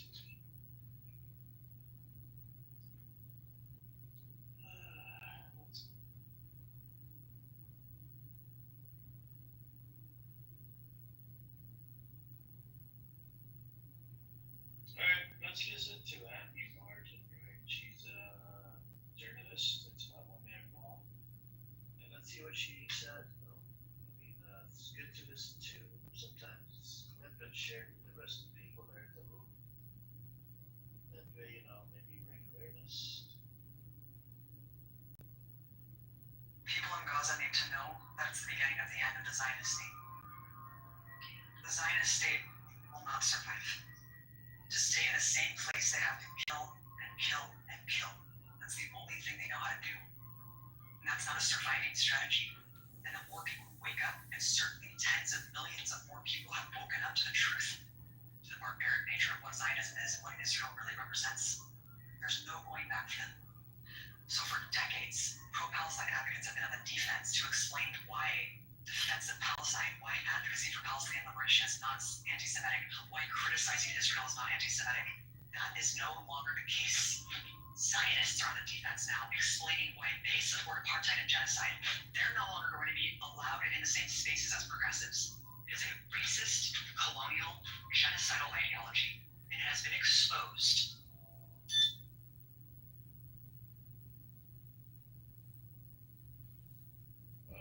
We heard Andy Martin. She's a journalist. And she's a known journalist, by the way. And what she said is actually makes a lot of sense. Yeah, I've been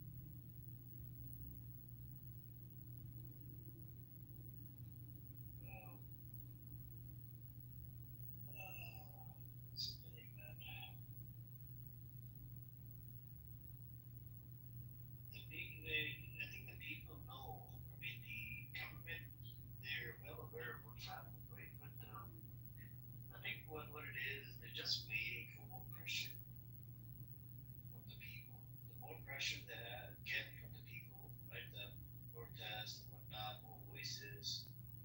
That's when they want to take action. They're just like they're moving like a turtle. They're very slow. And look, speaking of the turtle, we have Black Rabbi. And we got Daniel in the audience. Well, he enjoys my rooms, he loves my rooms, and he still talks back in the chat. You know, that's the thing. What's new with the Black Rabbi? What's your today's talking point? Another bullshit? Admit, at this point, without one, right? No, you don't want peace. If you wanted peace, you should call out your buddies. So, You know, you should call out. You should call out the genocidal maniacs that you support. Ben Gvir, Walgrich, Netanyahu, and all of these psychopaths. You should be calling it out. You should say that it's genocide. I do not support any of this bullshit. What Israel's doing, and America doesn't stand with Israel anymore. You should speak up as an American. What the fuck are you doing speaking as a fucking Israeli? You're not an Israeli.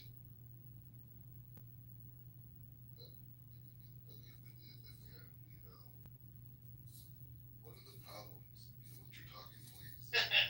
Keeping an eye on terrorists. Who's a terrorist? I think you're the biggest terrorist, Daniel. Zionism equals Nazi nowadays, you know? So, Black Rabbi, are you a Zionist? Are you a Zionist? Do you support Israel? I don't know, of course. Okay, so that makes you a Zionist, and Zionist equals Nazis. You're a Nazi. So if you support Israel, you're not. Yep, you're a Nazi. You know why? Because Israel is a genocidal state. It's just like supporting Nazi, what Nazi did to the people that weren't Aryan race, right? And that's what's happening right now. The Palestinians are not the Zionists, right? They don't look like men. They don't eat the same food, whatever. They want to ethnically cleanse them, even according to Boogie Alon. You know, Moshe Alon. He was a defense minister in 2016 under the Likud party. You know what he said? He said that Netanyahu was ethnically cleansing Gaza. And he said IDF is not the most small army in the world, and he was a government official. So should I listen to him or should I listen to your bullshit? Which one holds more weight? That guy that actually served in the military, that was part of the defense, he was a defense minister, versus listening to you that that doesn't even have Israeli passport. Yeah, you're right. But he has more. His opinion holds more value, correct? And Smotrich came out and said it's not about the hostage anymore. Smotrich said it's not about the hostage. Yeah, but Smotrich is finance minister, right? So he doesn't. Is he a government official? But he doesn't make any military decisions. It doesn't matter. Is he a government official? Why does it matter? Oh, hold on. Khan's minister came out. 22, the ministers on the Knesset on the 34, they wanted to go and do a tour in northern Gaza. How they're going to build settlements and whatnot. And it was approved by Khan's defense minister, right? So is it a good thing or is it a bad thing? Is it a wrong thing or is it a right thing to approve, plan where you have flattened Gaza and people are living in tents? Because they want to build settlements in the future. Is it a good thing or a bad thing? Well, the thing I think you as man and Muslim man, how you're not Muslim. You're just Jewish. You're just a Zionist Jewish. No, I'm saying to you. I'm saying to you. You're Nazi. You're Nazi. You're Nazi. Okay. But I'm saying, how do you as a Muslim man allow the people of Gaza to stay in that environment? Why would you not be fighting for them to be back there? If you're sitting and saying, "Oh, Israel's genocidal," Israel's this. Okay, so fine. Let's go to your premise. Let's live in your world for a second. Okay, fine. Why do you want the people of Gaza there then? Why would you want them there? So, do they have more right to the land versus No, these people? I'm asking you. If you're saying that there's women and children there, and this country, you're calling this country genocidal. And who's controlling the borders? Who's controlling the borders? Okay, I'm saying to you, Amir, why are you as a Muslim man not fighting for the people of Gaza? I'm asking you,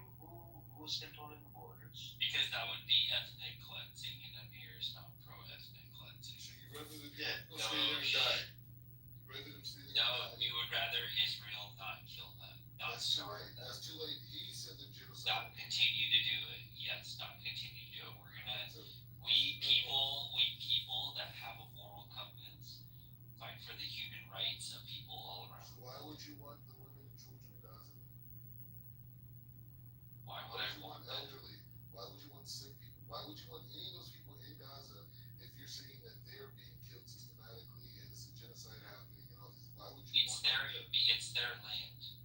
So you Wait, rather you die? think no, No, I just want to understand your logic. You're Well, saying I'm you trying, rather to, them I'm die? trying to tell you the logic. No, we don't want them to die. We want Israel to stop. Look, they're not Israel is the going to. They're not problem. going to. They're not going to. That's what we're fighting for. Okay, now that we accepted that Israel's not going to stop, so do you want the people? No, to I stay? never accepted it. I never accepted it. No, Amir, what do you mean? Amir, What do you just Amir, let me talk to over him also. Let me talk to him also. Amir, now if you're saying that we established that Israel is not going to stop, is it Islamic to allow the Gazan people to stay in that environment? Yes or no? So they're allowed to protect their property, their home, and whatnot. They have no ability to do it. There is no property. There's no property. Their land is allowed. It's demolition. They're allowed to protect. No, they're allowed to protect the land. Whether the house exists or not, they own the land. All right. And the next thing is, according to Islam, they have the right to defend. Okay. So what they're doing is they're defending. Hamas is going after all of these characters that you have inside. And you know what? Do you know what they're doing?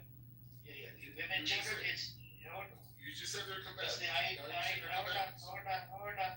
I didn't say combatants. Yeah, you did. I said they have the right to I defend. didn't. No. They have the right to defend according to international law. I didn't say combatants. Just stop putting words in my mouth. Amir, I didn't hear combatants. You said the right to defend. I didn't say they have the right to defend. That's it. I didn't say combatants. Okay. So if they have a right to defend, they are combatants at that point. No, I didn't call them combatants. The kids, hold on. The kids, the women, they're not combatants. The IDF is the one that's butchering and slaughtering and murdering these kids and women. And elderly men, doctors, and a whole bunch of people. Yes. So why do you want them to Gaza? Why do I want them? I just told you. No. You said to me they have the right to defend themselves. Okay, so that means anyone who defends themselves is fighting and they're at war. So are they're not at war. They're not at war. According to the international law, if you occupy their land, they have the right to resist. They're resisting. Okay, that's fine. This is international. I'm talking about international law. It's not combatant. It's the right to resist. Yeah. You want them to bend over and get raped and fucked in the ass, but they don't want to do that. They want to resist. It's called resisting. Amir, what Black Carbide wants is for you to make an argument for the ethnic cleansing of the Palestinian people. That's what he's really trying to do. I can't fucking believe it. This guy is psychopath, man. He believes everything is a terrorist inside Gaza. Let me put that clip in the chat again. You're just a fucker, man. Here, listen to your fucking clip, bitch. You believe everybody, because you're putting words in my mouth that I didn't say. You just said they have a right to resist.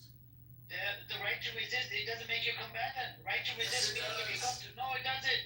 If you come to my fucking property, I'm gonna resist. That doesn't make me combatant. I'm just resisting. You declared war on October 7th. You declared war. Oh my God, there's no war. You can't have it both ways. It's a self-inflicted October attack. It's a self-inflicted. They declared war on Netanyahu did the 7th of October. It wasn't Hamas. It was Netanyahu. It was Netanyahu.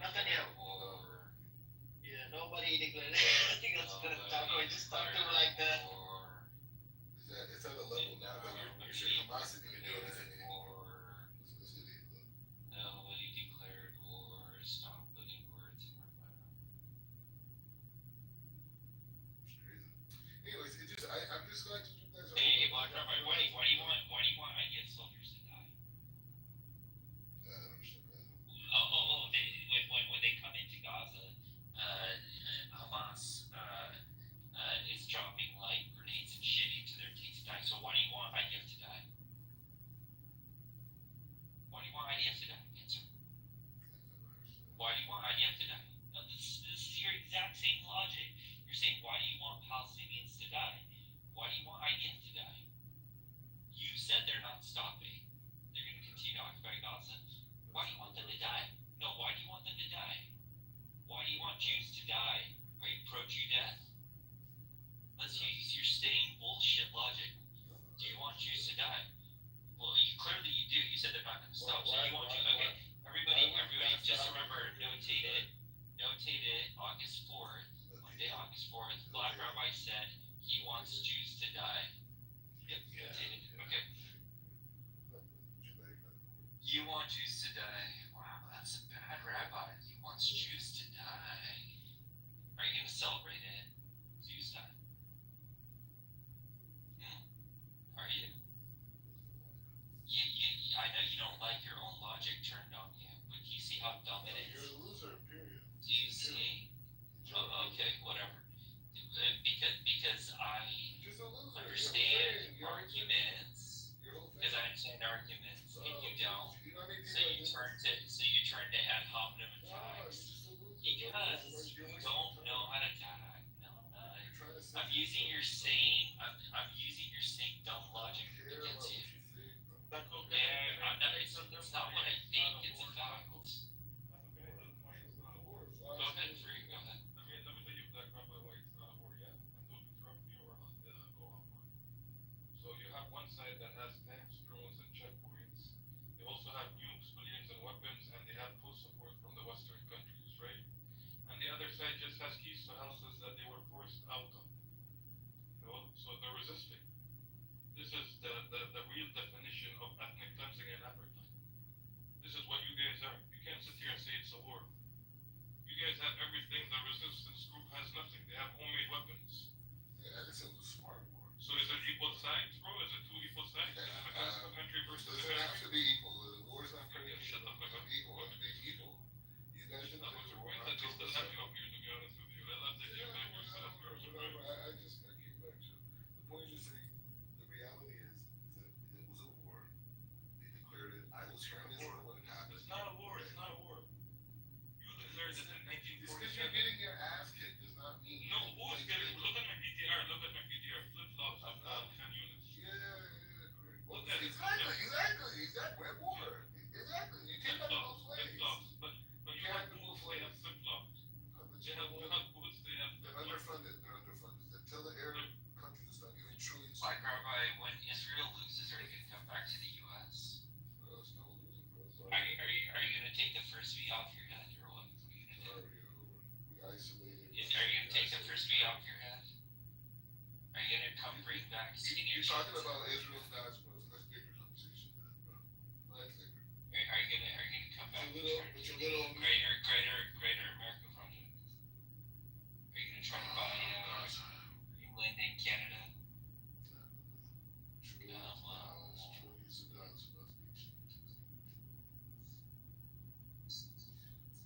Anyways, so Does that make you wet? So why not end this, Black Rabbi? Why not Taxpayer end this money war? funding Jeff. Do you guys not have the power to end this and get your message? no, they're gonna do it. They're gonna do it. When? All the major games they're about to do, just gonna flatten them. No, you failed. That's why they're doing it now. You lost the media war. You lost international support. They care. They don't have to care anymore. You started calling the UK and No, it works in their favor. They don't have to care. Listen, but you're calling them Jew haters. Yeah, you guys are losing miserably. You lost. Your military is committing suicide. They're going into mental health institution. No one wants to serve. No one wants to go into Gaza because they're, I don't know, something's fucked up about them. You guys are losing. But now what you're gonna do is, like you guys do this always. Whenever you lose, you come up here with lies and you say they surrendered, they're giving up, we won, and all this bullshit. But in reality, you guys didn't achieve anything.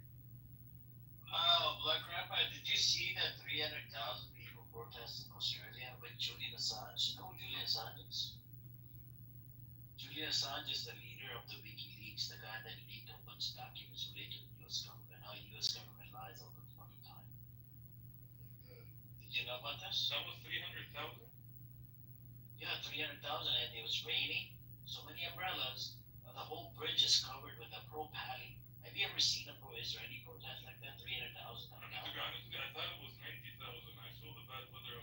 Brother, we had Leila in here from Australia. She said it. I actually looked up about 4 different tweets on Twitter. It's about 300,000, brother. Yeah, but they have bigger protests for Black Lives Matter. No, we're not talking about Black Lives. We're talking about. Well, Have you ever seen?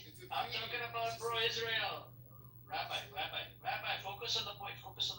Have you seen a protest? No. A whole bridge in Sydney covered with people, and then people look look like cockroaches, like from top above. Like this is the amount of like there's so many of them. It's like so many of them. Like so many. Isn't that cool? And how did that help the people of Paradise?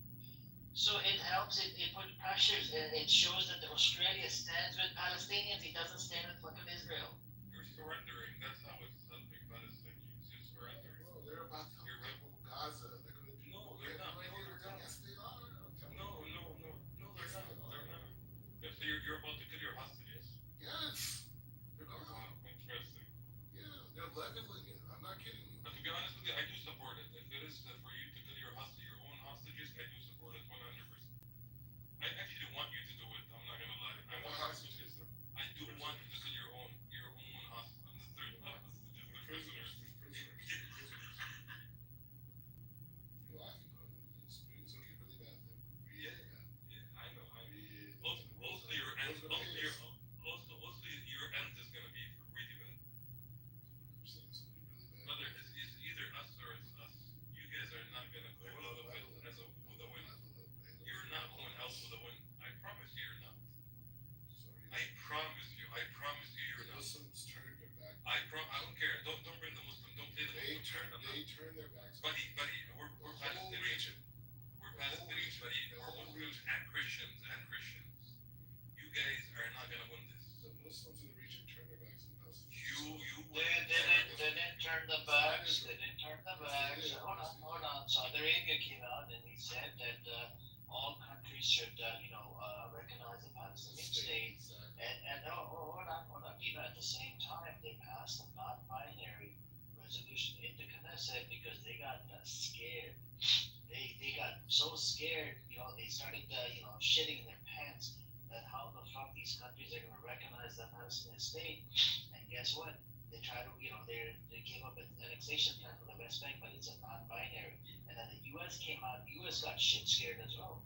U.S. gave terrorist warning to Canada, saying that if you, if the PA does anything related to, becoming a state, or do whatever, we're gonna put sanctions, and what was it? And we're gonna take away the funding and whatnot from the PA.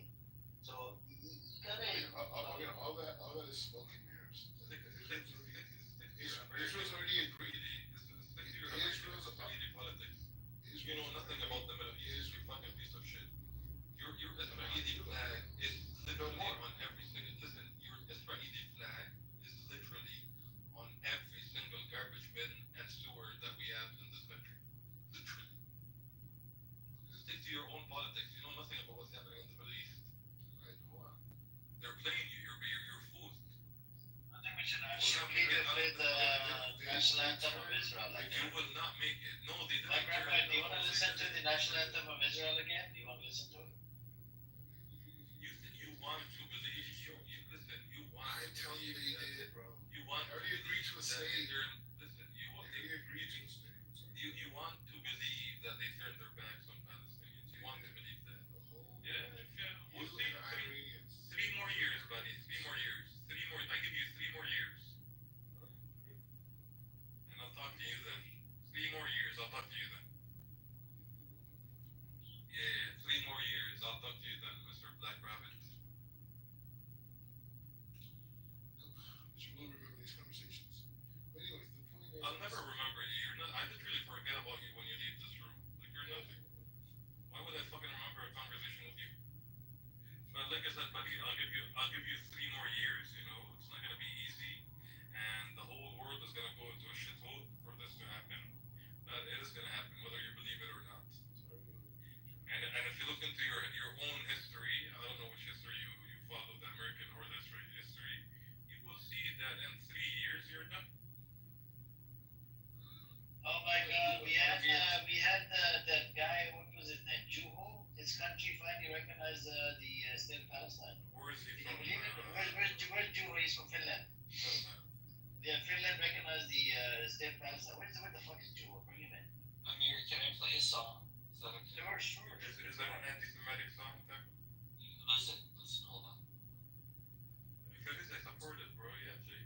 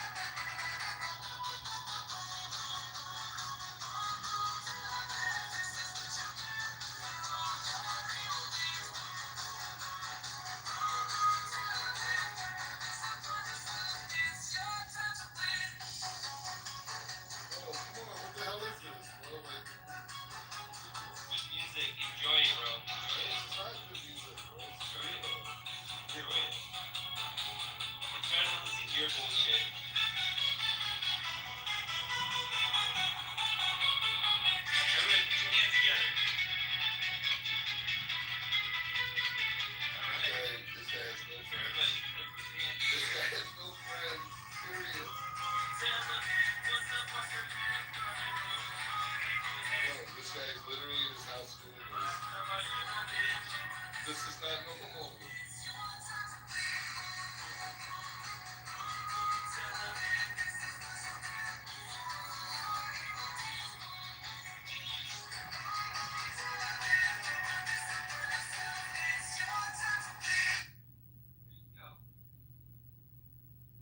I only played half of it. I do take requests if you guys want to. I think we need to listen to the national anthem of Israel. Black Rabbi, would you like to listen to it? The beautiful. Yeah, I'll let it for him. Yes, he does. That's a good one, right? You like that? You like this? You want to listen to it, Black Rabbi? Monty, what's your request, bro? I'm gonna do. We're gonna do the dedication. This is dedicated to Black Rabbi. Let's do the one for Black Rabbi, the dedicated for Black Rabbi, right? Yeah, Please make sure you listen to it really carefully, Black Rabbi. This is the national anthem of Israel, Okay, and Shuki is about to play it.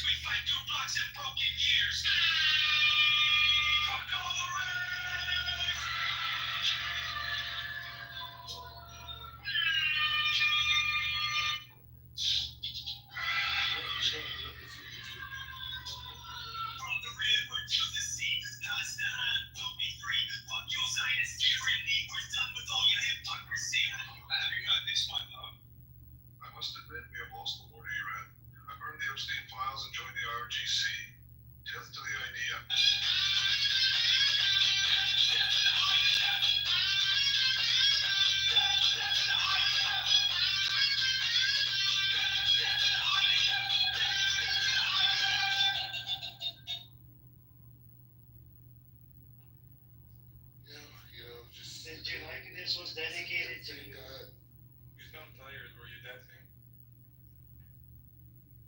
You're out of breath, Rabbit. Were you dancing on this song? This is Black Rabbi dancing during that song.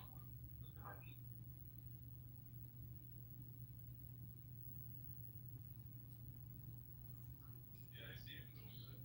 You liked it, right, Black Rabbi? It was good, right? It was bopping. You liked it? Now, Black Rabbi, did you like Tel Aviv more or the Israeli national anthem? Which one did you like? Now, which one did you like? Which one did you like? That Boom Boom Tel Aviv or this one?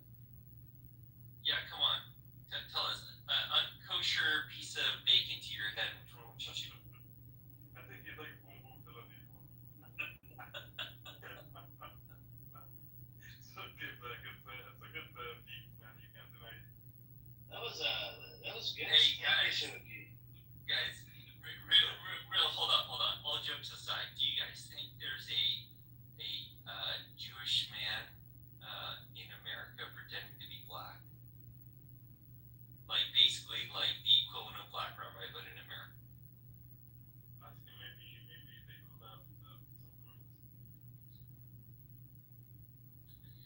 just like some little Jewish guy, Israeli guy in LA, like rapping and pretending he's black, like really, really diehard wants to be.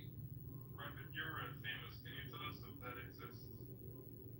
Anybody there that is pretending to be you and you're pretending to be them, exchange identities or anything like that? Yeah. First of all, I'm everywhere. Which one did you like? Can you tell us a song? Did you like the Boom Boom Tel Aviv or this other one? Thank God only black people, African Americans. Can you please be honest about the song? We're talking about the song. Which one? Only African Americans know how to rap.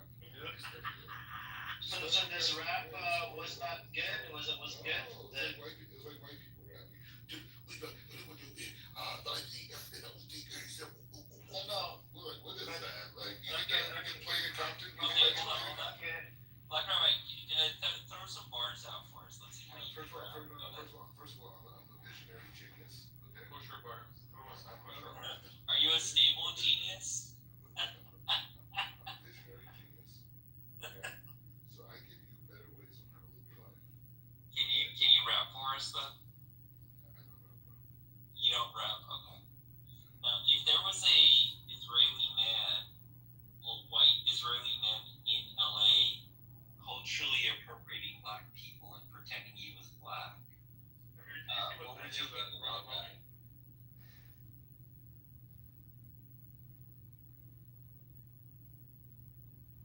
Black Rabbi, are you working at like the Amazon Prime Center in Tel Aviv or whatever?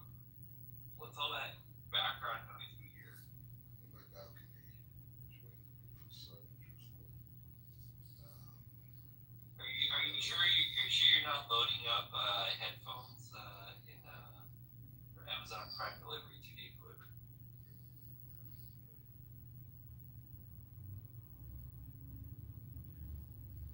But anyways,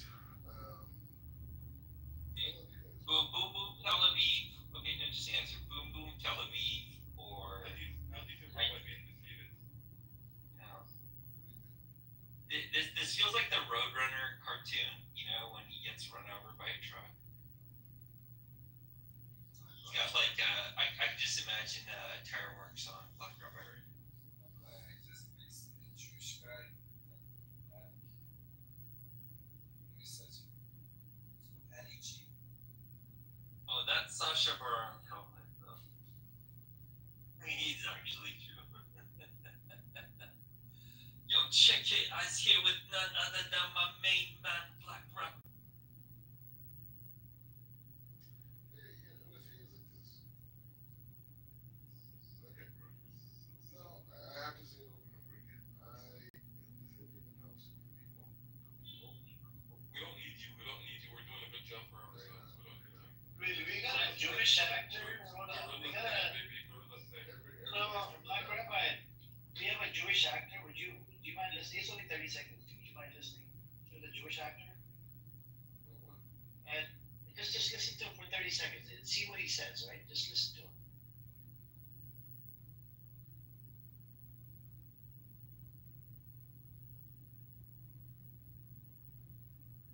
Like sign language, Just give it a second. Shuki, it just takes a second for Shuki to run it. What is this, a production? What is this, a production? Hang on. Yeah, it's more expensive than your production. For the Jewish people to allow this to happen to children and civilians of all ages in Gaza, for whatever reason, is unconscionable and unthinkable.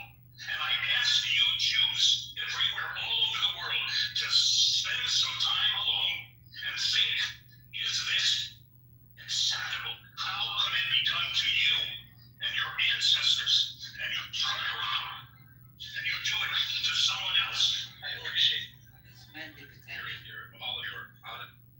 That's Mandy Patenka, by the way. I guarantee you, he does not keep the Torah at all. Oh Did my you god. listen to your Jewish brother? Voice. You Oh my god. Weakness? What the fuck? hear the weakness.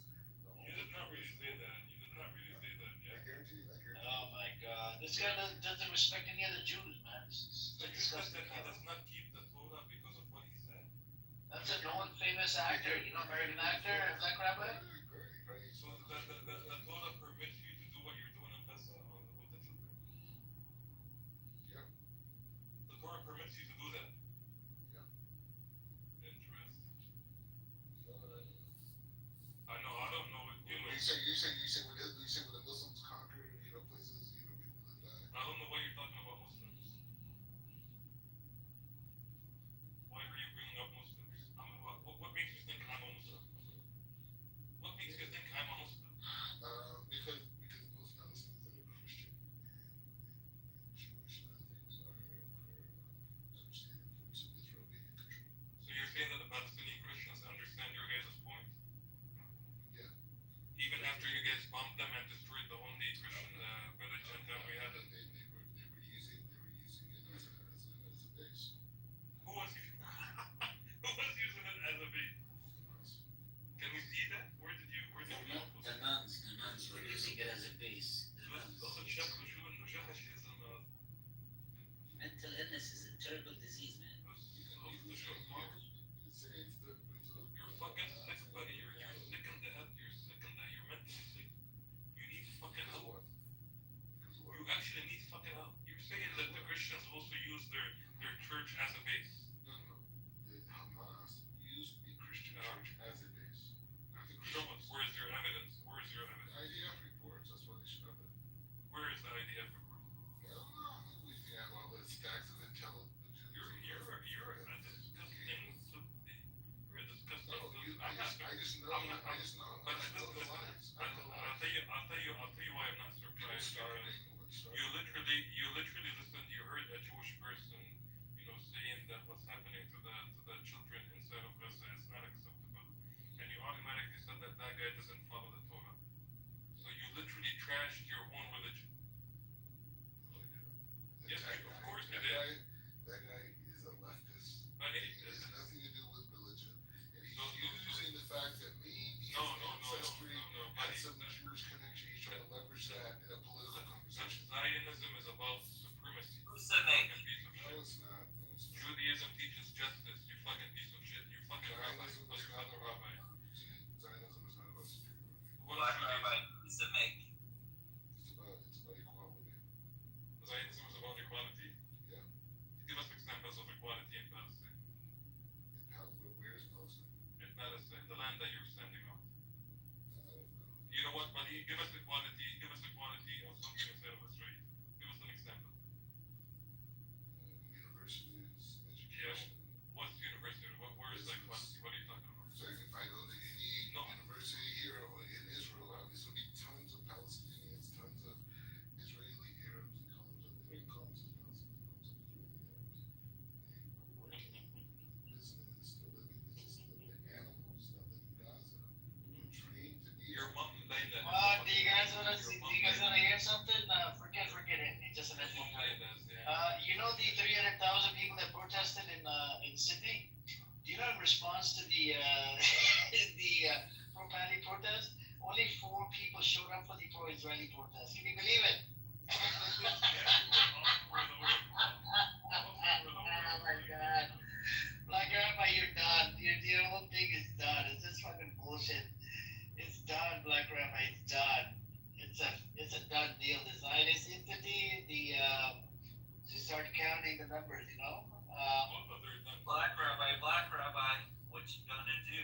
What you gonna do when Mecca comes for you? Black Rabbi. That's low IQ. This was probably in his house. What you gonna do? What you gonna do when Mecca comes for you? Not drunk. No, we're jamming on the music. What's wrong with it? Hey, like I said, you guys, if I was Palestinian or I thought. I have another song that I jam on, but to be honest with you, it would be very inappropriate for me to play it in this room. But the point is saying,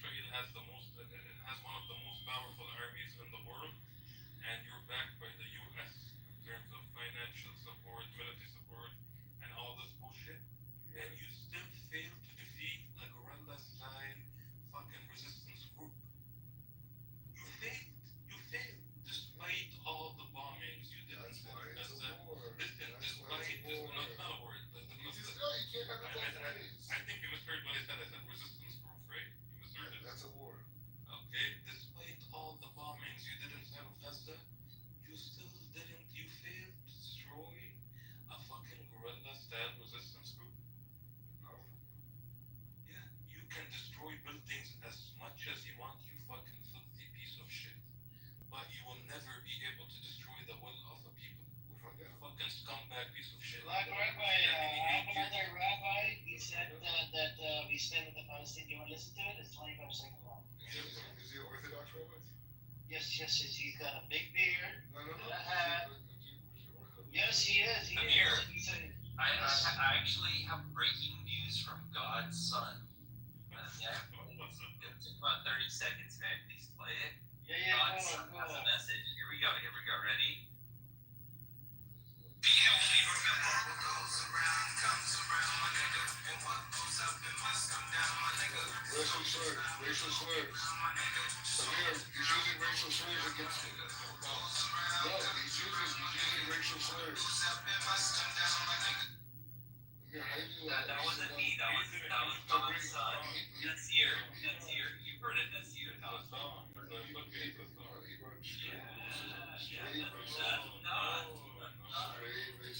Said what goes, that's I thought you're white. I never said why I think I'm way Did you see your screenshot? You want me to put it up again? Amir, see some straight. I'm way better than white people. I was raised by Okay, but my But parents it's all a are intelligent construct. to them. Right? We're way beyond white people, so please do not compare me to them. Okay, but you don't think you're black. You don't think you're black. No. What I believe is that I'm a human created by God. Okay, so this Jewish voice is actually a Twitter account. It's called Jewish voice. You should look into it. Yeah, And they actually they don't believe in God. no, they do believe in God. It's all rabbis. They protest. They go to the pro-Valley protest. They literally have big beard. They wear black hat. They got a suit on. What the fuck you on They about? promote homosexuality. These same groups. Oh my god. These are LGBTQ. No, I'm not putting It doesn't matter. Tel Aviv is home to fucking LGBTQ. One third of the So just be aware. It's allowed. It's allowed according to your Israeli government. When you speak on it, I just want you to be clear where they're holding at. Because a lot of those people don't really necessarily care about Palestinians. They care about going against the right-wing government that's in Israel right now. Yeah, no way, man. You just switch your title. No way. Just you're not making me bored now. Why can't It's you a accept? witness. Why can't you accept? You're eating yourself from the inside. It's a witness. Nobody's complaining No, about but that. you know what? The rabbi here said there's a reason why we shouldn't be against There is a reason why you guys failed Moses when he went to pray God for you scumbags. There's a reason why you failed him. And there is a reason why you're gonna face the punishment. It's gonna be severe. You know? There is a reason why you couldn't hold the state for 80 years, for more than 80 years. Yeah, there is a reason why you guys were kicked out of 109 countries. You know? The only difference now in 2025 is that everything is televised. All your crimes, all the filthy things that you scumbags do has been televised for the entire world. Everybody sees it. No more lies, you piece of shit. No more lies, buddy. No more lies. I think we should listen to the English singer and songwriter and just listen to his words. And then he'll fuck you, you fucking scumbag. Yeah. Son of a bitch. Fuck Yeah, you. listen to his words really quickly. I'm gonna ask Shuki.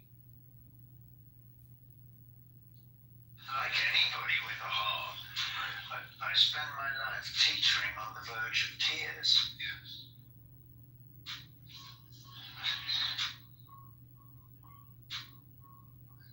Because you can't possibly put yourself in that position, in their position, those mothers and fathers, those children, those 2.3 million, well a bit less now, people living in Gaza being bombarded by F-16s day and night, week after week after week.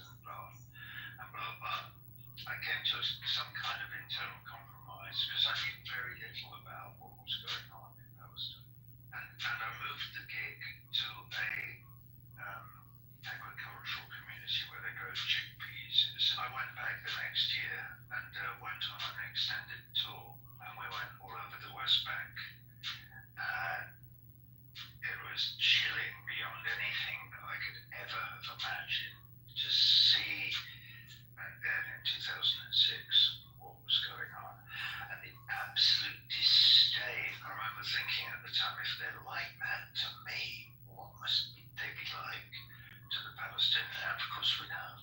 And now, to bring it totally up to date, we know exactly what they're like to the Palestinians because they are, as we speak, committing genocide in Gaza. So it's quite clear to anyone with half a brain that they are committing genocide. I'm happy to say that almost the whole of the rest of the world is going, no, the must stop. No, don't cease fire for 4 days. You must stop the killing. It has to stop. Clearly, this Zionist experiment in the Holy Land has now officially failed.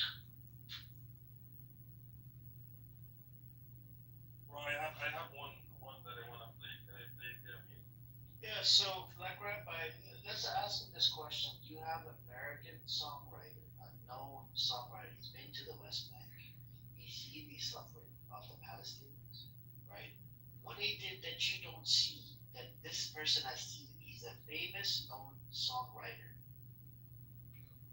And he's famous. His net worth is a lot of money, right? It's above your fucking pay grade. He's rich, yeah, no complaint. But the difference between me and him is that I've actually lived in Israel for almost a decade. He lived over there as well. He stayed up. And not only that, I live side by side with Palestinians in Area 2 in East Jerusalem, and they told me that they were trapped. They told me that these organizations don't represent them. They were speaking to me in confidence as a black person, and they felt they had a connection with. They're telling me that these people around us now. Here, I want to play for him a black person. I want to play for him. That's cool, but I'm the only black person that matters. Let me know when you're bored. Fine, but I'm just saying, at the end of the day, I'm the only When African, you're I'm the only to him, just tell me I'll play a black person. Fair enough. I'm saying, when it comes to this conversation about How you doing, buddy? Israel and Palestine or the Middle East, I'm the only African, I'm the only Buddy, African everything good? We're listening to this scumbag speaking right now. I'm not listening, but Well, because you don't care about Palestinians, you care about fighting Jews. You don't care about the people on the ground. Okay, listen. Turn your phone back.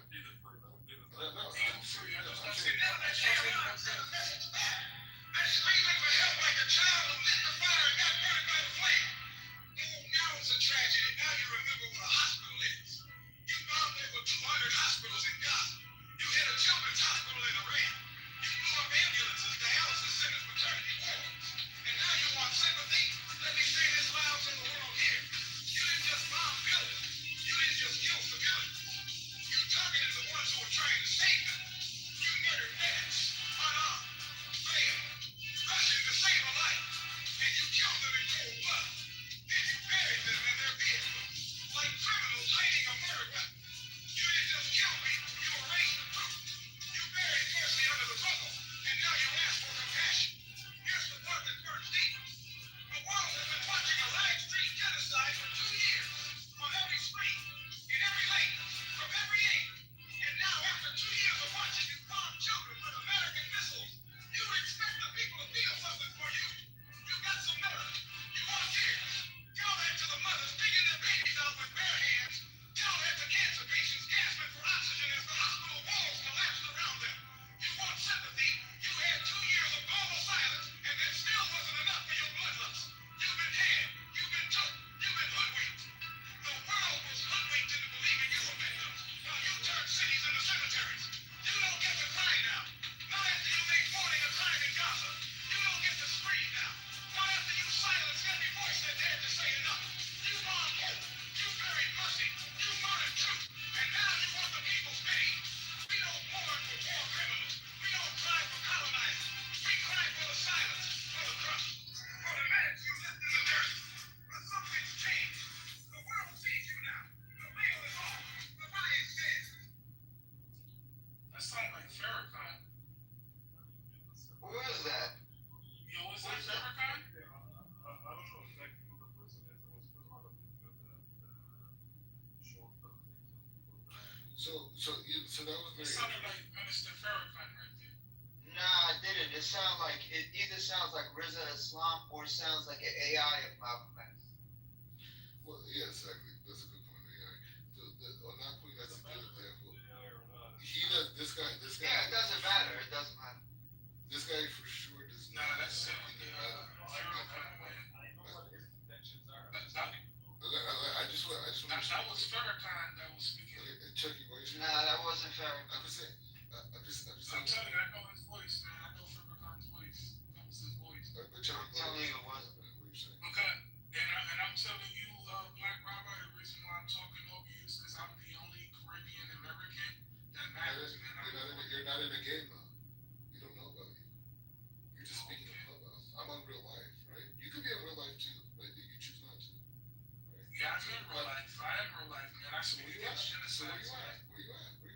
Oh, I'm in Singapore. Let's read about you. Where you at? So, you should be on I'm in Singapore. Come see me. You should be on Come Singapore. see about me, man. Come see about me, man. You ain't big. Come see about me. Come take that flight, man. You don't have nothing. You're in the military. You got orders. I got orders. I got medals. I got ribbons. What else? What else I got? Congratulations. What else? What else I got, Rabbi? What else I got, Rabbi? None of that helps you. None of that helps you. You gotta talk louder, man. I can't hear you. You gotta fix your Wi-Fi. From 21 to 48, I carried a Palestinian passport. There was no such thing in this area as Jews and Arabs and Palestinians. There were Jews and Arabs. Hold this one, Mr. Black Rabbit. Hold up, honey. Yeah. Well, Rabbi, I got more than you, man. Yeah, my immune is stronger than yours. My immune is stronger than yours, Rabbi. Rabbi, once I become, I'm going to become the first. I am going to be the first Caribbean American rabbi. You're what I do, man. I'm going to speak out. I'm going to speak out and speak loud. I'm going to speak out and speak loud. Chucky, you're a little. I'm going to change the world. I'm going to change the world. I'm going to change the world. I'm a bitch. Yeah, Chucky. Let's figure that. One second. So why did the Palestinians initiate this war on October 7th? Well, they didn't. This war has been going on for 75 years. Israel initiated it in 1948 by ethnically cleansing 750,000 people. This is what you need to understand. The people of Gaza, over 80% of them are refugees from a place called Ashdod in what is now southern Israel, in a city called Ashkelon. And they were dragged from their homes and driven from their homes, placed in prison camps, barbed wire prison camps, and then dumped in trucks in 1950 into the Gaza Strip, where they would be permanently warehoused. And then Israel proceeded to move Jewish refugees and Russians into Ashkelon to prevent them from ever coming back. So this didn't come out of a vacuum. You're not going to be able to hold people under siege, cut them off from the world, and then expect them to just play along. I've been there. I've been to Ashkelon. Yeah, this is a Jewish journalist actually who was sharing this. Black Rabbi bounced, dude. He couldn't take the heat. Now that he's gone, those songs you played suck, bro. The messages were good, but the songs really suck, bro. What, you don't like that Nas song, Mossy? No, not the Nas song. I'm talking to the two, like, whatever your own trance songs you played. It's just, I'm a big. Oh, dude, we're just trolling him. I know. That's why I didn't say nothing while he was here. But like, just because you have a good message doesn't mean it's a good song. Like that's it. Those are perfect. Dude, we're just trolling him. You're getting on their better to skin. troll him and get him mad. Of course. Hear his nonsense. I agree. 100%. I just had a question for Brother Palestine. Brother Palestine, can you hear me? Sorry, what was that, Chucky? I had a question for you. Are you available for my question? I'm available for your question. How do you call somebody a bitch and run from the room? How do you call a bitch like in what language? No, I'm just saying, like,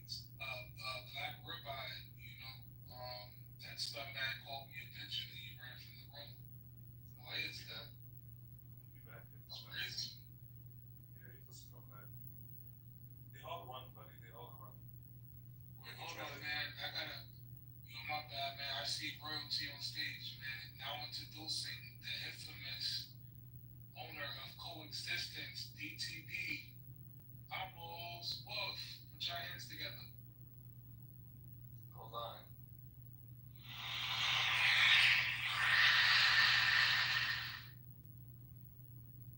Coexistence. Jackie, where is the picture, Jackie? What picture? Oh, I gotta put it back on. Hold on. I've been on this, helping people with their mental health issues. So, like, I'm trying to. Everybody knows who you support. Alright, Alright, yes, sir. That's the Grandpa Apples, man. You're my person in the room, so I want all the rooms to say Jackie support Apples. It doesn't work. Yes. Yes, Grandpa Apples, we must coexist together and see one. You guys, I know you think.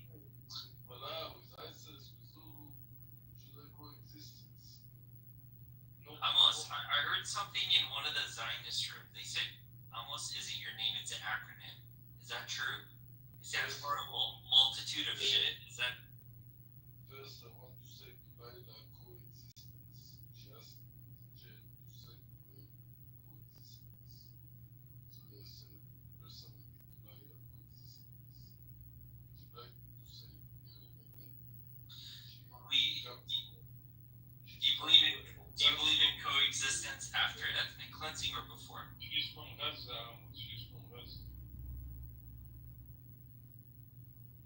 Amos. She's from Gaza. Laila? Yes, from Gaza. Laila right now in Gaza? Gaza. Where in Gaza? She didn't send me her exact address. If she still has an address, but she's from Gaza. Now I got a serious question now, brother Palestine, right? So when I went to Jerusalem, right, I had a wonderful time with the Palestinian people, but I was noticing, man, that every Palestinian sister that I seen was extremely beautiful and thick, man. Why is that? Bro, that fucking thing I created, the woman there, like, I didn't create the woman. I'm a fucking Russian sister. Ask Amos about his. No, I'm just saying, like, I'm not gonna lie, I seen maybe 2 or 3, like, beautiful Israeli women, but the majority of the women that I seen that were beautiful were Palestinian. Yeah, this is the connection that Palestinians have with olives and olive trees, makes us beautiful. Just beautiful, clear skin, smell good, just wonderful personalities, Just God bless them. Tell us your experience with the Zionists. It's always the women who come to my room. And what's the women that come to your room are filthy, bro. The Zionists are disgusting. Galileo, yeah, I have a list of Palestinian. I'm actually shocked that Palestinians come to your room. I'm actually very shocked that they do that. The clever all the women in Palestine are more clever than the men. Can't explain why, but it's a fact. You're Nazis, bro. I can't believe that people come to your rooms. I'm a Nazi. Yes.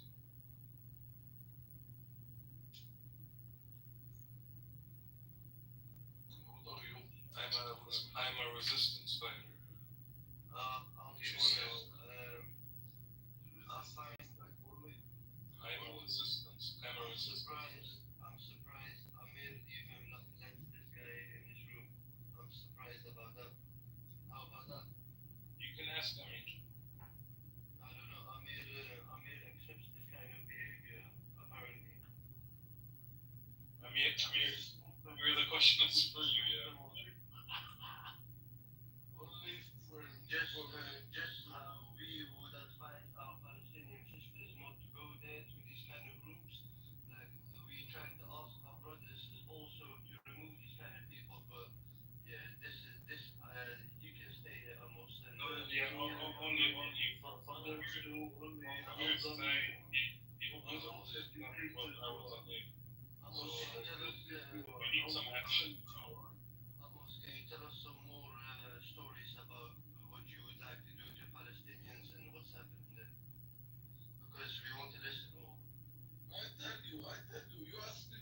now you listen what I want. I want to give them equal rights. I want them to work together with me. No, no, no. There's nothing about You ask and answer. You ask and answer. I answer what I want, not what you want. I answer what I want. You stupid homie, even don't know. I'm asking about what you have done to Gaza, not what you Tell me, as a human being, you can listen. What have you done? What have you guys done to Gaza? Don't tell me what your plan is for Gaza, because I don't care about what your plan is for Gaza. You can listen.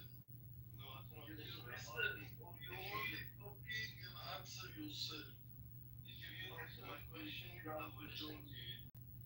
You're a garbage. You know what is a garbage? That's what you are. I don't know. I don't know what that means. You don't know what is garbage? No, man, I don't know garbage. Garbage But is my question to you is, look here, don't go off topic here. Garbage. Garbage. My question to you is, Garbage. can you tell us about what you guys have done to Gaza in like 3 sentences? Can you tell me in 3 sentences what you have done to Gaza? I'm looking after my hostages. Great. In which way are you looking after your hostages? With weapons, with guns, with airplanes, Do with tanks. you look after Palestinian hostages? I take for a while all other to myself. No, but do you look after the Palestinian hostages in Israeli prisons? Do you care about them? Have you seen one prison looking like the picture that the famous? Yes, of course. And in your Israeli prisons? One prison have you seen like that? Of course. Okay, listen. Now, listen, I tell you something. Now, if you're looking at the videos, Amos, if you're looking at the videos from 2 days ago, you guys starved the people in Gaza. So how would your hostages get food if you're starving every single person inside of Gaza? How would your hostages get food? Mute yourself and Yes, go ahead. Yes, go ahead. Shut the fuck up, just answer. listen to my response. You mute yourself and Expose yourself, you're alive. And listen to my response. You sound like I you're did. Only mute yourself. You don't like to listen to the truth. There's always two sides. For every coin there is two sides. Don't cry, man. And you have the other side. And the other side said, we don't starve any other people. It's the Hamas who steal the food. It's the Hamas who give them. It's the Hamas who So the U.S. came out, Amos, and they said there is no evidence that Hamas is stealing any of the aid. no evidence. How many victims? How many victims? So now we believe the picture. They steal the drugs. How many movies? So Amos, by the way, let me tell you something. Listen. Let me tell you something. No, listen. Just listen 1 second. So those trucks, the videos that you've seen, trucks with people with guns on these trucks and weapons and all this stuff, these are actually tribes from Gaza taking the trucks from one area to the place where they keep the aid. So I'm not too sure what makes you think that they're Hamas. Yeah. What was it? These people are so sick, they have to blame everything. They even blame like the food trucks, they blame it on Hamas. How do you think it's gonna go? The entire population inside of Gaza is starving. Who's gonna protect the aid? They have to move it, to the distribution centers, right? These people are possessed. There's no point trying to explain to them. That's what I'm saying. I don't even understand why Amir lets these kind of people in this room. You know what I'm saying? Like you're brainwashed. That was No, it's not about brainwash, brother. Look here. One thing is brainwash, and one thing is just with purpose. You know what I mean? With intentionally just doing all of this. Bro, this is not brainwash. He knows everything. You know what I'm saying? You just literally here laughing at the Palestinian woman, laughing at the Palestinian children dying. He's literally saying that, everything Israel does is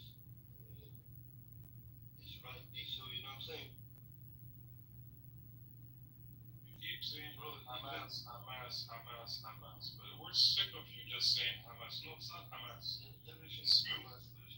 It's you. These people are possessed by devils. That's why they're cursed. That's why they think like that. They have to, you know. No one likes them. You know what I'm saying? No one likes these Zionists, these Jews, and that. So they have to fight. They have no choice. There's no way back no more for them. They have to keep on. You know what I'm saying? They have to keep on saying, "Oh, yeah, Israel this, Israel that, Palestine." They've done too much, man. There's no way back.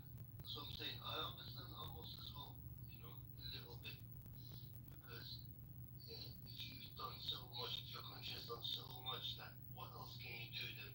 You can't say anything that will talk it right. You know what I'm saying? You have to fight. That's what it is, Amos. You have to fight. You're gonna fight and fight and fight until Palestine is free. There's no way back. Listen, why say it? You don't stop. You talk. You don't stop them. Tell people in the whole world.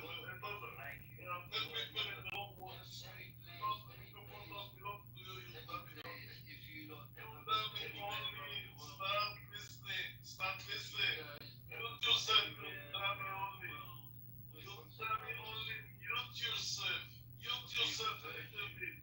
Mute yourself a little bit. Let other people speak. Let other people speak. You speak. I'm speaking. You don't speak, but you don't know to listen. You say that the trust belong only to you.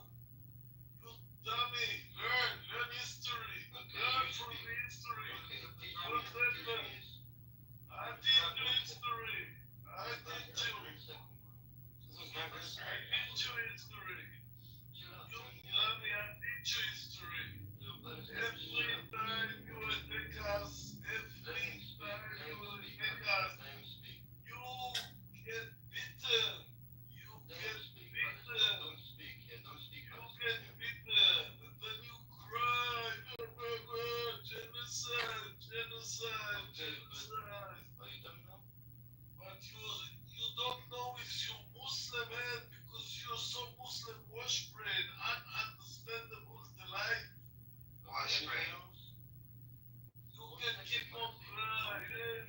Genocide. Jewish killers. Hamas will murder you. Palestinians are not only Muslims, you scumbag. He's uneducated. He's uneducated. He doesn't know anything. He wants to know about history, but he doesn't even educate himself. But anyway, listen, Amos, you know, yeah, that anywhere you guys go around the world, if you get recognized anywhere, you will either get, you know what I'm saying, some beating or people will violate you. No one likes you guys.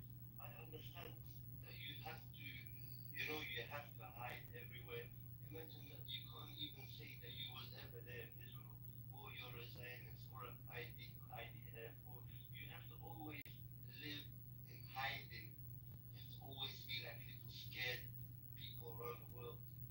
There's no one accepts you. The whole world is woken up. The whole world is woken up. Anywhere you go, you will not be accepted. So I understand, man. You have to, you know, you have to be against everything. Christians, against Muslims, against atheists. Everyone is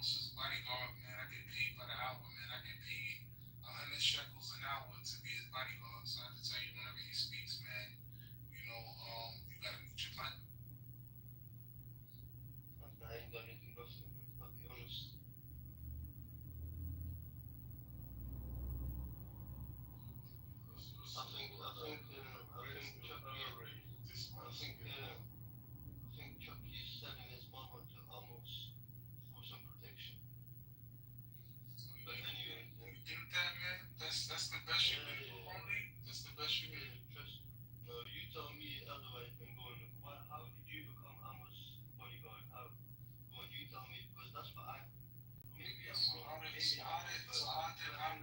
most liking. Now you asked me a question, man. I'm just trying to, answer it. Can I answer now? I can answer now. I can answer now. Can I answer now? Or you gonna keep projecting? Did he approach you for a job or did you approach him for a job? I can speak now. Okay, if you answer the question, did you approach him for the job or did he approach you for the job? Can I speak now? Or are you gonna keep talking over me? You can speak. Alright, thank you, sir. I appreciate that. Well, I actually own a private bodyguard business, and I almost had reached out to my company, and I flew all the way to Israel, sat down, had a long talk and conversation with them. You kind of cut me off, and I would like to continue. You have a company. What kind of company? I would like to. I would like to finish. I would like to finish. But I couldn't tell Yeah, I like to finish. Yeah, I like to finish though. I can't tell you where, but Yeah, I like to finish though. I would like to finish.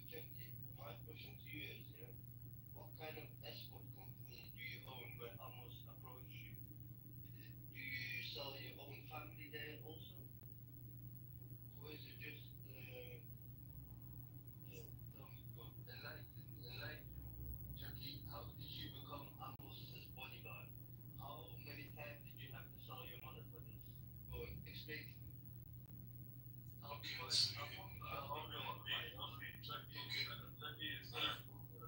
I like to finish. No, I just want to finish. He asked me a question. I would like to finish, right? So I flew out. He wants to be a bodyguard of Amos, Go and carry his rolling. Alright, yeah. So I would like to. So I flew out to Israel, sat down, and then. If you're trolling, just shut the fuck up. Okay, so I flew down, to Israel. Met with them. So I don't understand that language. Alright, so I flew down to Israel and had a nice little time, Jinder, be quiet. Who the fuck are you again? Go back home, Jinder. Yeah, so I flew down too. Who's this character? Hold on. Yeah, so anyway. I'm sorry, checking over. Who's this character? What's your deal with? What character, broski? If someone said in a conversation, you should be quiet.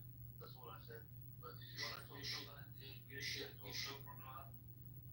Okay, you should behave yourself though. Be kind and use. Do you know what is Jinder? Yeah. Yeah, but anyway, so I'm gonna just start talking. I'm gonna be a dickhead now, and I'm gonna just keep talking. So anyway, so I took a flight to Israel. I went to Amos's kibbutz, man. Sat down. We talked over. We signed the contract, and so I get paid 100 shekels an hour to protect Amos, man. So I'm his bodyguard. That's how I became his bodyguard. So basically, you sold your home to Amos. Nah, I didn't sell my home to Amos. Yeah, you did, man, because he's in your house, not bodyguarding you, right? Or you're bodyguarding him. Nah, I didn't sell my home. Oh, you shut up, man. You shut me. Nah, I shouldn't have. I don't have to shut up, man. People are here saying a couple of things.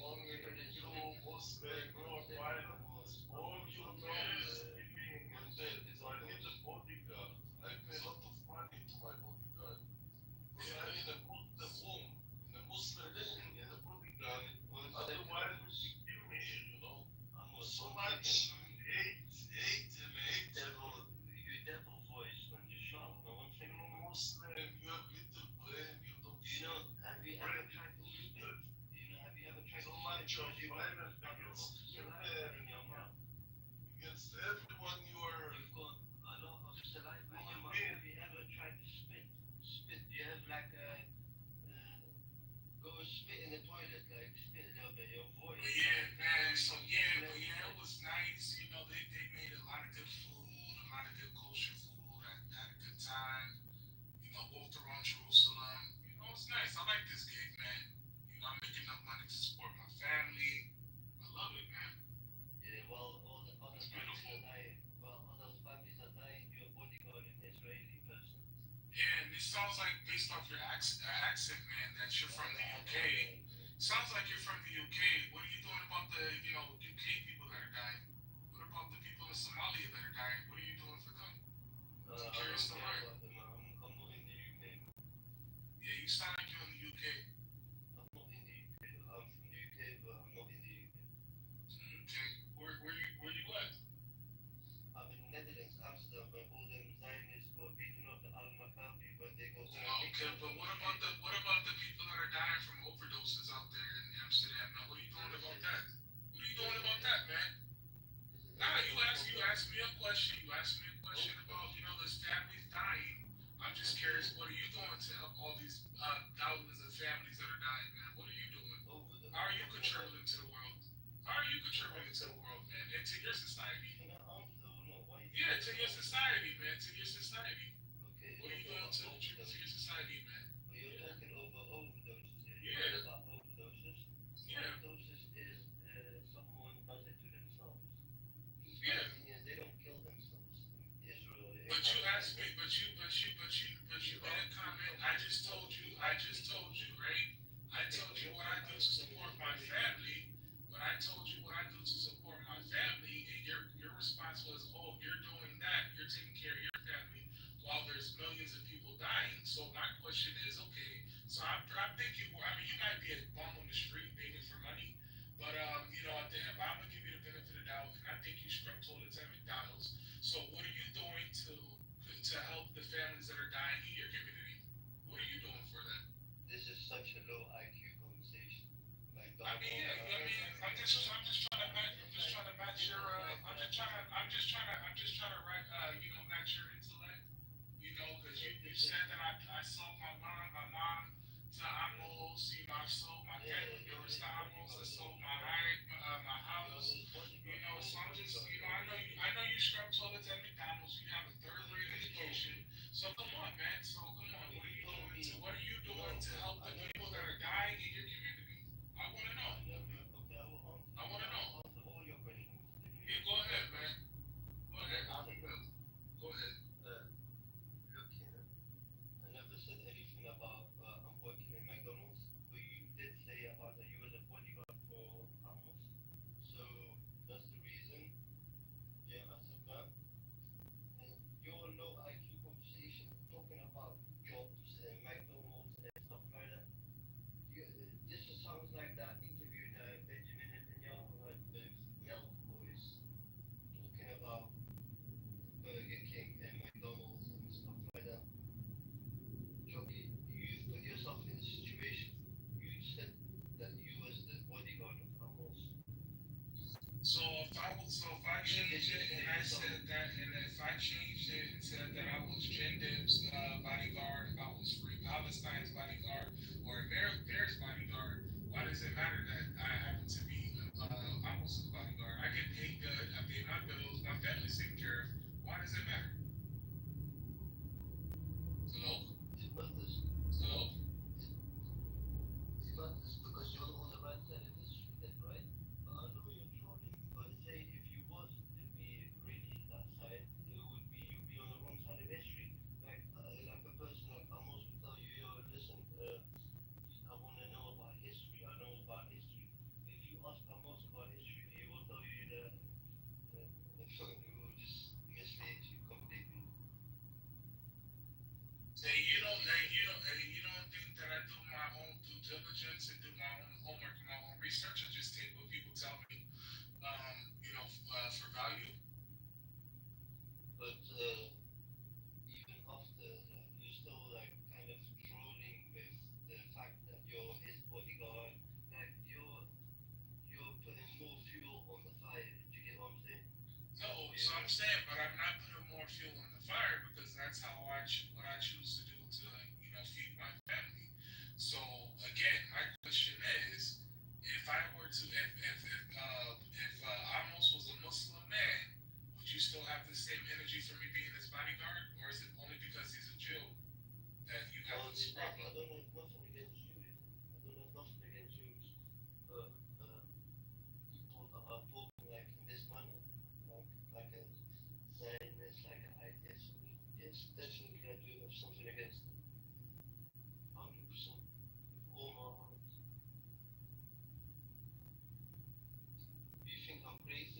It doesn't really matter what I think, man. But I'm gonna go ahead and end this conversation and say God bless you, man. May you have a wonderful day, man. And I'm just end this conversation right here and now, bro. Yeah, Chucky, I'm sorry if I did you wrong. That's what I'm saying. This Amos, when he speaks, he sounds like a devil. Amos, can you speak one time? I want to hear your voice. Understand, Chucky, why you about violence and no only one language. Can you speak normal? Okay, speak one time normal with your normal voice. Normal voice with a Muslim guy. Okay. So you have to talk like a Zionist to speak with Muslims. I have to speak with you in a violent way. Don't understand the other way. Why? What happened to you? So if I need to use Shuki muscles, but why do you have to? What happened to you guys in Amsterdam? Can you explain that to me? Don't understand that I'm stronger. Okay, no problem. Can you just not killing and violence? It's the only way to do it. Mirror. People, no problem. Amir lives all of this. Amir is okay with all of this, you know. Mirror. I'm not saying I'm gonna go back. I am Islamophobic, that's true. When I see all the Islam around.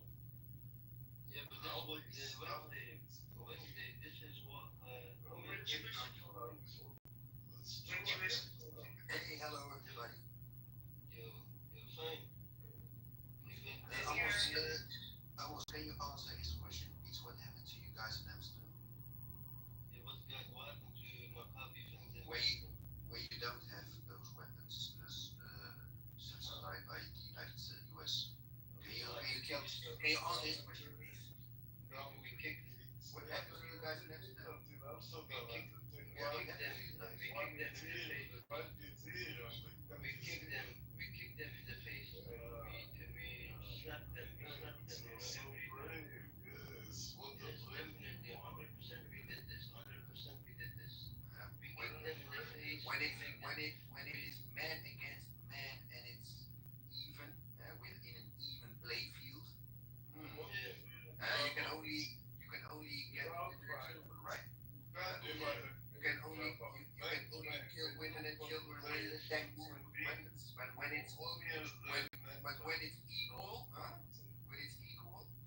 We're not equal here in the room. Come to Amsterdam, brother. Come to Amsterdam. No. Come to Amsterdam. We're not equal, you tell me Muslim. Yes, in Amsterdam. Yes. Hold on a second. Amos, can we agree that New York City has the most Jews outside of Israel? I never agree with Muslim about that. Can we just agree? Mention it not in the clubhouse. Me and a Muslim will not agree.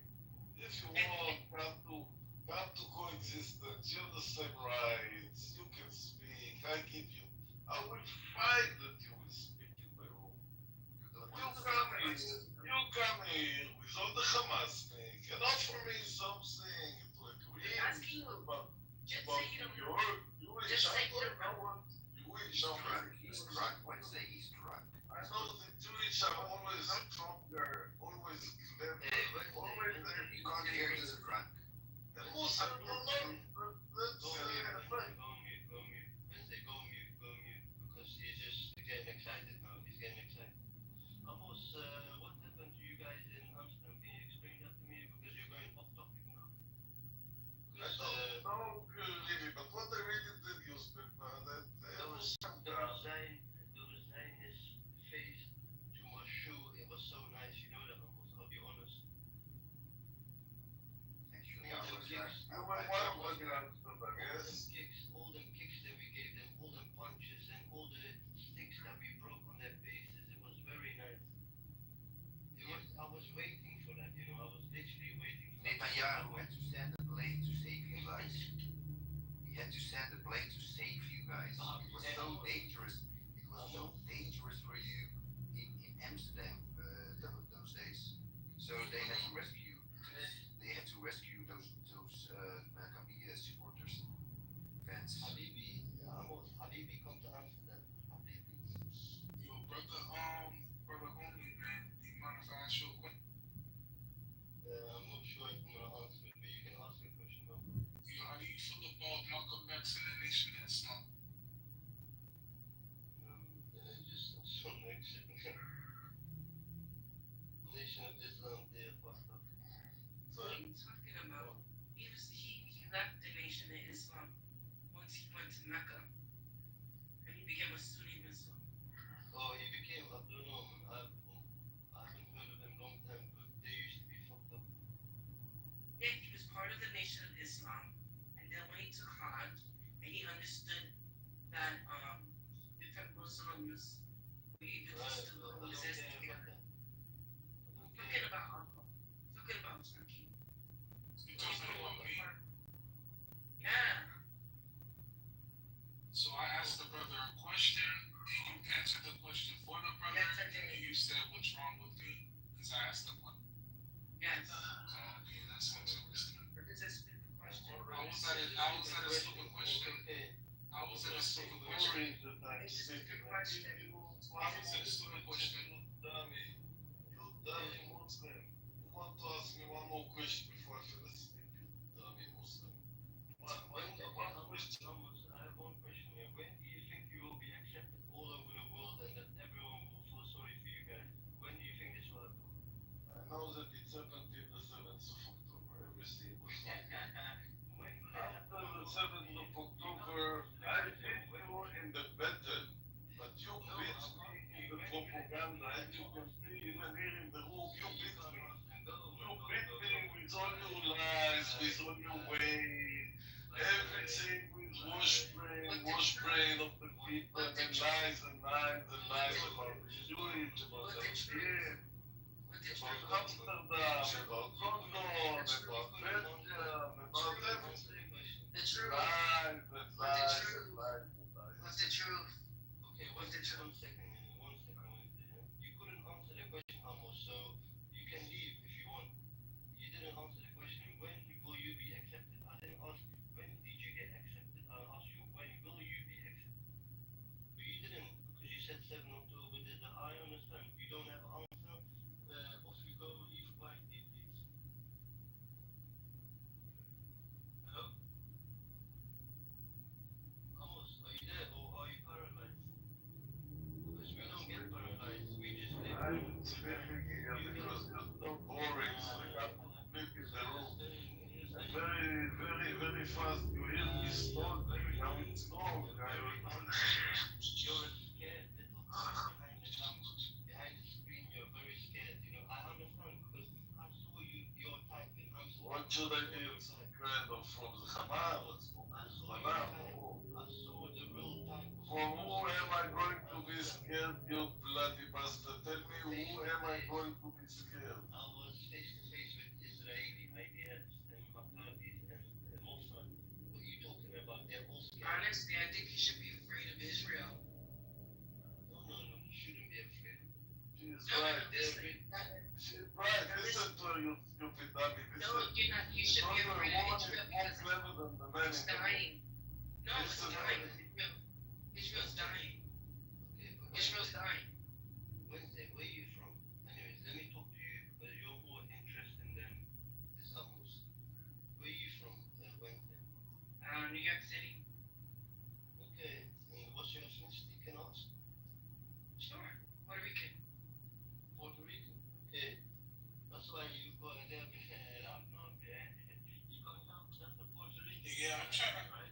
yeah, but I'm trying to understand, you know, how Wednesday said I asked a dumb question. No, Can you elaborate on that theory? you asked some questions that are not related to the topic. That's why it's dumb. Okay. Nah, but we weren't even talking about nothing related to the topic in the first place. You guys were talking to Amos. So I asked the question. I just asked a simple question.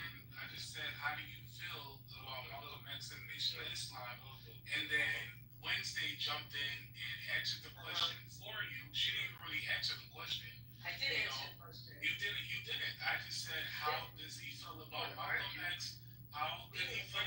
Malcolm X. How do you feel about Malcolm X and the Nation of Islam? I didn't ask about him converting to becoming a Sunni Muslim. I didn't ask about none of that. I just asked a simple question, and yet I didn't get an answer. I didn't ask. It's not a simple question. I just asked a simple question. Oh, I feel this way about Malcolm X and the Nation of Islam. I didn't say nothing about him becoming a Sunni Muslim. I didn't ask none of that. It's not stupid. It is a stupid, simple question. How is it a stupid, simple question? Elaborate. Because you have Google, you have a phone in your hand, which is like a little small computer. All you have to do is fucking Google it. But You don't have to think. So I asked only, I said only, how do you feel? Because I have my own opinion of the Nation of Islam and Malcolm X. I just asked a simple question about Malcolm X. No, actually he wasn't. Actually he wasn't. He wasn't. So well, actually I wasn't alive when he got killed. I wasn't alive when he got killed. I wasn't alive because I don't know shit. I don't know shit. yeah, Wednesday. Chucky, what's going on? So I asked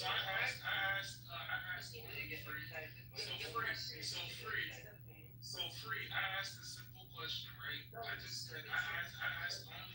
only a simple question. I said, hey, how do you feel about Malcolm X in the Nation of Islam? That's all I asked. And before he can even answer the question, he Wednesday jumped off the mic and said, well, that is a stupid question. You became a Sunni Muslim. And I said, no, I didn't ask that. I just asked a simple question. How does he feel about Malcolm X? And how does he feel about the Nation of Islam? That's crazy. That's crazy. That's crazy. That's crazy. That's my future. I'm allowed to do that. Who? My friend here, only. Okay. Yeah, I'm a future. Okay. But yeah, that's what's going on. Free. That's what I asked, man. I asked a simple question and I still didn't get an answer. And that's crazy, man. I can go in the chat right now and I can ask I can ask him straight up like, yo, how do you feel about this? How do you feel about that? And I'll get a simple answer. But with Wednesday, I'll get everything else but the answer. That's crazy. That's crazy. They didn't murder him. It was the CIA, the FBI, and the NYPD. That's why his daughter has an active lawsuit out against the FBI, the CIA, and the NYPD. Oh, that's crazy. Because I'm pretty sure. Hello? I can't hear you. You gotta get up. I can't hear you. Hello? I am on. Get up in your phone. I am in my phone. I can't hear you. Get up. You're being very upset. Get up, Wednesday. What? I'm sorry that you're being a girl right now. Rocky, and you're being a woman. Fucking hell, man. He's literally arguing with a woman. How feminine is that? Anyways, I tried to find out about you Wednesday. I tried to ask about you, and but then Chucky, I don't know what happened to him. Chucky's just cock blocking you, that's what it is. He tried to divert the conversation elsewhere, but I tried to just find out about you. Don't hate Chucky. Don't hate the game, hate to play. Don't hate to But play. I followed you Wednesday. I hope you follow me back. Then, I did. I think I big followed you. oh, is it? Okay, then I haven't talked to you yet. I have to talk to you, But we do I that think you have. another thing. Maybe I have, yes. But yeah, it's very sad. You know what is Wednesday, yeah? It's not even Chucky's fault or Amos's fault or there's only certain people that allow this kind of behavior, they accept this kind of behavior in the room, and we know what they say on the which banner they say under the banner of freedom of speech, they want to let everyone talk.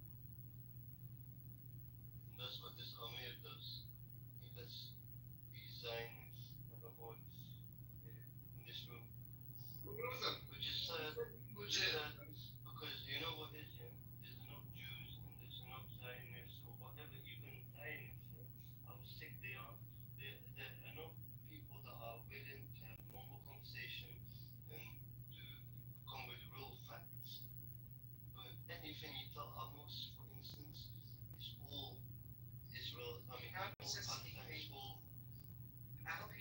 still.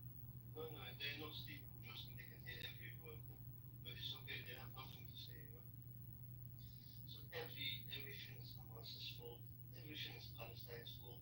Is there a kid that's getting killed and a kid was used as a human shield? A baby got beheaded. They say first, yeah, Hamas behead babies. No proof. They saying that Hamas is doing this and that. They saying what? See, it's gone. It's gone. It's gone. Yes, yes, yes. It's gone, guys. Yes, we've done it. We've made the Maccabees run once again. We did it once in Amsterdam and now in Clubhouse. My brother, salam alaikum first of all. Wa alaikum salam wa rahmatullahi wa barakatuh. Yes, brother. Assalamu alaikum. Basically, they are blaming Hamas for everything, even including the global warming. So, Hamas, Hamas, Hamas. So, when it started like this, they have, okay, now and I've never heard that one before, that's well done. I've never heard that one. That was a good one. Even the global warming, exactly, this is exactly my point. That they are blaming Hamas and Palestine for everything, everything.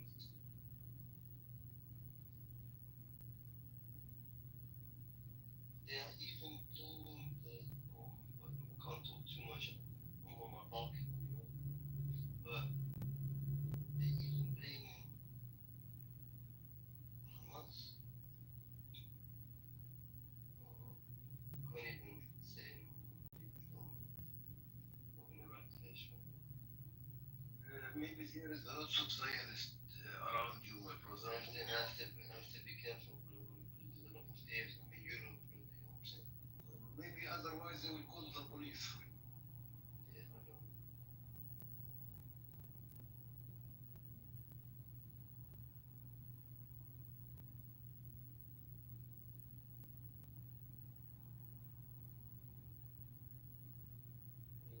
Yeah, but yo, free, you still up?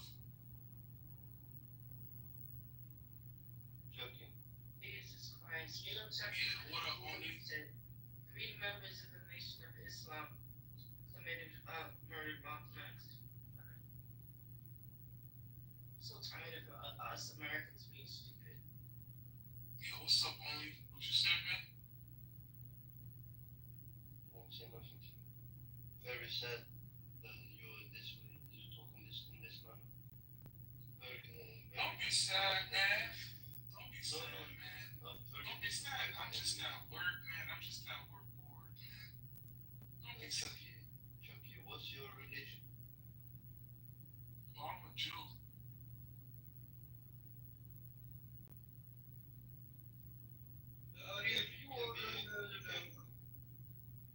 You can be ethnically, you can be Jew also, right?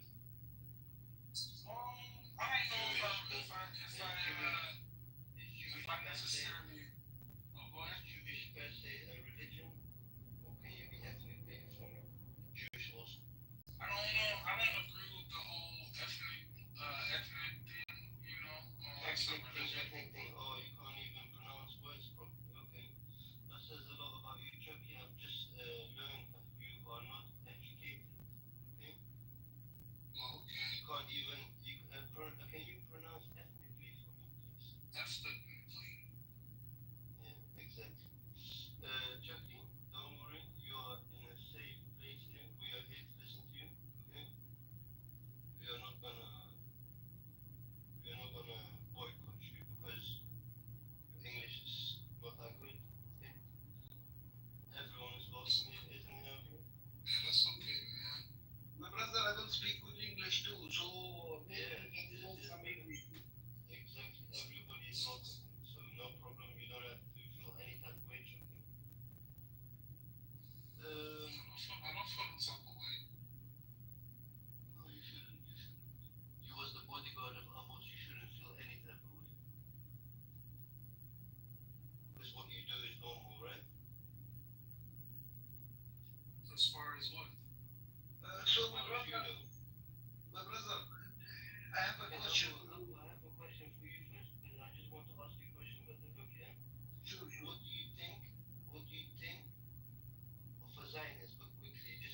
Okay. Zionists basically are making sure God's chosen people for war crime or stolen land. Okay, and what do you think? Okay, thank you. What do you think of someone that's a Zionist bodyguard? What do you think of the bodyguard of such a person? It's the same thing. It's the same definition. Same thing. Okay, Chucky tried to tell me that he was the bodyguard to a Zionist called Amos on this earth. What do you think of this behavior? It's a thug behavior, my brother. You know, once a thief, always a thief. Yes. Once a betrayer, always a betrayer, also, right? Absolutely, my brother. I do agree with that. Okay. I have a question for my brother. Chuck, maybe. I don't know. Did I say his name right? Okay. Chuck, are you there? Yeah, I'm here. My brother, what about the people who lost in the desert for 40 years? Is this true or what?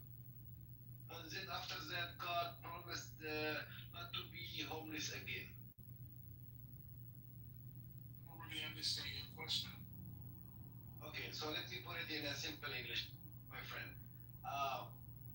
I was told that Jew people they got lost in the desert for 40 years, and then after that, God promised them not to be lonely, homeless again. Is this true? Yeah, that's true. Oh, right. You're welcome.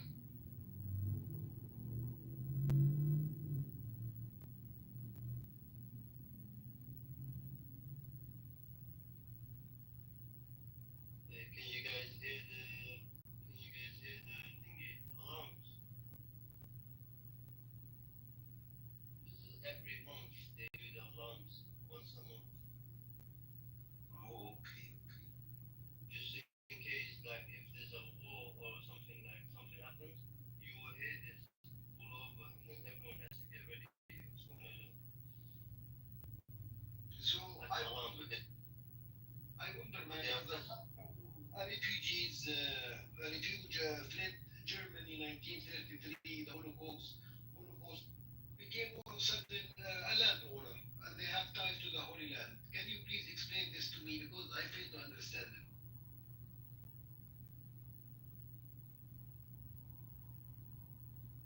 Is he talking to me? Yes, my brother. I'm sorry, I didn't address your name. He's talking to you. He's not talking to me. Obviously, Chucky. Come on now, wake up. Why are you not with it? We have to give him, I think, one slap to wake him up. But let's assume he's awake. Yes, this is Chucky. Abu, can you give him one slap to wake him up, or shall I do it? I don't know. I don't want to be harsh on him. I just want to be. I will do it. Don't worry. I will do it. I will do it. Thank you, my brother. Chuck, are you there? Okay, one second. Let me give him a slap. One second. Okay, yeah. I think he's awake now, Chucky. Yeah, I needed that, man. I'm up now. He's awake. Please answer Abu's question, please. Ask it again. Okay. I will ask it. Give him one thing. I need to give him one more slap because otherwise he's not gonna listen. Yeah. Okay. Now you can ask your question. He's awake. Okay, my brother. That's not stopping me that hard, man. Go ahead. He slapped your ass like Abbas, but it's okay. Don't worry about it. Okay, my question is, how come refugees from Germany in 1933 during the Holocaust fled Germany and then all of a sudden they became landowner and they have ties to the Holy Land? Would you please explain this to me? Thank you. So your question was that the refugees from Germany fled to the Holy Land, and now they became real estate owners over there. Yeah, they were shipped in a boat or something, but now all of a sudden after that, by a few years, they became a landowner. Like, would you explain how come like, they became an owner, my brother? If you please explain to this to me. Thank you. I don't know how to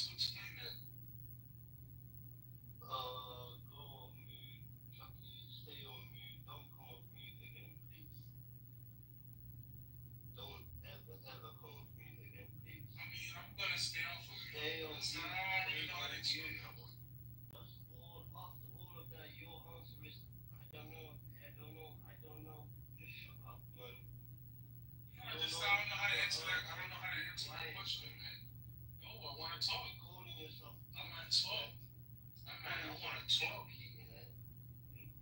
Talk for what? Okay, go on, talk then. Because all you're gonna say, I don't know, I don't know, I don't know. I'm his bodyguard and I don't know anything. That's all you're saying. Go on, you talk, go listen. I just said I don't know how to answer that question. I got Google for that. So your answer to his question is to go to Google. Yeah, go to Google. And what Google says, is that the truth according to you? Got the old diligence. What did you do your research on this topic? Hello? Did you do a research on this topic? Yes or no? Nope, I didn't. Oh, you're playing it safe, okay. So why, if you don't know, why you telling him to go to Google? Maybe Google is not telling the truth. Nah, just go to Google. But why should he go to Google? He's Because he asked the question. He asked the question. I don't know how to answer that question, so I just gave him suggestions. Go on Google and find the answer. Okay, politically correct answer. That's what we call them. Politically correct answer. Okay? He doesn't have an answer to your question, Malcolm. Yeah, it's all good. We have to give him, I think, one slap so he goes completely sleep now, you know? Because the other slap woke him up, this one needs to make him sleep. I hope the sleep will not be promised 3,000. The promise sleep. You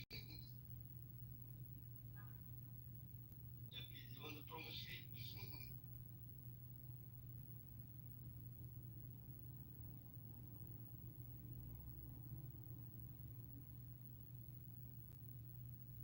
So, Mr. Chucky, you are okay with what's happening in Gaza right now? And this other person is calling you Abu Delulu. And Delulu, yeah. Do you mean, Daniel, that he's delusional? Because delusional means that you keep believing something when you've been provided with evidence that it's not like that, and you still believe in the same thing. That's delusional. Then you're delusional. That makes you delusional. But my brother, nobody has no. Delusional doesn't mean not living in reality. Delusional means that you've been given evidence of something. Say, if I told you, Abu, yeah? If I told you, Abu, that the circle has 3 corners, yeah? And I told you the circle has 4 corners, and the circle has 5 corners, and you keep believing that, you're literally delusional. Because there's enough evidence that a circle hasn't got corners, and you do believe that it has corners, so you're delusional. Okay. It's the same. So it's the same as these people think. You know, with all the sick thoughts that they've got, they think it's all normal, and it's always the Palestinians' fault, and it's always the Hamas, and it's always the children of Gaza that are being used as human shield, and it's all because they delulu. That's exactly what he means. That's why, you know, every statement of these signs, every statement is it's a confession. Everything they call someone else is what they are secretly themselves. So if they say that, oh, this and that happened, that's what they do secretly. Is this delusion I'm sorry to cut you off. Is this delusion happened before or lost in the desert, or after after they got lost in the desert for food? This delusional is when they were reading the Torah, when they were reading the Torah, and it was said to them, kill everyone, kill the donkeys, even the infants, the babies, the newborn, the infants, everything, kill everyone. Like, that's when they got deluded.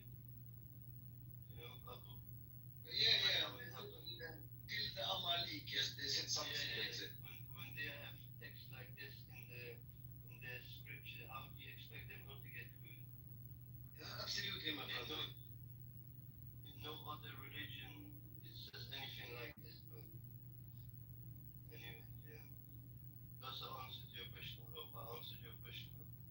Same as you, my brother, same as you. But remember, everything that these Zionists say or utter or whatever is literally a confession. It's literally a confession. Yo, brother Bo, I'm back, man. You had asked the question? Yes, my brother. You Google something because Google is Zionist too, but please give me that. Nah, you said something about how do I feel about what's going on in Gaza right now? Yeah, I said maybe that was my second question. Do you agree with what's happening in Gaza right now or not? Oh no, I don't agree with what's going on in Gaza Because he's a right now. bodyguard. I think it's a genocide. Okay, so why do you choose to be a bodyguard of the Zionists like that, almost, if you think at the same time there's a genocide going on? Can you explain that to me? Why are you a bodyguard to the Zionists? I'm most listening to on Clubhouse. I mean, not on real life. I know I'm most listening to I know you're not a bodyguard in real life to a Zionist. I know you're not.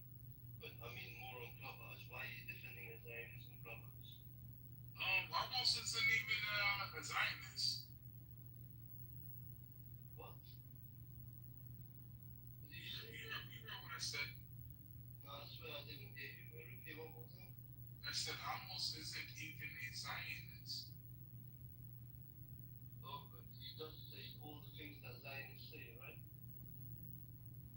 It's not a Zionist. How do you know? I've heard him say it. I've heard him say it. Have you been to his house? Do you know him in person? Yeah, I know him very personal. Oh, because you was oh yeah, I remember. You what did you do again? One second, let me remind myself. Oh yeah, you sold your mother to him to be his bodyguard, right? Yeah. Yeah, oh yeah. So you know him personally, okay? Yeah, we like to I like to go over some sort of How much did you sell your mother for again? I forgot. How many shekels? How much shekels? 5 shekels. So your mom was worth 5 shekels, the bitch. Oh man. Listen, it's very, very sad one that you had to sell your mother to become a Zionist bodyguard. What the fuck? What's wrong with you? What is wrong with you? What is wrong with you? Fix up, man. Fix up. Chucky. Fix up. Shabazz. Chucky Shabazz. Yep. That's sweet. Shabazz. Shabazz. What's your ethnicity? I'm Caucasian. Guys, I have a 3,000 euro promise. Does anybody want to fulfill it for me? I'm Caucasian.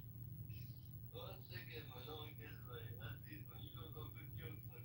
Hey, listen, this is what I want to hear. I wanna hear some jokes about the Zionists and the Israelis. I wanna hear some new jokes. You want to hear a good joke, right? Yeah, please. So I was in the Zionist. Don't interrupt. Yeah. I was in the Zionist room, right? And I said Israel has the highest rate of skin cancer in the world, right? Yeah. Right? And you know what somebody said? They started laughing. You know what they said? They said, "You're stupid. They're not number one. They're number two. Australia's number one." And you know why that's stupid? Because Australia is also a colony of Britain. That's how stupid they were. You know what I'm saying?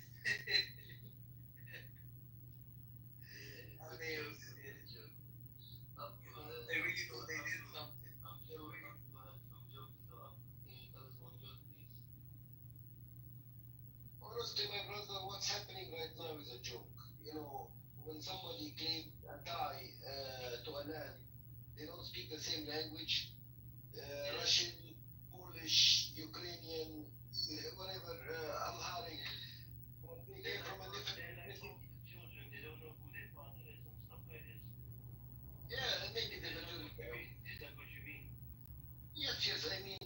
bastard, you're right. But to make it short, they came from different ethnicities, different languages, different culture if they have, different food, even stolen food actually. You know, they stole everything from the land. They stole the Palestinian land, they stole the culture, the food, even the cursing word in Arabic, they stole it. So I want It doesn't matter, brother. Don't worry about that stuff, because the Palestinians are doing good. Trust me. They are showing the world right now that how to be Muslims, But it's not even. But I want to hear more about some jokes, Israeli people. I wanna laugh. Yeah, I mean, yes, they steal in bulk. They don't only steal the land, they steal the culture, food, even cursing word in Arabic. So I don't know, like in their own home country, Ukraine or Russia or Poland or those countries, they have no food or they have no cursing word. No, they are not accepted anywhere abroad no more. That anywhere they go, if they only get recognized as an Israeli or a Jew or something like that, you know what will happen to them? It's not safe for them anymore. The whole world is not safe for them. You have to understand them also. You can't say or this or that. You know, you have to understand that these people, wherever they go, it's not going to be safe. Basically now, lots of countries they implemented the new rules in the immigration when they see a Zionist. They ask for the purpose of the visit. Is it tourist or occupation?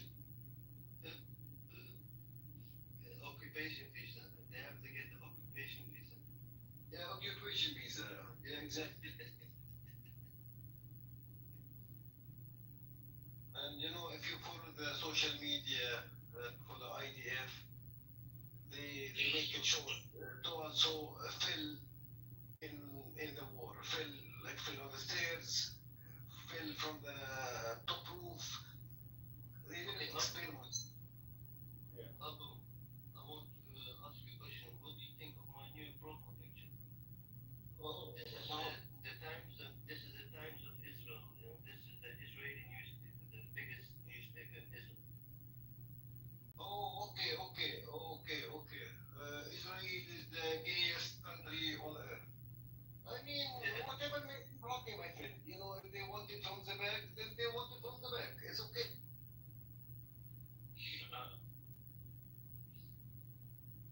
Imagine this. What is going on? What is going on? Yeah, it's okay, my brother. They like it like this. They like to, to bend over. So it's okay. Yeah.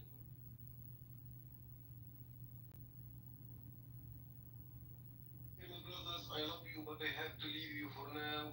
Thank you. See you again. See you again, brother. See you, Master. Assalamu alaikum. Inshallah.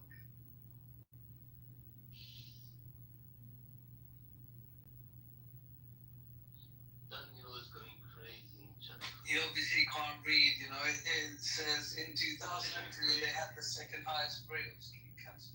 Yeah, I know, he's going crazy.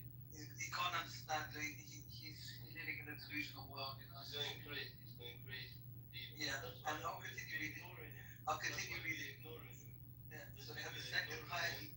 Yeah, I'm just going to read it. Ignoring him. This has decreased substantially due to campaigns to avoid the hottest time of the day, to discourage sunbathing. But you're indigenous, you should be able to sit in the sun. That's how it works, And it says here, even carries on by saying melanoma cancer is particularly acute in the Ashkenazi population, not the Sephardic or the Mizrahi. Well, what does that mean? What does that tell us? What does that tell us, Daniel? Why are the Ashkenazi having the highest rate of melanomas, Daniel? He's throwing some things that he doesn't even know what does that mean? What is a melanoma, Daniel? Why are you indigenous, Daniel? Why? You're too educated to understand. You doesn't understand this. You need to slow down. You have to use catchphrases like, you have to talk about Hamas and shit like that. You can't just talk bad. You can't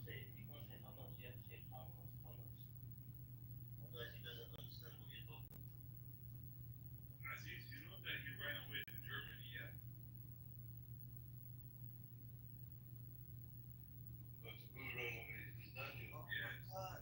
No, no, no. You know who ran away? The Ashkenazi ran away. They ran away from Europe. You know? And Europe's lovely. I mean, they weren't having a good time in Europe. I'll give them that. But you know, that was their homeland. You know, and it's a shame that they had to be expelled because and they ran away because the Mizrahians were being treated well. You know, historically speaking, in comparison to Europe. You know, but obviously we're rewriting history. You know, we don't want to tell the truth.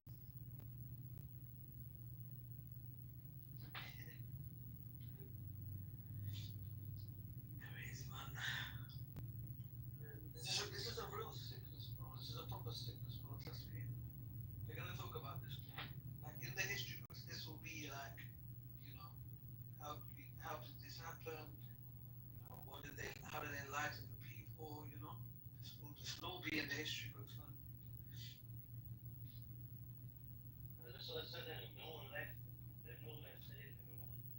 Anyway, they go from now on. That's it. There will be everyone will just. This is why. This is why they try to evoke the religion, bro. But even the religious Jews, they know this is an it. Where is the Messiah? This is an it. It's a lie, bro. They know it. It's all connected, bro. Look, it's all connected, yeah? Look, I was saying to you, the Jews are waiting for their Messiah to come, right? Which is going to be the false Messiah, the Antichrist. The Christians, they're going to believe that the Antichrist is going to come. They're going to believe that's God, that's their Jesus.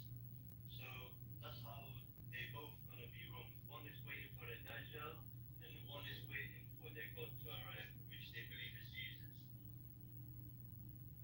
So think about it. Well, you know, Zionism is a European secular political movement. You know, it's got nothing to do with religion. You know. No. You can Google it. Like this is I'm not making this up. Yeah, it's actually non-religious, bro. But again, and that's why you know the actual practicing Jews they agree with us that this is a terrorist state because in their scripture they believe in this split down the middle of the Jews, those that worship the calf, turn their back on God, you know, worship other things, worship themselves, refuse to, you know, accept God, believe in God. And this is in their own scripture. They have a duality. This is the core tenet of the Judaism, the duality of the Jews. Some of them turn their back on God. This is it. This is what they believe. They believe that you know God actually instructed people to kill those that worship the calf. He actually instructed the rest of the Jews to kill them. He said, kill those that do not believe because they have turned their back on me. And then I believe one of the prophets, I think it was Moses, or Abraham, I think he stepped in and said, no, you know, give them another chance. You know, they won't, and they did again. You know, so this is the tale of. This is their tale, not you know. This is their tale. So you know, that's why the real Jews, the actual practicing Jews, the ones that actually are from the land, they don't want to start wars and destroy the Holy Land. They don't want to destroy Damascus. They don't want to destroy Jerusalem. They don't want to destroy places. These are religious sites for these people. But the secular Jews, you know, that live halfway around the world in America. So you're telling me there's a core belief of the Judaism that they're split into is like say the Muslims are split into Sunni and Shias, and the Sunnis believe in the real Islam, and the Shias believe to go against God. Well, it's even a step further. I mean, Sunni and Shia is like post. You know, it's not even explicitly mentioned in the Quran, right? That's like half. I know. But theirs is so explicit. Yeah. Theirs is very explicit. It's mentioned in the Holy Book. That's very explicit. It's mentioned that there will be Jews that you know they say they are Jews, but they turn their back on the Lord. This is not Jews, and you know they were in the Lord in the labeling of the scripture that they were instructed to wipe those Jews out. This is what they believe. You know, this is what they believe. I'm not making this up. You can search it. You know, and this is the duality in their thing. And that's why the real native Jews, the one that you know Europe, the ones that don't follow a secular political ideology, those Jews don't agree with what we're seeing. They don't want the Holy Land to be bombed and desecrate the Holy Land with, because explicitly it mentions about, parading homosexuality and stuff that is frowned upon. They don't agree with that stuff. And this is it. It's a shame.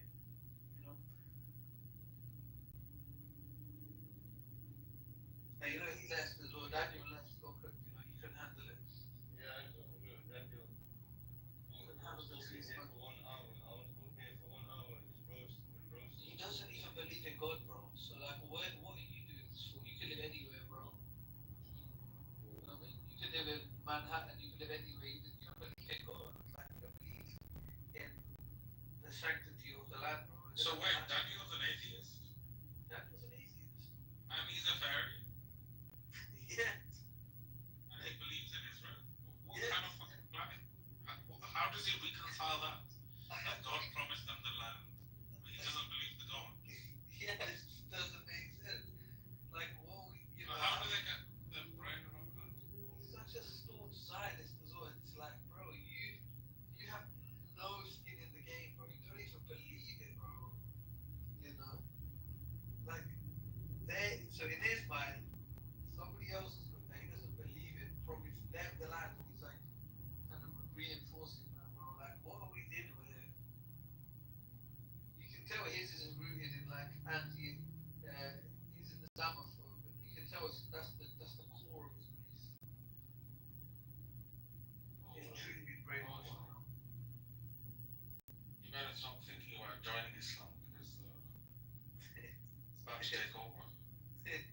They get so scared. That reminds me of a hadith there that our Prophet Muhammad said there that there will be coming a time that people will be doing things and they wouldn't they wouldn't even know why they're doing it, but they will know that it's wrong. They will know it doesn't sit right, but they'll still be doing it. You get me? So Yeah, there will be a time that people will believe certain things in the Dajjal times. People will believe certain things and they will act in a certain way and they will know that they're all like being oppressed or they're being lied to, but they will still do it. Yeah, the Quran actually starts talking about the munafiqeen, the hypocrites.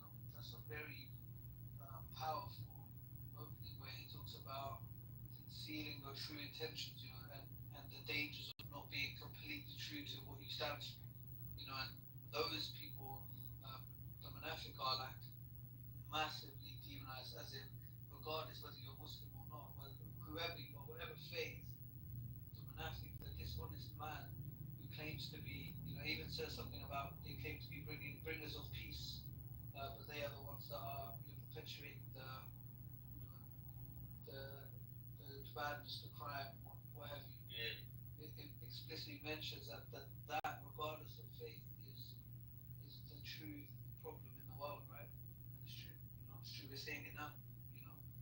So that's why you can never be a good Muslim unless you're not good to your neighbor, unless you're not good in your house. Doesn't matter what religion you are. If you're not good for the people around you, if you don't have akhlaq, if you don't have manners, and you don't, these things, you can never be a Muslim. And we don't usually make these rooms as a religious room, right? But if I was to be honest, we don't have anything in our faith that excludes ourselves from, makes ourselves non-inclusive. Like we don't have anything that means that we can treat anyone any better than or any worse than us. Do you know anything about that? Like we don't have any racism in our religion. Yeah, exactly. We're not like a bird.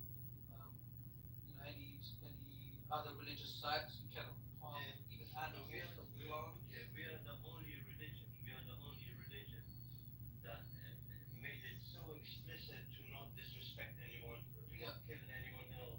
Yeah. And this is the problem. When we have these Islamophobes, they focus on like groups that we don't even identify with, like ISIS. We all agree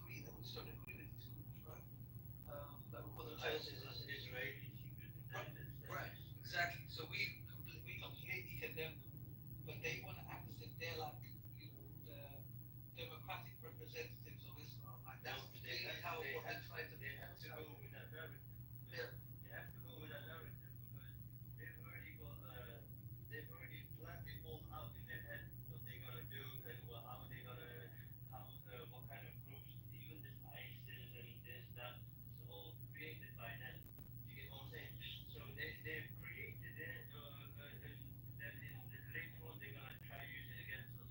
So us even talking about them things and putting the focus on them groups, like they already succeeded. You get what I'm saying? So Yeah.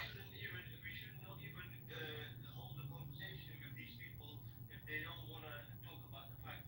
That's why you should always be with them. They want you decide the topic. Don't let them decide the topic because they already have already planned it. They're already like devilish and with their Zionist behaviors. They plan little things. You probably know about all of this as well. Like You know what it is? how they scripted a lot of things as well and stuff like that. You know what I'm saying?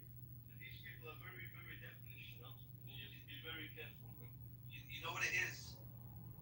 You can't wake up a man that's pretending to sleep, you know? Exactly. So that's what I'm saying.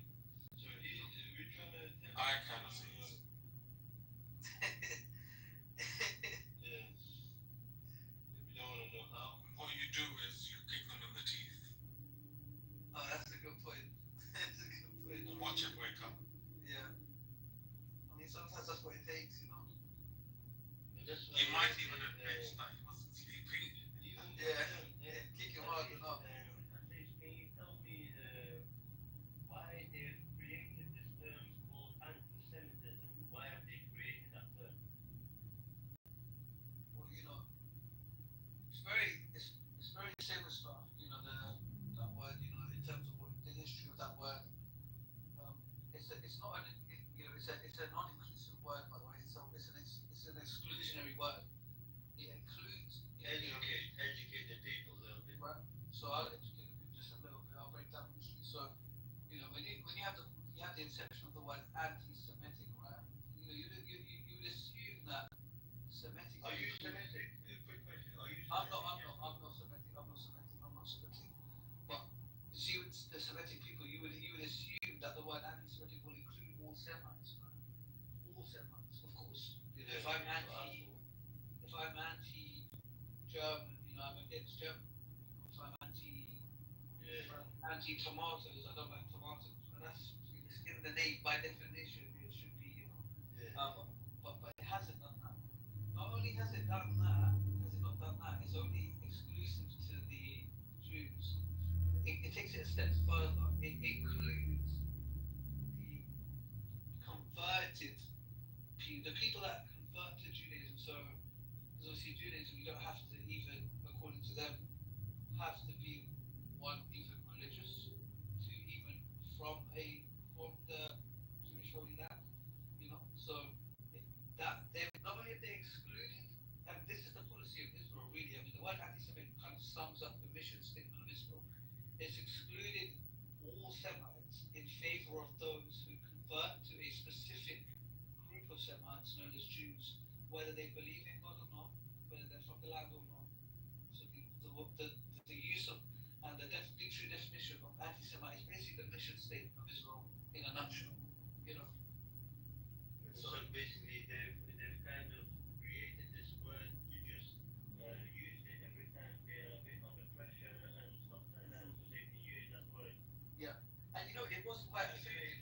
They used to be playing the victim with that word, right? Yeah, and it used to be very effective. That used to be, bro. I literally have a conversation, bro. We're having a conversation, bro. 1 second, bro. We're having a conversation. Hefe, you always do this. Let me finish. Shut up. Don't worry, we finally got someone that we can talk to. Because you see, Aziz, when you talk like a lot of these subjects, there's always it's like a little trap for the Zionists to come. He's not a Zionist. He's just an idiot. He's just not letting me finish. But it doesn't matter.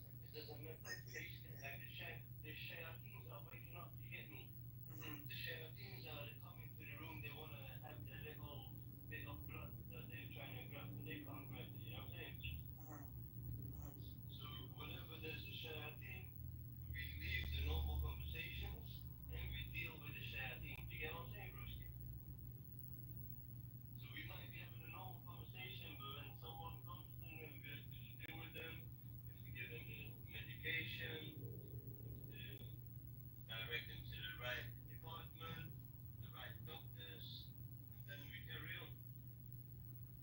100%. Well, he's dealt with.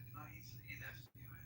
Yeah, because I gave him his medicine quickly before he started talking, so he left quickly as well. So. Well, where were we? About this, these Jewish people, that how they were using, how they always use the anti-Semite and this that. Yeah, that's excuse.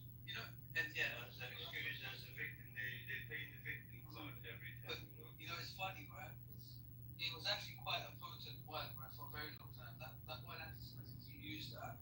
It was powerful, very powerful. I remember, most of my life, if you called someone anti-Semite, it would basically, you'd have thoughts of like Holocaust denial and all of these other things would like creep in, and it had a lot of negative implications, Yeah, they definitely. indoctrinated that into people that Right. believe that is what it means, but it Right. doesn't really mean that. But carry on.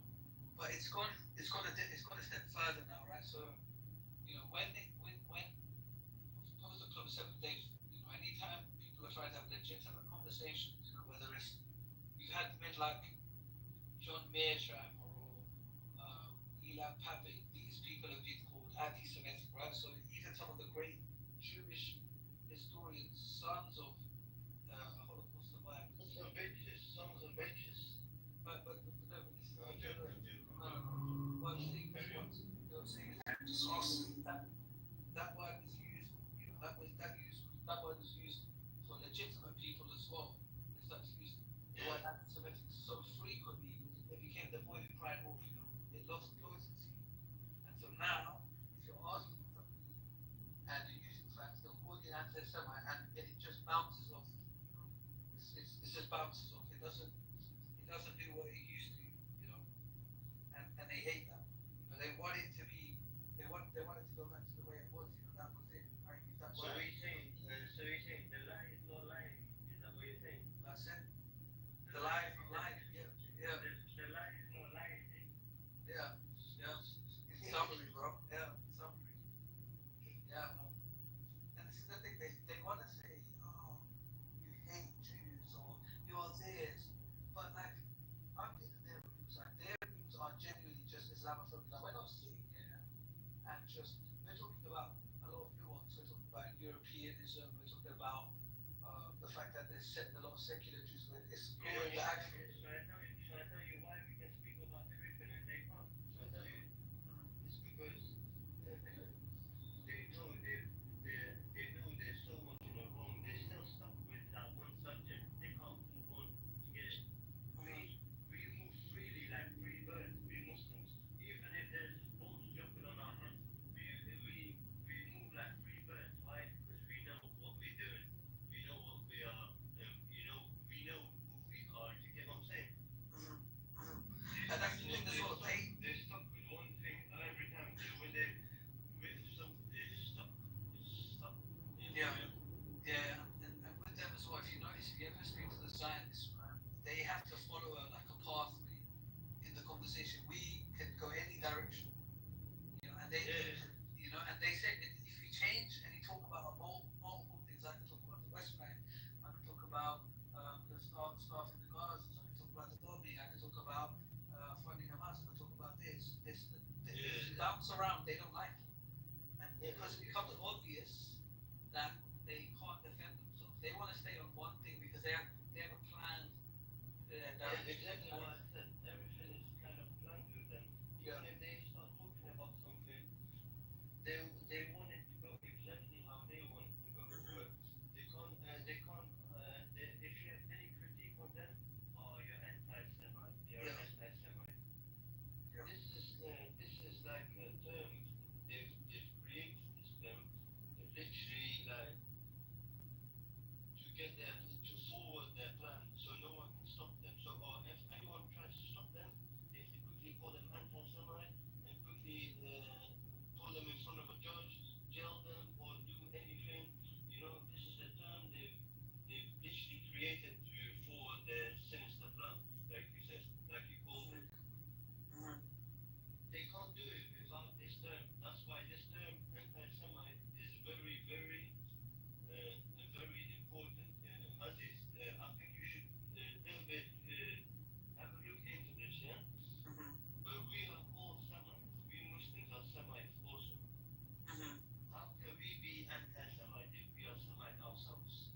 I mean, if we're trying to establish who the anti-Semite is, I would call the people that came from Europe that didn't believe in God, then performed one of the largest expulsions of the Semite group, then occupied that group of Semites and killed them, brutalized them, and occupied them. You know, I would call those people, the people that kill the most Semites, I would call them the anti-Semites. You know, Yeah, that's how I.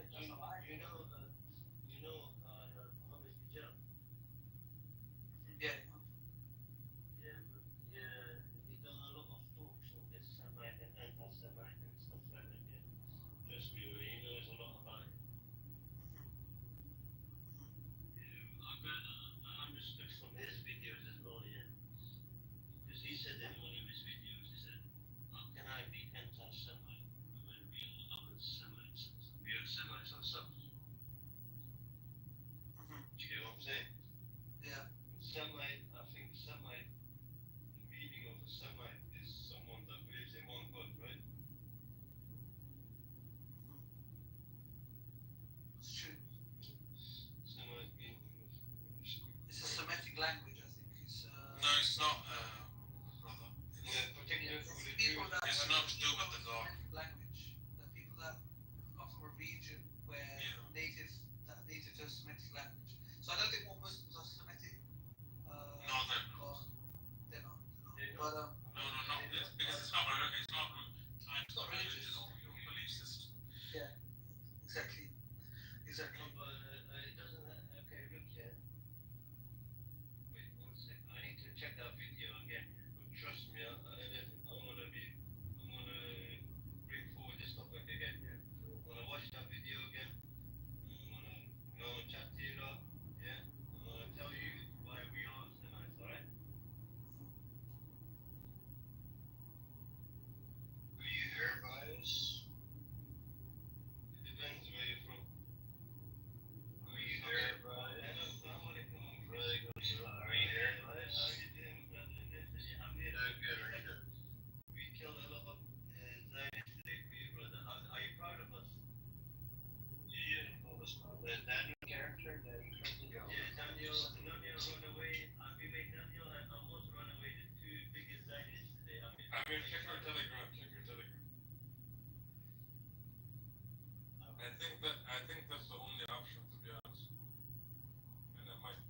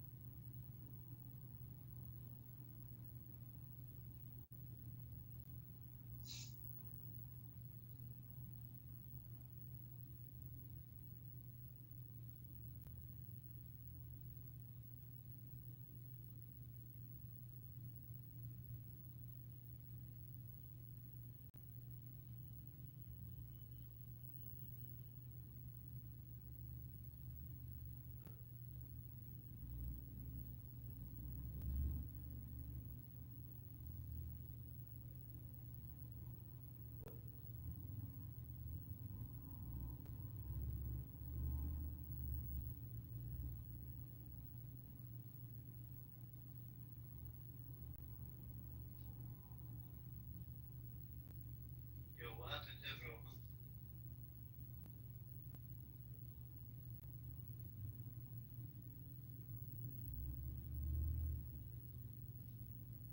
Yo. Sorry, yes, go here. Oh, where did you go with it? Yeah. Hey, who is doing those eyes around my profile, man? Who's doing those eyes around my profile? Let me see. Go on. Do it again. Boss.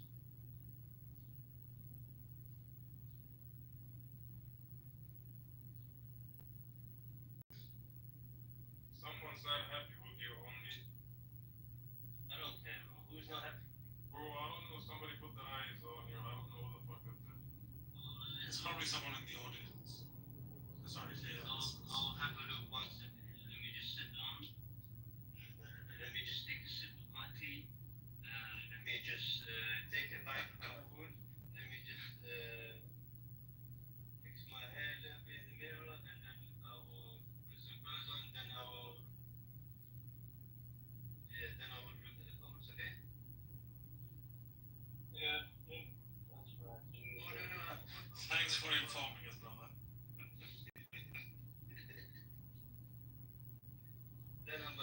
gonna think about looking, okay?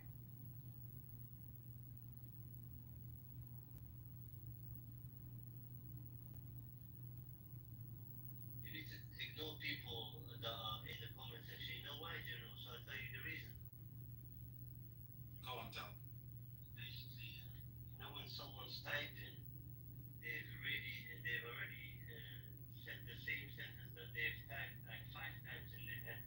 Do you get what I'm saying? So they've really carefully thought about what they say. And when they're here in the room, up here and talking, they have to talk direct and they cannot talk. So certain people, they can only be in the comment section. Because if you was to have a conversation with them in real life, yeah, they would be crumbling. Like Aziz said earlier as well.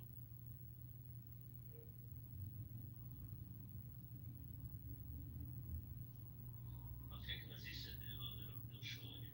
But listen, General, Yes. what do you think of that? Do you think is that true or not true? What's the question? What I just said about these people in the comment section, they always think a lot of times like before they post. Whether someone is in the comment section or up in the listeners section, if they're not qualified to have a conversation, I think there's no point in engaging. Doesn't matter where you are. But if you're in the comment section, yeah, and you're typing and you've got a lot of useful information, does that mean you're educated? That's why I said if you're qualified to have a conversation, you're not going to pick up and have a conversation with any and every idiot, are you? If someone shows that they're actually capable of having a reasonable conversation with you, even if they're in the comments, you can engage with them. But you're not going to have a conversation with someone that really is not showing those qualities. No, but on certain subjects, if you know some background to certain people, then you've already got a kind of an image of what that person's like. Right. And then he's in the comment section and he's talking and talking. What should you do with such person? Should you ignore them or should you just? It's up to you. I personally have a different policy of how I engage with people. Okay, how? I don't debate with idiots. Okay, so would you give someone time like that wants us all day in the comment section? Personally, I'm not sure. I would have to look at the individual's past exchanges.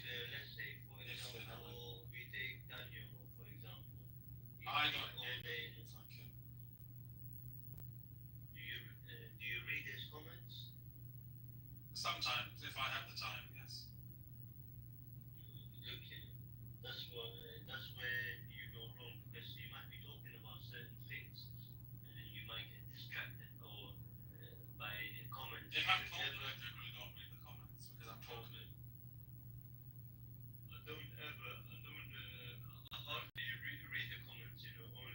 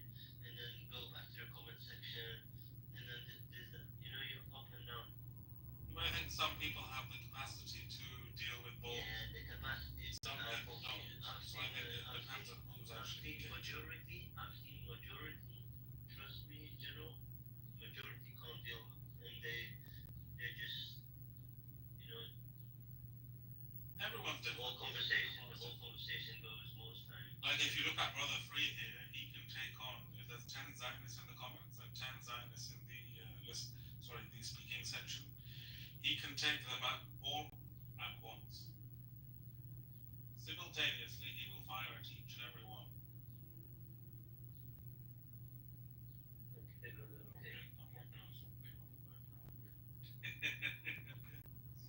related. Okay.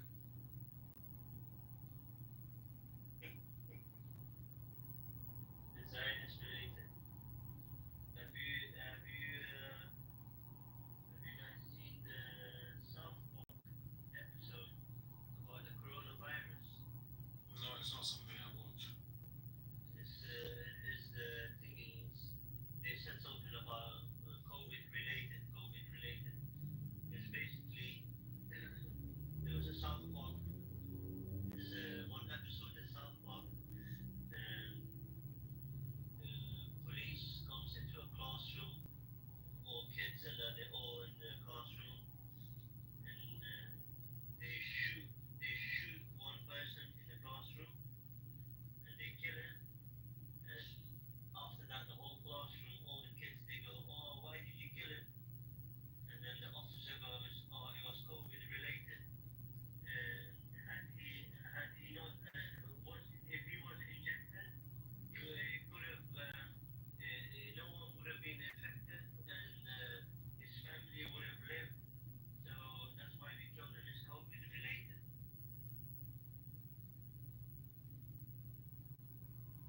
So that sends a strong message as well, right?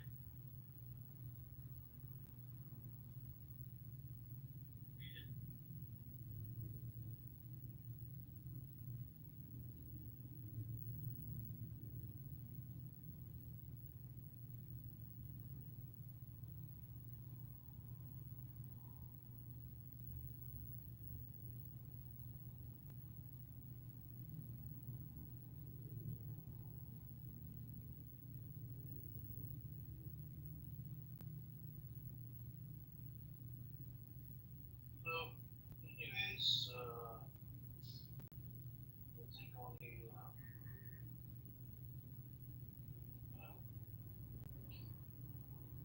I think this.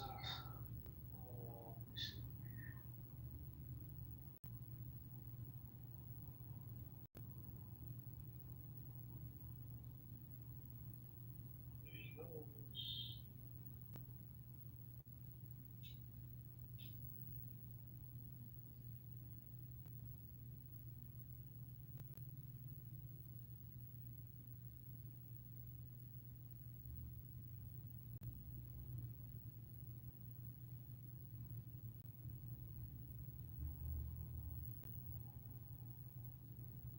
Yeah, You know that boy?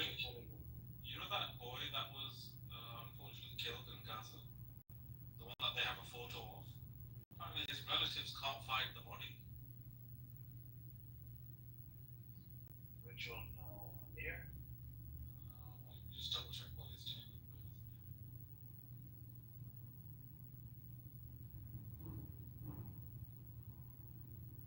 Yeah, man. He was killed at the Gaza aid sites. He was photographed or videoed, I think, and they can't find his body now.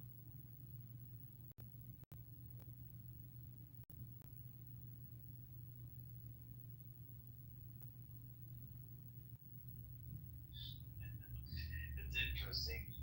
This idiot sitting in the audience, he called me Shia sleeper cell. What a mentally retarded piece of shit.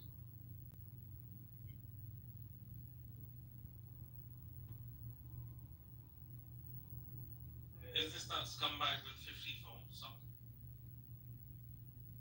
Or is it someone else?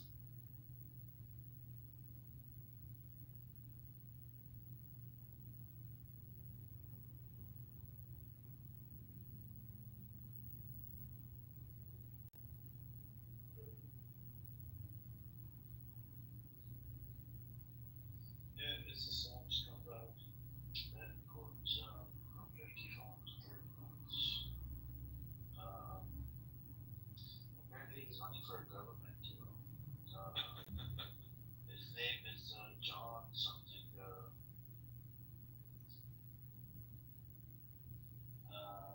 John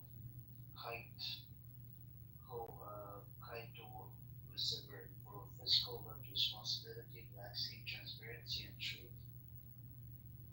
Yeah, he's They're not joking. It says do not trust or vote for Darren Lahoud. That's his component. That means we've got to start supporting Darren. Darren what? Lahoud? Darren Lahoud is the opposite. I've got it. But the guy that supports it, his name is John Kitover. I don't really care about him. I care about his opponent. Yeah, good luck, whatever his name is, John. John, you're not gonna win it. You're just an idiot. You're mentally retarded. No, you gotta do better than that. Just a piece of shit. You know. And wow. You guys are serving the military, huh, John? That must explain his the state of his mental health. Yeah, he's been suffering from PTSD. He's a veteran. He's a veteran of what war? I don't know. Mentally retarded. He got an award as well. I don't know who gave him an award. He's got a whole bunch of phones on those, those tripods, right? And such a mentally retarded person that the way he records, it's just a stupid fucktard. So if there's one room running, right, you'll have a screen all open, right? And then they'll have other phones recording that one screen. What a piece of shit, these dumbass.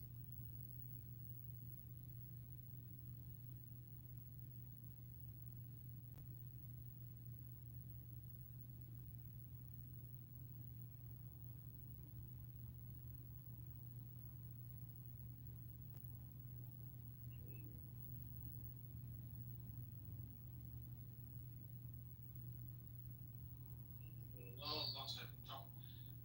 I want the ballot here. John Kitover.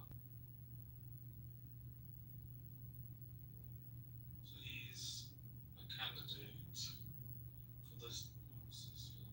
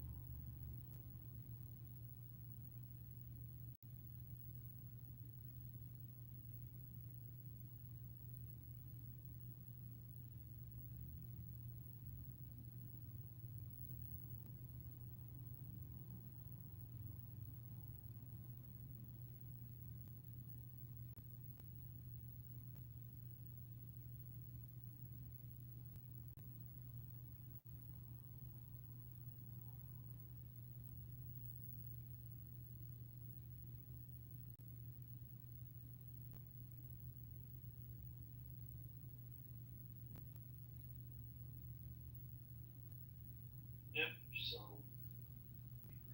John, I don't think, when it's just an idiot, are you meant to be retarded, John? I think he is. I think we need to help John get through this whole thing, because, he wants to be a politician.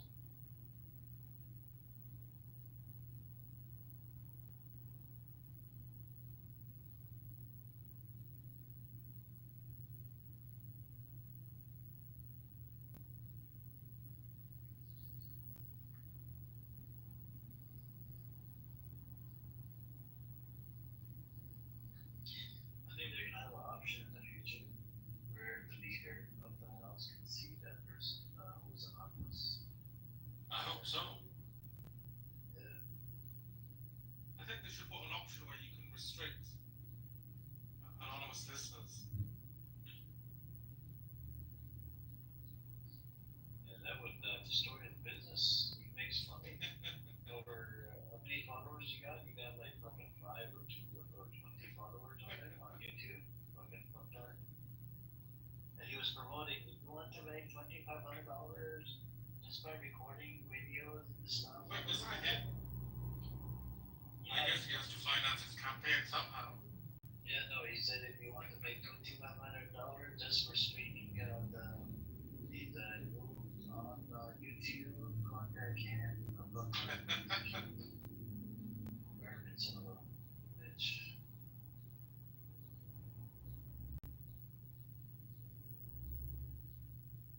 Yep.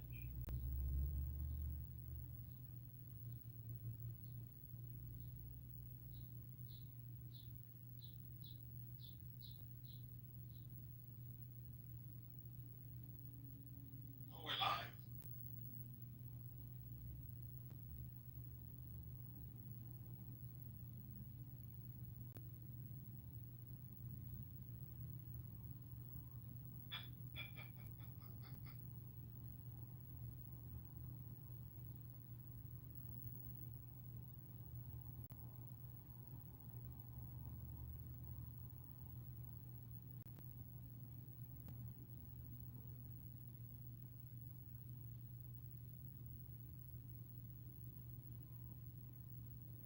He's such an idiot, right?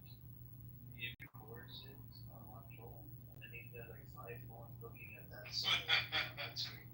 Such a stupid. Hey, he's got studio cameras. He phones. Sick Are bastard. you happy? Are you happy? Yeah. Are you happy, John?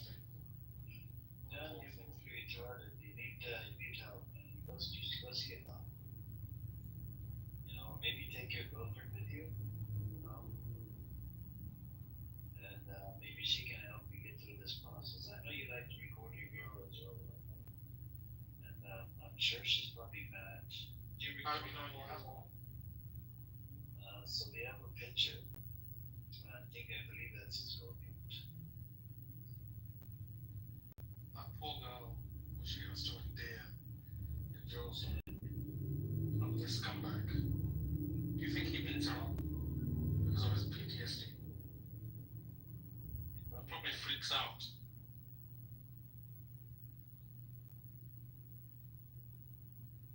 Yep, probably does.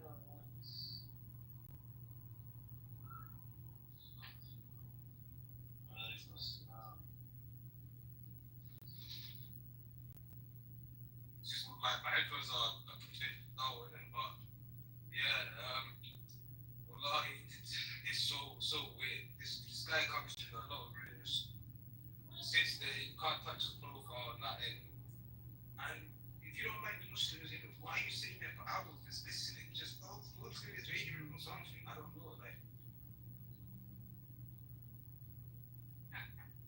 Yeah, but if he exposed the Israeli rooms, the Zionist rooms. General, check your Telegram.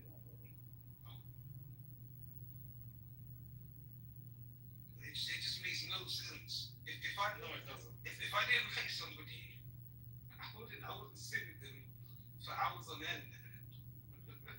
Every single day. It's not just today. This is daily recurrence.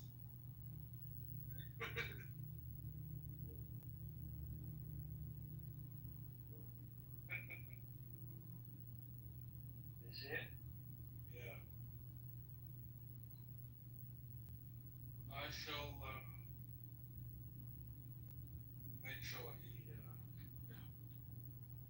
there's no success. He's a failure, man.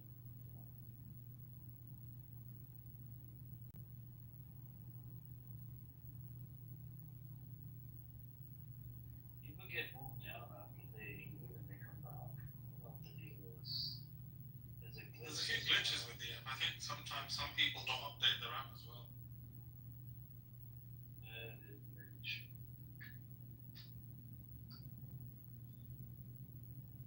So he's got three phones pointing in the direction of this other phone. That's like what a oh my god.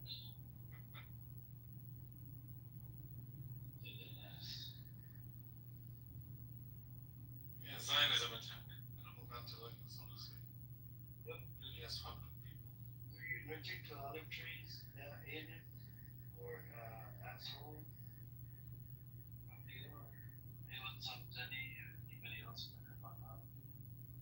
We got Tony Montana. You wanna come on up, Tony? Okay, busy.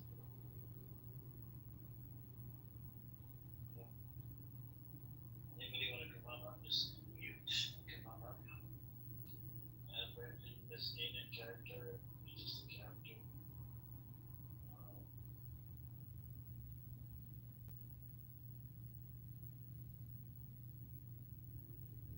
I mean, I just wanted to say one thing, brother.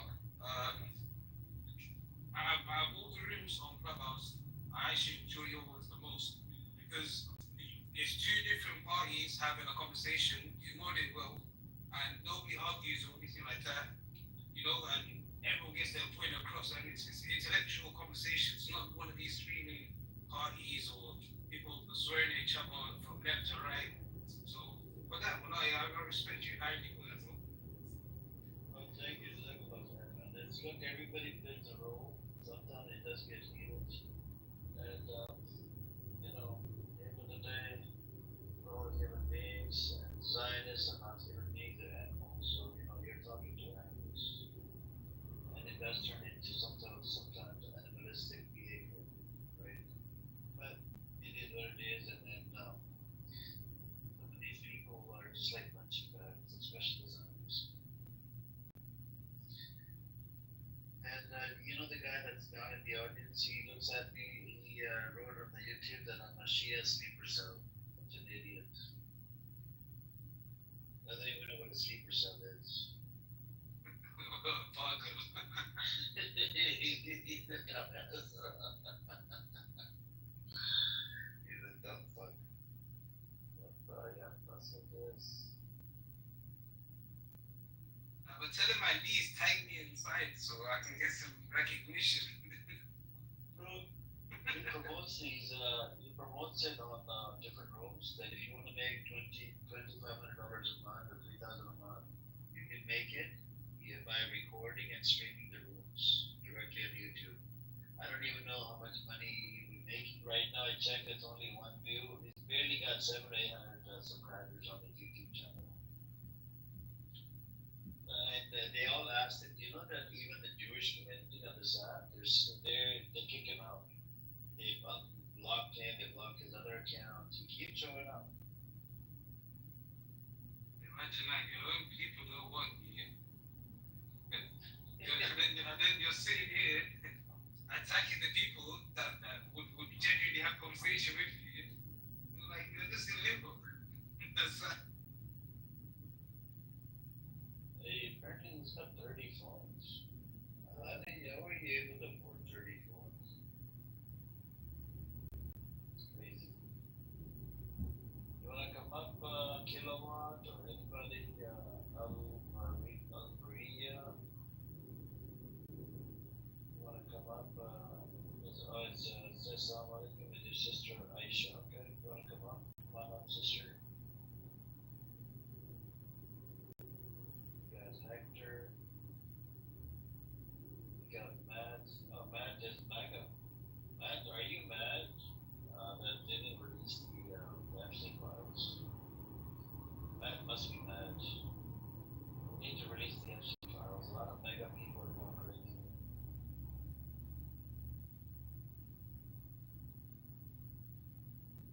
Anyways, let's see what's in the news. Let's see. Amir, close this room and open a new one. No, I'm gonna end it and then I gotta hit the bed, brother. I'll open a new one later. Because you know what he does? I think he puts it on stream and then he falls asleep or goes to work or does something like that. Yeah, because he's not there. Yeah, he's not there. So anytime like he comes into the room and he stays for a little bit too long, you can just restart and open it. Yeah. Yeah. I think that's the way around. I tried that before. He shows up. Try it now. He's there, but try it now before you shut it down. Just to see if he's gonna come or not. can I tell you something?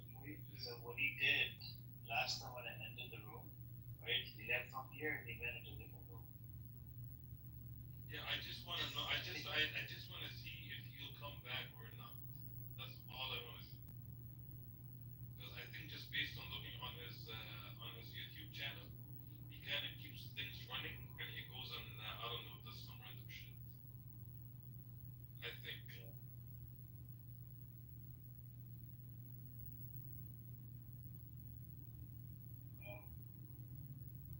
I don't know. I mean, let's see. I will try, but this idiot, you know what I did last time? I entered the room and then opened a new one with the house. He showed up again. Little bitch. Yeah, I mean, I'm pretty sure if he goes back on his computers and he sees that this was closed and there's like it's not serving him anymore, he'll look for you and come back to the new one. He's not even a photo of the house. He's hit how smart he is. He's trying to be smart. But anyways, People actually commenting on his videos.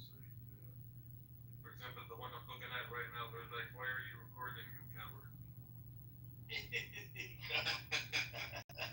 the way he records like such a dumbass recording, bro. Like, how do you record this? Like, you got one phone, right? And then you got 3 phones pointing in that direction. It's like retarded, bro.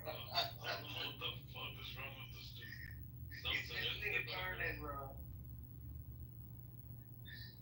Oh my god. Like, how do you, that's not even a proper way. It's such a dumb fuck, man. If I was there, it would be a different technique. I know, they're all fucking androids. No. Yeah. Generally, and you haven't seen the quadrant? Okay, Yeah, watch the Black Rabbit. Okay, watch the Black Rabbit. How do you watch it really quick? It's only 1 minute long. Watch it how the quality is. Watch it. Watch. They put the link in the chat. Just watch that on YouTube. Watch the quality. And that was done from Android phone.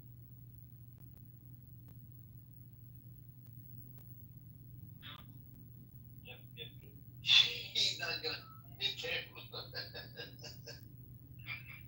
that's what he did. This is the proper way to do it. This dumb idiot, I think what ended up happening, maybe he got a cease and desist letter.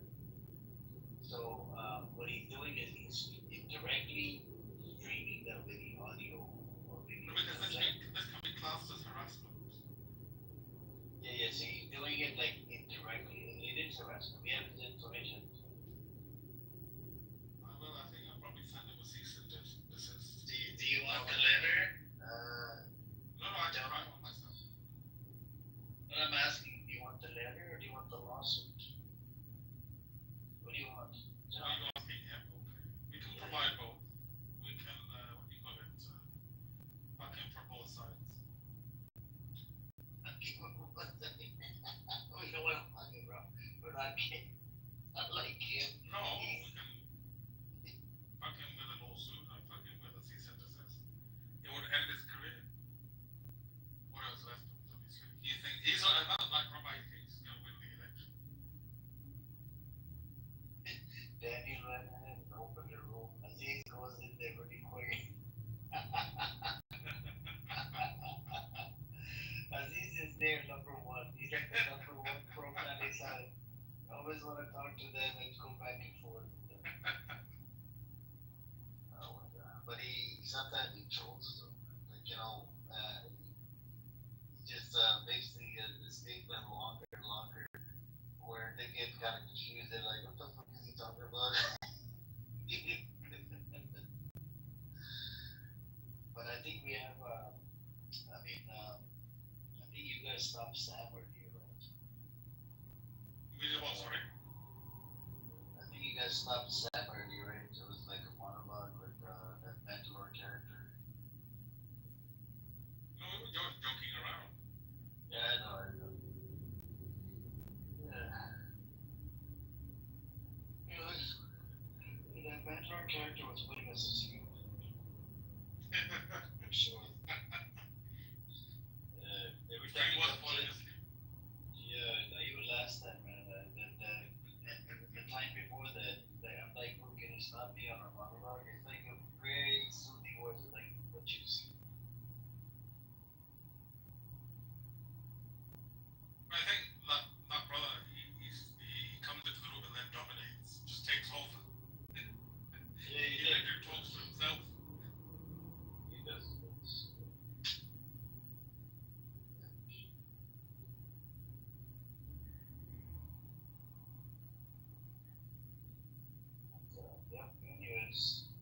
think free property ended, right? And I'll open a fresh new room later.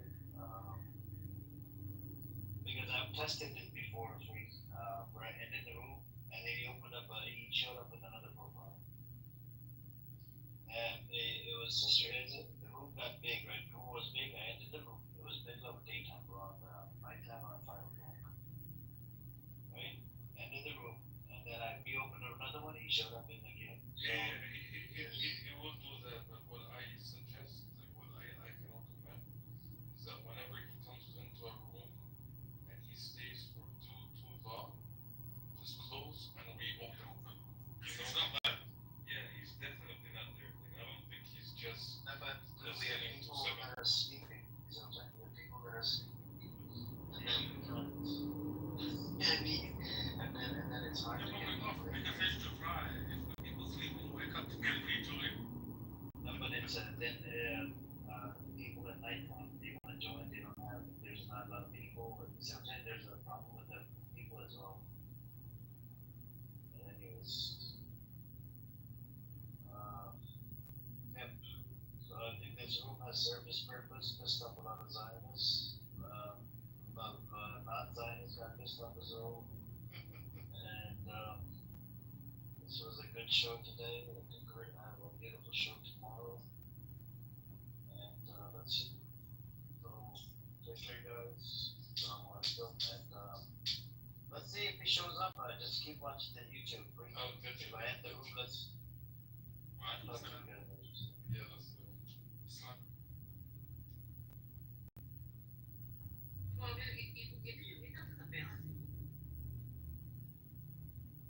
Joy. It releases strength.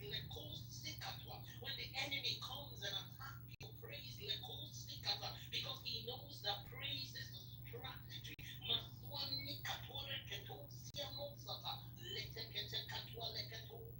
To stay in your victorious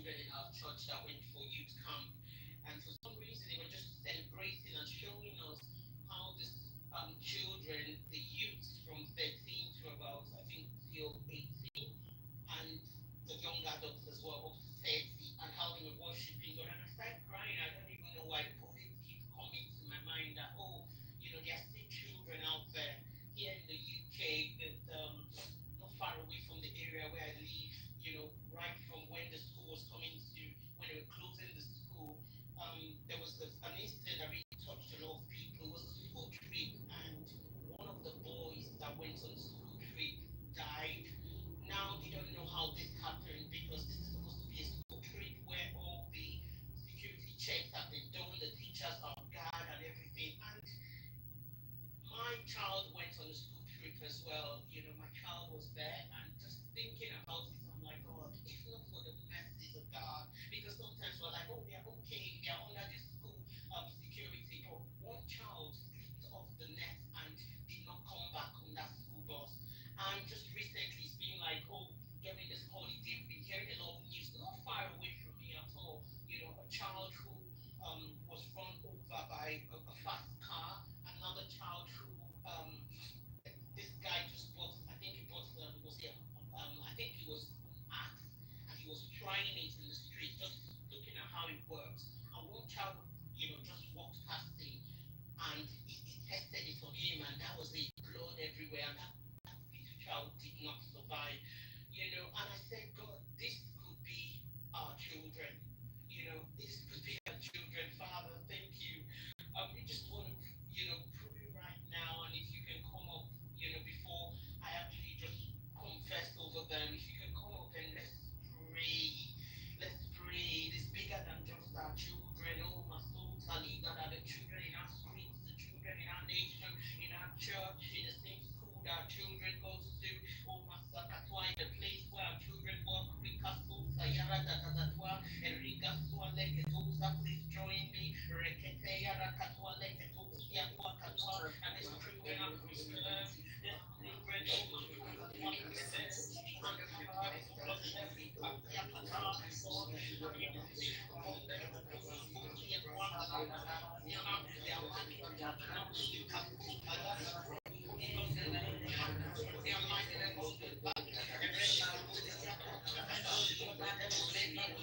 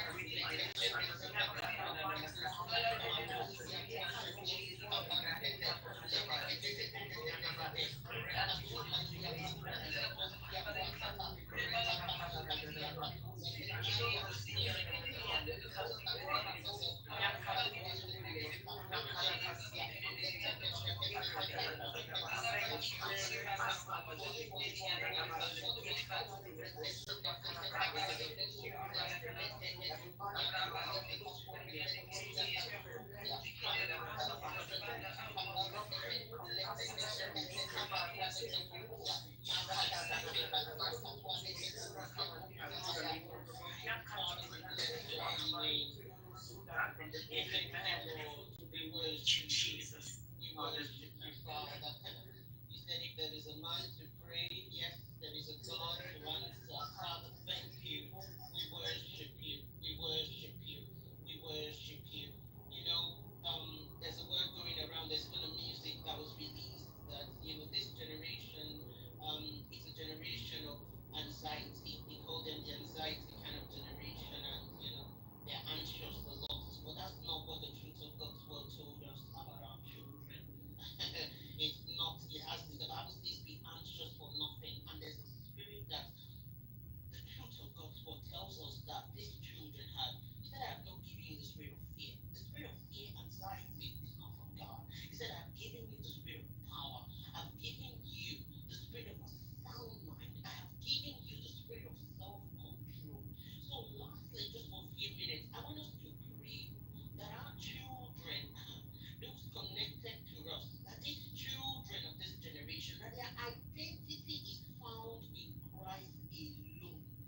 Not any anxiety. Anxiety is a name, and the Bible says that at the mention of that name, every knee will bow. Because when the devil releases things like this, it begins to shake their identity. They begin to take it as normal and say, "Oh yeah, our anxiety, we are very anxious in this generation." Not for us, not under our watch. Would we Christians put our hands and watch them name these children? We're going to pray that their identity is only founded in Christ alone. We're going to shape their identity over and over again, just to what God's word has said concerning them. Please join me to pray that every child, my soul, their identity, is found in Christ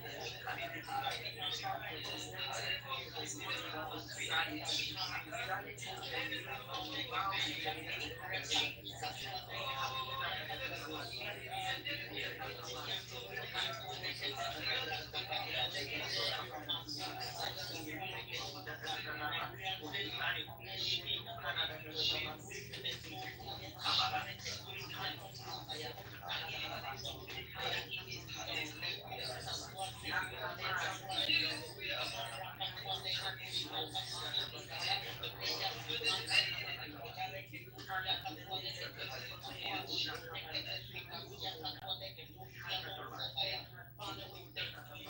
Father, we bless your holy name in Jesus' name. Amen. Thank you, Lord, because you do answer our prayers. One thing that I will say from this point, I know that most of us know this, but the Bible says keep each other in remembrance so that we do not forget. The enemy is not silent at all. The enemy is very vocal. He screams at our children through media, through the curriculums they have in school. He just screams at them all the time wherever they turn. What we as Christians must not forget is to speak God's word over our children. Speak God's words, those prophetic words. We know that we are exactly like our Father. We have what we see. We can fashion them by what we see. We can create their life to be aligned with what God's word says concerning them. The Bible says only the counsel of God concerning our children will stand. We have been given the authority to speak over these children. That now and than never before, we are intentional. Dedike was talking about, a long time ago, I heard it from her from one of our messages. She said, "Oh, I have prophetic times that I've set an alarm for my children, for each one of them. There are prophetic words that I've set. I just immediately ran over it and I started doing it as well. And if anyone is on this call, start prophetic, confessions over your children, each one of them, God would increase in your heart the exact, words that you would speak over them, and it will shape their life, it will shape their future. No demon or enemy from hell can speak words to override it because you have the authority over them. Father, we thank you. We thank you because our children are implanted deeply in the love of Christ. Father, we thank you because their identity is found in Christ alone. Father, we thank you because our children will love the Lord with all their mind, with their soul, with their heart. We thank you because our children will reference God. They would live a life that is fully pleasing to you, Father. We thank you because our children are taught and mentored by God. Father, we thank you because they have the spirit of love. They have self-control and they have a sound mind. We thank you because our children are established in righteousness. Father, we thank you because our children, their marriage was speaking into their future for those that are not married, who align with the marriage in God's word, where they would love their wife for those that are boys and their wives to be submissive to them. Yes, they would have the party of God. It's between marriage for them will be coming together as you, with God as the third party. The Holy Ghost will be the one that leads their marriage. They will not be led by their emotions. They will walk in divine health. They will prosper and their soul will prosper. Their eyes are blessed for the see. Their ears are blessed for the hear. Their minds are blessed because comprehend and they understand God's will for their life. Our children, they are house of prayer. Hey, what Jesus did, the work that Jesus did, our children will do more. In Jesus' name, amen. Right now, just lastly, why I still have you here on stage,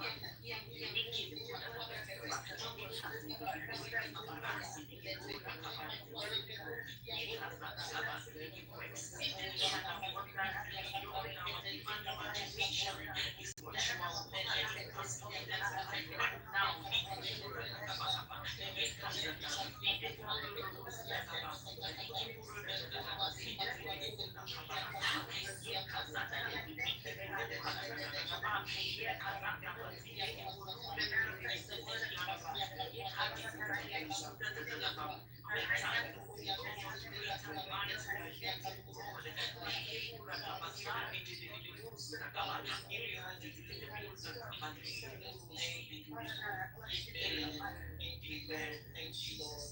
You know, because we are Christians and we are believers, we don't take anything for granted at all. You know, to the normal person who's not walking in the spirit, things are trivial to them, but we walk with discernment and we are being led by the spirit.